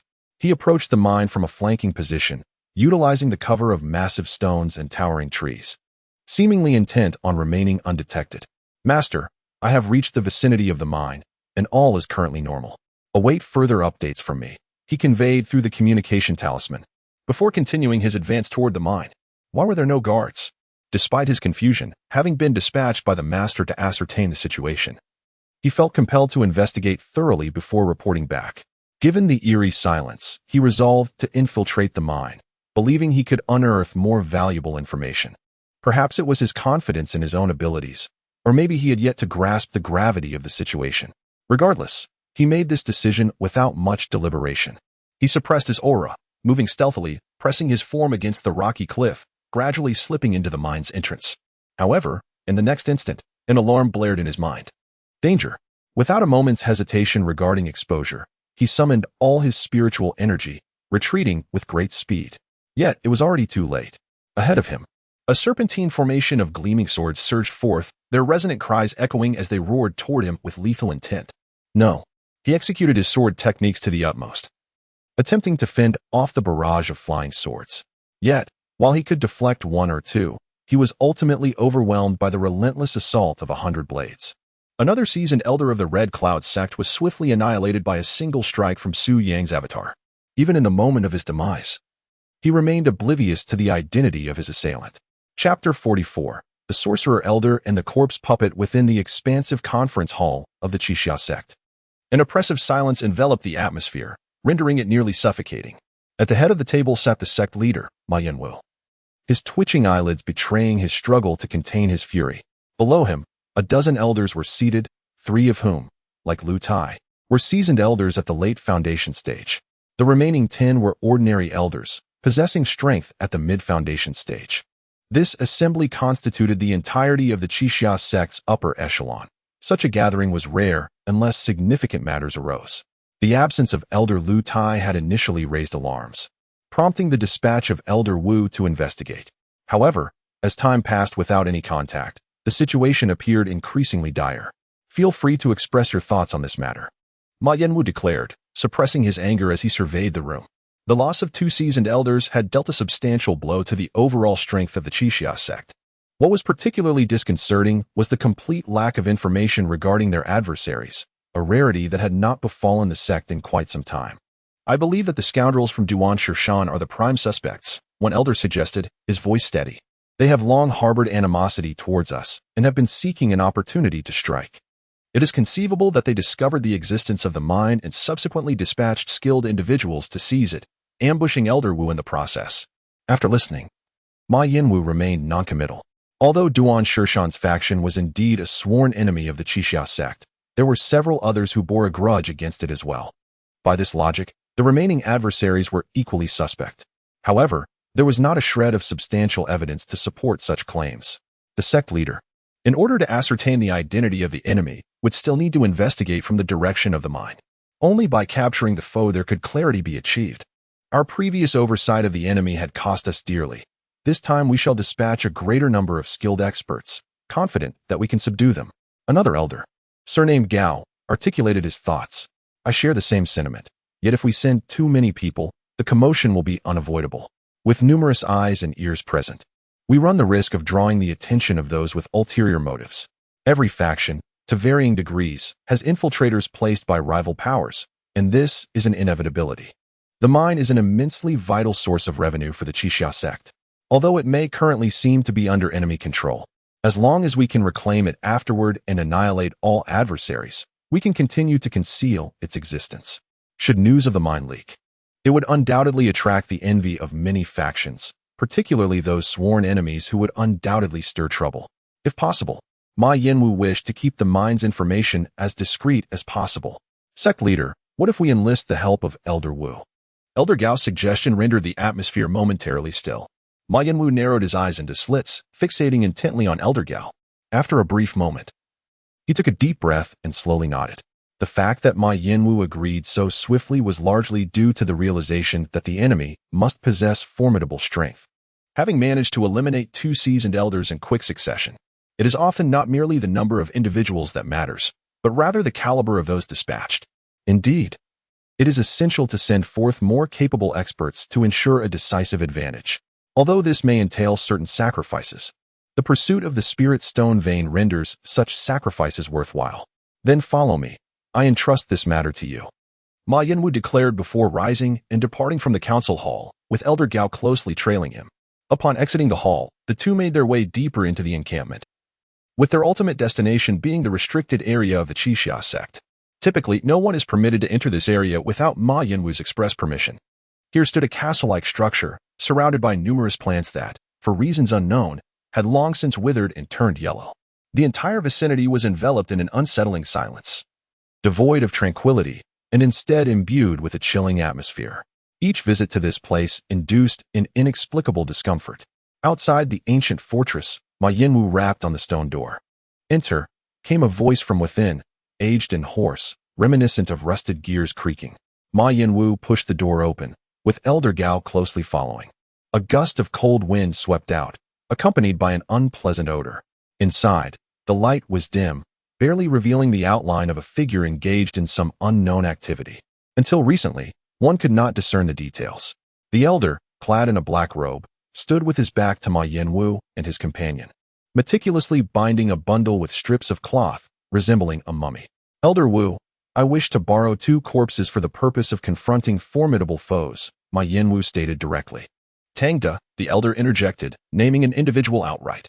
This implied that in exchange for the loan of the corpses, the Red Cloud sect would have to surrender this person to him, to serve as a vessel for the creation of the undead. He was not a member of the Red Cloud sect, but rather an ally. Thus, if one sought his assistance, it was imperative to offer something in return. Ma Yinwu had anticipated this, having engaged in similar dealings multiple times before. Each occasion, the individual favored by Elder Wu would mysteriously vanish during a mission, leaving the uninformed to assume they had encountered peril. In reality, they were delivered to this very place, soon to be transformed into a new corpse. Is it possible to substitute another? Ma Yinwu inquired. Tangda possessed considerable talent and was a promising disciple whom Ma Yinwu held in high regard, displaying unwavering loyalty to the Red Cloud sect. I am only interested in him. If you do not wish to negotiate, then please leave. Elder Wu declined.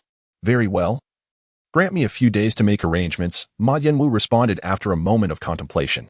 For him, the potential sacrifice of others paled in comparison to the vast benefits afforded by the Red Cloud sect, as long as it did not entail his own sacrifice. Then it shall be these 2. The old sorcerer cast forth 2 bells, which were deftly caught by Ma Yinwu. Remarkably, no matter how the bells were shaken, they emitted not a single sound. From the dimly lit chamber emerged two figures, swathed in robes, as if drawn by an inaudible chime. Each bell corresponded to the command of a particular corpse puppet. Ma Yinwu inquired of the old sorcerer regarding the approximate combat prowess of these two puppets. A single one could effortlessly contend with two peak foundation establishment cultivators. The old sorcerer's response filled Ma Yinwu with delight. With such formidable strength, reclaiming the mineral vein and vanquishing the adversaries would surely be within reach. Without lingering, he bid farewell and departed from the ancient castle.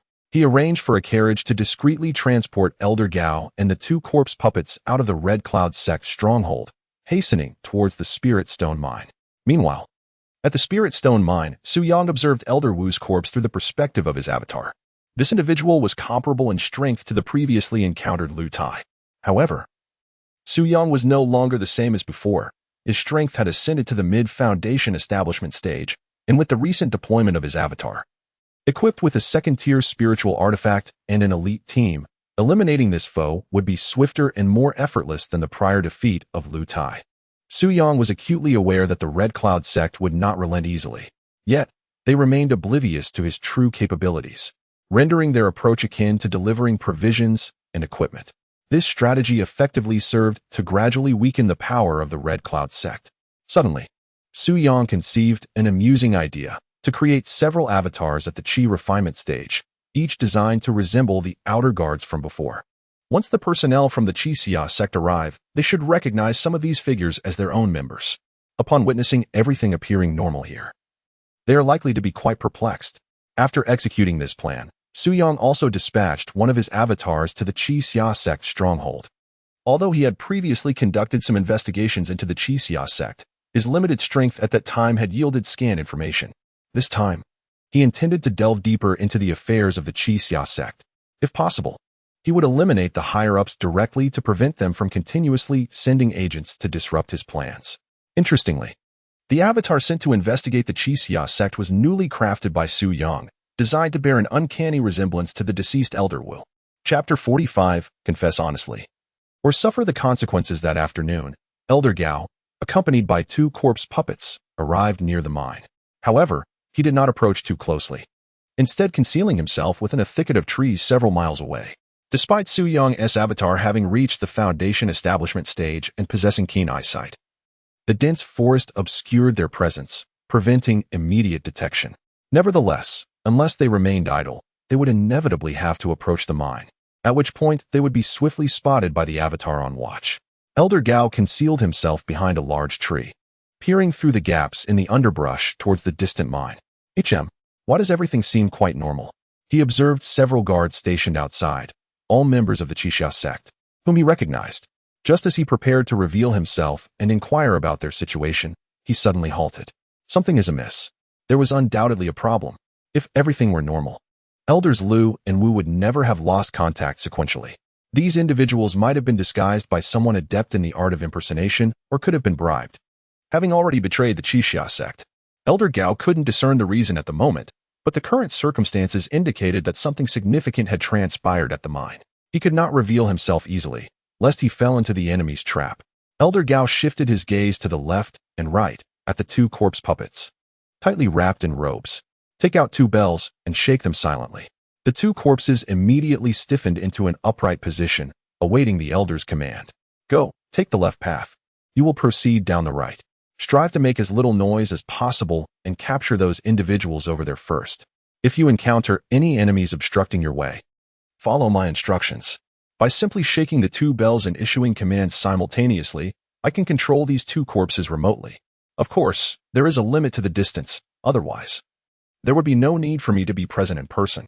Upon receiving the directive, the corpses stealthily departed to the left as instructed. Do not be deceived by their zombie-like appearance. Their agility rivals that of the living, their footsteps remarkably light. One cannot help but wonder how such entities are crafted. While their physical defenses are formidable, their nimbleness is equally impressive. The elder watched the departing corpses, silently reflecting. He knew little of the enigmatic sorcerer, not even when the connection to the Red Cloud sect was established. Perhaps only the sect leader possesses such knowledge, though he would not divulge it to them. Yes, move closer, but remain discreet, the elder commanded softly amidst the dense forest. Within the ethereal confines of the Xianling sect's spatial realm, Su Yang suddenly felt a stirring in his heart, his brows arching slightly. 50 sentinels, his doppelgangers, were strategically positioned around the heights encircling the mineral vein. Previously, Elder Gao and the corpse puppets had concealed themselves within the dense forest, eluding detection. However, as two corpse puppets approached the Spirit Stone mine, they were swiftly noticed by the sentinels. Could they be individuals from the Qixia sect? Yet, why were they so meticulously shrouded in their robes? Their attire was not the only peculiarity. Their demeanor and actions also exhibited an uncanny quality. The exact nature of this strangeness eluded Su Yang for a moment. Through the eyes of his sentinels, he scrutinized the two figures closely. After a brief interval, a look of realization dawned upon his face. Indeed, it was the mechanical repetition. At last, Su Yang discerned the source of the oddity. Their movements, though remarkably agile, were executed with an unsettling precision that felt almost robotic. As a modern individual traversing into this realm, Su Yang possessed an intrinsic understanding of mechanics. In that moment, these two figures evoked a sense of mechanization within him. Each of their movements mirrored one another with absolute uniformity. Is it conceivable for someone to perform identical actions with such consistency? The mastery over one's body must be extraordinary. They are masters, Su Yang concluded instinctively, quickly recognizing that their objective lay with the guards on the periphery. The sentinels were merely disguises of Su Yang's own creation, mere doppelgangers embodying the fifth level of qi refining. Surely, these two skilled individuals are not to be underestimated. Su Yang decided to disregard them entirely, channeling all his energy into the cavern, where he organized his mining avatars into squads of 110, prepared for any eventuality. However, unbeknownst to him, the two adversaries approached a few of his guarding avatars. With precision, they executed a series of well-placed strikes, rendering the guards unconscious by delivering a swift blow to the nape of their necks. Subsequently, they seized them effortlessly, whisking them away. It seemed these formidable figures had ventured forth solely to abduct a handful of fifth-tier qi refinement guards. Su Yang refrained from ordering his mining avatars to pursue. For while the guards were incapacitated, his consciousness remained tethered to them, allowing him to track their movements in real time. This pursuit led him several miles into a dense forest. A smile crept upon Su Yang's lips as he discovered the presence of another individual concealed within. It appeared that these two suspected masters were beholden to this hidden figure. Thus, Su Yang observed the unfolding events with quiet anticipation. Within the depths of the forest, Elder Gao was elated by the smooth execution of their plan. He kicked a few times at the unconscious guarding avatars sprawled on the ground, prompting Su Yang to cooperate by rousing them. Now speak. What transpired in the vicinity of the mine in recent days? You had better elucidate every detail, or I shall not hesitate to unleash my wrath. Elder Gao spoke in a cold tone, asserting that nothing was amiss and that everything here was perfectly normal. Su Yang, controlling his avatar, feigned ignorance, deliberately adopting a bewildered expression to enhance the illusion. Suddenly, with a swift motion, Elder Gao struck, severing the avatar's right arm at the shoulder. Under ordinary circumstances, the avatar would feel no pain. However, for the sake of the act, Su Yang let out a simulated scream of agony. This cry only served to deepen Elder Gao's displeasure. He had intended to remain concealed, yet such a loud outburst could easily attract unwanted attention from adversaries. Thus, with another swift motion, he executed a fatal blow, silencing the avatar forever. Now, there are just the three of you left. I shall deal with each of you in turn. Should your responses be unsatisfactory, you shall meet a fate akin to his. Elder Gao threatened, gesturing toward the lifeless avatar that lay slain. Who are these two? One of the remaining avatars spoke, prompting Elder Gao to freeze in astonishment. Who was truly interrogating whom? Seizing the moment of Elder Gao's distraction, the avatar made a sudden move, leaping forward to grasp the garments of the two corpse puppets. Yet, the corpse puppets acted with swiftness that surpassed that of the avatar. A powerful punch was delivered, shattering the avatar's head like a watermelon. Caught off guard, the chaotic remnants of cranial matter splattered across Elder Gao's face, evoking a distant memory of a dish he once savored, known as mapo tofu. The leftover meal from the previous night nearly caused me to regurgitate. After a considerable period of recovery, I finally composed myself. Only two of us remained alive. He continued to interrogate me. I pleaded, begging him not to take my life, my doppelganger exhibiting a visage of sheer terror. Very well, speak, he urged. Elder Gao leaned in, straining to catch every detail, unwilling to overlook a single nuance. Chapter 46. Defending against the terrifying corpse puppets, your wife remarked that your endowment is rather diminutive, akin to a sewing needle, which is quite unsatisfactory, one doppelganger asserted. Indeed, I can attest to that. I was present at the time, and your wife even mentioned that your delicate nature often leads to her being pricked. Another echoed in agreement. Elder Gao's face turned a deep shade of green, his rage erupting into a roar, momentarily forgetting the necessity for discretion. Unable to contain his fury, he swiftly dispatched both doppelgangers with 2 swift strokes of his sword. However, upon realizing that no useful information had been gleaned and that there were no survivors, he found himself back at square one. Aside from being splattered with tofu, which inexplicably irked his mood, he had gained nothing. Upon further reflection, what was the true nature of these individuals? They appeared utterly disinterested in survival. Typically, when a person falls into the clutches of a formidable adversary, the instinct for self-preservation prompts them to cooperate. Yet, these individuals exhibited no signs of compliance. Rather, they seemed intent on provoking him. Elder Gao reached out to grasp the skin of their faces, but found no human masks. Were they not merely disguising themselves? This posed an even greater enigma. Were they members of the Qixia sect? And if so, why this peculiar behavior? At that moment, Elder Gao belatedly noticed that, unbeknownst to him, shadowy figures had gradually encircled him, forming a tightening ring. How could there be so many? Panic set in for Elder Gao. Observing the situation, even a blind person could discern that the incoming visitors bore ill intentions. Quick, break through, fight your way out. Elder Gao frantically shook the bell, his voice hoarse from shouting. The 2 corpse puppets received their command and moved in unison towards the same direction. 100 kill sword formation. Su Yang issued his command as well. Each of the clone legions simultaneously unleashed the 100 kill sword formation. The scene of thousands of flying swords shooting forth was truly mesmerizing, a dazzling display of swords in flight. Boom, boom, boom. One sword after another struck the 2 corpse puppets.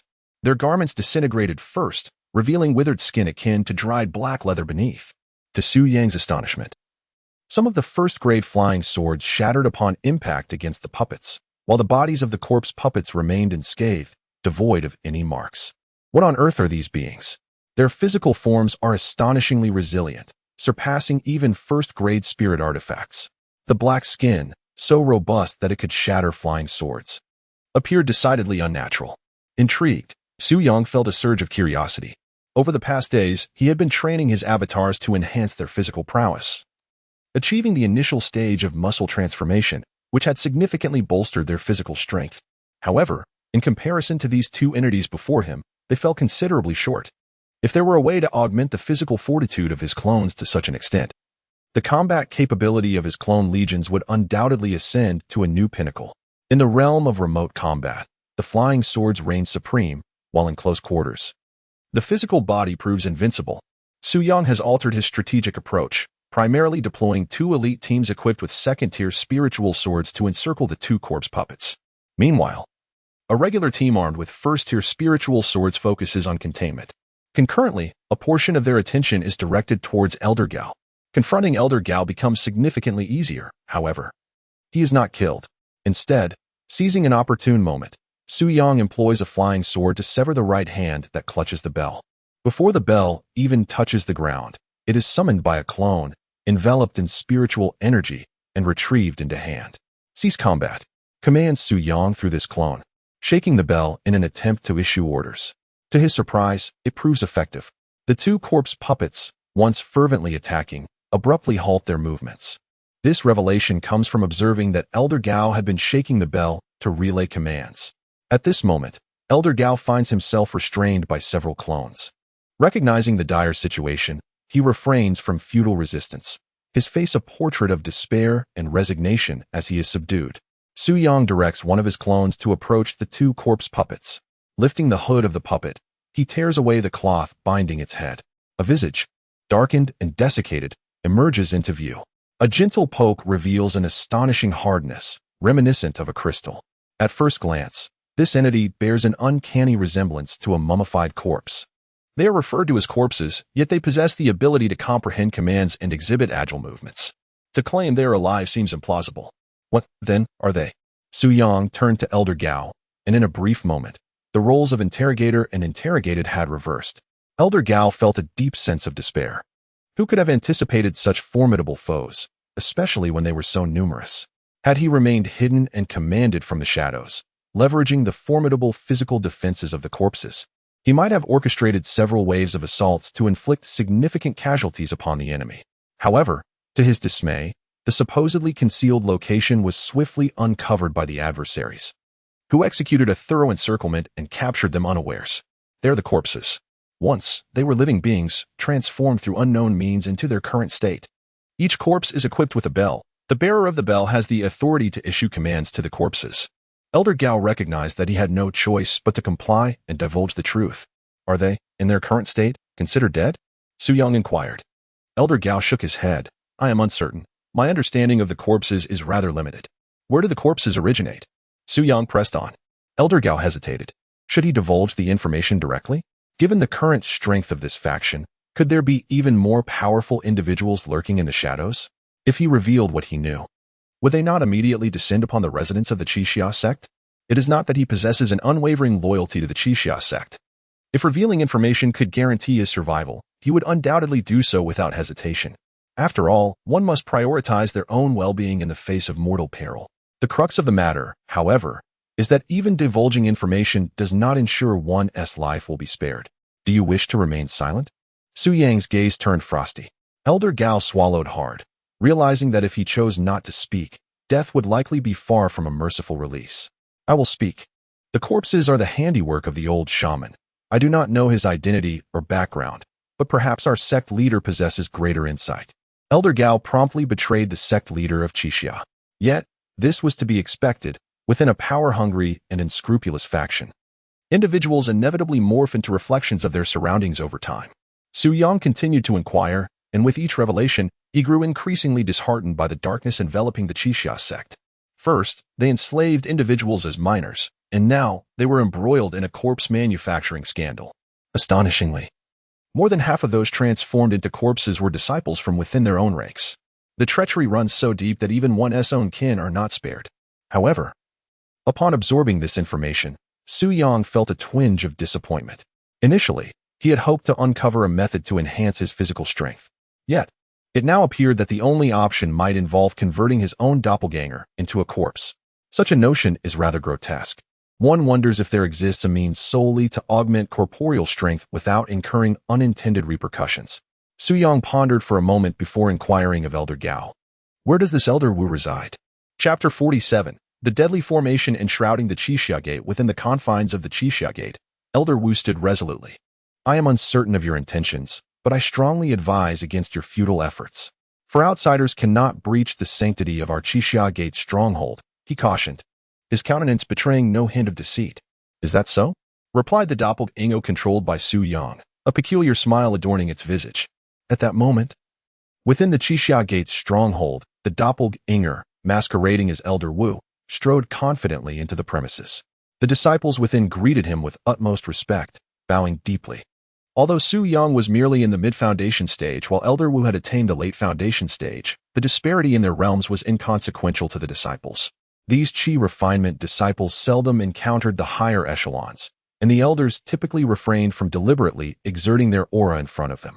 In truth, even if they unleashed their full power, the vast difference in realms would render the disciples incapable of discerning the elder's true strength. Thus, the incongruity in realms would remain concealed unless encountered by the other high-ranking members. As for Elder Wu's sudden reappearance after losing contact near the mine, such clandestine matters were known only to the higher-ups. The ordinary disciples, upon witnessing the arrival of Elder Wu, harbored no suspicions whatsoever. Meanwhile, at the mine, the peculiar smile on Su Yang's doppelganger's face filled Elder Gao with an unsettling sense of dread.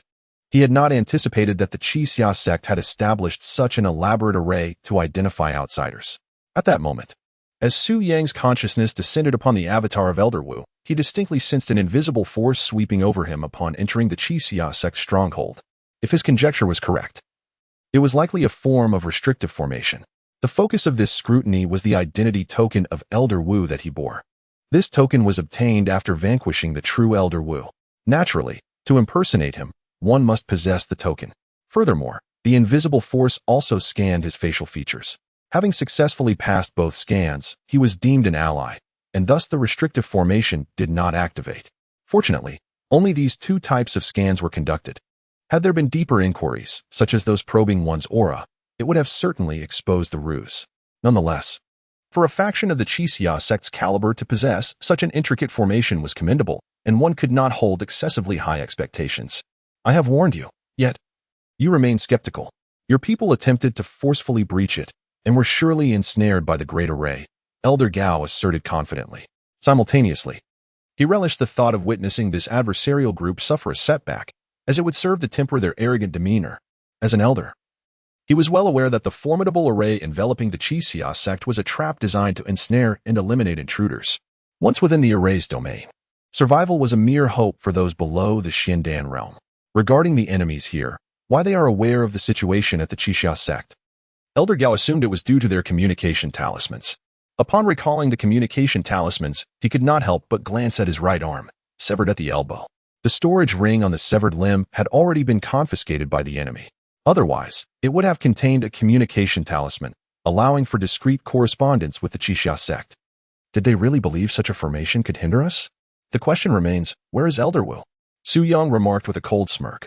At this, Elder Gao's expression shifted to one of suspicion. Could it be that you have dispatched a master of the Xiandan realm? He exclaimed in astonishment. For him, the Xiandan realm was an exalted existence, one that he could only gaze up at in awe. A single practitioner at that level could easily obliterate the entire Qixia sect. As for the Grand Formation, it would indeed be insufficient to impede a Xiandan realm expert. Noticing the growing impatience in his adversary's eyes, Elder Gao hastily interjected, deep within the encampment lies a sanctum of the Qixia sect. Unless granted permission by the sect master, no one is allowed to venture there. You had better not deceive me, Su Yang stated calmly, yet his words were laced with a potent threat. I would not dare to deceive you. My very life is in your hands, Elder Gao assured fervently. To authenticate the veracity of this information, Su Yang commanded the avatar impersonating Elder Wu to proceed deeper into the Qixia sect's encampment. One should endeavor to select more secluded routes to avoid drawing excessive attention. The closer one approaches that forbidden domain, the more profound the silence becomes. The journey proceeded smoothly, without encountering any high-ranking members of the Qixia sect. Gradually, an ancient castle-like structure emerged into view, surrounded by withered flora and an eerie scent, enveloped in an unsettling stillness that evoked a sense of lifelessness. Was that old sorcerer truly within the castle? The avatar on the mining side inquired of Elder Gao. Yes, indeed, within the castle. Elder Gao felt a chill of trepidation. Had they genuinely ventured into the forbidden grounds of the Qixia sect? As events unfolded, he grew increasingly aware of the mystery and formidable nature of the adversaries before him. With confirmation in hand, the avatar of the Qixia sect treaded lightly, inching closer to the castle. Suddenly, as they approached a certain range, a surge of energy rippled through the surrounding void. Are there restrictions here? Su Yang furrowed his brow, abruptly retreating. Simultaneously, the castle's stone doors swung open with a resounding thud. A figure, swathed in flowing robes, materialized before the avatar with astonishing speed. Its pitch-black hand, elongated into a claw, lunged toward the avatar's heart. Blood ignition technique. The avatar summoned the full force of the blood ignition technique, employing the wind shadow step to hasten its retreat. Yet, despite its efforts, it could not outpace the oncoming assault. The claw drew ever closer. Clang. Su Yang held his sword to defend himself. Bang. The spiritual sword shattered instantly. The long claw, unstoppable, grasped the heart of the clone and crushed it in an instant. Even though the body refinement had reached the initial stage of muscle transformation, granting him a vitality stronger than that of ordinary people, a single strike to the vital point caused the clone's life force to dissipate rapidly, ultimately leading to its demise. Su Yang's consciousness severed its connection with the clone's death. You did not inform me that there were restrictions surrounding the ancient castle, said the clone near the mine. Its voice cold. I truly had no knowledge of this. My visits to the forbidden area have been exceedingly rare, each time escorted by the sect master. He never mentioned any restrictions there, Elder Gao lamented, his expression strained. Su Yang understood that even without these restrictions, a mere clone could never stand against that ancient sorcerer. He had merely hoped to acquire more valuable information before the clone met its end. However, the information obtained was exceedingly limited. It was only known that the assailant was likely another corpse puppet, potentially stronger than the two corpse puppets near the mine. How many corpse puppets does this ancient sorcerer command? What is their strength? Su Yang inquired of Elder Gao, only to receive the same answer. I do not know.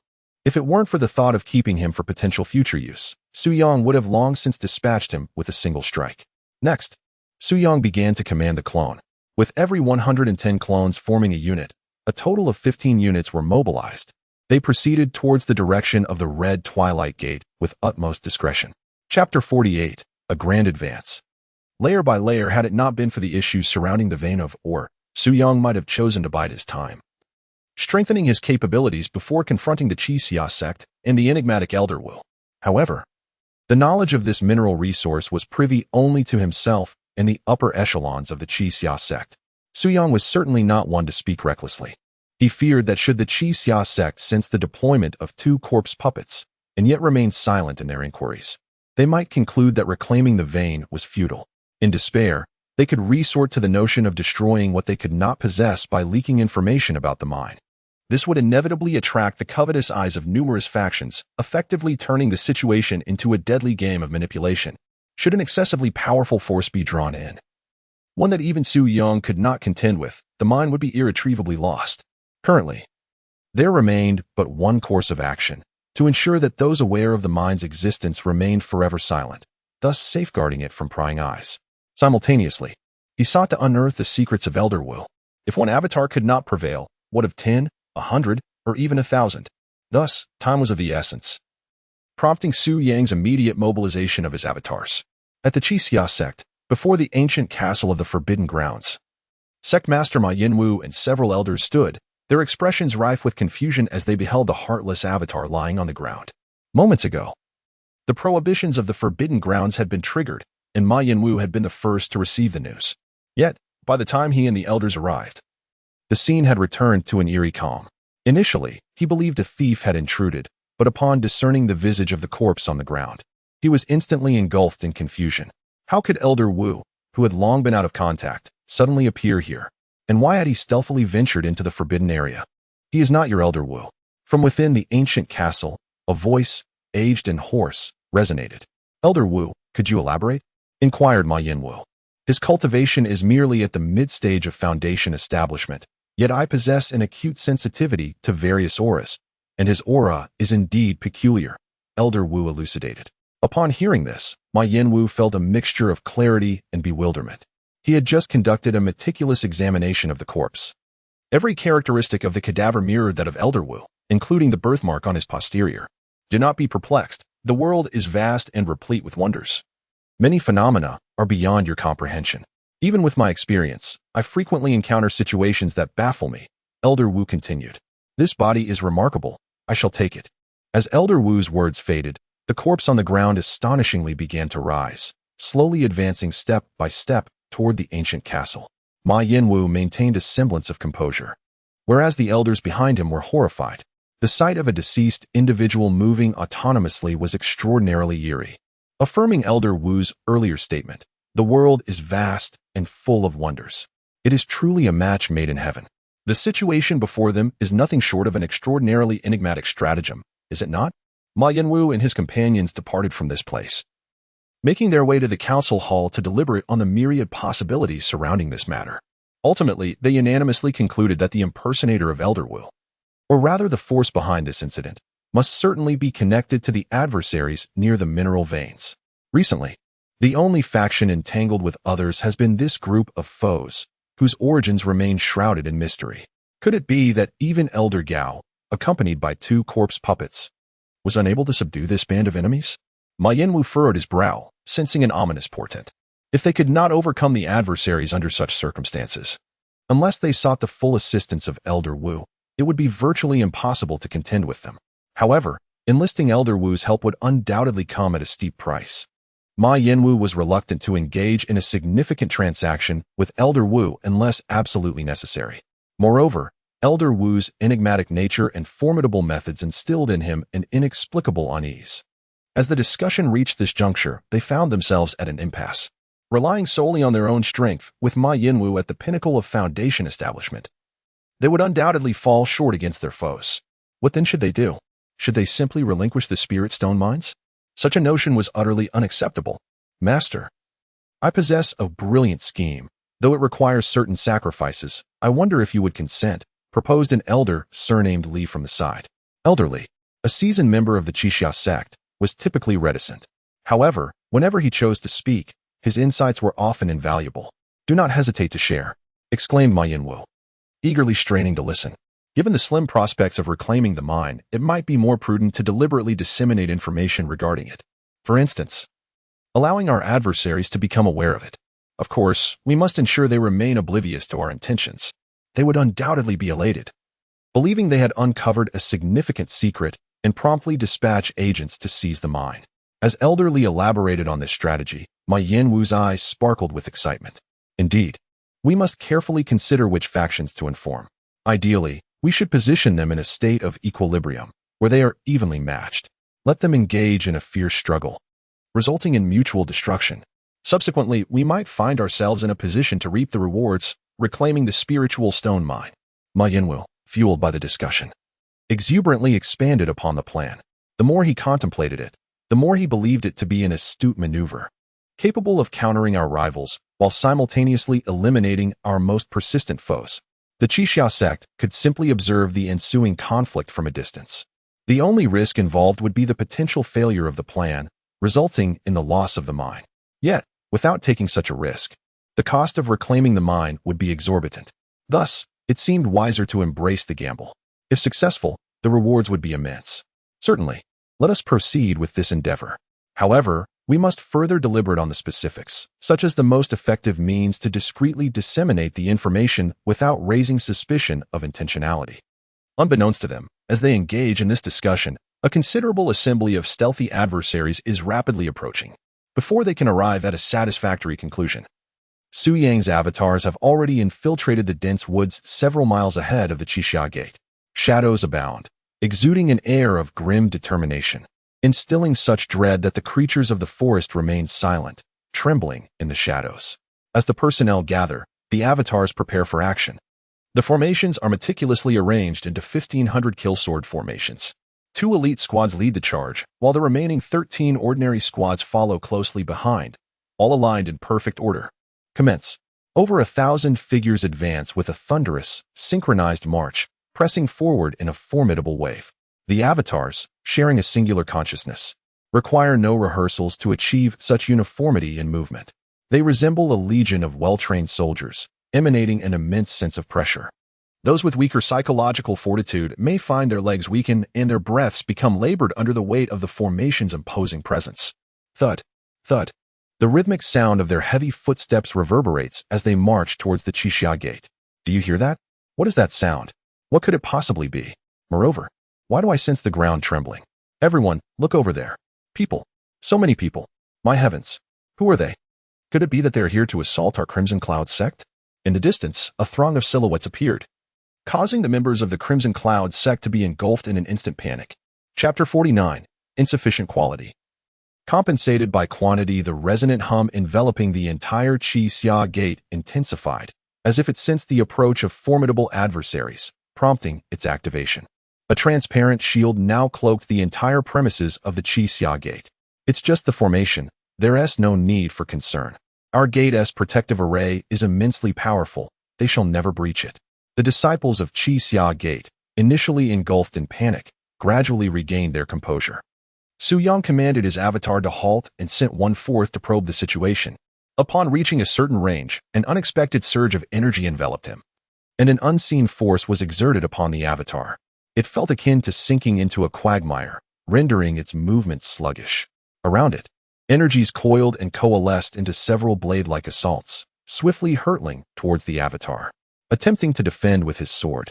The avatar found its actions hindered by the confinement of the formation, rendering its efforts too rigid and slow. Ultimately, it was too late. The blade-like assault struck with lethal precision. Is this the renowned trapping formation of Qixia Gate?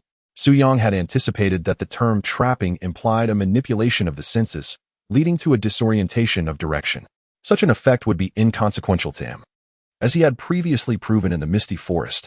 However, this external pressure exerted by the formation could only be countered with sheer strength. Gate Master, elders, Ma Yinwu and several elders were immediately alerted, hastily making their way from the council hall. Upon witnessing the activation of the Grand Formation, the adversary stationed outside could not help but exhale a sigh of relief. The substantial investment made previously to enlist the expertise of a formation master to establish this array now appeared to be a sagacious decision. Were it not for this formidable array, it would be impossible to withstand such a multitude of foundational realm foes. Could it be that these individuals, could they possibly be the enemies from the Spirit Stone vein? Ma Yinwu exchanged glances with the elders, both astonished in silence. The only ones bold enough to assault their red would indeed be those foes. They had always been aware of the enemy's might, yet they had not anticipated it to be of such magnitude. Beyond the Grand Formation, Su Yang, observing through the perspective of his avatar, focused intently on the array before him. From the High Elder's revelations, Su Yang had learned that the innermost layer of the protective shield served a defensive purpose. Only by unleashing an overwhelmingly potent attack could one shatter the shield and breach the Grand Formation. Otherwise, they would remain perpetually obstructed by the array, incapable of posing any threat to those within. Overwhelming power? If quality is insufficient, let quantity suffice. The avatar had already formed a sword array, poised for action. With spiritual energy surging across his surface, flying swords hovered above him. 100 kill sword array. Attack. Whoosh, whoosh, whoosh, whoosh. The resounding cries of the swords pierced the heavens, nearly shattering the eardrums of those nearby. Countless flying swords descended like a locust swarm, resembling a torrential downpour of blades. Under the influence of spiritual power, they swiftly surged towards the Great Formation. The mere sight before them rendered the members of the Qixia sect breathless. Their pupils reflected a dense array of spirit swords, inducing a profound sense of fear. The onslaught of the rain of swords pounded against the barriers of the formation, causing violent ripples that struggled to dissipate the force of the assault. The barrage continued, and the countenances of the Qixia sect members turned pale. Their anxiety etched clearly upon their faces. Their wide eyes absorbed every detail, fearful that a mere blink might bring the lethal barrage of swords upon them, reducing them to a hive of destruction. After a wave of sword rain, the flying swords were summoned back, hovering above the heads of numerous avatars. It's all right, they thought, managing to hold on. A cold sweat trickled down the backs of the Qixia sect members. The earlier momentum had led them to believe that the formation was on the brink of collapse. Fortunately, this great formation proved sufficiently robust to withstand such formidable attacks. Following the barrage, Su Yang entered a state of contemplation. The energy outside the formation exerted pressure, even manifesting as blade-like assaults, which diminished the potency of the flying swords by the time they reached the barriers. Otherwise, the formation might have been breached. The Grand Formation of the Red Cloud Gate, its origins unknown, is undeniably formidable. A typical array would falter under the onslaught of an attack from someone like Su Yang.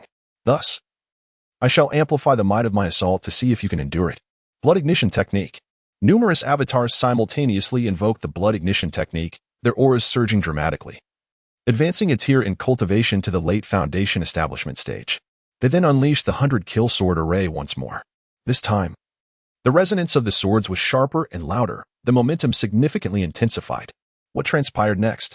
The hearts of the Red Cloud Gate members, still racing from the previous shock, were once again set pounding in alarm. Boom, boom, boom. The torrential rain of swords, imbued with even greater power, surged forth unimpeded. Even after encountering the energy barriers outside the formation, the flying swords retained considerable might. A wave of even more potent sword rain struck decisively against the protective barrier of the formation. The shield shimmered with unprecedented vibrations, on the verge of shattering. Although it did not ultimately collapse, its brilliance had dimmed compared to before. It was evident that a few more rounds of attack would render the formation unsustainable. Both Su Yang and the members of the Red Cloud Gate recognized this dire situation. Anxiety etched on their faces. They turned their gaze toward the gate master, Ma Yinwu, hoping he could devise an effective countermeasure. Ma Yinwu took a deep breath, cleared his throat, and seized the opportunity to speak. Esteemed colleagues, we of the Qixia sect are a prestigious and righteous faction, dedicated to upholding justice and addressing numerous injustices. During this time, we have undoubtedly encroached upon the interests of certain nefarious individuals, prompting their retaliatory coalition against us today. Tell me, shall we bow to our foes? Shall we permit these villains to act with impunity? Amidst the resounding thunder of swordplay, Ma Yinwu's impassioned discourse resonated. With an air of righteous indignation and a long-standing reputation as a paragon of virtue, he stirred the hearts of many Qixia disciples, their eyes glistening with fervor. Fists clenched tightly. Absolutely not. They declared, their resolve unwavering. We shall not yield to these scoundrels. Even in death, we shall take a piece of them with us. Fury roared within them, and their blood surged with fervor. They longed to rush out and engage in a life-and-death struggle with the adversaries outside. Aware of their own limitations, they nonetheless believed that for the sake of justice, they would meet their end honorably. Seeing the spirits of his disciples ignited, Ma Yinwu pressed on. Though you may be at a disadvantage in direct combat against these villains, your combined strength can fortify our defenses and amplify our might. Do you see those 8 pillars surrounding our encampment? They are, in fact, the focal points of our formation. You need only to infuse your spiritual energy into these 8 pillars to empower the grand formation. As Ma Yinwu spoke, several elders began to mobilize personnel, positioning themselves around the 8 pillars to channel their spiritual energy into the core of the formation. Their abilities varied greatly, ranging from those at the 2nd or 3rd level of Qi refinement to elders in the later stages of foundation establishment. However, due to their sheer numbers, the spiritual energy, enhanced by the formation's core, coalesced into a formidable force that could not be overlooked. Remarkably, the formation began to brighten at a visibly accelerated pace. Furthermore, with great reluctance, Ma Yinwu produced tens of thousands of spiritual stones, inserting them into the heart of the formation to facilitate the absorption of spiritual energy. Su Yang furrowed his brow. Just when they were on the verge of breaking through, the enemy executed this maneuver, fortifying the precariously unstable formation once more. Did this mean it would evolve into a protracted battle? Would the victor be determined by who could endure the longest? Everyone, rally your strength. These brigands had just instantaneously augmented their power, undoubtedly employing some secret technique. As far as I know, such techniques come with side effects, and they cannot afford to engage in a war of attrition against us. Ma Yinwu's motivational speech was quite effective. The previously weary crowd was revitalized, fervently channeling even more spiritual energy into the core of the formation. Ma Yinwu cast a provocative glance at the numerous avatars outside. He had indeed struck at Su Yang's weak point. The blood-burning technique has a time limit. It cannot be sustained indefinitely, and afterward, one would inevitably succumb to weakness. Upon reaching such a critical juncture, it becomes increasingly impossible to breach the formidable formation, unless one possesses the capability for remote repair of clones. Along with an ample supply of spirit stones, retreat becomes the only viable option in the face of debilitating weakness. However, do you presume that you alone can strike at the vulnerable spots? You have diligently crafted your persona, Haven Tiu? Allow me to shatter that facade. The higher you ascend, the more devastating your fall will be. As Su Yang contemplated this, the crowd parted to create a pathway. 3 figures advanced forward. Chapter 50. The situation takes a turn. The sudden appearance of 3 figures caused a dramatic change in the expressions of Ma Yinwu and the elders. It was Elder Gao, accompanied by 2 corpse puppets. They were indeed alive, merely imprisoned by the enemy. Gao Cheng, who would have thought you would betray the Qixia sect and lead such a band of rogues to attack us? Your treachery deserves punishment. Ma Yinwu immediately retaliated. The other elders, after their initial shock, quickly regained their composure and joined in the condemnation. The many disciples, who had been kept in the dark, glared furiously at Elder Gao. Ah, this is the Qixia sect for you. When they turn against you, there is no warning whatsoever. Su Yang's mocking voice echoed behind Elder Gao through his clone. This is precisely why I warned you earlier that revealing the truth about the corpse puppets would only lead to their counterattack. It would be futile. Elder Gao sighed in resignation. Ma Yinwu was a man of keen insight. He was already quite aware of the situation. I do not require their complete belief. Merely the belief of a few, or perhaps a slight wavering of their convictions, Su Yang remarked calmly.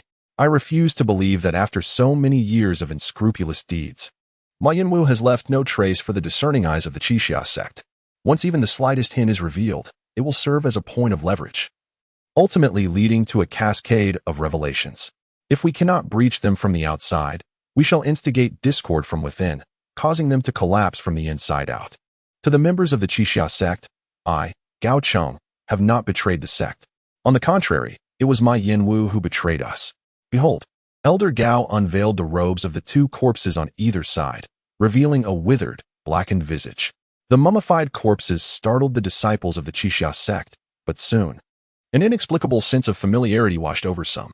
Despite their darkened and hardened features, the outlines still faintly hinted at their appearances in life. Particularly, one disciple's expression shifted dramatically, embodying both recognition and profound rage. Indeed, These were Fong Chao and Han Tian, brothers you are well acquainted with. They had not merely gone missing, rather, they had been colluded against by Ma Yanwu and the practitioners of the Dark Path, who had transformed them into this ghastly state. Elder Gao laid bare the truth. The disciples began to harbor doubts, casting wary glances toward Ma Yanwu. You cannot slander me so. It is you who conspired with external foes, abducting our brothers and leaving them in this state, only to turn the tables and frame me. Ma Yanwu vehemently defended himself, while the other elders joined in condemning Elder Gao. You may choose not to believe me, yet I implore you to investigate the depths of our stronghold, specifically the Forbidden Grounds, where the dark practitioners Ma Yanwu consorted with have made their dwelling. The confidence that had been restored in Ma Yanwu began to waver once more among the crowd.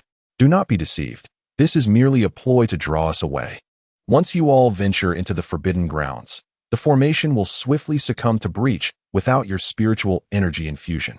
The assembly fell into confusion. Indeed, Ma Yanwu's statement bore a semblance of truth. You may dispatch a few representatives. There is no need for everyone to proceed, Elder Gao interjected. Having definitively severed ties with the Qixia sect, he now yearned for a semblance of redemption, hoping to earn Su Yang's favor and ultimately secure his life. Enough! Enough! Just as Ma Yanwu was about to articulate further, a furious roar erupted nearby. Fong Quan. The onlookers turned to the disciple who had voiced the outburst. I have always sensed something amiss regarding my brother Fong Chao's disappearance. The bond between us siblings is marked by an inexplicable intuition. As long as we are not too far apart, I can vaguely perceive his whereabouts. On the day of his vanishing, my senses directed me towards the Forbidden Grounds. I endeavored to investigate, yet access to that realm was unattainable for me. I continuously reassured myself that my intuition might have been flawed. The Qixia sect would not harbor ill intentions towards its own disciples. Little did I anticipate the grim reality, executed with such ruthless methods.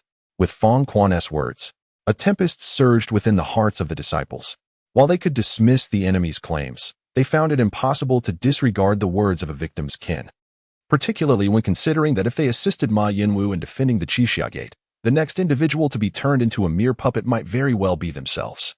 In an instant, one by one, the disciples began to withdraw their spiritual energy, casting looks of disdain and animosity towards Ma Yanwu. With the loss of significant spiritual energy infusion, the radiance of the Great Formation's shield began to dim at a visibly alarming rate. Even Fong Quan began to assault the formation's core. Should it be damaged, the entire array would collapse effortlessly. The thunderous sounds reverberated as Su Yang seized the opportunity, deploying his avatars to strike the shield.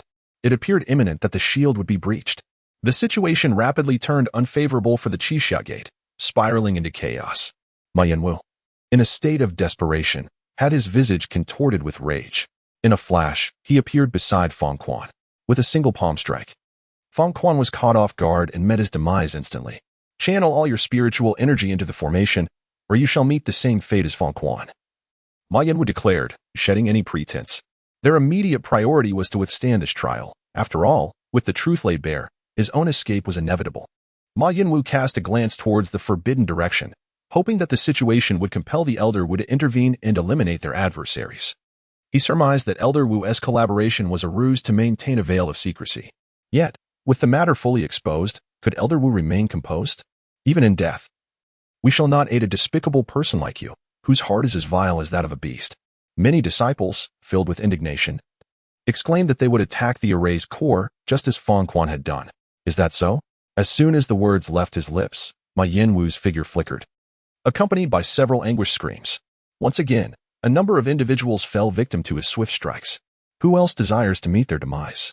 Ma Yanwu's frigid gaze swept across the assembly. Even those disciples who dared to defy him did not elicit a shred of mercy from him. A sense of trepidation began to spread among the crowd. Ultimately, those with the courage to face death were but a scant few. Gradually, some resumed channeling their spiritual energy into the array's core. With the first to do so, more soon followed. Furthermore, allow me to share another piece of information. Our Qixia sect possesses a vein of spirit stones that has been seized by this band of foes. Such resources invariably attract the envy of numerous factions. The wisest course of action is to mine them discreetly, ensuring that too many do not become aware. Otherwise, even if one possesses the strength to defend it, the incessant harassment and underhanded tactics from others will become unbearable. Ha ha ha, now that you are all informed, Once the enemy breaches this place, they will undoubtedly eliminate all of you to prevent any leaks. Ma Yinwu grinned maliciously as he articulated this, forcibly uniting everyone in a single struggle. The disciples of Qixia sect felt a profound sense of despair. Their weakness was a sin in itself, relegating them to mere pawns, manipulated at will, with no agency of their own. At this juncture, they truly had no better alternatives. Aligning with the enemy, one could only wonder if they would ultimately face extermination. At this moment, the ire of Ma Yinwu and the numerous elders was a burden they could scarcely bear. Thus, the only option was to focus on Ma Yinwu, for there might still be a slim chance to escape from the Qixia sect afterwards. All the disciples began to channel their spiritual energy back into the formation's core, hoping that the secret technique recently employed by their adversaries would soon manifest its side effects. If not, they would inevitably be unable to endure much longer. The repeated shifts in the situation had left Su Yang feeling rather vexed, primarily due to the formidable nature of this grand formation. It had absorbed the spiritual energy of those from the Qixia sect, converting it into a formidable might. Otherwise, these individuals would stand no chance against Su Yang. At that moment, however, a new link suddenly appeared in Su Yang's perception. The direction of this link led to the ancient castle nestled deep within the forbidden grounds of the Qixia sect. Was it the avatar masquerading as Elderwu? Chapter 51. Do you think you can usurp control from me? In Su Yang's consciousness, the doppelganger masquerading as Elderwu had regained control. This situation bore resemblance to the prior incident when the doppelganger's heart was consumed by Lei Han's Han from the Lei family fortress, subsequently establishing a link with him. Although the forms differed, the underlying principle remained largely unchanged. Once the doppelganger regained its vitality, it was akin to being alive, allowing Su Yang's true self to exert control over it. Within the ancient castle, the doppelganger had been subjected to various unique methods by the witch elder, its body wrapped in strips of cloth, resembling a mummy. This was merely the initial phase of its transformation. Further techniques would need to be applied to enhance the resulting corpse puppet's capabilities. At this moment, Su Yang's consciousness descended, perceiving the absence of the witch elder near this doppelganger. The placement of the doppelganger was fortuitously close to the stone door. Upon further examination of the surroundings, he discerned no other corpse puppets nearby. The crafted puppets were likely stored in an adjacent chamber. Su Yang attempted to exert control over the doppelganger, moving a finger. Remarkably, the control was incredibly smooth. In the next instant, with a swift motion, the doppelganger leaped from the ground, advancing to the stone door and pushing it open before rushing outside. A low hum resonated as the external barrier was triggered. This marked the second time Su Yang had activated this barrier. Now he understood it merely to be a sensory type of barrier, intended for alert purposes, devoid of any lethal force. Within the chamber, the elder sorcerer sensed an anomaly, discovering to his astonishment that the corpse he had just animated had inexplicably fled. This marked his first encounter with such an occurrence, leaving him momentarily stunned. Regaining his composure, the elder took out a bell and shook it, hoping to summon the body back. Alas, his efforts proved futile. The creature only quickened its pace. In a swift motion, the elder retrieved a wooden puppet. With a sharp bite to his fingertip, blood oozed forth, and he inscribed an arcane sigil upon the puppet. Suddenly, a crimson radiance erupted forth. Su Yang immediately sensed the surge. The doppelganger impersonating Elder Wu was engulfed in a sinister bloodlight, as an intangible force brimming with malevolence attempted to seize control of the vessel. Humph! Su Yang scoffed disdainfully. This was my doppelganger. My consciousness intricately intertwined with this form. Furthermore, having frequently commanded numerous avatars, my soul and awareness had been honed to an extraordinary strength. How dare you attempt to wrest control from me? Utterly absurd. As he concentrated, Su Yang unleashed an even more formidable consciousness, tearing apart that insidious force into fragments, firmly asserting his dominion over the doppelganger. Bang! Within the ancient castle, the elder's puppet shattered into pieces. Gushing forth blood, the elder violently coughed, his already pallid visage obscured beneath his dark robe and hood, drained of any remaining color. In the murky depths of his aged eyes, confusion and astonishment filled his gaze. He could not comprehend why such an event had transpired. What had actually occurred? From whence had that formidable power emanated? It eluded him entirely. Could it be that a fellow practitioner, vastly superior, several tiers above him, was responsible? Yet, that too seemed implausible. Such a formidable peer would hardly deign to covet a mere corpse, let alone vie for it with him. In a fleeting moment, the old sorcerer's mind raced through myriad possibilities. No, that cannot be right.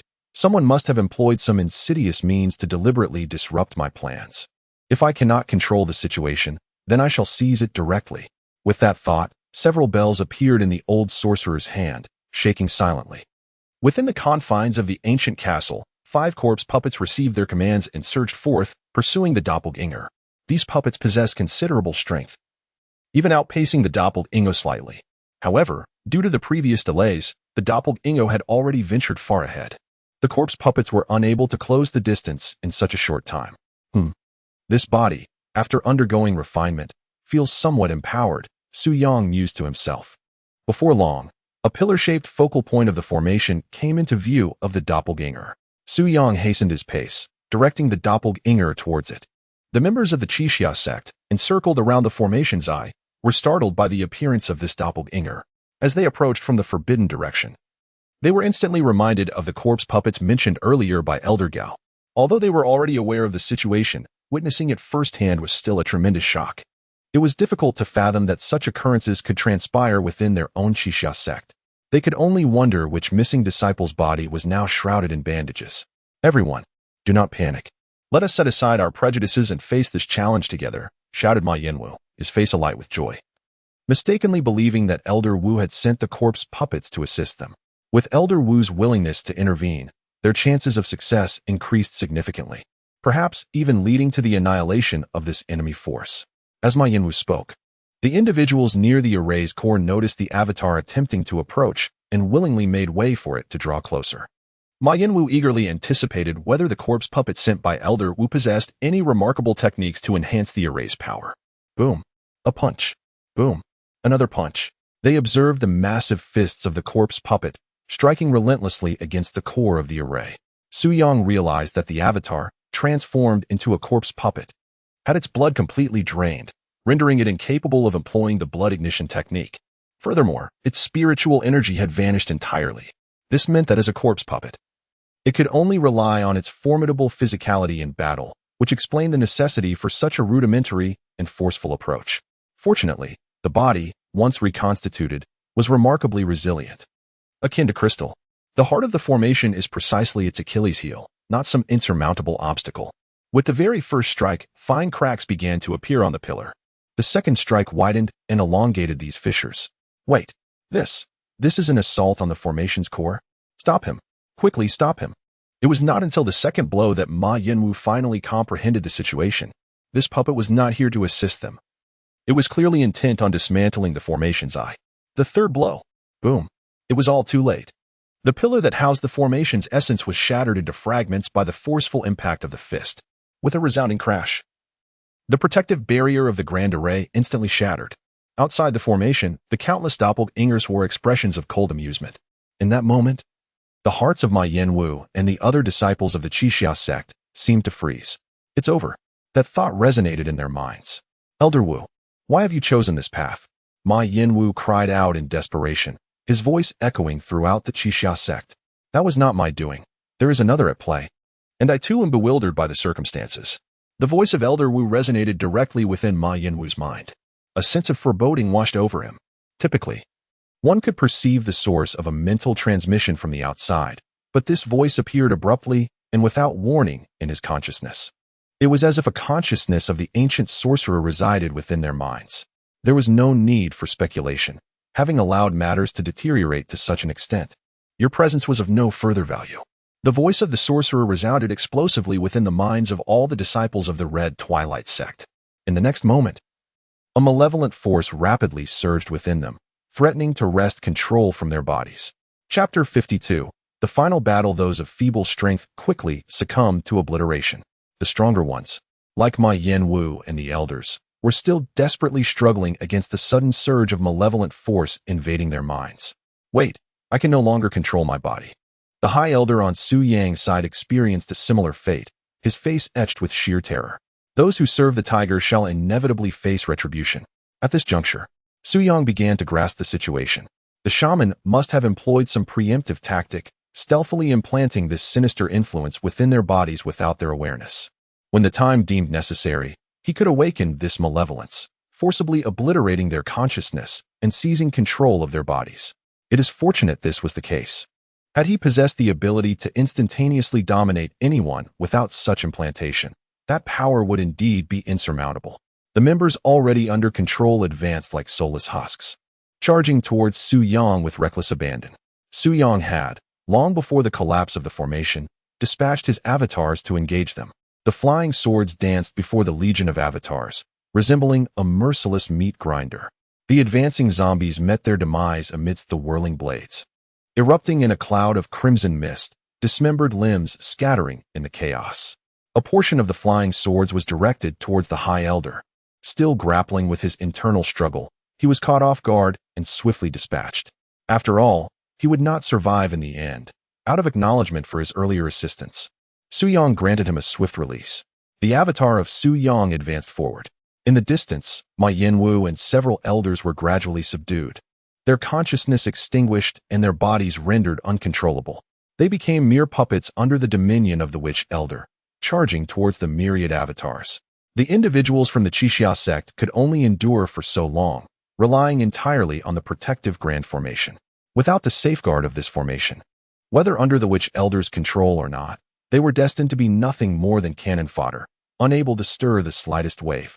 Under the relentless assault of Su Yang's avatar sword array, the battle unfolded overwhelmingly in his favor, leaving a trail of carnage and bloodshed in its wake. The fight soon concluded, with every member of the Qixia sect annihilated by Su Yang. Or rather, it was the Witch Elder who orchestrated their demise. Su Yang merely dismantled these corpses, controlled by the Witch Elder, rendering them incapable of being manipulated, akin to achieving their complete demise. At this moment, Su Yang's attention shifted toward the direction of the ancient castle. The 5 corpse puppets that had previously pursued him ceased their chase upon realizing they could not catch up with the avatars, remaining stationary in one location. However, that location now housed not merely 5, but a considerable number of corpse puppets, all of which had arrived subsequently. I am intrigued to know which among you possessed the capability to wrest the corpse puppet from my grasp, and what method was employed. The voice of the Witch Elder emanated from one of the corpse puppets. He had been unable to comprehend how the avatar's body had fled from the ancient castle. "Come here, and I shall explain everything in detail," spoke Su Yang, his words emerging from a certain avatar. "Ha ha," the strange old sorcerer chuckled. "I shall personally capture you for interrogation." In the next moment, dozens of corpse puppets moved in unison. Each possessed the formidable strength to effortlessly slay a peak foundation establishment cultivator, with some capable of simultaneously confronting several foes. Having been transformed into a corpse puppet himself, Su Yang was acutely aware of their advantages and shortcomings. The puppets boasted an exceptionally resilient physique, yet lacked ranged attack capabilities. Hence, it was imperative to capitalize on their strengths while circumventing their weaknesses. Su Yang's 100-kill sword array provided the perfect solution, as it facilitated long-range assaults. Adopting a kite-flying strategy, he aimed to exhaust them without allowing them to close the distance. With this thought in mind, Su Yang swiftly commanded his avatar to retreat, maintaining a safe distance from the advancing corpse puppets. Simultaneously, he unleashed the 100-kill sword array, causing countless flying swords to maneuver along predetermined trajectories, forming a colossal web of blades in the void ahead. Clang, clang, clang. The flying swords struck the corpse puppets, resonating with a sound akin to metal colliding. The first-grade swords primarily served to restrain, while the second-grade swords awaited the opportune moment to slay the puppets. Though the corpse puppets were indeed sturdy, they were not invulnerable. Repeated assaults on the same spot gradually enlarged the wounds. One corpse puppet fell, followed by another. Nevertheless, the corpse puppets, undeterred, continued their rapid charge. The speed of Su Yang's avatars was somewhat lacking, as their numerous numbers rendered them less agile and flexible in deployment. The distance between both parties was gradually diminishing. At last, a corpse puppet, shielded by others, successfully charged close to the avatars. Its fingers, sharp as daggers, sliced through the air, claiming the lives of 2 avatars in an instant. Hee. A formation like the sword array could not be executed with insufficient numbers. "I shall gladly accept your sword array." The voice of the old shaman, laced with a cruel smile, emanated from the mouth of this corpse puppet. He had long discerned that the opponents were employing a sword array composed of hundreds. As soon as one individual was eliminated, the formation would falter due to a lack of participants, forcing them to fight individually. Although the opposing side could summon reinforcements from other groups, doing so would leave those groups short-handed. Moreover, The mobilization of personnel required time. Even a brief moment would be sufficient for the corpse puppets to wreak havoc among the unsuspecting. As for the other sword arrays nearby, unless they were unconcerned about injuring their comrades, they would undoubtedly hesitate in their attacks. However, in response to the old shaman, the sword array group was still able to unleash their assault. Over 100 flying swords, perfectly coordinated, rained down upon the corpse puppet. Even the nearby avatars, caught in the barrage of concentrated flying swords, could not deter Su Yang from his course of action. The corpse puppet was swiftly dispatched. Su Yang inwardly scoffed. Who claimed that a 100-man sword formation must be composed of precisely 100 individuals? We could easily incorporate an additional 10 or even 20 substitute personnel. Observing this situation, Elder Wu's molars nearly crumbled under the pressure. He commanded the corpse puppets to launch an even more frenzied assault. Su Yang noticed that one of the corpse puppets suddenly exhibited a remarkable surge in speed. The second-grade flying sword struck this corpse puppet, inflicting far less damage than anticipated. It was evident that this particular puppet was significantly stronger than the others, however, due to the previous distance. Elder Wu had refrained from allowing it to unleash its full potential to avoid concentrated fire. Now that the distance was deemed appropriate, he immediately ordered it to charge forward. This formidable corpse puppet quickly penetrated a certain avatar sword formation, and in an instant, severed limbs were sent flying, blood splattering across the scene. A gruesome and bloody spectacle. Su Yang remained remarkably composed, realizing that this group of avatars was beyond saving. He resolved to fight to the bitter end, advancing rather than retreating. His internal spiritual energy surged, and the blood-burning technique was pushed to its utmost limit as he thrust his sword toward the corpse puppet. This was not only a desperate gamble but also a strategy to constrain the puppet's movements and limit its operational space. Meanwhile, the surrounding sword formations directed their assaults toward this stronger corpse puppet.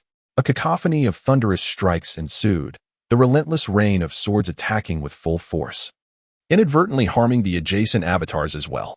Elder Wu, upon learning of the situation, felt his eyelids twitch uncontrollably. This was the first encounter he had with such an adversary. Fighting with reckless abandon, willing to sacrifice even his comrades to ensure his victory. After the demise of over 100 of these undead, the formidable corpse puppets were finally vanquished by Su Yang.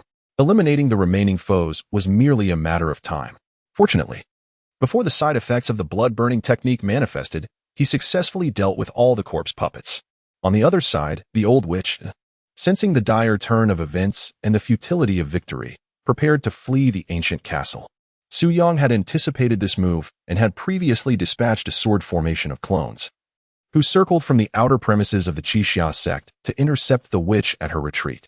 The old witch's combat prowess was entirely reliant on the corpse puppets. Without them, he was utterly vulnerable. Before long, Su Yang's other clones arrived, surrounding the old witch completely. I never expected to meet my end today. Before I perish, might you reveal your identities? He managed to utter, lifting his gaze slightly, his voluminous hood obscuring most of his pale visage. I can, but first, you must disclose who you are, Su Yang replied. A strange laughter escaped the witch's lips, growing fainter by the moment, until silence enveloped the air. A gentle breeze swept through, and the once upright figure slowly collapsed. One of the clones stepped forward, lifting his hood to reveal an elderly face, unnaturally pale. Is he dead? Before long, a foul odor began to permeate the air as the corpse rapidly decayed. Yet, Su Yang couldn't shake off the unsettling feeling that something was amiss. Chapter 53. The Celestial Alchemist Su Qingfeng. No, he is not dead. Or rather, the so-called Elder Wu's physical form has perished, yet his soul remains intact. For Su Yang observed that at the moment the body of Elder Wu began to decay, a nearby avatar suddenly sensed an intrusion. If Su Yang wished, he could effortlessly expel the entity from the body or eradicate it entirely. However, Su Yang chose not to act. Instead, he allowed it to conceal itself within the avatar, feigning ignorance of its presence. This energy-like entity, despite its adeptness at masking its aura, was nonetheless detected by Su Yang. The faintly sinister chill emanating from it was reminiscent of Elder Wu's own essence. It was not difficult to deduce that this must be the soul of Elder Wu. Possession? Su Yang had encountered references to a technique within the sinister arts of the demonic path that involved the usurpation of another's body. Practitioners of such methods typically possessed a profound mastery over soul manipulation, their souls surpassing those of others. Unless the disparity in strength was insurmountable, they generally concealed themselves first. biding their time before attempting to seize control. Given the various tactics Elder Wu had employed earlier, he certainly possessed the prerequisites for such a possession. Yet, he could not have fathomed that the vessel he sought to infiltrate was merely one of Su Yang's avatars. Even more so, he remained blissfully unaware that his attempts at concealment had long been perceived by Su Yang, who could extinguish him at any moment. Su Yang had his reasons for sparing him. He intended to extract valuable information, thus opting to act as though he had not detected the presence of the lurking entity. Planning to depart from this location for the time being, the doppelganger commenced the task of cleansing the battlefield, meticulously scavenging every nook and cranny. Among the remnants, the 7 remaining focal points were also collected by Su Yang. Earlier, in an effort to dismantle the formation, one focal point was destroyed, rendering the grand array incapable of reconfiguration. In truth, even if the focal points were abundant, it does not imply that their mere removal would allow for the reconstruction of the grand formation. The establishment of such an array necessitates numerous intricate techniques, far beyond the grasp of a novice. Su Yang resolved to seize future opportunities to study the arcane knowledge of formations. Despite the considerable loss of doppelgangers, the gains were substantial and, in comparison, remarkably worthwhile. Just as the doppelganger completed the scavenging of all items and prepared for withdrawal, an overwhelming aura was sensed approaching from a certain direction. Against the azure sky, a figure was soaring through the air, rapidly drawing near. A Xiandan realm expert? Only one possessing the Xiandan realm could achieve such aerial prowess. This formidable pressure bore down, suggesting that this individual was no ordinary Xiandan realm practitioner. The figure appeared as an elder, exuding an aura of ethereal grace. Despite not intentionally radiating energy, every movement carried an immense weight. Su Yang did not recognize this individual. But the attire, a light blue robe adorned with a cosmic pattern, struck a familiar chord. Upon further reflection, realization dawned upon him. This person belonged to the Nebulous sect, a top-tier force in the southern region, rivaling the Xianling sect. In the southern region, 3 eminent powers reigned supreme: the Xianling sect, the Xingyun sect, and Qingyuan Mountain.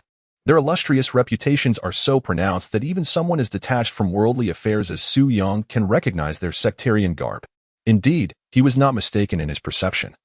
Malevolent forces of the demonic path were at work here. What? A corpse puppet? Could it be the corpse manipulation clan? Su Qifeng floated gracefully in the air, his gaze sweeping across the battlefield. The harrowing sight of severed limbs and a sea of blood did not perturb this master of the Xiandan realm. At his level of cultivation, he had encountered far worse scenes and was not easily shaken. Su Qifeng found himself here because of a summit among the southern powers, where he had been dispatched as an elder of the Xingyun sect. Passing nearby, he sensed a sinister aura and suspected demonic malfeasance, prompting him to investigate. He was taken aback by the scene that awaited him. His attention shifted to the multitude of avatars of Su Yang below. So many Foundation establishment practitioners? Su Qifeng was slightly astonished. The ability to deploy such a number of Foundation establishment cultivators suggested that their backing was likely on par with his own Xingyun sect. Was it the Xianling sect or Qingyuan Mountain? These were the 2 top-tier powers that immediately came to his mind, rivals to his Xingyun sect. Yet he was puzzled. He found no identifying insignia among this group to ascertain their affiliation. As a leading force, apart from a few necessary covert operations, there is generally no deliberate attempt to conceal one's identity. This reflects a certain confidence inherent to top-tier powers, as well as a form of publicity. Especially in the case of eradicating malevolent forces as a righteous sect, one would eagerly wish to publicize their deeds afterward to gain honor.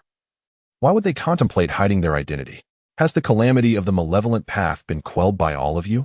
Su Qifeng inquired, gazing at his numerous avatars.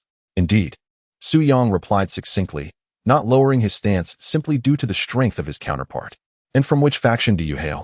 Su Qifeng pressed further. Senior, our actions today are to eradicate harm for the people. As for our origins, is that truly of any significance? Su Yang responded calmly.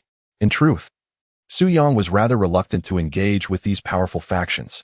Their strength and profound backgrounds were beyond what he could contend with at present. Yet, having encountered them, he had no choice but to brace himself and confront the situation. Su Qifeng frowned, a look of displeasure etched upon his face.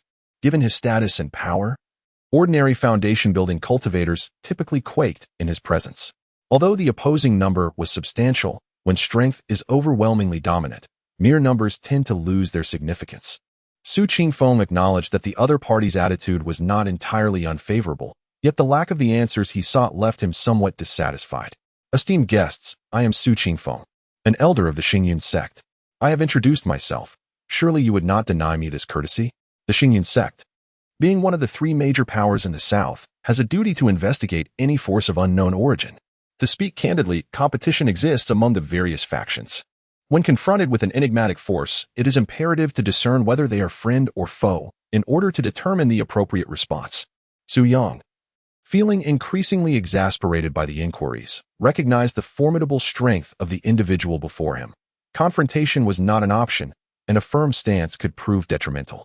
Thus, he casually replied, "We hail from the celestial realm." It was a simple fabrication, yet it bore significance. This name symbolized Su Yang's ambition to one day establish his avatar as the sovereign of the myriad realms. By conjuring such a name for a fictitious power, Su Yang had set a personal goal. The celestial realm? Su Qingfeng was taken aback. He had never heard of this power. Could it have been formed recently? Had the intelligence department failed to acquire timely information? Otherwise, it was implausible that their elite faction would remain entirely unaware.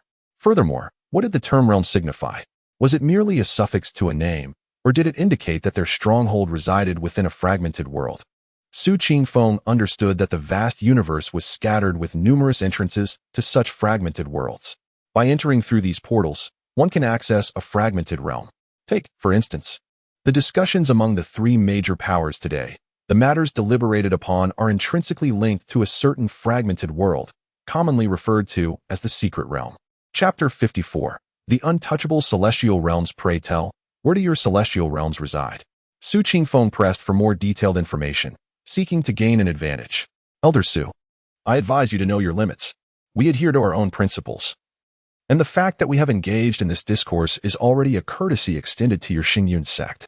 The bluntness of the response caused Su Qingfeng's eyes to narrow into slits. Suddenly, his aura surged, exerting a formidable pressure upon Su Yang and his numerous avatars. Confronted by a peak Xindan expert, particularly in his current weakened state due to the side effects of the blood-burning technique, Su Yang felt as though he were caught in a tempest, like a solitary sailboat amidst towering waves, teetering on the brink of collapse. Bearing the immense pressure, Su Yang remained undaunted, his voice cold and resolute. You may either cease your actions now, and we shall consider this matter as though it never transpired, or you can annihilate us and await the repercussions from our celestial realms. Ah, I see you are eager to learn about our celestial realms. Allow me to indulge your curiosity and reveal the true nature of our power. As his words fell, over a dozen individuals drew their long swords, simultaneously slashing at their own throats. Their movements were synchronized, fluid, and devoid of any hesitation. With a decisive and swift act of self-termination, they collapsed in unison. Not a trace of fear graced their faces. They appeared as tranquil as still water in the face of death, calmly committing suicide, quietly departing from life. Su Qingfeng's pupils suddenly constricted to the size of a pinprick. He had witnessed scenes of suicide before, but the focus of the current event did not lie solely in the act of taking one's own life. The actions of the individuals were merely a declaration of their stance, a manifestation of the ethos prevalent within the celestial realm. It was evident that the denizens of this realm held no fear of death. What sent shivers down one's spine was the fact that more than a dozen individuals willingly sacrificed their lives simply to convey this message. The entire scene imparted an intense sensory shock to Su Qingfeng, accompanied by an inexplicable sense of eeriness. It was as if life held no significance for them, easily cast aside at any moment. What manner of organization could induce every member within its ranks to offer everything, including their very existence, in devotion to its cause?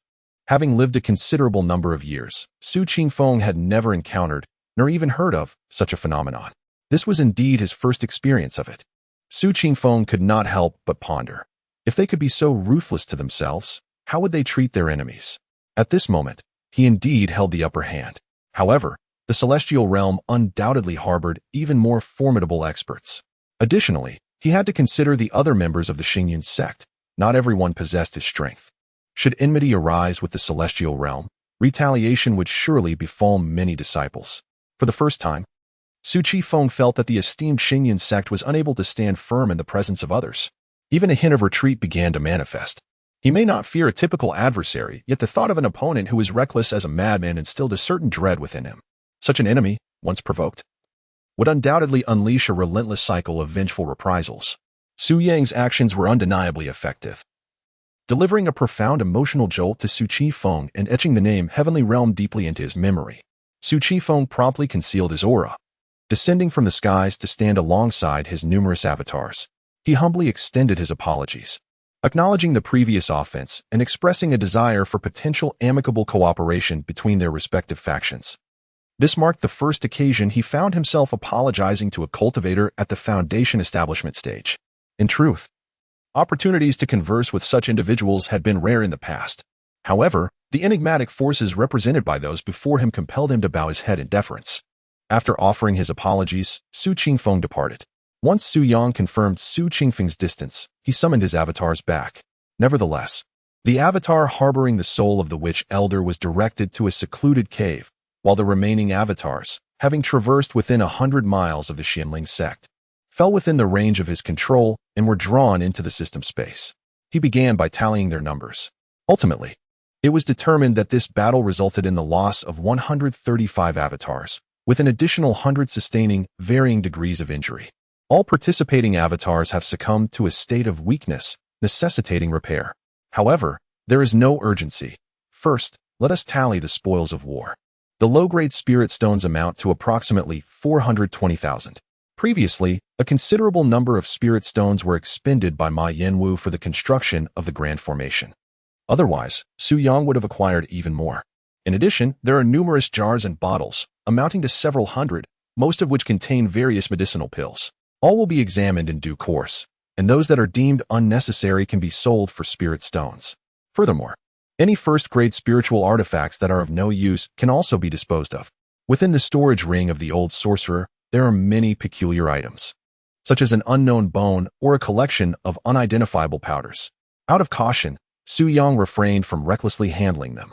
Nonetheless, there are some ordinary items present. Su Yang speculated that these need not necessarily be of use to the old sorcerer. They might have been acquired from slaying a certain cultivator. Among them, a bundle of red scrolls caught Su Yang's attention. Merely holding it in his hand, he could feel a warmth emanating from the scroll. Upon unfurling it, a searing aura enveloped him. The three characters' burning desolation technique appeared before Su Yang's eyes, resembling flowing magma. Below, a multitude of smaller characters, all in red, similarly exuded a scorching essence. It turned out to be a fire-type spell. The specific rank remains unclear. However, instinctively, it evokes a sense of complexity. Ordinary manuals, even those of a higher caliber, do not exhibit any remarkable features. Yet, this particular object, merely held in one's grasp, emanates a swirling essence of fire energy.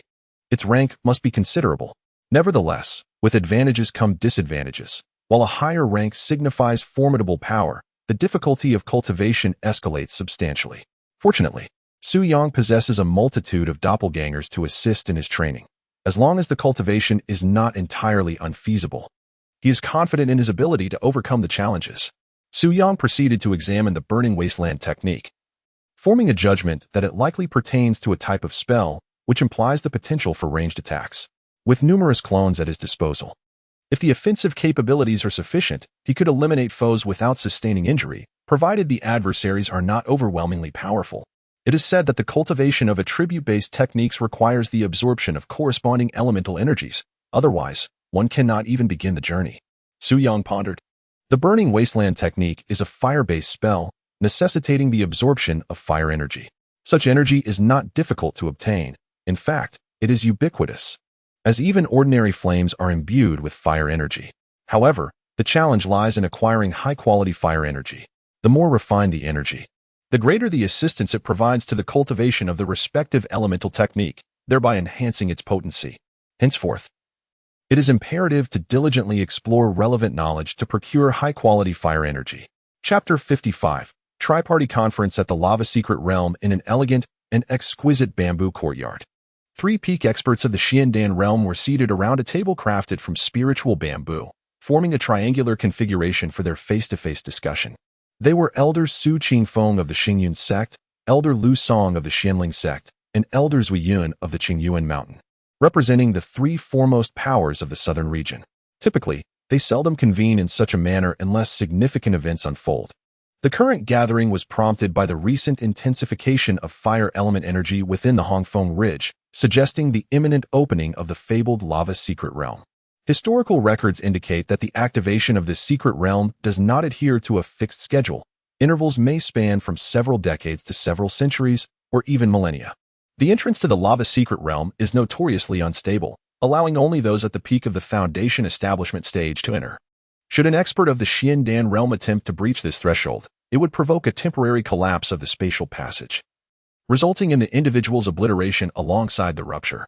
Within the confines of the lava secret realm lies the potential to acquire various treasures imbued with premium fire energy, invaluable to practitioners of fire cultivation techniques. Even if one does not utilize such treasures, their inherent value remains high, enabling exchange for other elemental energies or lucrative sales.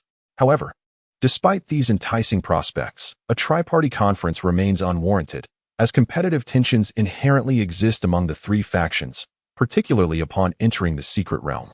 If treasures are encountered simultaneously, it is likely that fierce conflicts will arise over their possession. Under ordinary circumstances, the factions would tacitly agree to send their most competent foundation establishment disciples into the secret realm, where they would rely on their own skills. However, this particular situation deviates somewhat from the norm. The lava secret realm produces a lava heart every 100,000 years, a treasure of unparalleled worth that, once integrated, grants the possessor the exceptional physique known as the lava body. In such a state, one would exhibit an extraordinary affinity for all fire-related energies, akin to a child of flames. When wielding fire-based techniques, their might would be greatly amplified. Historical records indicate that it has been a full 100,000 years since the last lava heart was born. This implies that the forthcoming lava secret realm will once again give rise to this coveted treasure. The discovery of the lava heart would signify that someone could attain an extraordinary fire affinity, offering immense benefits both personally and for their respective factions, thereby generating considerable allure. Logically, the emergence of such a superior treasure would intensify the overt and covert struggles among the three factions. Yet, why then is a tri-party discussion taking place? Are they truly considering a peaceful resolution where the spoils are claimed by whoever finds them? In previous instances, the opening of the lava secret realm yielded only high-quality fire energy items, with the entrance located within our southern territories, leading to contests primarily among our southern factions. However, the significance of the lava heart is monumental, promising to attract countless forces from across the entire Qin dynasty. In the presence of a treasured artifact, the struggle is undoubtedly fierce, with even the most unscrupulous tactics being employed. What I mean is, among the three major factions in the south, we need not form an alliance, but at the very least, we should refrain from internal strife. Su Qingfeng gazed at the other two and spoke slowly. Indeed, if we engage in internal discord, we will undoubtedly fall prey to external forces. Elder Lu Song of the Xianling sect nodded in agreement. At that point, we would likely become the subject of their ridicule, a testament to the ineptitude of our southern factions, added Zui Yun from Qingyu Mountain, echoing the sentiment.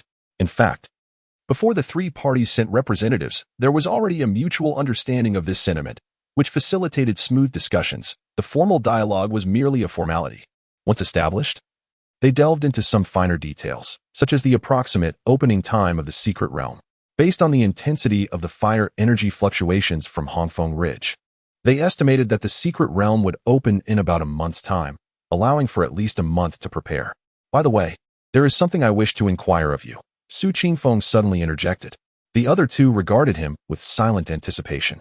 It is this. On my way here, I encountered malevolent forces at work.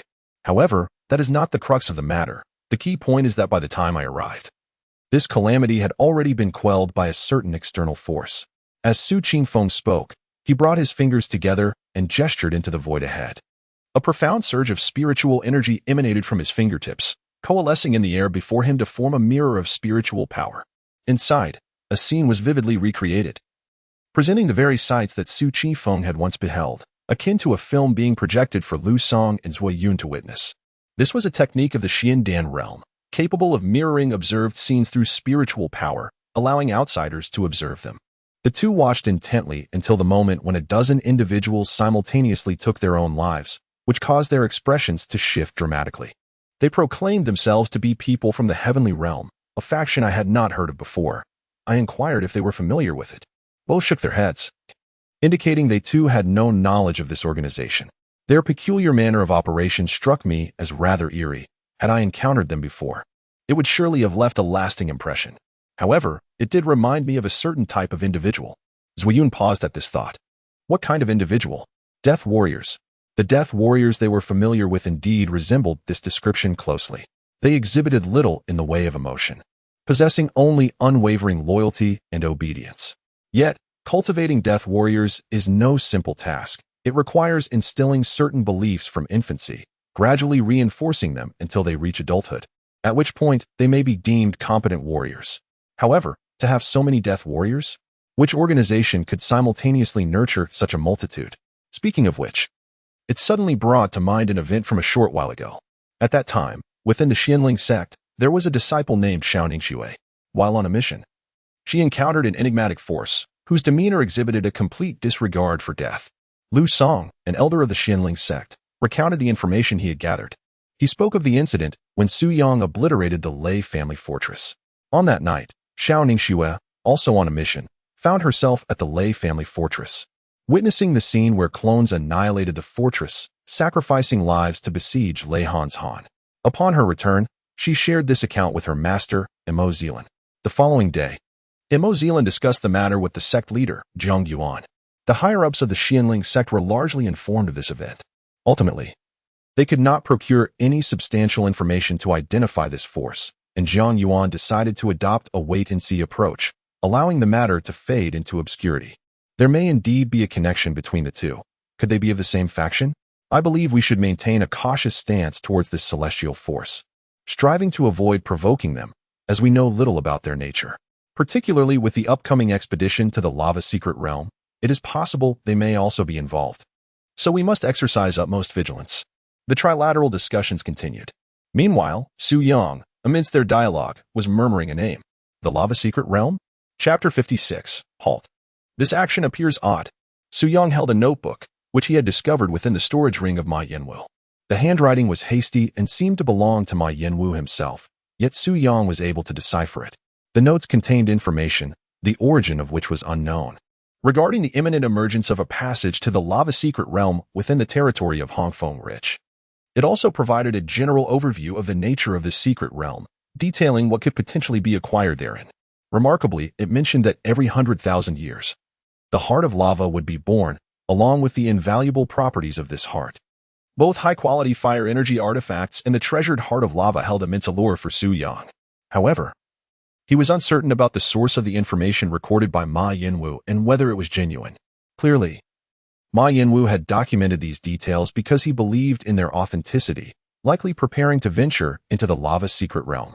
What Ma Yanwu did not anticipate was that he would not live to witness the opening of the secret realm. Su Yang harbored doubts about the veracity of this information, fearing that it might merely be baseless hearsay, leading to nothing but futile hope. Yet, he did not entirely dismiss the possibility. Given the uncertainty surrounding the truth of these claims, he resolved to investigate further. Su Yang first sought to ascertain the location of Hongfeng Ridge. Ultimately, he discovered that it was situated within the southern territories, approximately 2,000 miles from the Xianling sect. It was neither particularly close nor exceedingly far. Su Yang promptly dispatched several avatars, lightly equipped, towards the direction of Hongfeng Ridge. With his current strength at the mid-stage of Foundation establishment, he could reach his destination within a day, even at a steady pace. He intended for the avatars to arrive first, observe the situation, and then ascertain the veracity of the matter. Meanwhile, Su Yang was also busily attending to various tasks. Having acquired 420,000 spirit stones, he needed to allocate them wisely. Restoring all weakened avatars cost him 15,500 spirit stones, while healing the injured ones totaled 2,750. Subsequently, he crafted 135 Foundation establishment avatars, increasing their total number to 3,000, with an overall expenditure of 56,750 spirit stones.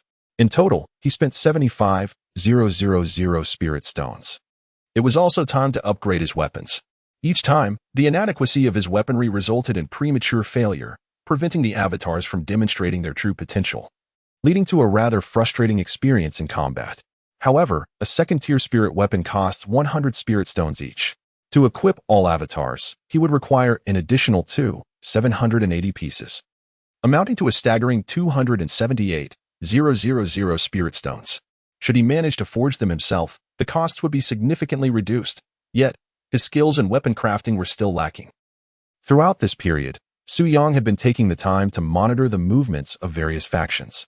Upon encountering promising forces recruiting members, he would send an appropriately skilled avatar to participate in their assessments for joining.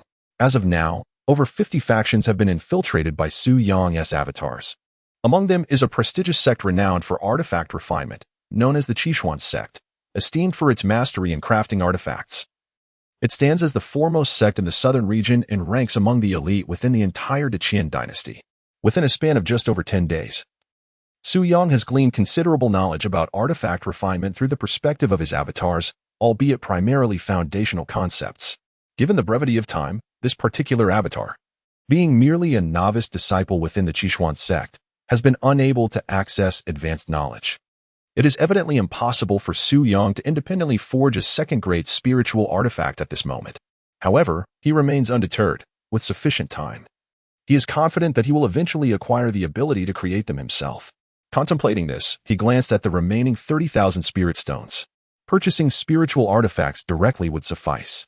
Perhaps acquiring such a substantial quantity could afford him the opportunity to negotiate with the refining sect for a reduced wholesale price. That day, he dispatched several avatars to the Qishuan sect. Engaging in business negotiations did not necessitate a large entourage. Su Yang chose the Qishuan sect for two reasons. Firstly, the quality of the refined spiritual artifacts is commendable. Secondly, they possess the capability to fulfill orders promptly. Trusting that the information regarding the Lava Secret Realm is indeed accurate, he understands the urgency to equip his numerous avatars with superior weapons before its opening. Strive to acquire more treasures within the Lava Secret Realm. The Journal of Ma Yanwu contains pertinent records, and according to the marked dates, there remains approximately a month until the realm's opening. Given the strength of the Qishuan sect, this time frame should suffice. Furthermore, during this month, Su Yang plans to exert himself fully to reach the pinnacle of foundation establishment. Upon entering the Lava Secret Realm, the instability of the passage restricts one's power to the peak of foundation establishment, which is fortuitously appropriate. Additionally, if the opportunity arises, he aims to procure some high-quality fire energy to endeavor to preliminarily master the burning wilderness technique. The Lava Secret Realm is precisely a fragmented world of fire, where practitioners of fire cultivation will thrive. Next, it is time to mine and attend to various matters. There is much to accomplish, and it shall be tackled one task at a time. Within a certain cave, the 100-member team that Su Yang had previously dispatched is currently residing here. However, 99 of the avatars have already been replaced. To restore their weakened state, healthy avatars were sent in to take their place. As for the solitary avatar that was not replaced for rehabilitation, it goes without saying that it harbors the soul of the old shaman. Old shaman, it seems I have been isolated. Otherwise, why was I the only one informed to remain guarding the cave while everyone else was replaced? Moreover, what is the force known as the Heavenly Realm? He has traversed the vast expanse of the world for many years, yet he has never encountered such a phenomenon. Hidden within his doppelganger, he naturally overheard the conversation between Su Qifeng and himself. Ultimately, he could only conclude that he was simply unaware of it. As omniscience is beyond anyone's grasp, the Elder Witch observed silently, awaiting a suitable opportunity for possession. Once he successfully seizes a body, he will depart from this place. The matter of vengeance can be addressed in due time. He has firmly etched the name of this celestial power in his memory. The individual had just employed a certain secret technique, leaving his body weakened due to its side effects, rendering the act of possession quite feasible. The Elder Witch mused to himself, however, during the act of possession, the original host is likely to resist vehemently, which would undoubtedly attract the attention of those nearby. What he desired was to leave quietly. Otherwise, even if the possession were successful, being captured would spell certain doom. The exertion of a single possession has already drained a significant portion of his soul energy, making a second attempt improbable in the near future. Thus, the notion of his soul flitting about to possess everyone present is utterly implausible. Time passed. The Elder Witch remained in a state of anticipation, waiting for the opportune moment for possession. For instance, when this individual seeks to relieve himself. As a practitioner, unless one abstains from sustenance entirely, the necessity of excretion remains. Until the following day. What the hell? These people. They do not speak. They do not blink. They do not eat. They do not sleep. they do not relieve themselves. The motions of that wretched figure remained unchanged from beginning to end, standing there like a lifeless post. What a disgrace! Is this truly a human being, or has he ascended to some ethereal realm? Moreover, what purpose does he serve by lingering in this dilapidated cave? In a fit of exasperation, the old sorcerer cursed deep within his soul. Determined to take decisive action, he sensed the frailty of his own form. If he were to seize control suddenly, there was a significant chance he could obliterate the original soul in an instant and usurp the body without arousing suspicion among those nearby. Once he successfully commandeered this vessel, he could concoct any excuse to venture outside and then make his escape. With this thought in mind, he began to gather his strength and then launched into an audacious bid for possession. Within the recesses of his mind, there resided an indescribable energy. This was the essence of a soul. As a doppelganger, this soul had been crafted to mimic the true essence of Su Yang, akin to a program that recorded various behavioral patterns. When the doppelganger acted independently, it relied on this simulated soul to maneuver the body and respond in a manner reminiscent of Su Yang's character. Suddenly, the concealed soul of the old sorcerer surged forth, attacking the essence of the doppelganger's soul. It was akin to a malevolent specter pouncing upon its prey, enveloping the entirety of the doppelganger's soul before devouring it whole. Was it truly this effortless? Not a hint of resistance. The old sorcerer was taken aback. Everything proceeded smoothly as the soul was consumed, taking possession of this corporeal form without a hint of disturbance. However, in the next moment, the old shaman was taken aback. The nearly 100 individuals surrounding him suddenly stirred, all turning their gazes toward him, their faces adorned with expressions of mockery. What the hell? Who is controlling me? Stop. This movement feels so strange. Chapter 57. Revisiting Memories. Abundant Mosaics TSK. In broad daylight, beneath the vast sky, and amidst the gazes of many. You dare to engage in such shameless antics. The avatar, possessed by the elder sorcerer, is currently performing various absurd gestures, touching here and there, with an expression of utter ecstasy. Having lived for many years, the elder sorcerer has never exhibited such lewdness, especially in front of so many onlookers. Deep within his soul, he struggles against this predicament, yet an enigmatic and intangible force holds him firmly in a grip, rendering him utterly powerless. It is as if he is transformed into a marionette, with unseen strings being tugged by another, dictating every movement he makes. The feeling of being entirely beyond his own control fills the elder sorcerer with profound dread. Could it be that he has consumed the soul of this vessel? During the possession, he sensed no resistance from the original owner and had felt quite pleased. Now, in retrospect, it seems more like a trap laid for him to fall into. But what manner of technique is this? Who is the mastermind orchestrating his actions from the shadows? Although he is skilled in the art of soul manipulation, today he finds himself ensnared by an even more adept practitioner of such arcane arts. Observing this situation, Su Yang feels a sense of satisfaction. As he had surmised, the elder sorcerer's consumption of the avatar's ethereal soul did not obliterate the control. Rather, it resulted in a fusion of their souls, allowing Su Yang to indirectly exert control over the elder sorcerer. Even more astonishingly, one can directly peruse the memories of the elder sorcerer, while he, in turn, is incapable of extracting any information from Su Yang. The reason for this is quite simple.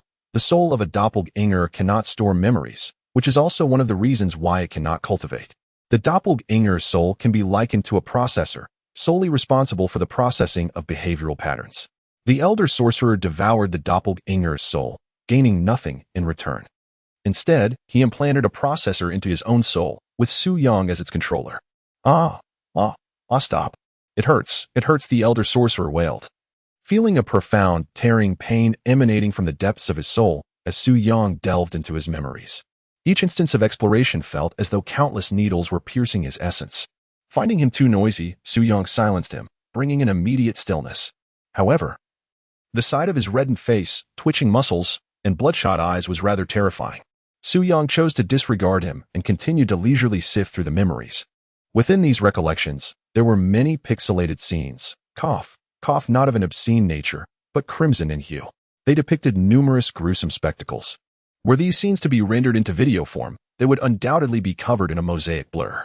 If transformed into a game, the visuals would be overwhelmingly verdant, more vivid than the green screens used in special effects filming, surpassing even the green of 1,000 betrayals by a girlfriend. The elder sorcerer could no longer endure this torment. He yearned for the annihilation of his soul, seeking the release of self-destruction. After a harrowing attempt, he was horrified to discover that even suicide eluded him. An unprecedented sense of dread festered within the depths of the old sorcerer's soul. Now nearing 2 centuries of age, his memory was vast. Despite the rapidity with which he could peruse his memories, he was unable to exhaust them in a brief span. Nevertheless, this time allowed Su Yang to glean a wealth of useful information, particularly regarding the corpse manipulators. This term does not refer to a specific race, but encompasses individuals like the old sorcerer himself. Their defining characteristic is the ability to transform corpses into puppets, which they then control. Su Yang had previously encountered such beings. Over the years, the old sorcerer had led a solitary existence, frequently employing the ruse of collaborating with a relatively weak yet ambitious faction. This faction served as his cover and refuge, while also reaping certain benefits from their association with him. In essence, it resembled his relationship with the Qixia sect. Ultimately, those factions rarely met with a favorable fate. As for the old sorcerer's origins and how he embarked upon the path of the corpse manipulators, Su Yang had yet to uncover that portion of his memories, leaving him in the dark. Regarding the methods employed by the old sorcerer to create his puppets, Su Yang had glimpsed some of them, strange objects used to manipulate the corpses, followed by the application of certain arcane techniques. However, Su Yang harbored no desire to employ such methods. Setting aside subjective preferences, there exist notable practical shortcomings. For instance, the corpse puppet is incapable of utilizing blood-burning techniques or harnessing spiritual energy. The mere inability to wield spiritual power constitutes a significant drawback. Should it be possible to enhance corporeal strength without inflicting additional harm, Su Yang would find it acceptable. His initial intention to confront the witch elder stemmed from this very consideration. However, he has yet to uncover any pertinent memories regarding this matter. Perhaps such a method does not exist. Thus, Su Yang directly posed this question to the witch elder. After inquiring, he allowed him to temporarily regain control of his speech. The heart-wrenching cries seemed poised to pierce the heavens. After being stifled for so long, the sudden ability to speak unleashed a torrent of words. Who are you? Who is controlling me? The voice of the witch elder trembled, failing to address Su Yang's inquiries, instead seeking to comprehend his bewilderment. I am the one asking questions now. You are not permitted to question me. Su Yang's frigid voice reverberated in the witch elder's mind, causing his soul to quiver as if it were a fragile vessel tossed upon a tempestuous sea. Answer me. Quickly respond. The witch elder appeared somewhat deranged, likely succumbing to fear that rendered him teetering on the brink of madness. It appears that little useful information can be gleaned. Moreover, Su Yang believes that even if he were to extract some answers, their accuracy cannot be assured. Ultimately, one must rely on the validation of memories. Thus, he concludes that it is preferable to peruse the memories at his own pace, as time is abundant. With this thought, Su Yang seals all of Elder Wu's senses, rendering him completely oblivious to the outside world, as if ensnared in an absolute void. Apart from being alive, he is incapacitated. The mere contemplation of such a state invokes a sense of dread. However, when dealing with someone like Elder Wu, there is no need to be concerned about the cruelty of one's methods. His past deeds of brutality are innumerable, and this can be seen as a manifestation of the cycle of karma. Su Yang instructs his doppelganger to bring Elder Wu back and confine him within the system's space, allowing him to retain a single breath for the purpose of memory exploration. After all, he has been entirely deprived of his senses and is unaware of his relocation. Once the memories have been examined and deemed unworthy, a mere thought will suffice to extinguish him. With this matter settled, the doppelgangers dispatched to Kixuanzong the previous day have also arrived. Kixuanzong has established a dedicated sales department, staffed by several sales attendants responsible for external transactions. Upon arrival, the doppelganger expresses his intent and is escorted to the reception hall by a disciple. Within the hall, a considerable number of individuals have gathered, predominantly merchants from various regions, convening to discuss business with Kixuanzong. A considerable number of sales attendants had already been received. At that moment, a particular attendant entered. He was stout and robust, with a ruddy complexion, clearly indicating a life of considerable comfort. It seemed he was quite well known, as many greeted him with familiarity. Everyone referred to him as Attendant Yang. Chapter 58. The Grand Order of the Tianyu Trading Association, Deacon Yang. Su Yang controlled one of his avatars, rising to approach him. originally intending to discuss the matter of purchasing spiritual artifacts.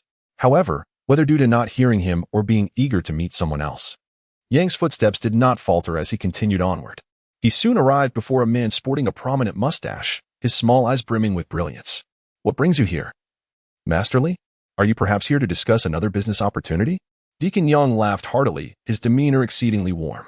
The Masterly he referred to is a high-ranking official from a certain trading association, having engaged in multiple substantial collaborations with the Qishuan sect. Initially attended to by Deacon Yang, subsequent dealings were also designated for his reception. This repeated interaction had significantly bolstered Deacon Yang's performance, inciting envy among other deacons. Indeed, this time it is another large order, 1,000 second-grade spiritual artifacts. "What do you think? Quite generous, isn't it?" the man named Li inquired. Deacon Yang's eyes sparkled with delight, his smile even broader. "Generous? Indeed, it is exceedingly generous.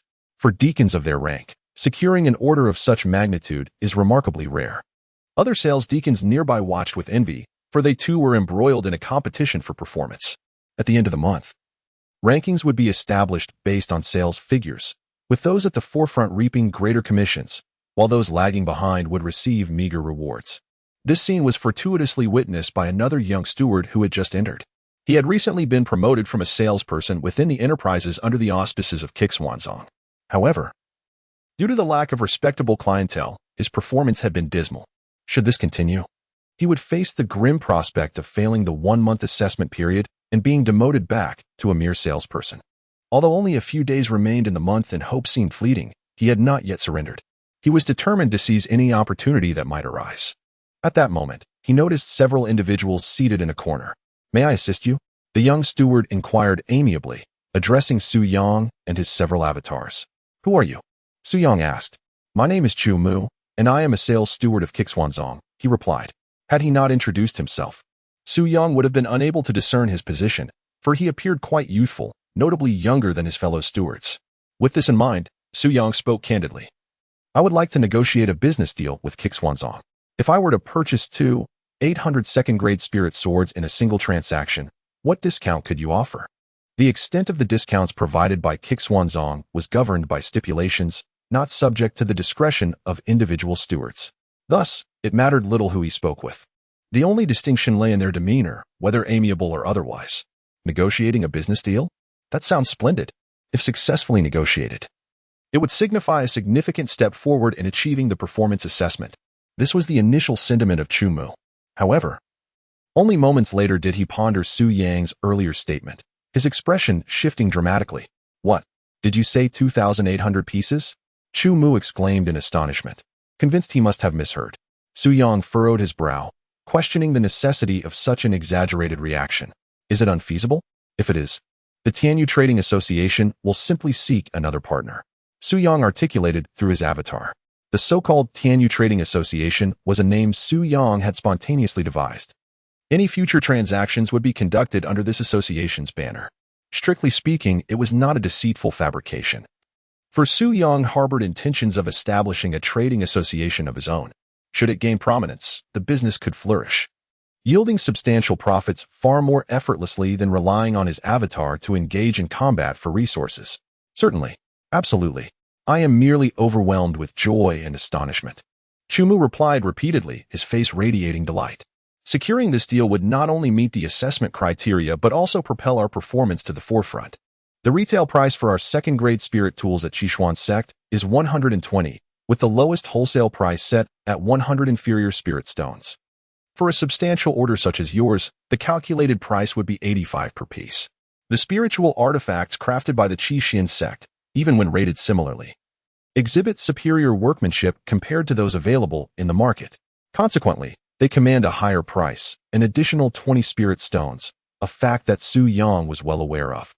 The original price of the spiritual sword was 120, but it could be negotiated down to 85, which was already quite favorable.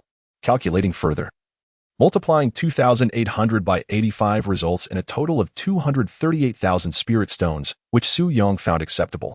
Just as he was about to voice his agreement, the voice of Steward Yang echoed nearby. "Chu Mu, one does not snatch customers in such a manner. These friends from the Tianyu Chamber of Commerce have already approached me for discussion.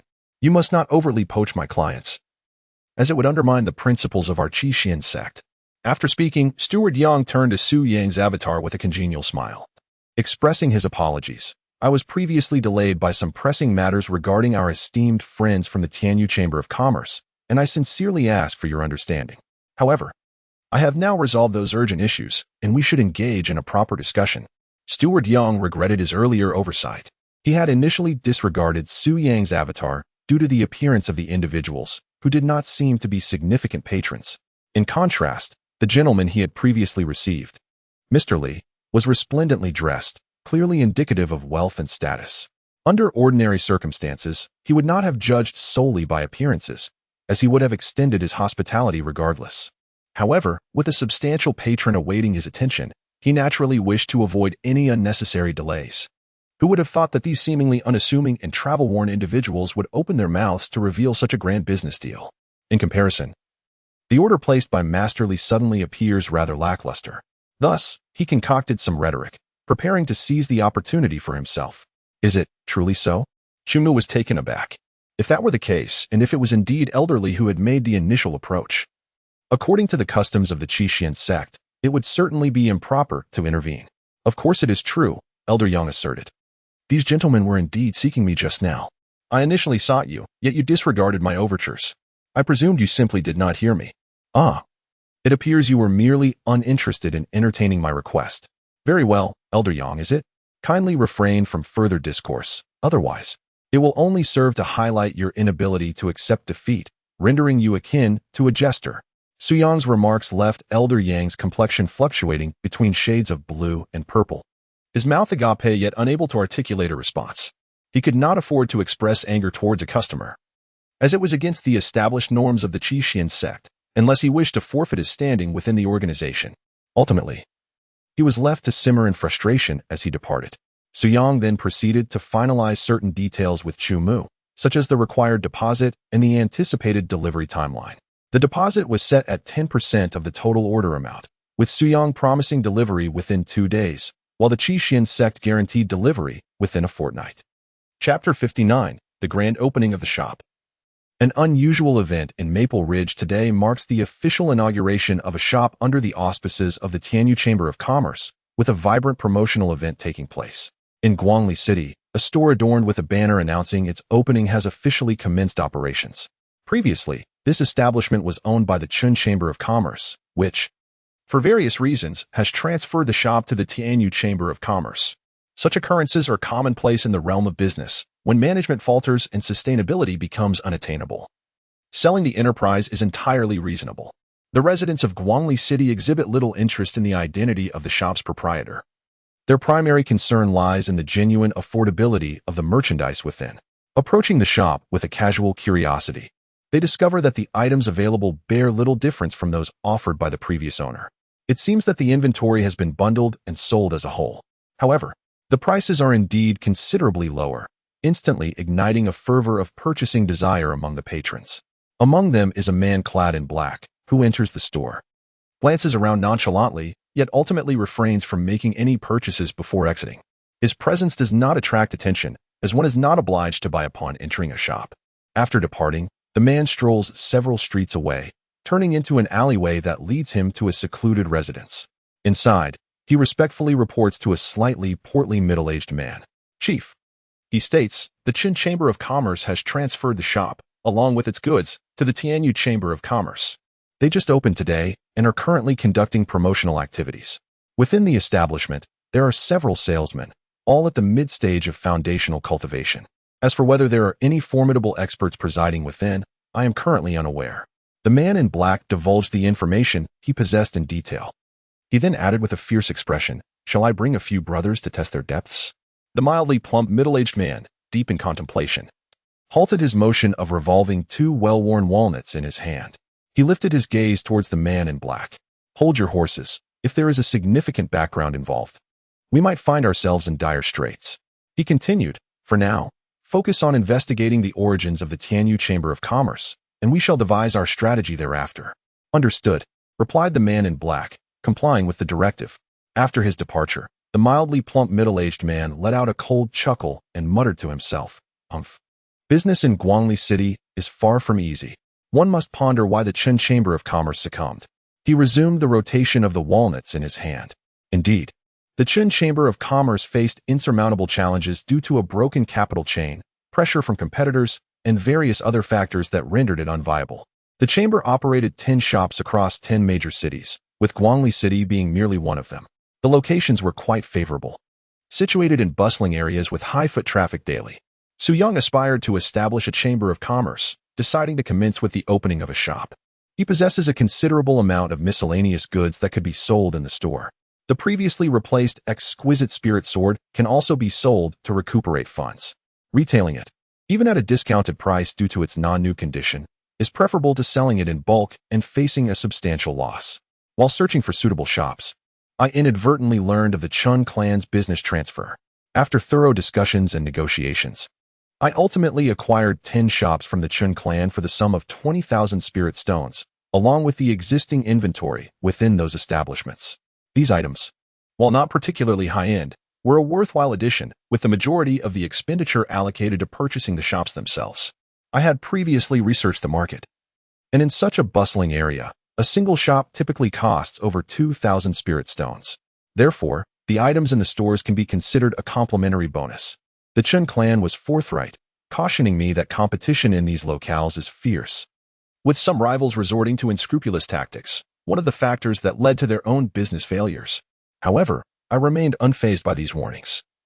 Fierce competition merely indicates a prime location. As for underhanded tactics, I sincerely hope they refrain from employing them, lest they come to regret it. For the time being, I will manage the shops as they are and subsequently devote more energy to expanding our reputation. The pressing matter at hand is to prepare diligently for the Lava Secret Realm. The avatar I previously dispatched to Hongfeng Ridge has successfully arrived. Hongfeng Ridge, characterized by its undulating landscape, boasts hundreds of peaks, aptly named for its abundant red maple trees. The red maple trees, vibrant in hue throughout the seasons, resemble flames and are truly a sight to behold. When gazed upon, they appear as a vast sea of fire. However, beneath their striking appearance, they are merely ordinary timber. The individuals who frequent this place are primarily lumberjacks, who fell these red maples to transform them into exquisite mahogany furniture, admired for its appealing color. Yet, for cultivators, mere aesthetics hold little allure. After all, the items they encounter are predominantly extraordinary. Even a single spirit stone far surpasses the value of mundane jewels. Recently, however, there has been an influx of cultivators from various regions coming to investigate Maple Ridge. Some depart shortly after, while others choose to linger. At this moment, Su Yang's consciousness descended upon his avatar. His initial sensation was the intense presence of fire energy surrounding him. Yet, it was wild and unsuitable for absorption by fire practitioners. Over the past few days, Su Yang had conducted a thorough investigation of Maple Ridge. Under normal circumstances, it is just an ordinary mountain range, distinguished only by its picturesque scenery. Typically, such a potent fire energy does not manifest here. Upon further examination, one could discern that this space occasionally exhibited anomalies.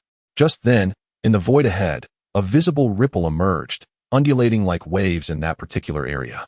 The space rippled across a red maple tree, and with a thunderous boom, the tree was instantly reduced to dust. Hiss. The multitude of cultivators present collectively inhaled sharply upon witnessing the scene. Indeed, the power of nature is formidable. Even the slightest hint can unleash such devastating force. The emergence of spatial ripples further corroborated that the passage to the Lava Secret Realm was on the verge of activation. Those with experience remarked that as the date approached, the spatial stability would increasingly deteriorate. In the days leading up to it, numerous spatial fissures would manifest around the secret realm's entrance. Ultimately, this would culminate in a collapse, giving rise to a spatial passage. Such a spectacle would instill terror in even the mightiest of experts. It is said that a certain powerful being from the Yuanhai realm, in a fit of hubris, believed he could contend with the forces of space. Alas, as he ventured too close, he was gruesomely torn apart by a sudden spatial rift that appeared without warning. Thus, it is no surprise that those who came to assess the situation dared only to observe from a distance, refraining from venturing deep into the Red Maple Ridge, fearful of being obliterated by an unforeseen spatial wave.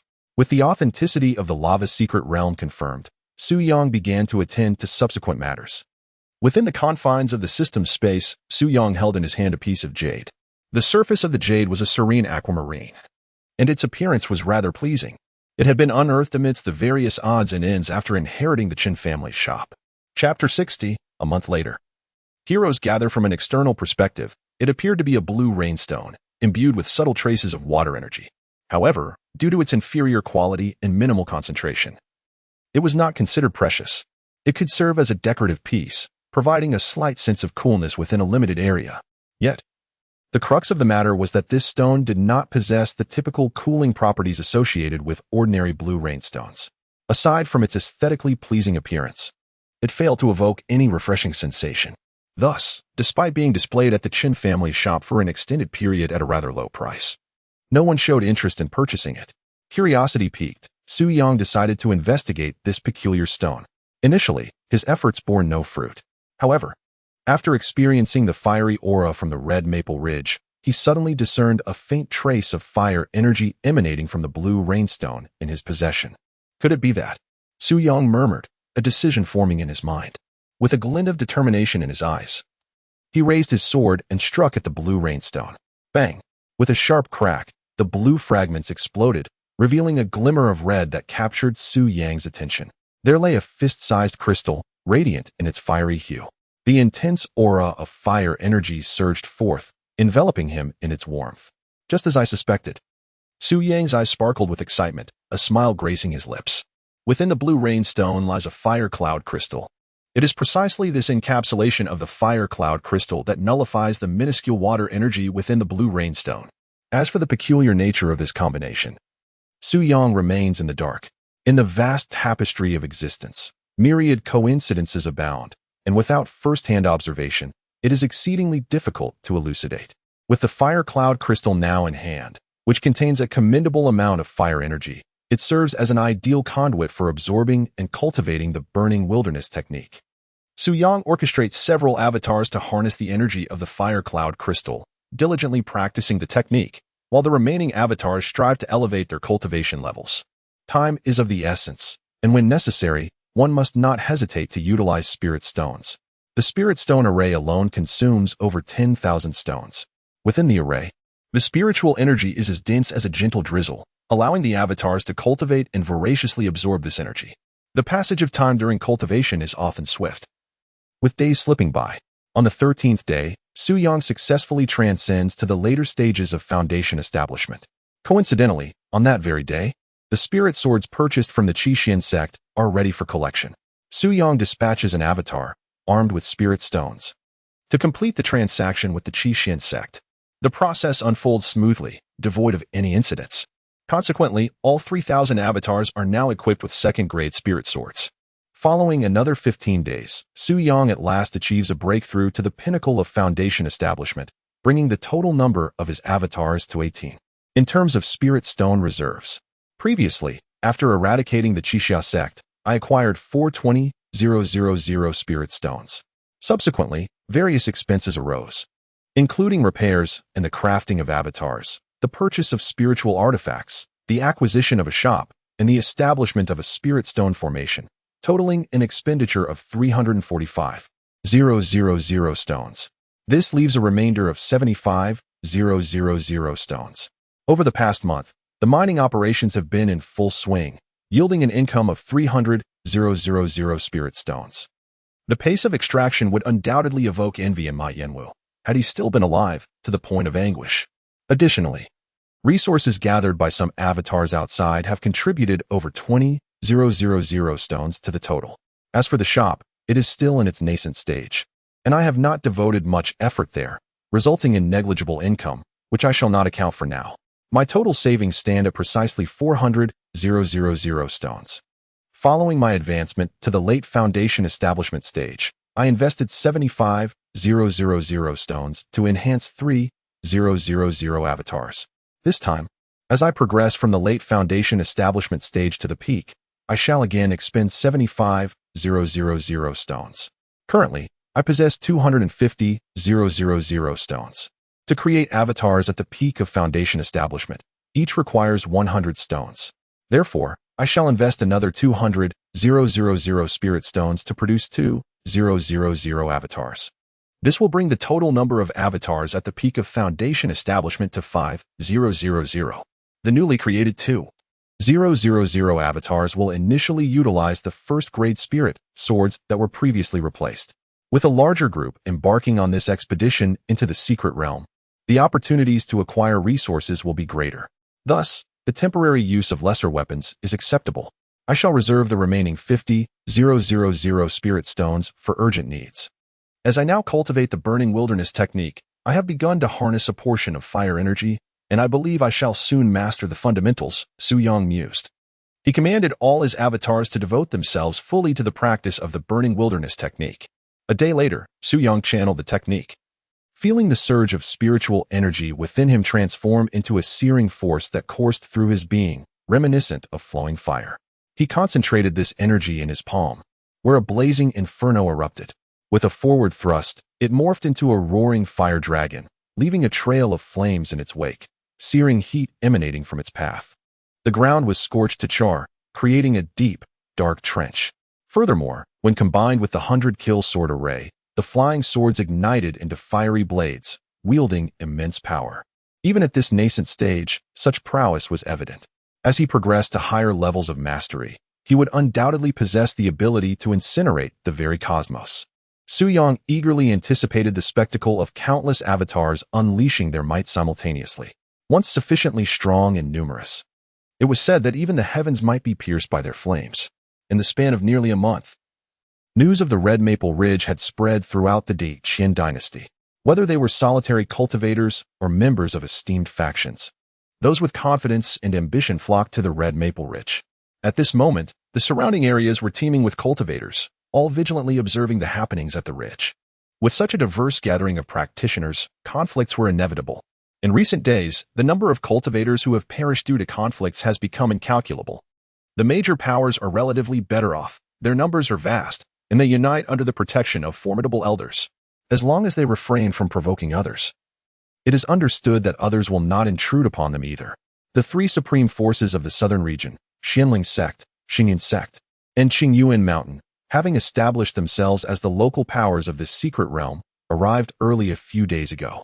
They have currently stationed themselves on a small hill near Hongfeng Ridge. In the past, whenever resource contention arose in the south, the three factions would discreetly maintain their distance. However, this time, they are unexpectedly close together. The leaders of the three factions occasionally gather to discuss matters concerning the lava secret realm. These leaders are the very same three elders who convened a tripartite meeting a month ago: Elder Su Qifeng of Xingyan Sect, Elder Lu Song of Xianling Sect, and Elder Zui Yun of Qingyuan Mountain. While they were engaged in conversation, they suddenly heard a commotion from the surrounding crowd. It was the Eastern Wajijian Sect. The young man exuded a terrifying aura, embodying the essence of a sword. Although he, like myself, is at the peak of the Foundation establishment stage, I have an instinctual feeling that I could not withstand a single strike from him. Amidst the uproar, a massive, unadorned sword soared swiftly through the air. Upon this giant sword stood dozens of figures. At the forefront, a silver-haired elder with disheveled hair and a purple gold gourd hanging at his waist stood poised. Beside it stood a young man, tall and poised, his demeanor exuding an air of aloofness. He resembled a finely honed sword, imbued with a piercing sharpness, seemingly poised to breach the heavens. Elder, who is this young man? The elite of the three great factions, contemporaries of his, felt an overwhelming pressure emanating from him. Upon entering the lava secret realm, he would undoubtedly be their rival, causing their expressions to turn grave. This individual is named Zhu Chong, a natural-born swordsman and the contemporary sword prodigy of the Wujian sword sect. Lu Song replied in a low voice, his tone tinged with a hint of gravity. Chapter 61. A subtle arrival, seamlessly blending in the clamor of the crowd, had yet to subside when yet another group arrived, elevating the discussions to a fervent pitch. It was the esteemed Gu family of the West. This ancient lineage, renowned for its long-standing heritage and formidable Yuan-Hai experts, is said to excel in the art of collaborative combat, unleashing devastating power through united efforts. With a remarkable assembly of over 200 peak Foundation establishment members, the Gu family's presence was formidable. Though they refrained from employing any of their signature combined techniques, their frequent joint training was evident, even in mere repose. An unspoken bond seemed to connect them. The leader of the Gu family was also a pinnacle Xian Dan expert, adding to their formidable aura. Following the Gu family was yet another prominent clan, equally distinguished by its Yuanhai stronghold, the D family. They represented yet another formidable adversary.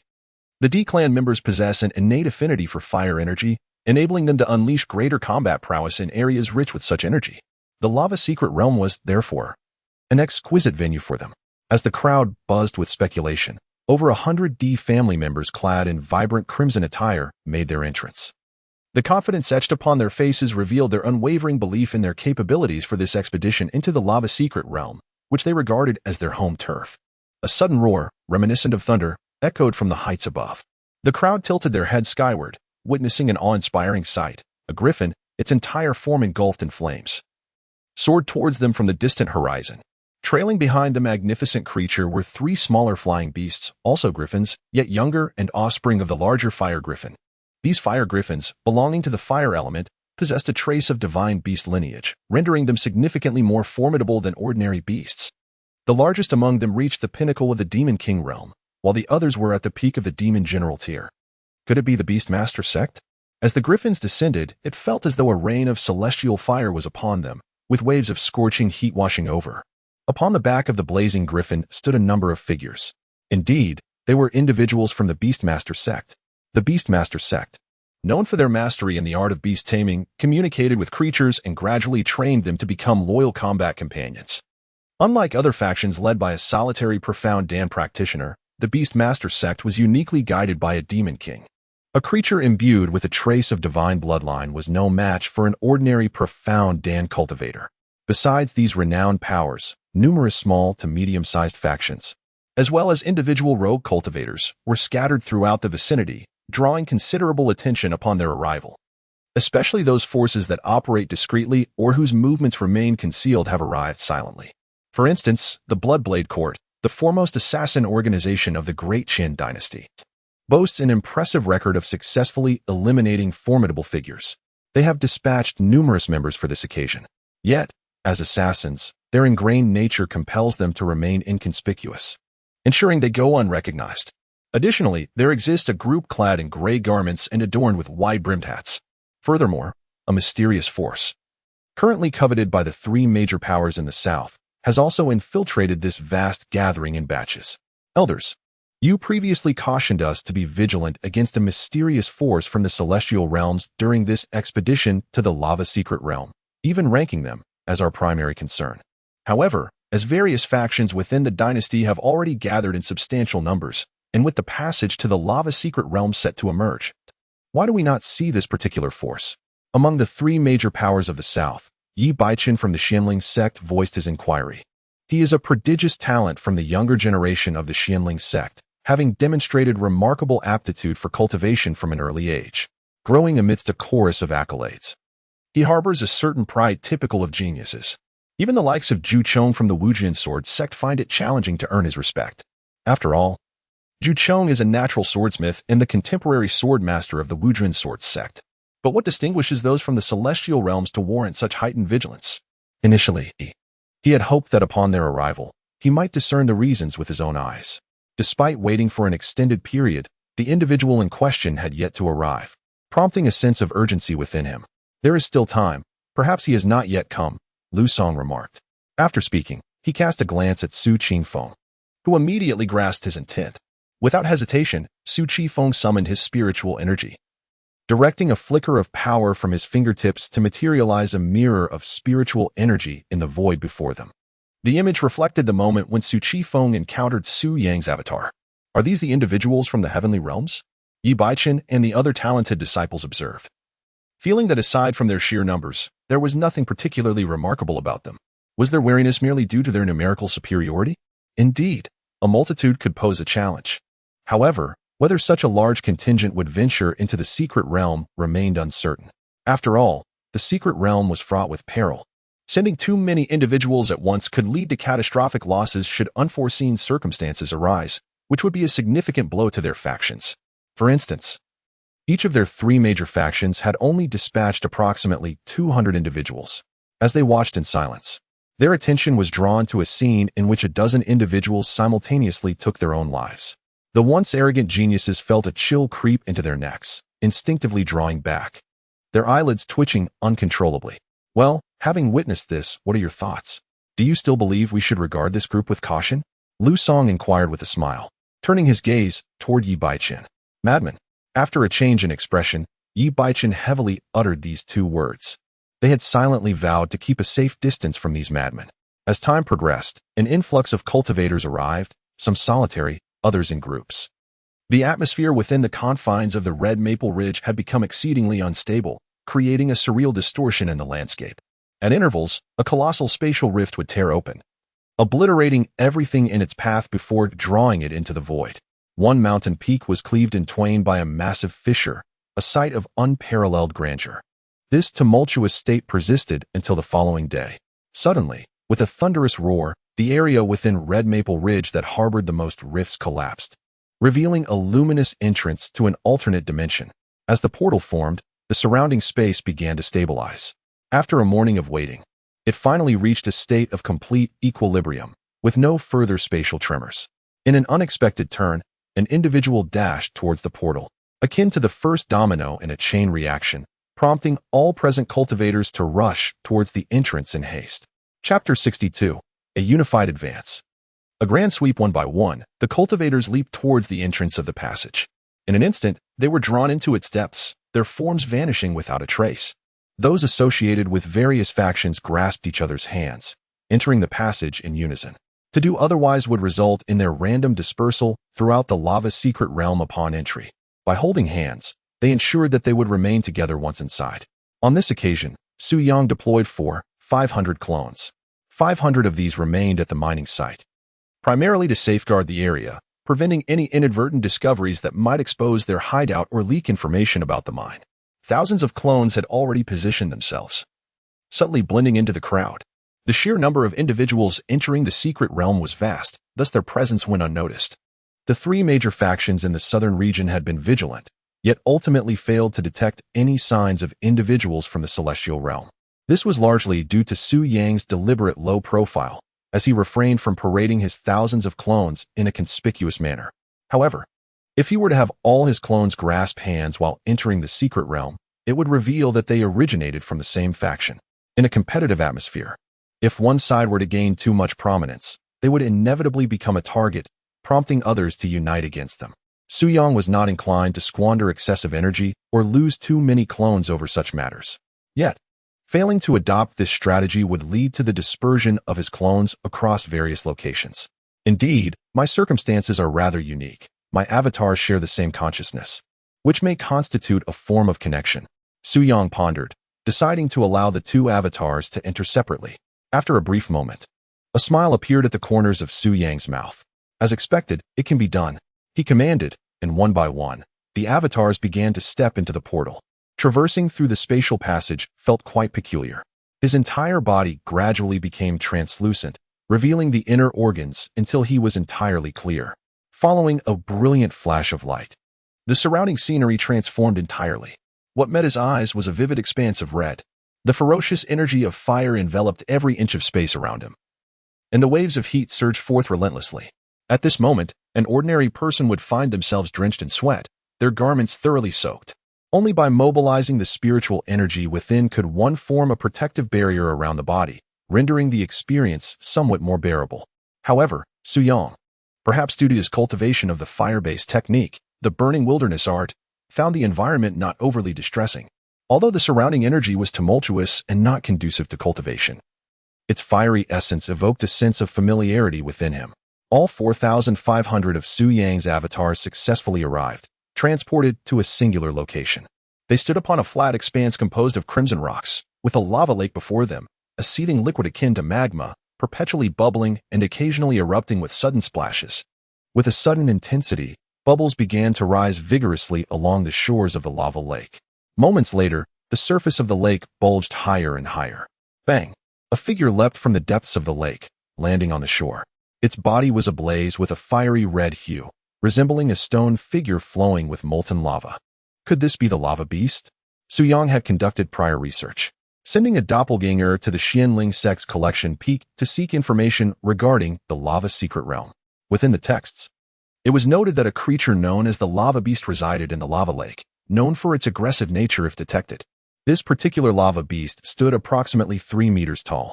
Its size hinted at its power, which was relatively weak, akin to a beginner in the foundation establishment stage of cultivation. Thud, thud, thud.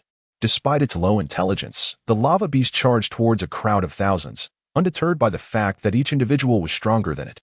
Upon reaching a certain distance, it unleashed a fireball from its mouth, which was effortlessly extinguished by Su Yang's doppelganger with a swift strike of a sword. Whoosh! With another stroke of the flying sword, Su Yang's doppelganger severed the beast's head. Yet, astonishingly, it did not perish. It grasped its own head and reattached it, restoring itself to its former state. Su Yang's doppelganger struck again, cleaving the head in two, revealing a fiery red, diamond-shaped crystal core within. This time, the lava beast remained motionless. After a brief moment, the rock-like body began to stir slightly. If allowed to develop further, it would reassemble the diamond-shaped core back into its cranium and resurrect once more. However, Su Yang was determined not to grant it this opportunity. Channeling the power of his clones, he drew the core towards himself. Deprived of its core, the creature remained motionless. Through this test, Su Yang confirmed certain pieces of information he had previously acquired. In order to utterly vanquish the lava creature, one must seize its core. Otherwise, it would resurrect infinitely. This was indeed their troublesome nature. While possessing overwhelming strength made them easier to defeat, when the forces were evenly matched, claiming their core became a formidable challenge. Nonetheless, these were not concerns for Su Yang. With thousands of clones surrounding it, victory was assured. Through his clones, Su Yang observed the lava core in his hand, feeling the fire energy emanating from it. Unlike the chaotic energy surrounding him, the energy within the core was pure and of high quality, making it exceptionally suitable for absorption and cultivation. The stronger the lava creature, the superior the quality of its core. After securing the core, Su Yang organized his clones into several dozen teams, aligning them in a staggered formation to scour the area efficiently. Indeed, it was not long before they encountered a plant of vibrant crimson hue, the scarlet firegrass. Within the lava's secret realm, due to its unique environment, flora was a rare sight. Once plants appear, they typically embody the essence of fire energy, representing a unique species endemic to this fragmented world. Otherwise, survival in such a place would be utterly impossible. After uprooting the crimson firegrass and storing it away, I pressed onward.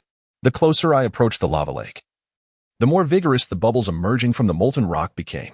As my avatar drew near, several lava creatures sprang forth from the depths. They varied in height, ranging from 3 to 6 meters, with strengths fluctuating between the initial and peak stages of foundation establishment. As they reached the shore, their gaping mouths began to conjure fireball attacks. In an instant, a flurry of flying swords tore through them, shredding their forms and swiftly claiming their crystal cores. A mere handful did not satisfy me. I pondered how to entice them all to surface. Gazing at the lava lake before me, inspiration struck. In the next moment, thousands of avatars stomped in unison, channeling their spiritual energy. With a resounding boom, the ground trembled as if shaken by an earthquake, causing the entire lava lake to roil and surge. Bubbles erupted across the lake's surface. Before long, one lava creature after another emerged, having been roused from their slumber at the lake's bottom by the sudden disturbance, all displaying the grumpiness of being abruptly awakened. With the orifices atop their heads venting streams of scorching air. Upon discovering other creatures on the shore, they immediately surged forward in a frenzy. Su Yang commanded his doppelgangers to retreat, intending to lure them onto land. Only after vanquishing them could he successfully acquire the crystal cores. Indeed, they rushed onto the shore, only to be met with wave after wave of relentless assaults. The lava monsters disintegrated swiftly, their crystal cores whisked away by Su Yang's doppelgangers. Soon, the shoreline was littered with heaps of bodies. Su Yang successfully amassed over 100 lava crystal cores. It was likely that the lava monsters in this lake had been entirely exterminated, necessitating the search for another lake. Su Yang's current plan was straightforward, to gather as many lava crystal cores as possible. Should he encounter any other valuable treasures along the way, he would seize them opportunistically. As for the coveted heart of lava that drew everyone's fervent interest, no one could ascertain precisely when it would manifest. They could only proceed step by step. While Su Yang swept through the area with the audacity of a bandit raiding a village, the majority of others tread cautiously, fearful of attracting too many lava monsters. Chapter 63, Lord of Flames. The Sunfruit of Lakeheart Island on the second day of their venture into the secret realm put in more effort. We are on the brink of vanquishing it. In a secluded part of the secret realm, 3 cultivators formed a triangular formation, assailing a towering lava creature approximately 6 meters in height. Before long, they shattered the hardened cranium of the beast and extracted its crystalline core, after which the lava creature lay still. Truly, being a colossal entity, the quality of this core is commendable. Let us proceed with this hunting method and strive to slay several more lava creatures. With smiles gracing their faces, the trio prepared to depart. Suddenly, they heard the sound of approaching footsteps. The 3 halted and turned to face a group of over 10 individuals clad in gray robes and donning wide-brimmed hats. What do you intend to do? The trio's expressions turned wary as they sensed a malevolent aura emanating from the approaching gray-clad figures. What do we intend to do? As the words were spoken, the group surged forward with remarkable speed, charging toward the 3. The cultivators hastily retreated, but their speed proved insufficient, and they were soon encircled by the gray-robed assailants. Reluctantly, the trio resorted to defensive measures, yet they were utterly outmatched. Bang! One of the gray figures extended his right palm. Dark red energy swirling ominously as it pressed down upon the head of one among the 3. The individual let out a heart-wrenching scream, his face rapidly resembling that of something charred as heat emanated from him. The anguish cries dwindled rapidly, fading into complete silence. The remaining 2 individuals were swiftly dispatched by the other figures clad in gray, who utilized the same technique. From the 3 bodies, the gray-clad figures retrieved a total of 6 crystal cores, acquired by the trio after vanquishing a magma beast upon entering the secret realm. This should suffice. One of the gray figures proclaimed. Let us commence the ritual, another gray figure urged, his tone laced with fervor. They approached a nearby clearing, ensuring the absence of danger in their surroundings. A heap of crystal cores was poured onto the ground, arranged meticulously in a specific orientation. The leader of the gray figures produced a palm-sized dark red furnace, within which a flickering black-red flame danced. Lord Flame Demon, you shall soon be resurrected. The leader declared with utmost reverence, gently placing the furnace atop the mound of crystal cores. The black-red flame within the furnace seemed to sense the impending event. Swaying with increased intensity, a dozen or so gray figures encircled the pile of crystal cores, their hands forming intricate seals while chanting incantations. As the ritual progressed, the energy within the crystal cores was released and continuously absorbed by the flames within the dark red furnace. The fire grew increasingly potent, roaring with fervor. With a final exhale, as the energy from the crystal cores was entirely consumed, the flames within the furnace surged to their utmost strength. The stove shattered, and a humanoid silhouette emerged within the gaze of the onlookers. The figure, still composed of flames, seemed to possess a life of its own, imbued with an indescribable emotion as it surveyed its form. I have been resurrected. A deep voice resonated from the flaming entity. Bow before the Lord of Flames. The gray-clad individuals, having undergone the recent ritual, were utterly exhausted. Yet, this fatigue did nothing to diminish the fervor burning within their hearts. Like the most devout of followers, they collectively knelt in reverence. On the 3rd day of the secret realm, near a vast lake of lava, a multitude had gathered. They dared not venture too close, maintaining a respectful distance as they gazed toward the horizon. This place was indeed remarkable. At the center of the lava lake lay an island, its shape resembling that of a rooster. The form itself was of little consequence. What truly mattered was the magnificent orange-red tree that graced the island. Upon this tree hung several fruits, also a vibrant orange-red. These were the sunfire fruits. The fire energy contained within the sunfire fruit was 10 times purer than that of the lava crystal core, with a concentration exceeding that of the core by over 100-fold. It could be said that acquiring even a single sunfire fruit would render this expedition into the secret realm worthwhile. However, the fact that no one had yet managed to pluck one indicated the challenge that lay ahead.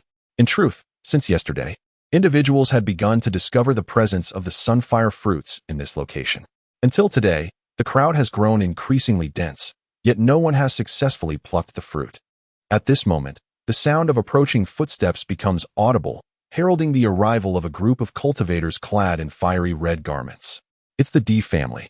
The members of the D clan, naturally attuned to the fire element, might possess a solution. This is the collective thought among the onlookers. While they are eager to witness the prowess of the D clan, they simultaneously dread the prospect of them seizing the fruit, for once it is taken, it will be of no concern to the rest. Their sentiments are thus profoundly conflicted, unless, of course, they could snatch it from their hands. As the crowd harbors these secret calculations, the D clan draws near. upon spotting several blazing sun fruits on the island at the center of the lake. Their eyes ignite with fervor. This molten lake serves as a barrier, and their tone drips with scorn and arrogance.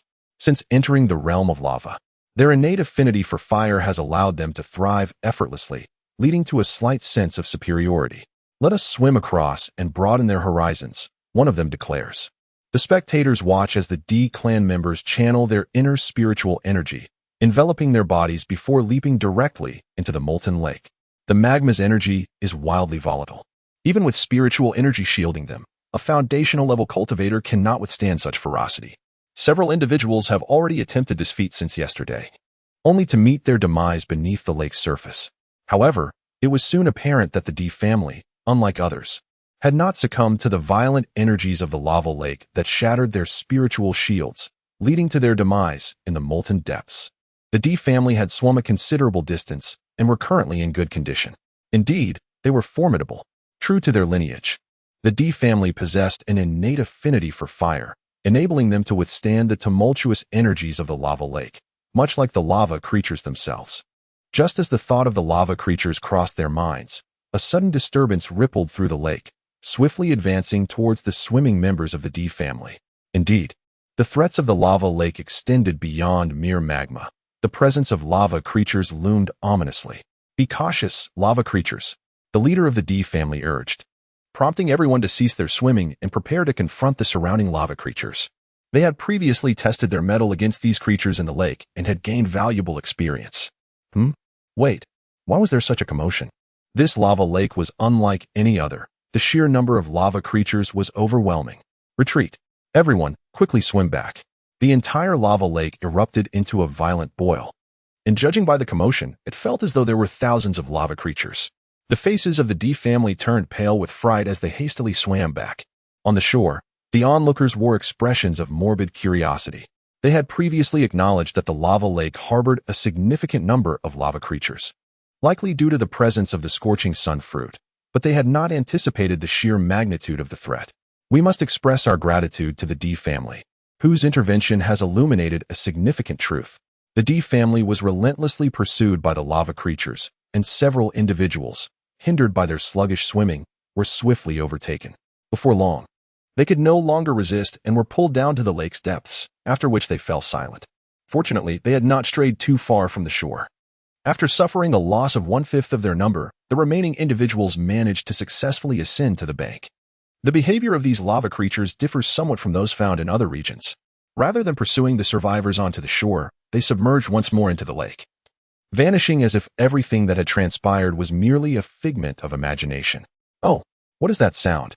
At that moment, from a certain direction, the rhythmic sound of footsteps echoed. Chapter 64, Astonishing. They can fly?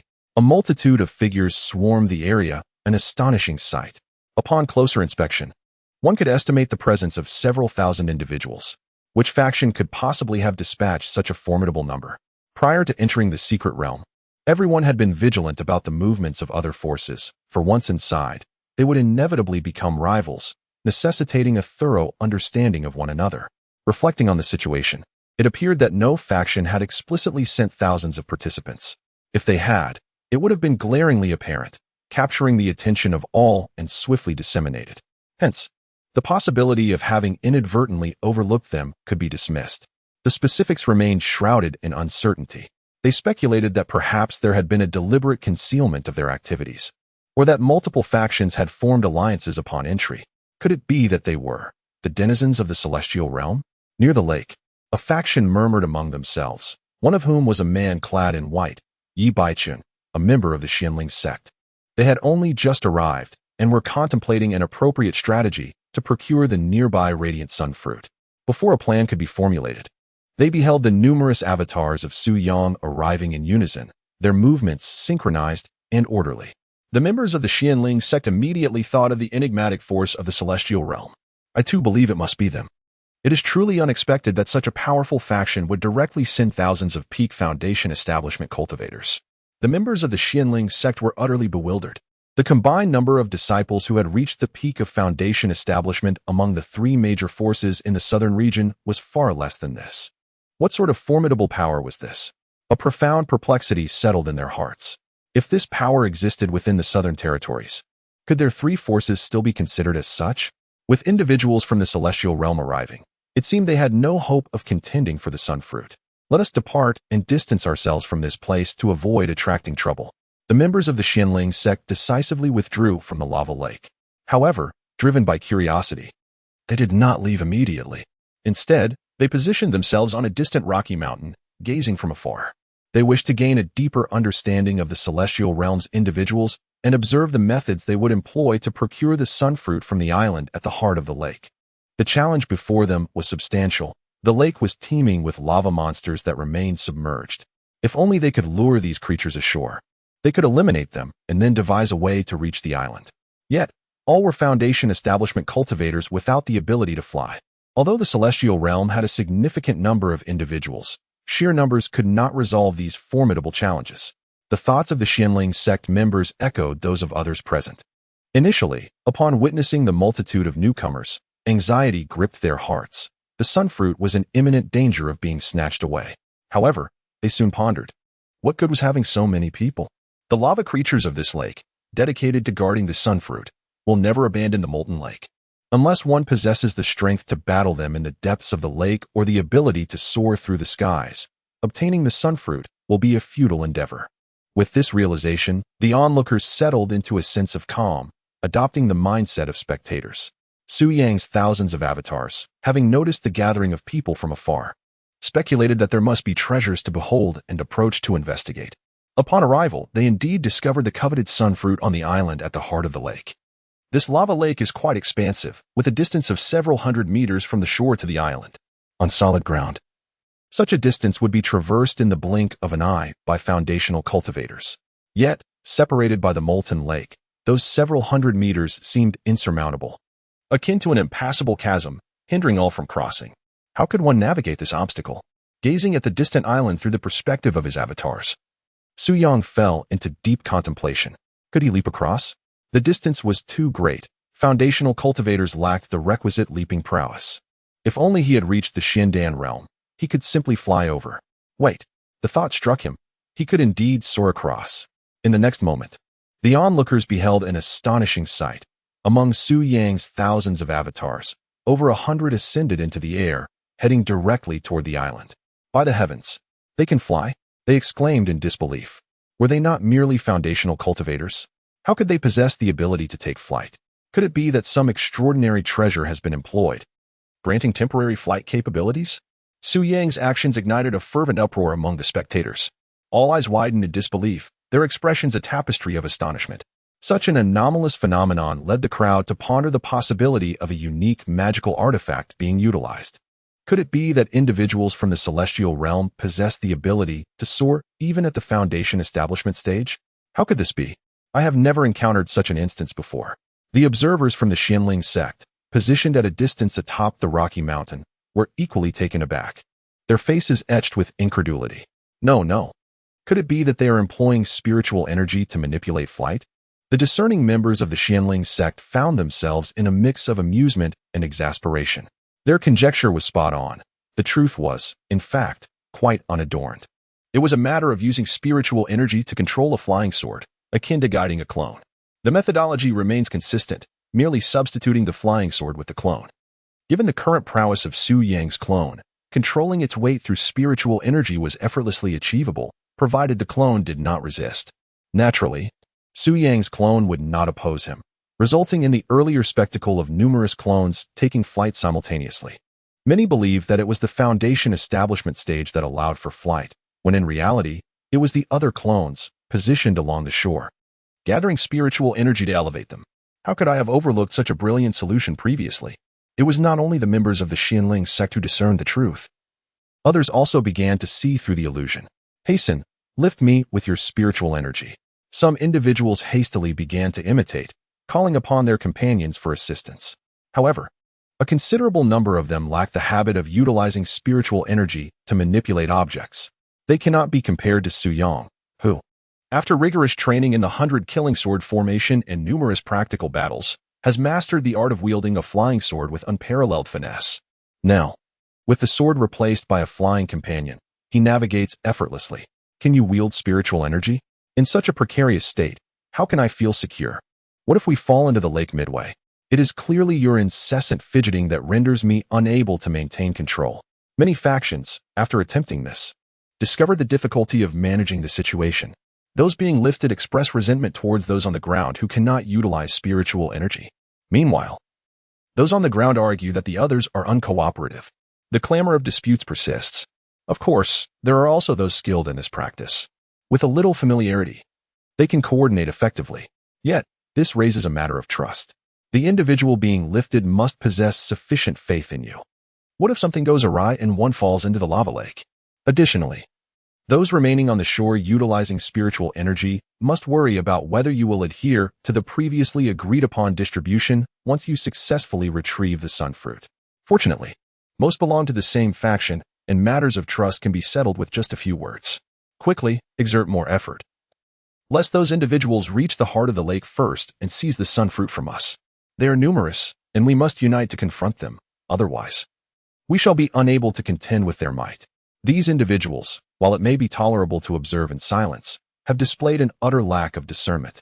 Not only do they seek to emulate Su Yang's methods, but they also aspire to seize the radiant sun fruit from him. Their ambition does not end there. They even conspire to incite a coalition against us. This is intolerable. We shall not endure such affronts. In an instant, a flurry of flying swords, imbued with the burning desolation technique, transformed into blazing fire swords. From Su Yang's avatar, they were swiftly unleashed upon those vying for the radiant sun fruit. As they soared through the air, a scorching wave surged forth, intensifying the surrounding temperature with an air of annihilation. The targets of the assault were not the aerial combatants, but rather the manipulators stationed along the shore. The sudden onslaught left them in disarray. Some hastily attempted to defend themselves, while others succumbed to the onslaught of errant swords. The crimson blades pierced through, reducing entire bodies to charred remains. Bereft of the energy support from those on the shore, the airborne contenders plummeted like dumplings into the lava lake below. They had scarcely time to struggle or scream before being engulfed by the monstrous lava dwellers lurking beneath the surface. Alas, what a tragic sight it was. The onlookers from the Xianling sect, observing this grim spectacle, rolled up their sleeves with a sense of foreboding. Suddenly, they felt that the distance was insufficient and withdrew a considerable distance further back. Chapter 65. The seventh day in the secret realm, the lava monsters exhibited extraordinary behavior. Eliminating their rivals, Su Yang's avatar successfully reached the heart of the lake, landing near the radiant sun fruit. Without a moment's hesitation, he harvested 5 of these fruits. Once the task was complete, the avatar resumed control and took off on the return journey. The lava monsters within the lava lake, upon discovering the theft of the radiant sun fruits, erupted into a cacophony of roars. They floated on the lake's surface, unleashing fireballs at the avatars soaring above. Su Yang steered his avatar to ascend higher, simultaneously employing the scorched earth technique. A surge of spiritual energy surged forth, and a ferocious fire dragon plunged downward. The barrage of fireballs was rendered utterly impotent against the dragon's onslaught, swiftly dissipating into nothingness. Undeterred, the fire dragon continued its descent. Several lava monsters, unable to evade in time, were struck directly by the dragon, their bodies exploding into fragments. Ultimately, the radiant sun fruits were successfully retrieved. The lava monsters pursued relentlessly, surprisingly making their way ashore. Observing this, Su Yang smiled. Since they wished to come ashore, he would gladly welcome them. As per his usual strategy, he commanded his avatar to retreat, feigning a flight. The lava monsters followed closely behind. Once they had ventured a significant distance from the lava lake, thousands of avatars abruptly turned around. A torrent of attacks ensued, launching a fierce counteroffensive against the 1,000-strong horde of lava monsters. One after another, the monsters fell swiftly, their crystal cores being collected by Su Yang's avatars. The assault, the coordination, utterly terrifying. The orderly mobilization of thousands of avatars, their positioning during the attack, and the spectacular scenes they created left the onlookers from the Xianling sect profoundly shaken. They could not help but envision themselves in place of those lava creatures, which sent a shiver down their spines. Especially Yi Baichun, who recalled his previous indifference towards these individuals outside the secret realm. In hindsight, it seemed ludicrous. If the members of Xianling sect were to discover that those they revered from a distance were, in fact, their fellow disciples, merely avatars of a mere servant from the back mountain, what would their sentiments be? Of course, They could never fathom such circumstances, as Su Yang would not permit others to uncover his true identity. When the battle concluded, the once solid rocky ground had been transformed into a vast pit, filled with the shattered remains of lava creatures. Su Yang's endeavors bore fruit, yielding 5 radiant sun fruits and over 1,000 crystal cores, an abundant harvest. Meanwhile, at the edge of another lava lake, a pile of lava creature corpses lay scattered. A figure composed of flames hovered in the air, its fiery form much more solid than before, revealing discernible facial features. The flame entity consumed dozens of crystal cores in a single gulp. With a whoosh, its body erupted into a torrent of flames, waves of heat surging violently. After undergoing refinement, the crystal core was completely absorbed by him, causing his body to solidify further and his aura to intensify. Surrounding him stood a dozen figures clad in gray robes and wide-brimmed hats, maintaining a respectful silence as they awaited his command. In another location, amidst a cluster of peculiar stones, the resolute and composed Jinzi Juchong led several dozen disciples of the Wujijianzong along a pathway. Juchong furrowed his brow as, from the side of a massive boulder ahead, a group of several dozen emerged unexpectedly. Another commotion arose from behind, with yet another contingent of the same number blocking their retreat. These were rogue cultivators who, upon entering, had gradually banded together to form a formidable force. In recent days, they had not hesitated to plunder others. Although the Wujijianzong had attracted considerable attention, not everyone was aware of their reputation. For instance, these rogues did not recognize Zhu Chong, mistaking him for merely another ordinary faction. Hand over everything you possess, and we shall spare your lives. The band of robbers, confident in their numerical superiority, believed their foes would yield without resistance. Zhu Chong, with an air of haughty disdain, slowly placed his right hand upon the hilt of his sword. With a resonant clash, a brilliant sword song echoed, and dazzling sword light filled the eyes of the bandits. They attempted to evade, but for reasons unknown, no matter how they dodged or defended, that blinding sword radiance unwaveringly targeted their vital points. With a series of muffled thuds, blood erupted as one after another. They fell like stalks of rice being harvested. In yet another vicinity, by the edge of a lava lake, the prodigious young girl of the Beast Master sect, Mo Shi, is gently soothing a lava beast. Be good, obey me, she murmurs. It seems she possesses an extraordinary energy that calms these volatile creatures, compelling them to heed her commands and serve as her temporary battle companions. Behind her, numerous lava beasts have already been tamed. In addition to these 2 factions, others employ their unique abilities within the lava secret realm, each showcasing their prowess. Among them, the most straightforward and aggressive approach is taken by Su Yang. With thousands of avatars, he bulldozes through, digging relentlessly. By the 4th day in the secret realm, the number of crystal cores he has amassed exceeds 20,000. The quantity he can procure largely hinges on his ability to locate a substantial number of lava beasts. Once found, the crystal cores flow abundantly. Furthermore, he has collected dozens of fire elemental spiritual plants. As time passes, the 7th day arrives. The count of crystal cores has surpassed 40,000, alongside hundreds of fire elemental spiritual plants. On this day, the lava beasts fiercely battling against Su Yang's numerous avatars suddenly exhibit peculiar behavior, as if summoned by an unseen force. They collectively abandon their attacks and rush toward a specific direction. In the 7 days of combat against tens of thousands of lava beasts, Su Yang has never encountered such a phenomenon. He halts momentarily, instructing his avatars to follow the lava beasts, eager to discover their destination. Along the journey, Su Yang encountered other lava creatures. Their behavior was uniform. They hastened in the same direction with remarkable speed. Su Yang deliberately attacked them, yet they merely evaded when possible. And when not, they defended themselves. Whenever an opportunity arose to escape, they exhibited no inclination to engage further. What lay ahead?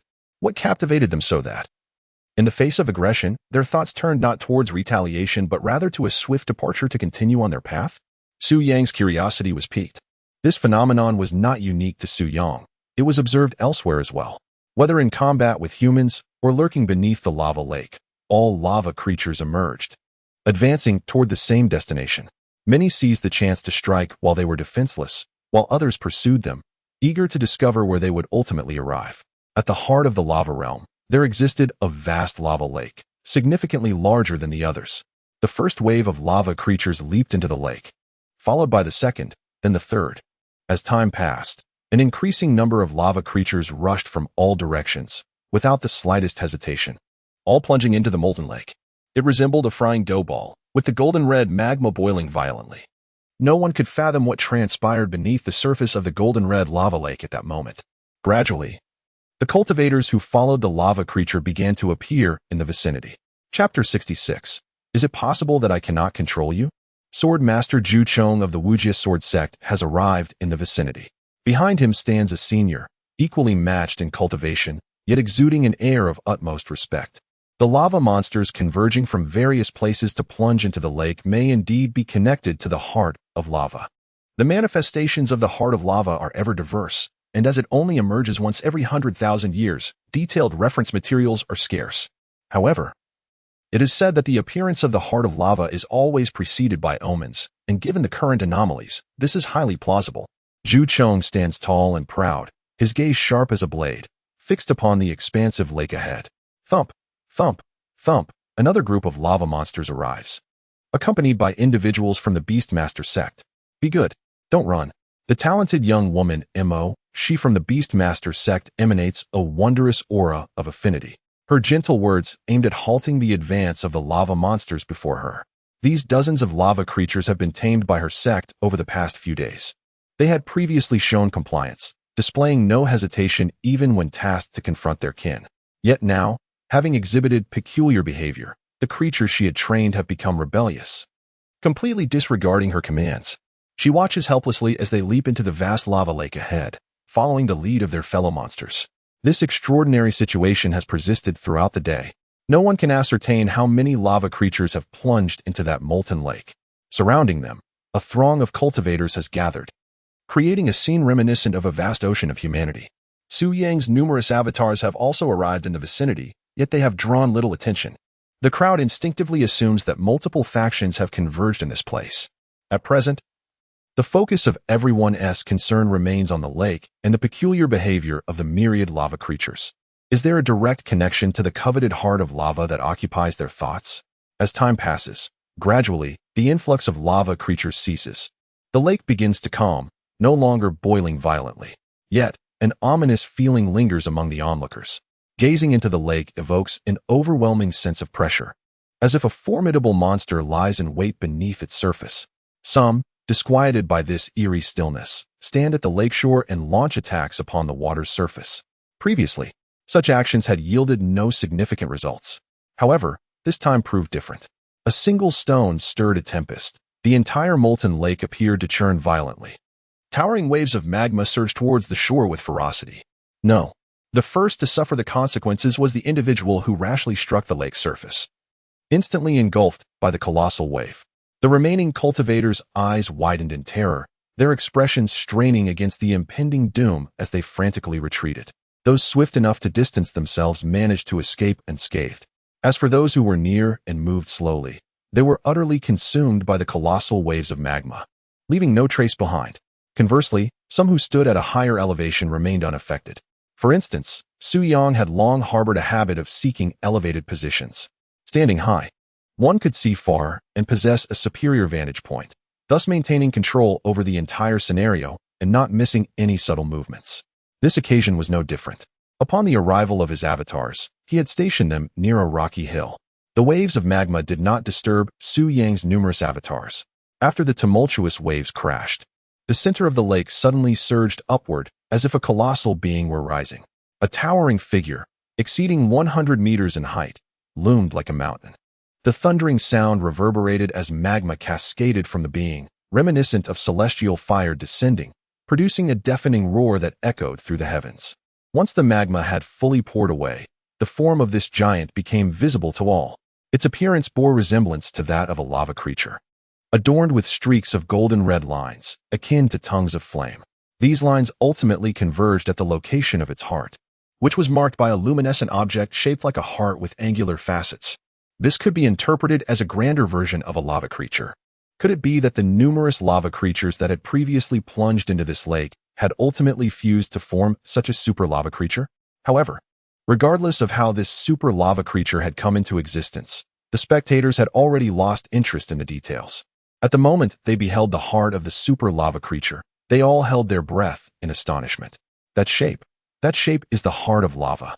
Based on the limited records, the description of the heart of lava closely resembles the glowing object found at the heart of the super lava beast.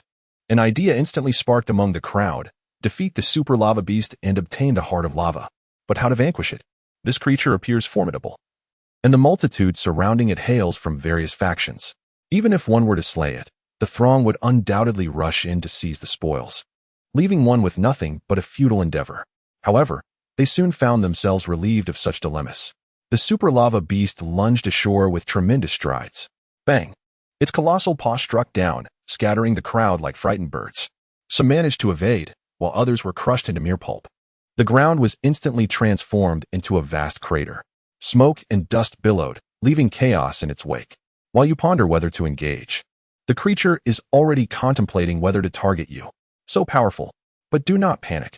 Just as the lava beast perishes without its core, this one, despite its strength, undoubtedly possesses a fatal weakness: the heart of lava. Are you ready? Ready.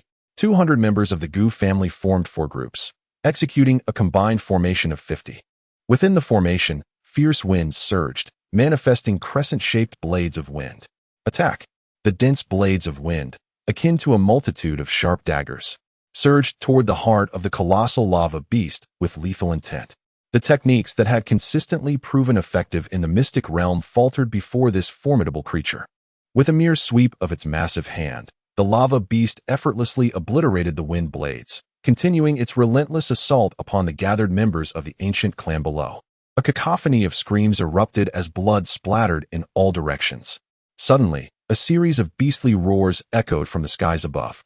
3 fiery figures plummeted downward, aiming directly for the heart of the lava monster. In response, the beast opened its immense maw, unleashing a torrent of flames. The 3 flaming griffins were instantly incinerated, plummeting to the ground like charred fowl. With a powerful inhalation, the lava beast consumed the 3 griffins, swallowing them whole.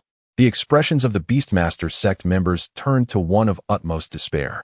The flame griffins, possessing traces of divine beast lineage and standing at the pinnacle of their foundation stage, were significantly stronger than ordinary beasts of their rank, boasting a combat prowess nearing the threshold of the profound elixir stage. Yet, despite their might, they could not withstand a single blow. Yu Chong observed the unfolding chaos from a distance. Initially filled with fervent determination, his expression gradually transformed into one of grave concern, culminating in an overwhelming sense of dread. He had refrained from joining the fray, yet he had already discerned that he would not stand a chance against this foe. All his innate sword bone and the shred of sword intent he had so proudly grasped earlier provided him no solace in this moment. Though he remained passive, he had silently conceded defeat. He understood that once he made a move, the only outcome would be his demise. The adversary was overwhelmingly powerful. It seemed that no one could claim the heart of lava this time. At that moment, Zhu Chong suddenly noticed a group of peculiar individuals launching suicidal assaults against the super lava monster. Not only Zhu Chong, but many others in the vicinity also became aware of this spectacle. This group numbered in the thousands, wielding a certain fire-based technique, their bodies radiating fiery energy as they charged toward the super lava monster. A single swipe from the creature could obliterate a significant portion of them. Yet, these individuals exhibited no fear. Even knowing that their actions would inflict minimal damage upon their foe, they recklessly pressed on. 100, 200, 300. The death toll soared rapidly. Yet, their conviction remained unshaken, not even a wrinkle of concern marring their brows. Everyone was moved. Who were they to display such disregard for life? However, amidst the admiration for their bravery, one could not help but feel that such actions were utterly futile. The super lava monster was far too formidable. Mere numbers could not overwhelm it. What purpose did this serve other than to court death? Was it merely to prove their fearlessness and valor? It was nothing but the folly of brutes. What they thought mattered little to Su Yang. He was only aware that after slaying the fire practitioners, the super lava monster would consume their remains. This, it seemed, would be of benefit to it. As the entity consumed an increasing number of Su Yang's avatars, the connection established between his true self and it grew ever more robust. After approximately 1,000 avatars had been devoured, the link became extraordinarily firm. A triumphant smile graced Su Yang's lips. A singular thought descended, and the movements of the colossal lava creature abruptly ceased. So you thought I couldn't control you? tempting you was merely a ruse. Chapter 67, Erasing Consciousness. How could one still be alive? The consciousness of the super lava beast is not particularly strong. It is more a series of instinctive reactions. Yet its formidable power renders it truly terrifying. After devouring thousands of Su Yang's avatars, it is as if a multitude of controllers have been embedded, establishing a remarkably stable connection of consciousness, allowing Su Yang to exert control over it at will. When Su Yang's consciousness descends upon the super lava beast, it is akin to possessing an exceedingly powerful avatar. His perception of the surroundings becomes extraordinarily acute, especially regarding the fire energy in the vicinity. Even the violent magma appears to behave like obedient children, enabling a harmonious coexistence. With a mere gesture, a large mass of magma from the lake is summoned, coalescing into a fireball that rests within his colossal palm. Experiencing a higher level of power in advance will greatly assist Su Yang in his forthcoming breakthrough to the Xiandan realm. He has an inkling that the day of transcendence is not far off. Whenever the opportunity arises, a breakthrough could occur at any moment. What could possibly be the matter? The super lava beast stands still, exhibiting little movement, an unusual circumstance that stirs curiosity among the many cultivators present. However, they dare not approach, for the terrifying scene from moments ago remains vividly etched in their minds. Moreover, have they not noticed the gigantic fireball of magma in its grasp? It is being weighed and tossed about. Who can predict when it might come crashing down? The crowd instinctively withdrew a considerable distance. Su Yang was merely savoring the experience, playfully tossing magma fireballs, unaware that he had instilled profound fear within the hearts of the onlookers. At that moment, Su Yang raised an eyebrow. Through the keen perception of the lava creature, he suddenly sensed a formidable surge of fire energy emanating from a distant peak. Atop that peak, a group of gray-clad figures awaited with utmost reverence, with a fiery silhouette standing prominently at the forefront. This flame was extraordinary, appearing almost solidified, and the aura radiating from this figure was immensely powerful, hovering effortlessly in the air. He was the one referred to as the Lord of Flames by his gray-clad subordinates. During his days within the secret realm, the Lord of Flames had absorbed an unfathomable number of crystal cores. From an initial, faint remnant of a soul, he had now solidified into a complete, stable, and formidable spiritual body. The name of the Lord of Flames once resonated throughout the entire Deqian dynasty.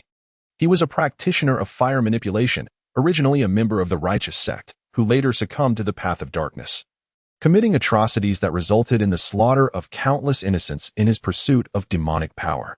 The Lord of Flames was immensely powerful, having reached the Yuanhai realm at his peak. However, due to his numerous heinous acts, he provoked the ire of formidable sect leaders, and several Yuanhai experts joined forces to eliminate him.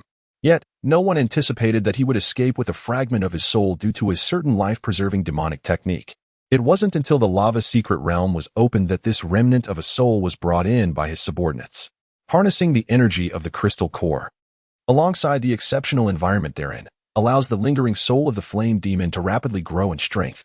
At present, it exists merely as a spiritual entity, far inferior to its peak form. However, once it merges with the heart of lava and utilizes it to shape a corporeal body, its power will ascend to unprecedented heights.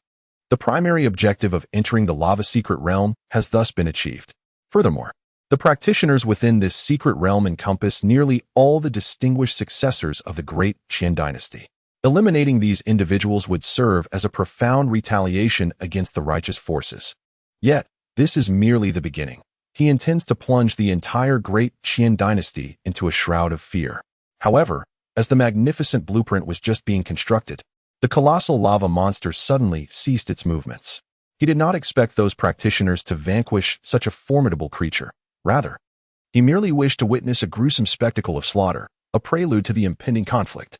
But why had it suddenly halted? Then, in the next instant, a massive fireball of molten magma coalesced in the hands of the lava monster, hurtling swiftly towards their direction. The flame demon evaded, leaving behind a trail of crimson afterimages. The tremendous fireball struck the mountain peak, and a dozen gray-clad individuals, unable to evade in time, were instantly consumed by the inferno. A section of the peak was violently obliterated, with molten rock cascading down like a waterfall of flames. What madness has overtaken this colossal lava monster? As this thought flickered through the minds of the practitioners, clarity soon dawned upon them. At the peak that had been bombarded, amidst the surrounding void, A solid crimson figure hovered in the air. The figure moved swiftly toward this direction, arriving almost instantaneously. A formidable pressure enveloped the scene, intensifying the burden upon the gathered cultivators below. Was this fiery figure also a practitioner? Who exactly was he? Was it not impossible for those above the foundational stage to enter such a secret realm? Yet, this individual exuded immense strength, clearly at least at the Xiandan level, raising the question of his presence here. Countless uncertainties filled the hearts of the onlookers. Nevertheless, regardless of whether it was the colossal lava creature or the enigmatic crimson figure, they were not adversaries the cultivators could contend with. They were mere inconspicuous cannon fodder, easily obliterated by any residual force from the battle. "The heart of lava," murmured the flame demon, his gaze fixed intently on the heart of the lava beast. In an instant, he transformed into a streak of light, darting toward the creature's heart. Suddenly, a piercing howl erupted, akin to a whirlwind stirring upon flat ground. The radiant streak was intercepted by a massive palm, which slammed down with ferocity, propelling the light toward the ground at an even swifter pace. Boom! The solid rocky surface plunged downward, creating a vast pit. A searing wave of energy radiated outward, sweeping in all directions. Wherever it traversed, the ground convulsed, and boulders shattered. The nearby monk's body instantaneously disintegrated, transforming into a vast cloud of blood mist. Thick smoke billowed, swirling above the massive pit. Before it had fully settled, a blinding firelight ignited, and a heavy aura began to expand relentlessly. Accompanying this potent energy was a crimson figure that rapidly grew in size. The surrounding violent fire energy was greedily absorbed, allowing it to swell to a height exceeding 100 meters, akin to that of a colossal lava creature. With each movement, the very space seemed to tremble. Buzz, two enormous eyes opened in fury, resembling a volcanic eruption, unleashing two pillars of fire imbued with soul attacks. Although his current strength was greatly diminished, lacking a tangible form and existing merely as a spiritual body, he was once a formidable entity at the Yuanhai realm, possessing a mastery over the soul that surpassed that of ordinary beings. Su Yang commanded the lava creature to unleash a super fireball in defense. However, the opponent's assault bore an overwhelming penetrative force, piercing through the lava creature's body. The creature's feeble consciousness was instantaneously obliterated. "Humph, a hollow shell seeking to challenge me," the flame demon chuckled. Yet, despite his nonchalant words, the execution of this attack had consumed an excessive amount of chaotic energy, pushing his body to the brink of collapse. Fortunately, he had succeeded in annihilating his adversary. Otherwise, in his current state, continuing the battle would have been exceedingly difficult. However, wait, impossible. How could it still be alive? Just now, I had clearly extinguished his consciousness. How could he possibly still be alive? Chapter 68. The might of the lava body. The colossal lava monster, after a brief moment of rigidity, suddenly sprang back into action as if nothing had transpired. Only Su Yang understood that what had just been vanquished was indeed the consciousness of the lava monster. Yet, the annihilation of the lava monster bore no consequence for Su Yang himself. Previously, he had to allocate some of his focus to suppress the monster's consciousness to exert better control over this corporeal form. Now, however, there were no hindrances. He could manipulate it as he wished. "Thank you, Flame Demon." With a swift motion under Su Yang's guidance, the enormous hand swept through the air with a whoosh. The Flame Demon, exerting every ounce of strength, barely managed to deflect the blow. However, in its current state, it could withstand only this single assault. It would not endure a second or third. Under the relentless barrage of Su Yang's attacks, the Flame Demon's body was riddled with fissures that continually mended themselves, resulting in an increasingly unstable form. "No, stop." The creature finally grasped the dire nature of its predicament. Realizing the gravity of the situation, it sought to flee, only to be ensnared by the massive hand and hurled into the molten lake. The already tenuous body was violently permeated by the chaotic energy of the lava lake. Boom. Ultimately, it could no longer withstand the onslaught, erupting in a cataclysmic explosion. The explosion of its spiritual form signified the Flame Demon's absolute demise. What it had initially believed to be a resurgence to greatness instead became its final resting place. The emergence of Su Yang has introduced a monumental variable. Otherwise, it is evident that he could have succeeded with relative ease. Alas, a grave situation has unfolded. An unprecedentedly violent explosion hurled the magma from the lava lake into the sky, only to descend once more. The entire firmament ignited in flames, transforming into a vivid crimson. A multitude of cultivators gazed upward, their faces pallid and devoid of color, despite the pervasive redness surrounding them. Once this phenomenon descends, it will surely result in grievous injury, if not death. Su Yang did not intend for this. It was merely an uncalculated escalation. Otherwise, his over 3,000 avatars would also be in peril. At that moment, an extraordinary energy manifested, exerting a powerful attraction upon the crowd. Relief washed over their faces, for they understood that should the secret realm's passage collapse, all outsiders within this world would be expelled, returning to the primary realm. Su Yang sensed that not only were his avatars being repelled, but also the consciousness that had descended upon the colossal lava creature was being cast away. Given the trajectory of events, his consciousness was on the brink of detaching from the super lava beast. He had initially contemplated whether he could transport this formidable entity outside. However, it now seemed impossible. Nevertheless, there is no sense of regret, for to acquire the super lava beast, one must forsake the heart of lava, which would ultimately lead to an unfavorable outcome. Without any hesitation, while consciousness had yet to be expelled from the body, Su Yang deftly commanded the lava creature to collapse. The location was adjacent to his avatar. The heart of the body disintegrated, and at the very moment the lava heart fell, it was swiftly ensnared by the avatar into a storage ring. A hum resonated. The gravitational pull intensified, rendering everyone utterly powerless. A kaleidoscope of brilliant light obscured their vision, leaving them in utter darkness. When clarity returned, they found themselves back at Red Maple Ridge. They had emerged. Many who had awaited outside began to search for their companions. Some successfully located their allies and anxiously inquired about their specific gains. Others, having searched in vain, found no one and were unable to establish contact through communication talismans, indicating only one grim possibility: their demise within the secret realm. The fortunate rejoiced, while the unfortunate mourned. During this venture into the lava secret realm, at least half of the participants perished within. Such occurrences are, regrettably, commonplace. So, does this mean no one acquired the lava heart? Indeed, that formidable creature was simply too powerful for us to contend with. How unfortunate. By the way, a mysterious powerhouse also emerged within the secret realm. A powerhouse? What sort of powerhouse? Pray, enlighten us. He was engulfed in flames. Similar dialogues transpired among the various factions, ultimately based solely on their scant descriptions. It remained exceedingly difficult to ascertain the true identity of this individual. Primarily, in their perception, the flame demon had long since perished. Even in speculation, they would never contemplate the existence of one presumed dead. As for the heart of lava, the circumstances at that time were exceedingly intricate. The colossal lava creature unexpectedly collapsed, and only a handful of individuals took note, entirely unaware of the underlying reasons. Furthermore, due to its prone position, the heart of lava was seized by nearby avatars, escaping the gaze of witnesses. Thus, the transfer of the heart of lava into the possession of Su Yang's avatar went entirely unnoticed. The expedition into the lava's secret realm can be deemed concluded at this juncture, with Su Yang emerging as the unequivocal victor. He amassed over 40,000 crystal cores, a plethora of fire element spiritual plants, and several varieties of spiritual fruits, including the illustrious sun fruit. Most importantly, he acquired the heart of lava. The cost incurred was merely the loss of 1,000 avatars, yielding an abundant reward. Upon exiting the secret realm, Su Yang promptly dispatched his avatars to disperse in various directions before regrouping towards the Shinling sect. By the way, we encountered individuals from the celestial realm within the secret realm. Oh, how did they perform? They exhibited a reckless disregard for their lives, charging forward even in the knowledge they could not defeat the super lava creature, resulting in the likely demise of at least 1,000 souls.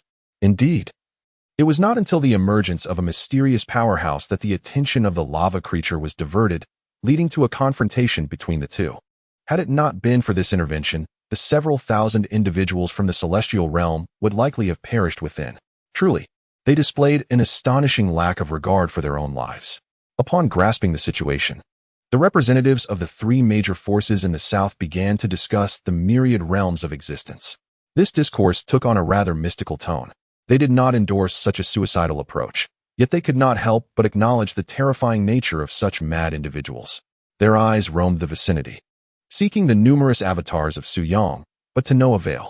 Su Yang had discreetly instructed his clones to depart long ago, leaving no trace behind. After successfully acquiring the Heart of Lava, Su Yang directed one of his avatars to undergo the fusion process. It mattered little who performed the fusion. All could share in the refining and reap the rewards collectively. In the event of an unforeseen mishap, the worst outcome would be the demise of the avatar, posing no threat to his true self. Su Yang was uncertain about the precise method of merging with this Heart of Lava, yet upon obtaining the tangible object, an inexplicable urge emerged within him, compelling him to place it at the location of the heart. He complied, positioning it within the avatar's chest. Instantaneously, it was as if water poured into a sponge. The Heart of Lava was absorbed in an instant. Boom! An immense surge of energy flooded throughout his being, threatening to burst his corporeal form. Su Yang, alongside all his avatars, focused intently on refining and assimilating this potent energy. Every fragment of flesh, every sinew underwent a monumental transformation. Su Yang and his avatars ignited with fervor, their surroundings consumed in brilliant flames, reminiscent of miniature suns. Until the very end, all flames converged within. Only then did Su Yang and his doppelgangers return to their normal state, albeit entirely bare. To an external observer, there appeared to be no difference from before. Yet, in terms of perception, a profound transformation had occurred. With a mere flicker of awareness, one could acutely detect all energies related to fire in the surroundings. Practicing or wielding fire would feel as if aided by divine intervention, with a tremendous surge in power. As Su Yang concentrated, he ignited once more, transforming into a being of molten flame. Was it truly possible to transmute one's physical form into a fluid akin to magma? Such was the formidable strength of the supreme physique, the body of lava. Moreover, my dantian, a whirlpool of spiritual energy, was solidifying and condensing. I am about to form my Dan. Chapter 69, The Shindan Realm. New rules and upgrades. Su Yang produced thousands of spirit stones and arranged them into a grand formation. He and his numerous substitutes sat cross-legged within the formation, fervently absorbing the dense spiritual energy to break through to a higher realm. Within his body, 10 vortex-shaped dantians were gradually consolidating and coalescing. In the Shindan realm, the swirling spiritual power within would eventually crystallize into a. At that moment, the spiritual energy would become even more refined and pure, with a remarkable enhancement in both quality and quantity. The spiritual power of the Shindan realm represents a higher echelon of energy, endowed with numerous remarkable applications. For instance, the ability to manipulate spiritual energy will grant the power of flight. When condensed into a mirror-like form, it can vividly project images from one's memories. However, what Su Yang anticipated most was the potential to detonate the condensed energy, creating a tremendous explosion of spiritual power. To speak plainly, this manifests as self-detonation. When a cultivator reaches the Shindan realm, they acquire the capability of self-explosion. However, such an act would inevitably lead to their own demise. In combat against Shindan realm cultivators, if cornered, an adversary may opt for self-detonation. The most favorable outcome would be mutual destruction, but at the very least, it would inflict injury upon the enemy, serving as a final act of defiance. As time flowed by, the 10 vortices within Su Yang's body gradually formed 10 golden orbs. Once all the golden spheres had solidified, Su Yang slowly opened his eyes, his gaze radiant and brilliant, shimmering with intensity. With a mere thought, he summoned forth an exceptionally pure and refined spiritual power from his golden core, a stark contrast to his previous foundation-building stage. Su Yang turned his awareness inward, observing that his golden core formed a perfect circle reminiscent of 10 interconnected stars. At present, the hue of the golden core was relatively light, a pale gold, indicative of the initial stage of the mysterious core.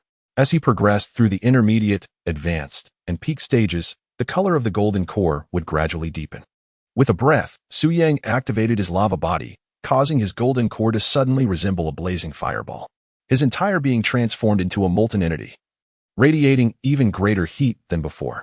Following this breakthrough in his realm, he was able to unleash a significantly enhanced power across all aspects. As he retracted his energy, returning to a state of normalcy, he mused to himself, I possess 10 golden cores. If I were to self-destruct, how exhilarating. Although Su Yang had only just ascended to the mysterious core realm, with his current capabilities, he could create numerous avatars, each of which could simultaneously embody the lava form. Coupled with the potential self-detonation of 10 golden cores, he possessed an array of tactics capable of overwhelming even the formidable ocean realm of practitioners. A system notification indicated, given that your true self has reached the mysterious core realm, the range for summoning and dismissing avatars has expanded to 1,000 miles from your center. The avatars have acquired enhanced storage capabilities, regardless of their location. They can remotely store acquired items in the system space, as well as retrieve items from that space. Additionally, the rule of synchronous comprehension has been upgraded. When creating avatars of a lower level than the true self, they can also gain insights already possessed by the true self. The cost of creating a clone. To forge an initial stage clone of the Xiandan, one requires 250 low-grade spirit stones. Should one wish to upgrade using a peak foundation clone, an additional 150 low-grade spirit stones must be compensated. The number of clones has increased from 18 to 22. Previously, during the foundation stage, the acquired ability permitted remote upgrades of the clone. Suyang initially speculated whether, upon upgrading to Xiandan, he might gain the capability for remote repairs. To his surprise, it was not the case. Instead, he obtained the ability for remote item storage. Suyang was not disheartened, as this feature was also quite advantageous. Particularly when acquiring precious items, he could store them at will, thereby safeguarding against unforeseen mishaps that might lead to the loss of treasures. Moreover, if he wished to assign something to a clone, he could directly submit it from his spatial storage. For instance, if Clone A obtained an item at point A and wanted to hand it over to Clone B at point B, previously, Clone A would have to travel to point B to deliver it. Now, Clone A merely needs to place the item into the spatial storage, from which Clone B can retrieve it. By the way, system, is remote item storage the only function available? Can clones be treated as items to be directly stored in the spatial realm? If so, clones would no longer need to travel. The system responded that this feature is currently unavailable. At present, only item storage is possible. Additional functionalities will be unlocked in future upgrades. Suyang anticipated the system's response, yet it implied that such a feature would likely be available in the future. In addition to the enhanced storage capabilities, the upgrade of the synchronization rules also brought satisfaction to Suyang. Under the previous synchronization guidelines, if one were to create a lower-level avatar, the insights or skills possessed by that avatar would only reflect what the original self had achieved at that particular realm. For instance, when Suyang was at the pinnacle of the foundation establishment stage, he had acquired the lava body technique. Consequently, if an avatar was created at a level below the pinnacle of foundation establishment, it would be unable to manifest the lava body. However, the situation has changed. With the rule enhancement, even an avatar at the chi refinement stage can now possess the lava body. The only caveat is that due to the avatar's lower realm, its execution of the technique would be significantly weaker. Overall, Suyang was exceedingly pleased with the upgrades across the board. He began to tally his spirit stone deposits. In the days spent within the secret realm, several hundred avatars had been mining, and nothing of great consequence had occurred. These avatars had predominantly engaged in the extraction of spirit stones, accumulating nearly 20,000 stones in total. It was the perfect opportunity to test the remote storage function. With a thought akin to his original self, the 20,000 spirit stones from the mining site vanished in an instant, deposited into the system space. Remarkably convenient, indeed. Additionally, during his time in the secret realm, some short-sighted individuals sought to witness Suyang's abundant martial virtue. Suyang, ever accommodating, fulfilled their desires and ultimately received their voluntarily offered resources, totaling over 20,000 spirit stones. Subtracting the spiritual stone array constructed during the formation period, there remains a sum of 20,000. Furthermore, prior to entering the secret realm, over 50,000 remained. Thus, the total savings amount to over 90,000 spiritual stones. To upgrade a single avatar necessitates 150 stones. Utilizing them all, a total of 600 avatars were upgraded. The remaining few stones are precisely sufficient to upgrade 4 more, which are designated as substitutes. In the ensuing days, Suyang directed the majority of his avatars to engage in mining activities, while a select few were tasked with practicing alchemy. Although the avatars possess the capability to refine elixirs, they cannot derive new insights from the alchemical process. They can only master the level of proficiency that Suyang currently possesses. As Suyang's alchemical abilities advance, so too will the capabilities of the avatars. After several days of tranquil cultivation, both the main self and the substitutes consolidated their recently enhanced cultivation level. A few days later, in Guangli City, the avatars casually concocted first-grade elixirs, which were then sold under Suyang's name at the Tianyu Commerce Association. One such elixir is a refinement-enhancing pill known as the True Essence pill. Su-Yang vividly recalls that during his initial stages of cultivation, specifically at the third level of Qi refinement, he purchased a substandard True Essence pill from an underground market in a certain city, which was produced by the Apothecary Valley. Although the efficacy of this inferior product was commendable, its side effects were significantly pronounced. At the time of purchase, its price was 5 low-grade spiritual stones per pill, while a quality True Essence pill from the Apothecary Valley commanded a price of 20 stones, and even then, availability was not guaranteed. After meticulous calculations, Su-Yang determined that the cost of each lower-grade spirit stone ranges between 5 to 7 units. The fluctuations in cost arise from the unpredictable yield. At times, a moment's inattention can lead to the complete failure of an entire batch of elixirs, resulting in a loss of material investments. Nevertheless, when averaged out, the costs remain remarkably low. With numerous avatars at his disposal and an ample supply of alchemical furnaces, Su-Yang faces no difficulties in producing elixirs. Most importantly, if he focuses solely on crafting first-grade elixirs, his Qi refinement realm avatars are fully capable of undertaking the task. An avatar at the 9th level of Qi refinement can produce these elixirs at a mere cost of 9 lower-grade spirit stones, ensuring that any sale recoups the initial investment. The primary concern lies in the market. If he can successfully sell them, each elixir could yield a profit of 10 or more spirit stones, which is indeed quite lucrative. However, it must be noted that Su-Yang does not intend to rely solely on the sale of elixirs for his spirit stones. These endeavors are merely supplementary to his diversified development. The Commerce Guild is still in its developmental phase, and the exceptional quality of the elixirs serves to attract a segment of customers. Indeed, it is this newly opened shop that offers genuine Dan, whose quality surpasses that of any comparable elixir available on the market. I even harbor suspicions that these might be elixirs sourced from the Valley of the Medicine King. Outside the Tianyu shop in Guangli City, 2 cultivators arrived. One, a tall figure at the 8th level of Qi refinement, and the other, a shorter individual at the 9th level. It was the shorter cultivator who spoke. Remarkably, he had only attained the 8th level just yesterday and had been stalled at this realm for quite some time. Eager to swiftly ascend to the 9th level, I resolved to utilize elixirs. Yesterday, by chance, I acquired a bottle of True Essence pills at the Tianyu shop. To my astonishment, the results were remarkably effective, enabling a seamless breakthrough. I enthusiastically recommended it to a friend who had been stagnating at the 8th level of Qi refinement for quite some time, and today, I personally accompanied my friend to this establishment. Chapter 70. The Extravagance of the Mystic Pill Realm Shopkeeper. Bring me 2 bottles of True Essence pills, he ordered, intending to procure one for his friend and another for himself. The price was 400 low-grade spirit stones. Su-Yang's avatar presented 2 small jade bottles, each containing 10 True Essence pills. 200 for a bottle? 20 for each? Is it truly that exorbitant? His tall companion exclaimed, astonished. The True Essence pill is renowned among first-tier elixirs, originating from the revered Medicine King Valley. However, acquiring pills from the Medicine King Valley is not a privilege afforded to all. Where there is demand, opportunities arise. Numerous alchemists endeavor to obtain True Essence pills from the Medicine King Valley, hoping to analyze their components and replicate them. Yet, such a feat is far from simple. Ultimately, no one has succeeded in creating an authentic version. Nevertheless, after years of intensive research, while the genuine True Essence pill remains elusive, counterfeit versions can still be produced, albeit with significantly inferior efficacy compared to the original from the Medicine King Valley. However, when juxtaposed with the average first-tier enhancement pills available on the market, these counterfeits hold considerable value and possess a viable market. Counterfeit True Essence pills typically sell for around 10 low-grade spirit stones each.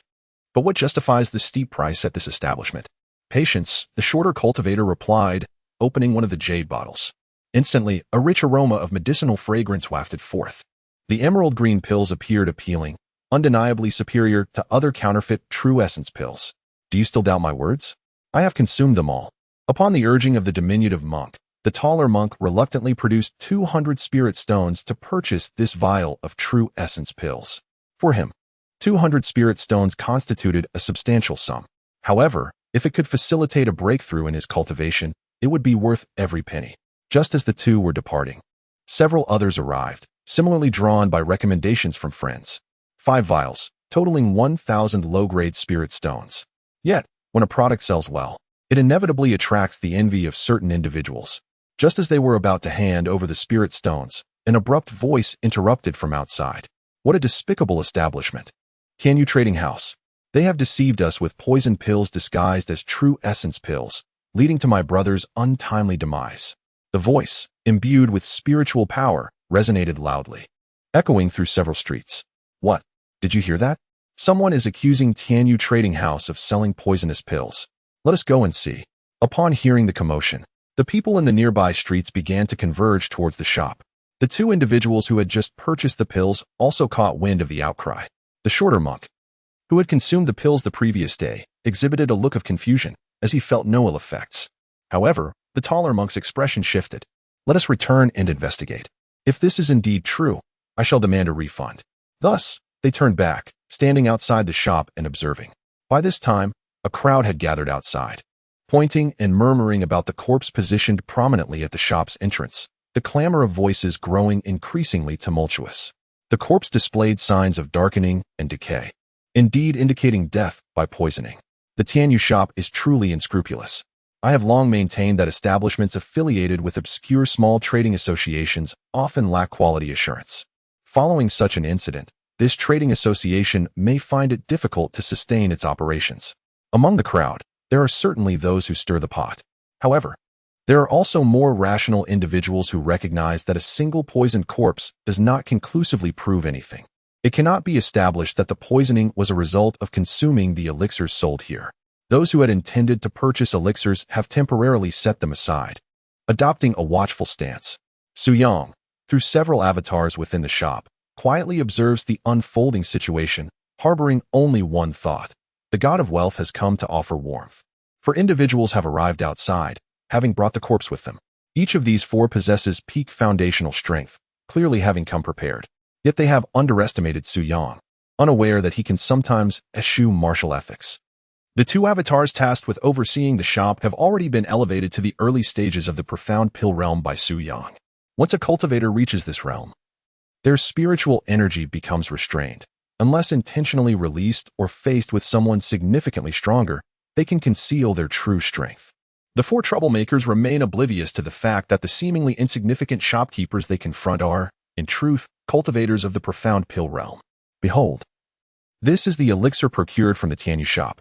Among the four individuals, a man with an elongated face produced a bottle of medicinal pills and extracted one.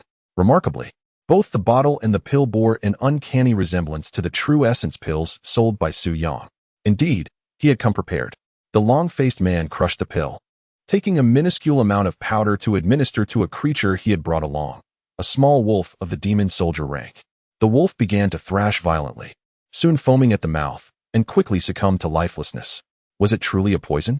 Given its lethal potency, even those in the Foundation establishment realm would find it hard to endure. The onlookers felt a chill of apprehension. They pondered whether the Tianyu Trading Company should be allowed to persist. The long-faced man declared loudly no. Members of the crowd, aligned with them, promptly echoed this sentiment. Then today, we shall demolish this establishment as a means of avenging my brother. The four rushed into the shop, commencing their rampage. Su Yang's two storekeeping avatars observed their destruction with a smile, jotting down notes in a ledger. The more valuable items had already been secured in the System S space. What remained on display were merely trinkets of little worth. Naturally, prior to their destruction, these items held little value, but once shattered, their worth would skyrocket. The exact compensation would depend on how Su Yang chose to price them. After a thorough wrecking, with debris strewn across the floor, the four were finally satisfied and turned their gaze towards the two shop attendants, their faces betraying a malicious grin. Everything was smashed. How could the shop staff remain unharmed? They rushed over immediately. Were these two fellows utterly stunned? Why were they laughing? In the next moment, the four realized the reason behind the laughter. Boom. A profound surge of spiritual energy erupted, emanating from a doppelganger, indicating a realm of profound elixirs, and possessing 10 golden elixirs. The overwhelming aura surged forth, crushing towards the four. Their legs went weak, and their faces drained of color. What is happening? Profound elixir realm. They sent two to watch over a shop? What a joke. The four were on the verge of tears. How could a casual shop visit result in the appearance of two profound elixir masters? The onlookers were equally bewildered. When did the profound elixir realm become so commonplace that they were unaware? It was said that in Guangli City, profound elixir practitioners could walk with impunity. Su Yang remarked. Ah, splendid. This is indeed extravagant. One of the doppelgangers flicked a finger, unleashing 4 beams of spiritual energy. This was swiftly followed by 4 agonized screams. The 4 clutched their dantians in pain, collapsing to the ground, curled up like shrimp. Su Yang had crippled their cultivation, intending to extract information regarding their instigator. Having caused such a considerable amount of chaos, no, rather, a trove of invaluable treasures, how could he not demand compensation? Before that, however, Su Yang had one more task to attend to. The doppelganger retrieved several bottles of true essence pills. Ladies and gentlemen, we have always conducted our business with utmost integrity, never resorting to coercion or intimidation. We speak the truth and present evidence. Behold, this is the genuine Yuan Dan that we sell. I will extract one from each bottle to conduct an experiment. With that, I proceeded to forcefully place these sampled pills into the mouths of 4 raucous individuals, who resembled lifeless dogs. After consuming them, they experienced no adverse effects. Do you see? Our pills are not toxic. Of course, if one insists that only a small fraction are indeed poisonous, we have no counterargument. However, any rational mind would comprehend that such actions would only serve to tarnish our reputation, yielding no benefits whatsoever. Thus, this incident is nothing but a malicious act of competition from our rivals. It further illustrates that our products are of such exceptional quality that they perceive us as a threat, eager to eliminate us. The words spoken by Su Yang's doppelganger convinced the crowd. Ultimately, it revealed itself as a farcical scheme of malevolent rivalry. Furthermore, the Tianyu Chamber of Commerce casually dispatched 2 formidable practitioners to oversee their shop, showcasing their prowess. Do they truly need to conspire against you for a mere handful of spirit stones? Could you sell me a bottle of this pill? One individual inquired suddenly. Certainly, I replied. With the first buyer, a second soon followed, leading to a rapid sale of several bottles. Some individuals, perhaps influenced by a herd mentality, purchased even without immediate necessity. However, more importantly, it stems from a sense of novelty.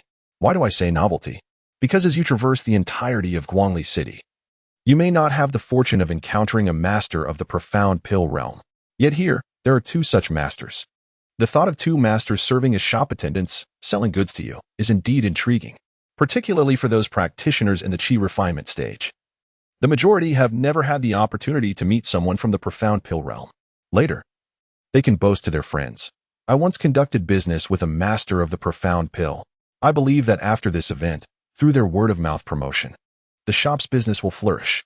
However, for the moment, the profits are merely modest. The substantial gains will depend on the forthcoming compensation. Just wait. I shall leave you utterly impoverished. Chapter 71. The Su Yang compensation, cleared to the last cent. Once the crowd had dispersed, Su Yang's doppelganger gazed upon the 4 ruffians, resembling defeated dogs. In truth, whether or not they were permitted to vandalize the shop bore no relevance to Su Yang's forthcoming intentions. For him, the act of destruction served primarily as a spectacle.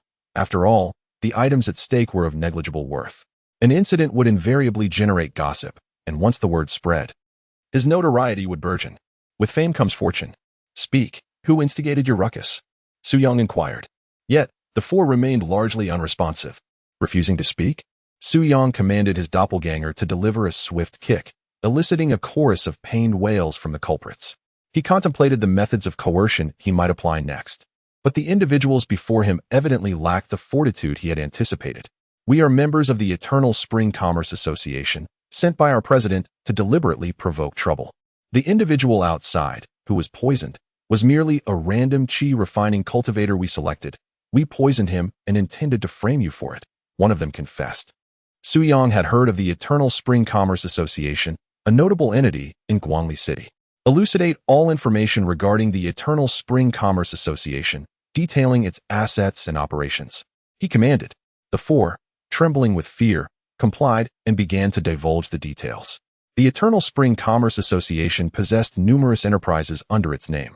In Guangli City, there exist 3 establishments, along with several others in different cities.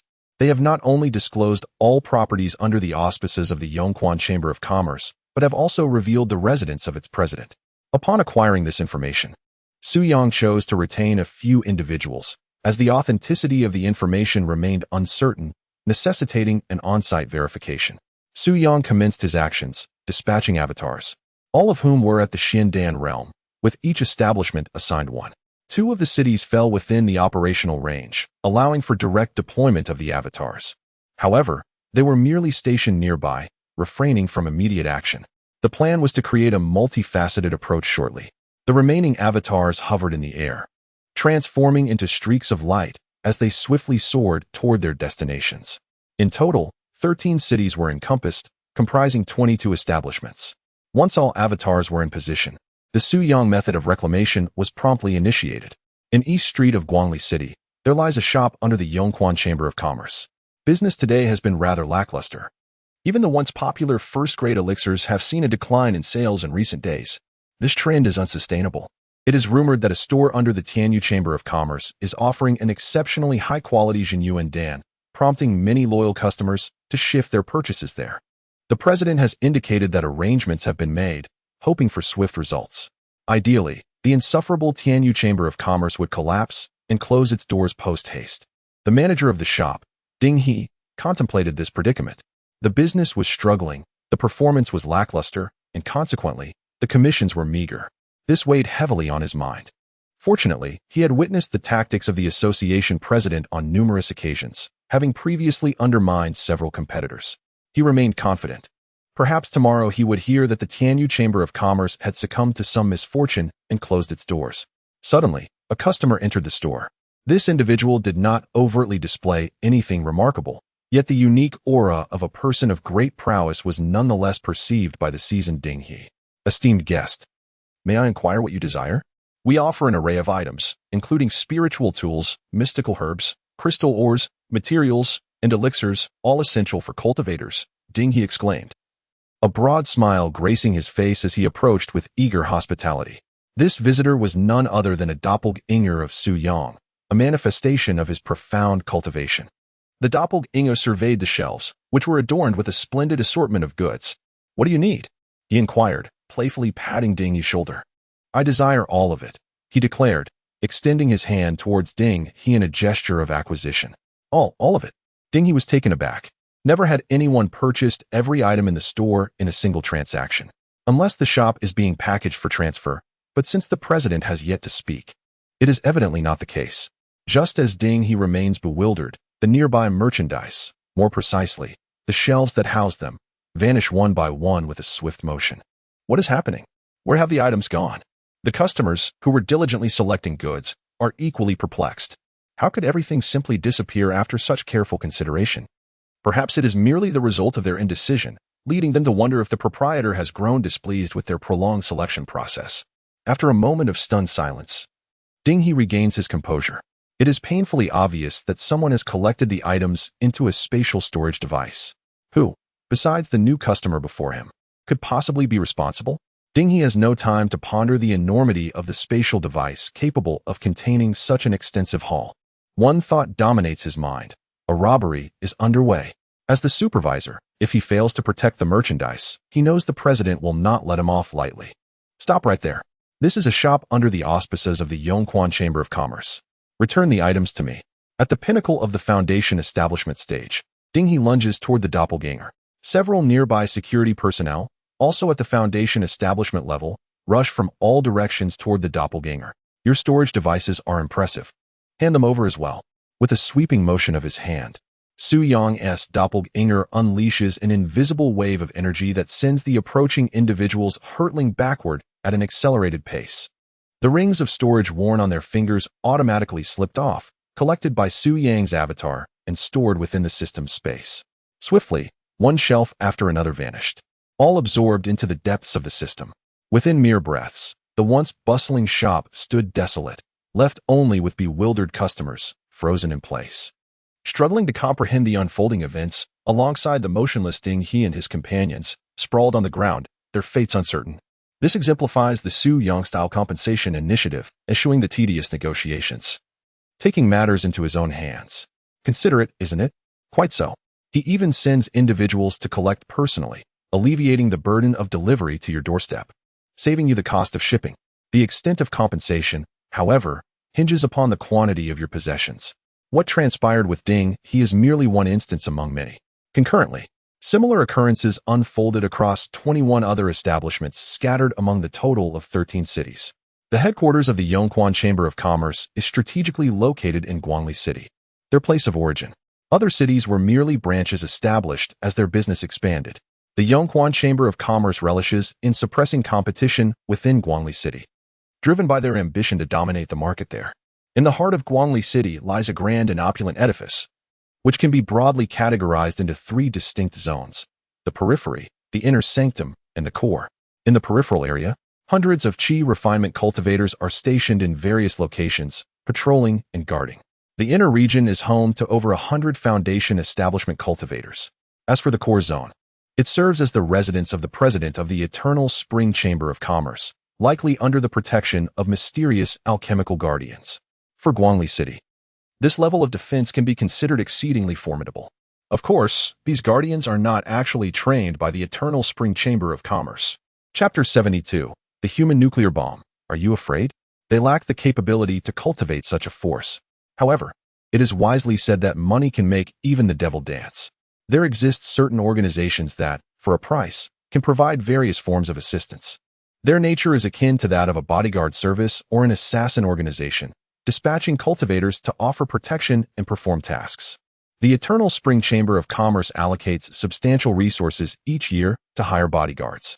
This is also the reason they have managed to evade trouble despite engaging in numerous dubious activities. In the tranquil chamber of the core area, the president, Chao Jianshan, held a white chess piece in his hand, not pondering too deeply before swiftly placing it on the board. The slightly rotund chief steward, the second in command of the Eternal Spring Chamber, arranged and executed many matters. As he reported on the progress of their work, he simultaneously dropped a black piece onto the chessboard. The Tianyu Chamber of Commerce poses no threat. It is merely an obscure little enterprise. After over a month of investigation, they had uncovered no valuable information. The chief steward nodded in agreement as he made another move. If it were a prominent chamber of commerce, they would not be devoid of any intelligence. Thus, the only explanation is that this chamber holds little renown, possibly being a newly established one. Indeed, suppression is necessary, yet one should not expend excessive energy. The focus must remain on those formidable adversaries. With Chao Jinshan's move, this game is poised to conclude. Chairman, your chess skills remain unparalleled. I am humbled in your presence, remarked the Grand Steward, flattering excessively. Haha, there is no need for undue self-deprecation. You have made notable progress recently, Chao Jinshan replied with a smile, stroking his slender mustache. However, this delightful mood was destined to be short-lived. What? The Grand Steward suddenly leapt to his feet, his expression grave. He had received communication from their informants. The purpose of these informants was to constantly monitor the activities of the Yongquan Chamber of Commerce's assets. Should any incident occur, they would relay the information immediately, allowing the headquarters to devise a response. I must say, how can you behave like those youngsters, making such a commotion? It is utterly unbecoming, Chao Jianshan scolded. Furrowing his brow, after his reprimand, he inquired about the situation. All the assets under our Chamber of Commerce have been raided by an unknown force. The Grand Steward exhaled deeply, his tone heavy as he conveyed this distressing news. What? Chao Jinshan's exclamation was louder and more frantic than that of the Grand Steward. Who? Who is responsible? How much merchandise has been taken? Chao Jinshan's visage contorted in a ghastly manner, as though he were a predator poised to devour. The chief steward remarked, with a wearied tone, that despite the mention of an enigmatic force, the inquiry of identity persisted. Had the question been posed by his subordinates, he would have swiftly dealt them a resounding blow. Yet, the perpetrator's identity remained shrouded in mystery, and the goods had been entirely absconded, not a trace remaining. Chao Jinshan's countenance twitched with barely contained fury. Investigate. Pursue the matter relentlessly, regardless of the cost. Once the culprit is unveiled, I shall ensure they regret ever gracing this world. At that moment, a figure suddenly materialized before him, a striking presence characterized by an upright posture, piercing gaze, and a restrained aura, unmistakably a formidable master. Number 7U. This individual had been procured at a considerable expense, a mid-stage guardian of the Xindan realm. Within this organization, members were addressed solely by their code names. Number 7's mandate was to safeguard his well-being. The abrupt appearance suggested impending peril. As if to validate Chao Jinshan's apprehensions, a cacophony erupted from outside, the shrieks of those foundational cultivators echoing through the air. Yet, tranquility soon returned. In the next instant, a wave of intense heat surged forth. The tightly sealed, high-grade wooden door ignited spontaneously. In the blink of an eye, the stout door was reduced to mere ash. Outside, a chaotic scene unfolded, with foundational cultivators strewn about in disarray. A towering figure, ablaze with flames, leisurely strides in, exuding an overwhelming aura of pressure. Upon successfully attaining the lava body, one can manipulate fire at will, unperturbed by the prospect of incinerating their own garments. Otherwise, they risk becoming an exhibitionist. A practitioner of fire, perhaps?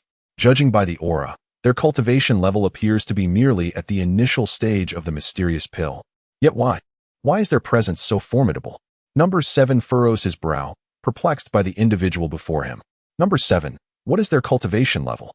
Are you confident in defeating them? Chao Jinshan's throat constricts as he feels parched, uncertain whether it is the sudden rise in temperature or his own anxiety. The initial stage of the mysterious pill is nothing to fear. I assure you of your absolute safety, Number 7 coldly guarantees. Despite the opponent being stronger than the average practitioner at this level, their cultivation is still a tier below his, and he remains confident in his ability to prevail. Is it you who plundered my commercial interests? Who are you? Speak the truth, and I may grant you a swift demise. Although astonished that the individual is indeed a practitioner of the mysterious pill, Chao Jinshan feels considerably reassured by Number 7's assurance. Su Yang, on the other hand, is rather surprised to find a practitioner of the mysterious pill in the company of this person. Number 7? Is that a code name? Su Yang muses to himself, piecing together that Number 7 is likely employed by Chao Jinshan. Su Yang was aware of the existence of an organization that gathered numerous skilled individuals, who charged fees to accomplish tasks for others. The more formidable the individual tasked with the job, the higher the remuneration demanded. A thought struck him: why not establish a business of his own, offering paid services? Inspired, he considered transparent pricing, ensuring fairness for all. After all, with an abundance of clones at his disposal, he could cater to any request, even if it meant staging a dramatic act of self-destruction, provided the payment was adequate. Number 7. Apprehend him. Frustration welled within Chao Jinshan, who received no response from Su Yang. As the employer, Number 7 would naturally obey. In a flash, he lunged towards Su Yang's clone. The clone flickered and danced in flames, yet remained steadfast in its position. As he watched his adversary draw near, an inexplicable sense of imminent peril pierced through Number 7's consciousness. Danger! Danger! He could not ascertain the source of this dread, nor could he afford to ponder further. Desperately, he attempted to retreat. However, it was already too late. The temperature before him soared dramatically, igniting the surroundings into a blazing inferno. Before his very eyes, a sea of crimson flames erupted. Boom! A violent, searing explosion of spiritual energy expanded instantaneously, consuming everything in its path, obliterating the massive structure entirely. In that moment, the inhabitants of Guangli City trembled, their expressions filled with terror. Everyone gazed towards the center of the city, where an intense and searing crimson light erupted, giving rise to a colossal mushroom cloud that ascended into the heavens. A human bomb worth 250 low-grade spirit stones each. One must ponder, does this not instill fear? Chapter 73. The underworld palace. After the self-detonation, the thick smoke dissipated, leaving behind a scene of devastation where the entire headquarters had been reduced to ruins, revealing a gaping crater reminiscent of a meteor strike, a sight both shocking and awe-inspiring. The experiment Su Yang aimed to conduct was indeed the self-explosion. The results were astonishing and gratifying. With such terrifying power, one might question the courage to withstand it. Scattered within the crater were a multitude of items, the most abundant being the resplendent spirit stones. It is not to imply that these items were impervious to destruction during the explosion. Rather, when the storage rings were obliterated, their contents would be dispersed. Su Yang had previously conducted experiments and knew that damaging the storage rings would not harm the items contained within them. Thus, he dared to initiate the self-detonation. Otherwise, he would be reluctant to destroy Chao Jinshan's possessions. A contingency plan had already been established with another avatar standing by nearby. Upon descending into the crater, he meticulously collected all the scattered items into his spatial storage. A rough estimate revealed that there were nearly 1 million spirit stones. Truly, The Merchant Association was affluent in assets. With this substantial sum of spirit stones, he could upgrade and create more avatars. Initially, Su Yang expended nearly 510,000 spirit stones to elevate 396 peak foundation establishment avatars to the initial stage of the Mystic Pill realm. The total number of avatars at the initial Mystic Pill stage amounted to 3,995. Those avatars affiliated with various factions, as well as the substitutes within his spatial realm, were not included in this count.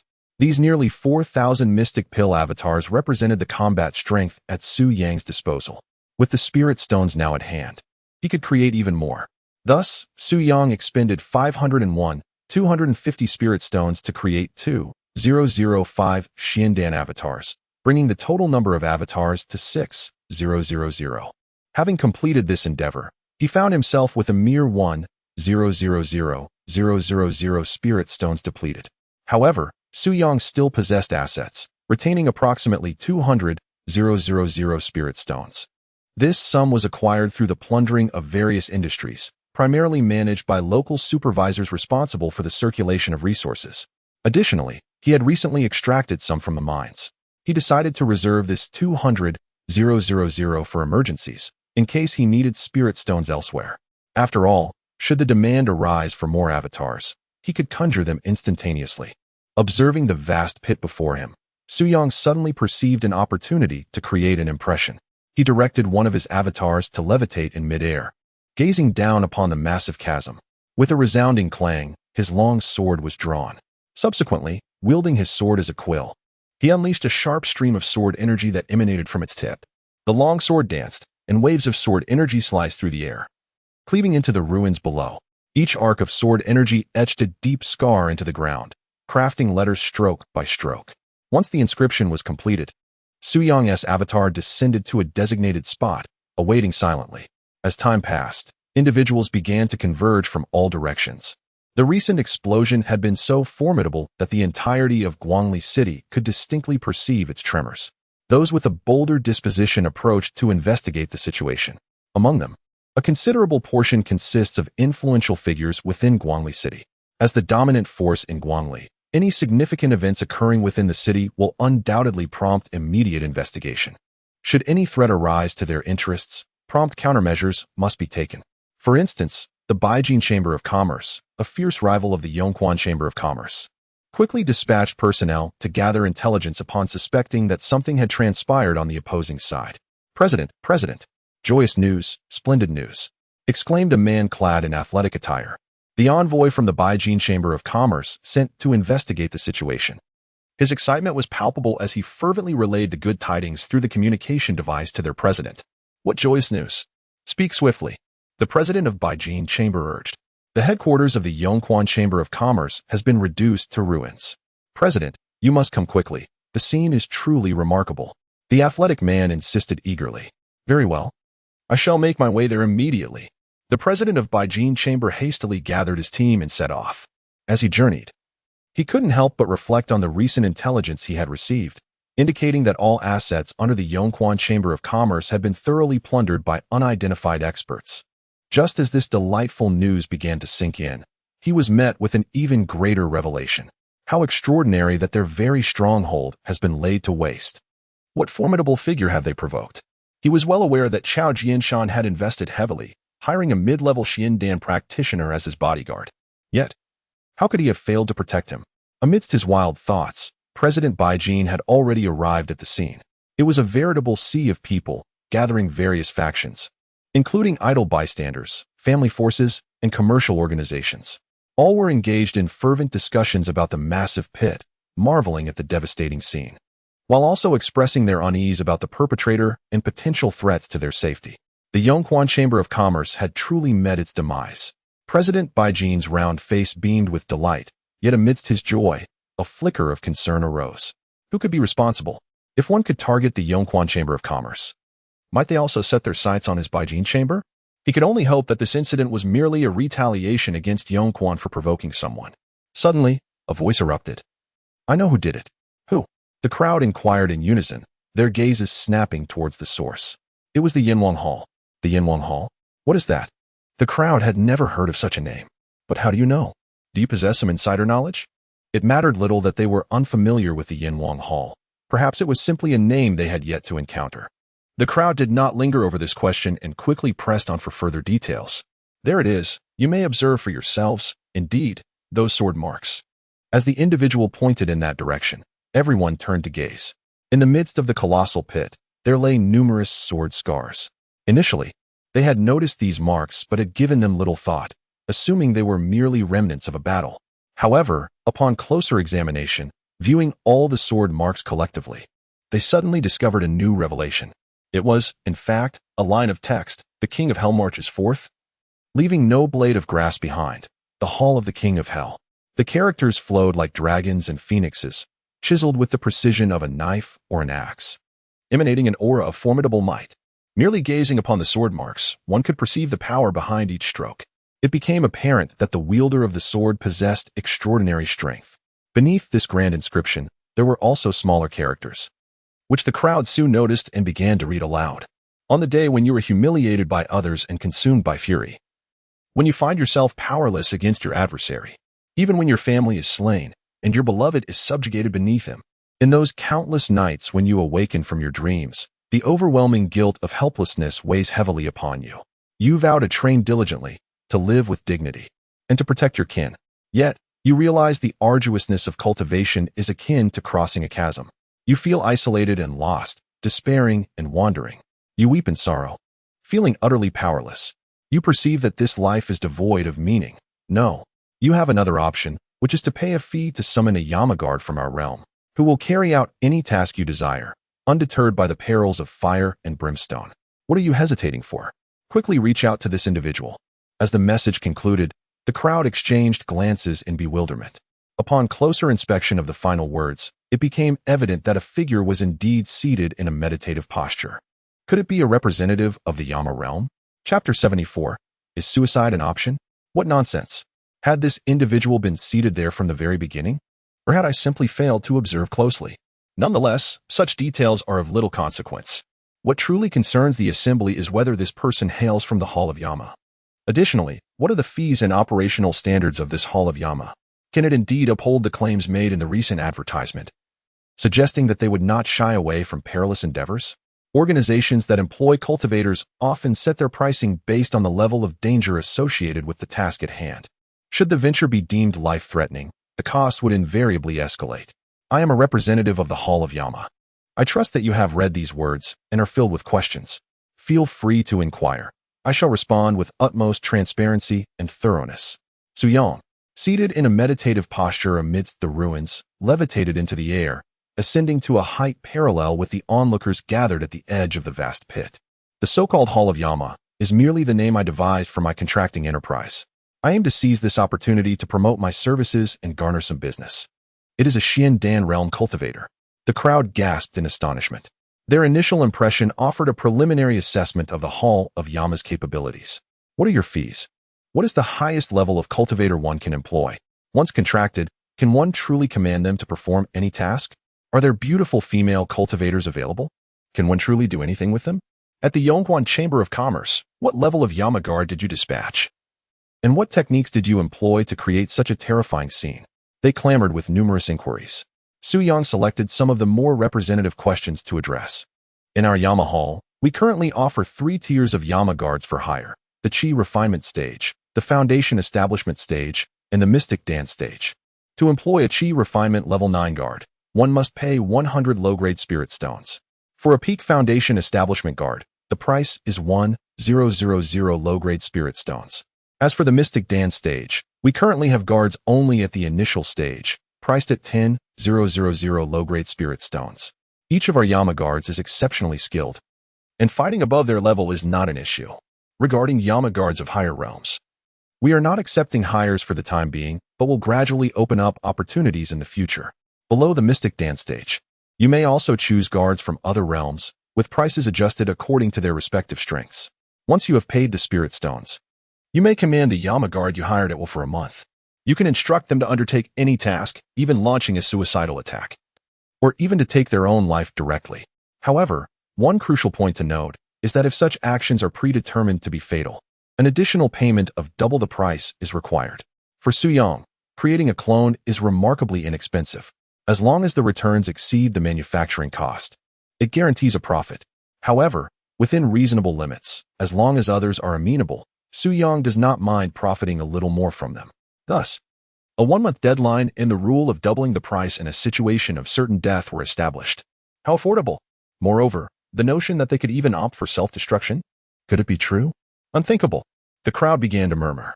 In the marketplace, one could hire a nascent alchemist for 10,000 spirit stones. However, they would conduct a thorough investigation into your circumstances, ensuring that no formidable enemies posed a significant risk. They would only be responsible for your personal safety and would not accept orders from you. It could be understood as a guard that only reacts when danger approaches. Not to mention the so-called suicidal attacks or the incredulous idea of self-destruction. Although the price would indeed double, it is essential to recognize that throughout history, such a model of mercenary organization has never existed. It is truly unprecedented and hard to fathom. Whose life is not precious? Even those trained as death warriors by certain factions remain loyal only to a specific master. Death warriors might be willing to sacrifice everything for their master, but they cannot be treated as commodities for sale. The reason is simple. The willingness to face death often stems from indoctrination from a young age. A strong sense of honor or mission is instilled in them, leading them to believe that dying for their master is both an honor and their duty. If they were to learn that their master intended for them to perish merely to earn some spirit stones, that sense of purpose would undoubtedly shatter. Indeed, if they truly face death, will they willingly embrace it? Most remain skeptical, for the notion is simply too astonishing. Su Yang's doppelganger offered a faint smile, gesturing towards the enormous pit below. Earlier, someone inquired about its origin. I shall now provide an answer. It was created by our esteemed Yama Hall's king of hell guards at the Xiandan realm through a self-destructive explosion. While Su Yang's doppelganger wore a smile, the crowd felt a chill run down their spines. The Xiandan realm seemed so lofty, so unattainable to those present. Consider the immense resources and countless hours of arduous training required to cultivate a single practitioner at this level. Yet, within Yama Hall, one could command such an explosive attack for merely double the price, 20,000 spirit stones. The president of the 100 Gold Chamber swallowed hard upon hearing this. In the realm of commerce, he had made many enemies, often stepping outside with trepidation, always requiring the company of others. If he could hire a master of the Xiandan realm for protection, his sense of security would be greatly enhanced. However, being inherently cautious, he belonged to the adage of not releasing the hawk until the rabbit is seen. I believe many of you share similar reservations. Therefore, I shall conduct a live demonstration by hiring a Peak Foundation establishment practitioner for this experiment, opting for the double price model. The president of the 100 Gold stepped forward and declared loudly, "Ah, a live test. This is splendid." Indeed, the esteemed president of the 100 Gold Society possesses great wealth. The crowd applauded in agreement. At the pinnacle of the Foundation establishment stage, the price is set at 2,000 low-grade spirit stones, proposed Su Yang. Very well. I shall pay 2,000 low-grade spirit stones, the president of the 100 Gold Society replied forthrightly, extracting the spirit stones from his storage ring. The stones were deftly controlled by Su Yang's avatar and swiftly drawn into his spatial realm. Please hold on. I have already notified the headquarters, and a Peak Foundation establishment Yama Guard will be dispatched shortly. Given the geographical positioning of Guangli City, which lies over 900 miles from the Xianling sect, it perfectly falls within the range of Su Yang's avatar's summoning capabilities. Without hesitation, Su Yang expended 100 spirit stones to create a Peak Foundation establishment avatar, which he immediately deployed. The location chosen was a nearby deserted street. Consequently, the crowd did not have to wait long. The Foundation establishment avatar soon arrived. That is our operative, Su Yang announced, and the crowd parted to make way for the Foundation establishment avatar. This individual shall be your employer, he added, playing his role to the fullest. The Foundation establishment avatar approached the president of the 100 Gold Society. Esteemed employer, for the next month. You may command me as you wish, the avatar declared. What is your name, or do you have a code name? Inquired the president, assessing the individual before him, who bore no significant difference from an ordinary person. Chapter 75. The clone is becoming a common currency, yet this individual exudes an uncommon composure. As if no matter the gravity of the situation, he remains unfazed, instilling an inexplicable sense of trust. Were it not for the purpose of testing, one would hesitate to push him towards self-destruction. During this month of employment, I remain nameless. Dear employer, you may bestow upon me a name or a code, be it dog egg, Ernyo, or any appellation that pleases you. The Foundation establishment clone earnestly replied. The president of the 100 Gold Society sighed inwardly. What is the point of naming him if he is to end his life? Truth be told, this was his first encounter with such a task, and he suddenly found it difficult to voice. Although he had paid with spirit stones and the underworld palace had promised to comply, he was not a person inclined towards bloodshed. Nor did he harbor any enmity towards this individual. President Baijin, what are you waiting for? Why not proceed with the test? Urge those nearby. Hasten his demise. I refuse to believe this is genuine. There must be a trick. The words jolted President Baijin from his reverie, and he realized the possibility of deception. The test was likely a means to unveil the lies of the other party. Instantly, he felt unburdened. There is no need for a name. Take this knife and end your life before me, he commanded as he handed a knife to the Foundation establishment clone. In that moment, all eyes were fixed upon the clone, scrutinizing every movement and expression. The crowd yearned to discern any signs of emotional turmoil or subtle deceit from the doppelganger. Yet none were evident. The expression on the doppelganger's face remained utterly serene, as tranquil as still water. As commanded, the doppelganger executed the movement with precision. Seizing the great blade and swiftly drawing it across its neck, the process seamless and devoid of hesitation. Splatter. Warm blood sprayed across the face of the esteemed chairman of the 100 Gold Society, leaving him momentarily stunned. Thud. The foundational doppelganger collapsed abruptly, striking the ground and sending up a cloud of dust. As the dust settled, the body lay motionless. In that instant, it felt as though the world had been paused, enveloped in an eerie silence. The onlookers, their eyes wide with disbelief, were filled with incredulity. Could it truly be that one could purchase the life of a peak foundational cultivator for merely 2,000 spirit stones? It was not that 2,000 spirit stones were an insignificant sum. For many present, such a quantity was beyond their means. Yet, in comparison to the life of a peak foundational cultivator, it was indeed a paltry amount. Could it be that this was genuine self-destruction? Some approached the body for verification, confirming that death was indeed real, devoid of any semblance of trickery. In unison, their gazes shifted towards the ethereal doppelganger suspended in the air. What manner of organization is the Hall of Yama? Only at that moment did they grasp the gravity of the situation. It was all but certain that, in the very near future, the formidable reputation of the Hall of Yama would spread throughout the entire Deqian dynasty, even extending beyond the dynasty itself. I require 2 cultivators at the initial stage of the profound pill. No, make it 5. The president of Baijin exclaimed, only to quickly amend his request, casting forth 50,000 spirit stones. For the time being, he would hire them at the standard rate, but should the need arise for them to sacrifice their lives, he would pay double the price.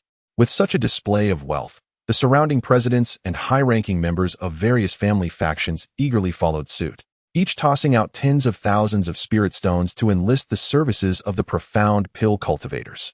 As local powerhouses of Guangli City, they felt compelled to respond in kind. If others were hiring, how could they afford not to do the same? Initially, the balance of power among them was delicately maintained. But with one bold move from this young man, he had disrupted the equilibrium by hiring formidable experts, placing them at a disadvantage.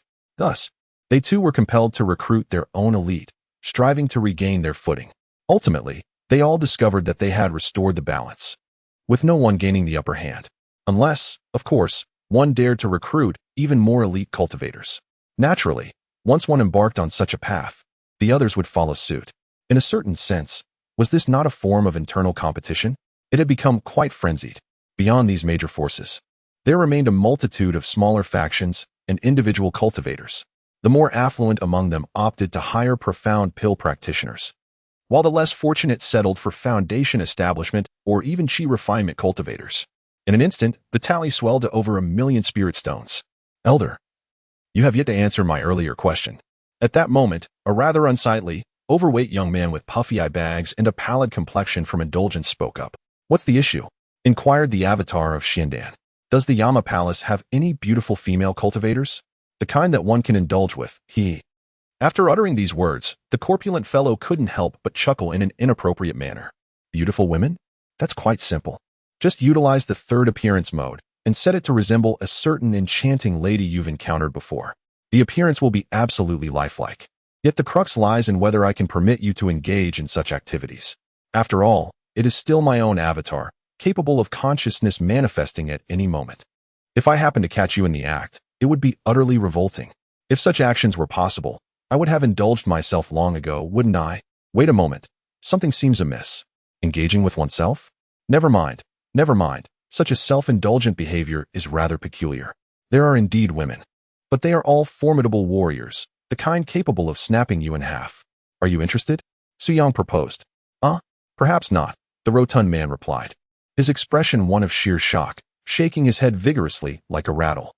Senior, may I propose a detailed transaction with you? At that moment, a masked man interjected, his voice seemingly altered and somewhat hoarse. His disguise clearly indicated a desire to conceal his identity. Perhaps the matter at hand involved significant stakes. Certainly. Please hold on for a moment. The avatar of Xiandan nodded and then inquired of the crowd. Is there anyone else wishing to employ the Yamaguards? Below. The people exchanged glances, yet none uttered a word. Eventually, one person ventured to ask, I would indeed like to hire them, but I am currently short on spirit stones. Should I acquire sufficient stones in the future, or might I contact your Yamahal? This question piqued the interest of many, who all leaned in to hear the response. Quite simply, we shall establish a base here, where you may come to reach us, was the reply. Guangli City falls within our operational range, allowing us to dispatch avatars at will, facilitating seamless transactions. We shall first construct a base in Guangli City, while other cities will be opened gradually as our reputation grows. Is there anyone skilled in construction who would be willing to take on the task? As compensation, you will receive a dead servant from our Yamahal, classified as a Xiandan initial stage, with a full year's service guaranteed. At this proclamation, the crowd erupted into a frenzy. Those knowledgeable in architecture and those who were not alike scrambled to seize the opportunity. This reward was equivalent to a staggering 240,000 lower-grade spirit stones. The standard fee for hiring was indeed at this rate. Furthermore, it was made clear that this was a dead servant, implying a price double that of the usual. Securing such a deal was tantamount to striking gold. Su-yang remarked, my avatars are swiftly becoming a universal currency. Chapter 76. What about your professional ethics? Ultimately, Su-yang chose a well-known construction team in the building industry to oversee the construction of the edifice. Once matters were settled, the avatar of Xiandan, at the gesture of the masked man, made their way to a secluded alley. I wish to employ 30 Xiandan practitioners, the man declared, presenting a substantial offer. He was willing to pay double the usual rate, directly handing over 600,000 spirit stones. Agreed, the avatar of Su-yang replied, accepting the spirit stones and stowing them away. When can your people arrive? He inquired, feigning nonchalance, yet it was evident that he was rather anxious. The decision to employ 30 individuals at once suggested he was preparing for something significant. They will arrive shortly, Su-yang responded, discreetly assessing the man. Although the stranger concealed his aura well, Su-yang, through subtle clues, could surmise that he too was a Xiandan practitioner. In a place like Guangli City, where Xiandan practitioners were a rarity, this was rather intriguing. Moreover, the man's earlier mention of discussing a transaction seemed to imply a need for private negotiations. However, it turned out to be merely a straightforward exchange of spirit stones, devoid of further elaboration. It appeared that the so-called discussion was merely a pretext. The private transaction was designed to evade undue attention. Before long, the 30 Xiandan avatars arrived at the designated spot. The masked man led his doppelgangers straight out of the city. Su-yang's consciousness remained anchored in one of these avatars, driven by curiosity to discern the man's intentions. You must consume this, the masked man declared, producing a vial. He opened it and poured out dozens of dark, sinister pills. The mere sight of them suggested they were far from benign. Nevertheless, Su-yang's avatar showed no hesitation and promptly ingested the pills. Once the pills entered the stomach, their effects began to unfold, permeating throughout the body. No immediate abnormalities occurred. It seemed the effects were lying in wait, observing the others swallowing the pills. The masked man exhaled deeply. He had feared they might refuse to partake, which would thwart his forthcoming plans. Although you of the Yamahal have pledged that payment guarantees the freedom to act as one wishes, I remain wary of you. Thus, the pills I administered are laced with a potent toxin capable of killing even those at the Xiandan stage. The antidote is secured elsewhere. Your task is to ensure my absolute safety and comply with my every command. Should you fail to do so, The absence of the antidote will lead to your demise in 3 days, in an excruciating manner, the masked man revealed. Despite witnessing the experiments conducted by President Baijin in Guangli City, which involved hiring a Foundation establishment cultivator who was ultimately compelled to take his own life, the gravity of the situation was palpable. Yet the masked man remained convinced that perhaps the cultivator of the Foundation establishment stage was merely under some form of duress. For instance, if he were to survive, his family would face annihilation. It seemed to him that the Hall of Yama orchestrated this spectacle for some ulterior motive, possibly entangled in a conspiracy. In any case, it was imperative to ensure these cultivators ingested the poison before feeling entirely secure. The more he articulated this notion, the more intrigued Su Yang became regarding his subsequent intentions. Rest assured, we adhere to professional ethics. The myriad manifestations replied in unison. That is most reassuring. Follow me, the masked man declared, ascending into the air and swiftly soaring toward a certain direction. Su Yang mused silently that indeed, he was of the Xiandan realm. The numerous manifestations trailed behind. The journey was rather lengthy. After half an hour of flight, they finally arrived at a desolate wilderness. This place was sparsely populated, surrounded by barren mountains. The masked man descended near one of these desolate hills.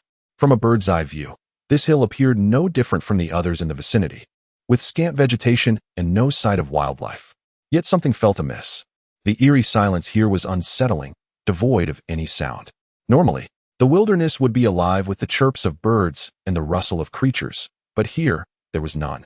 The masked man offered little explanation as he approached the barren mountain.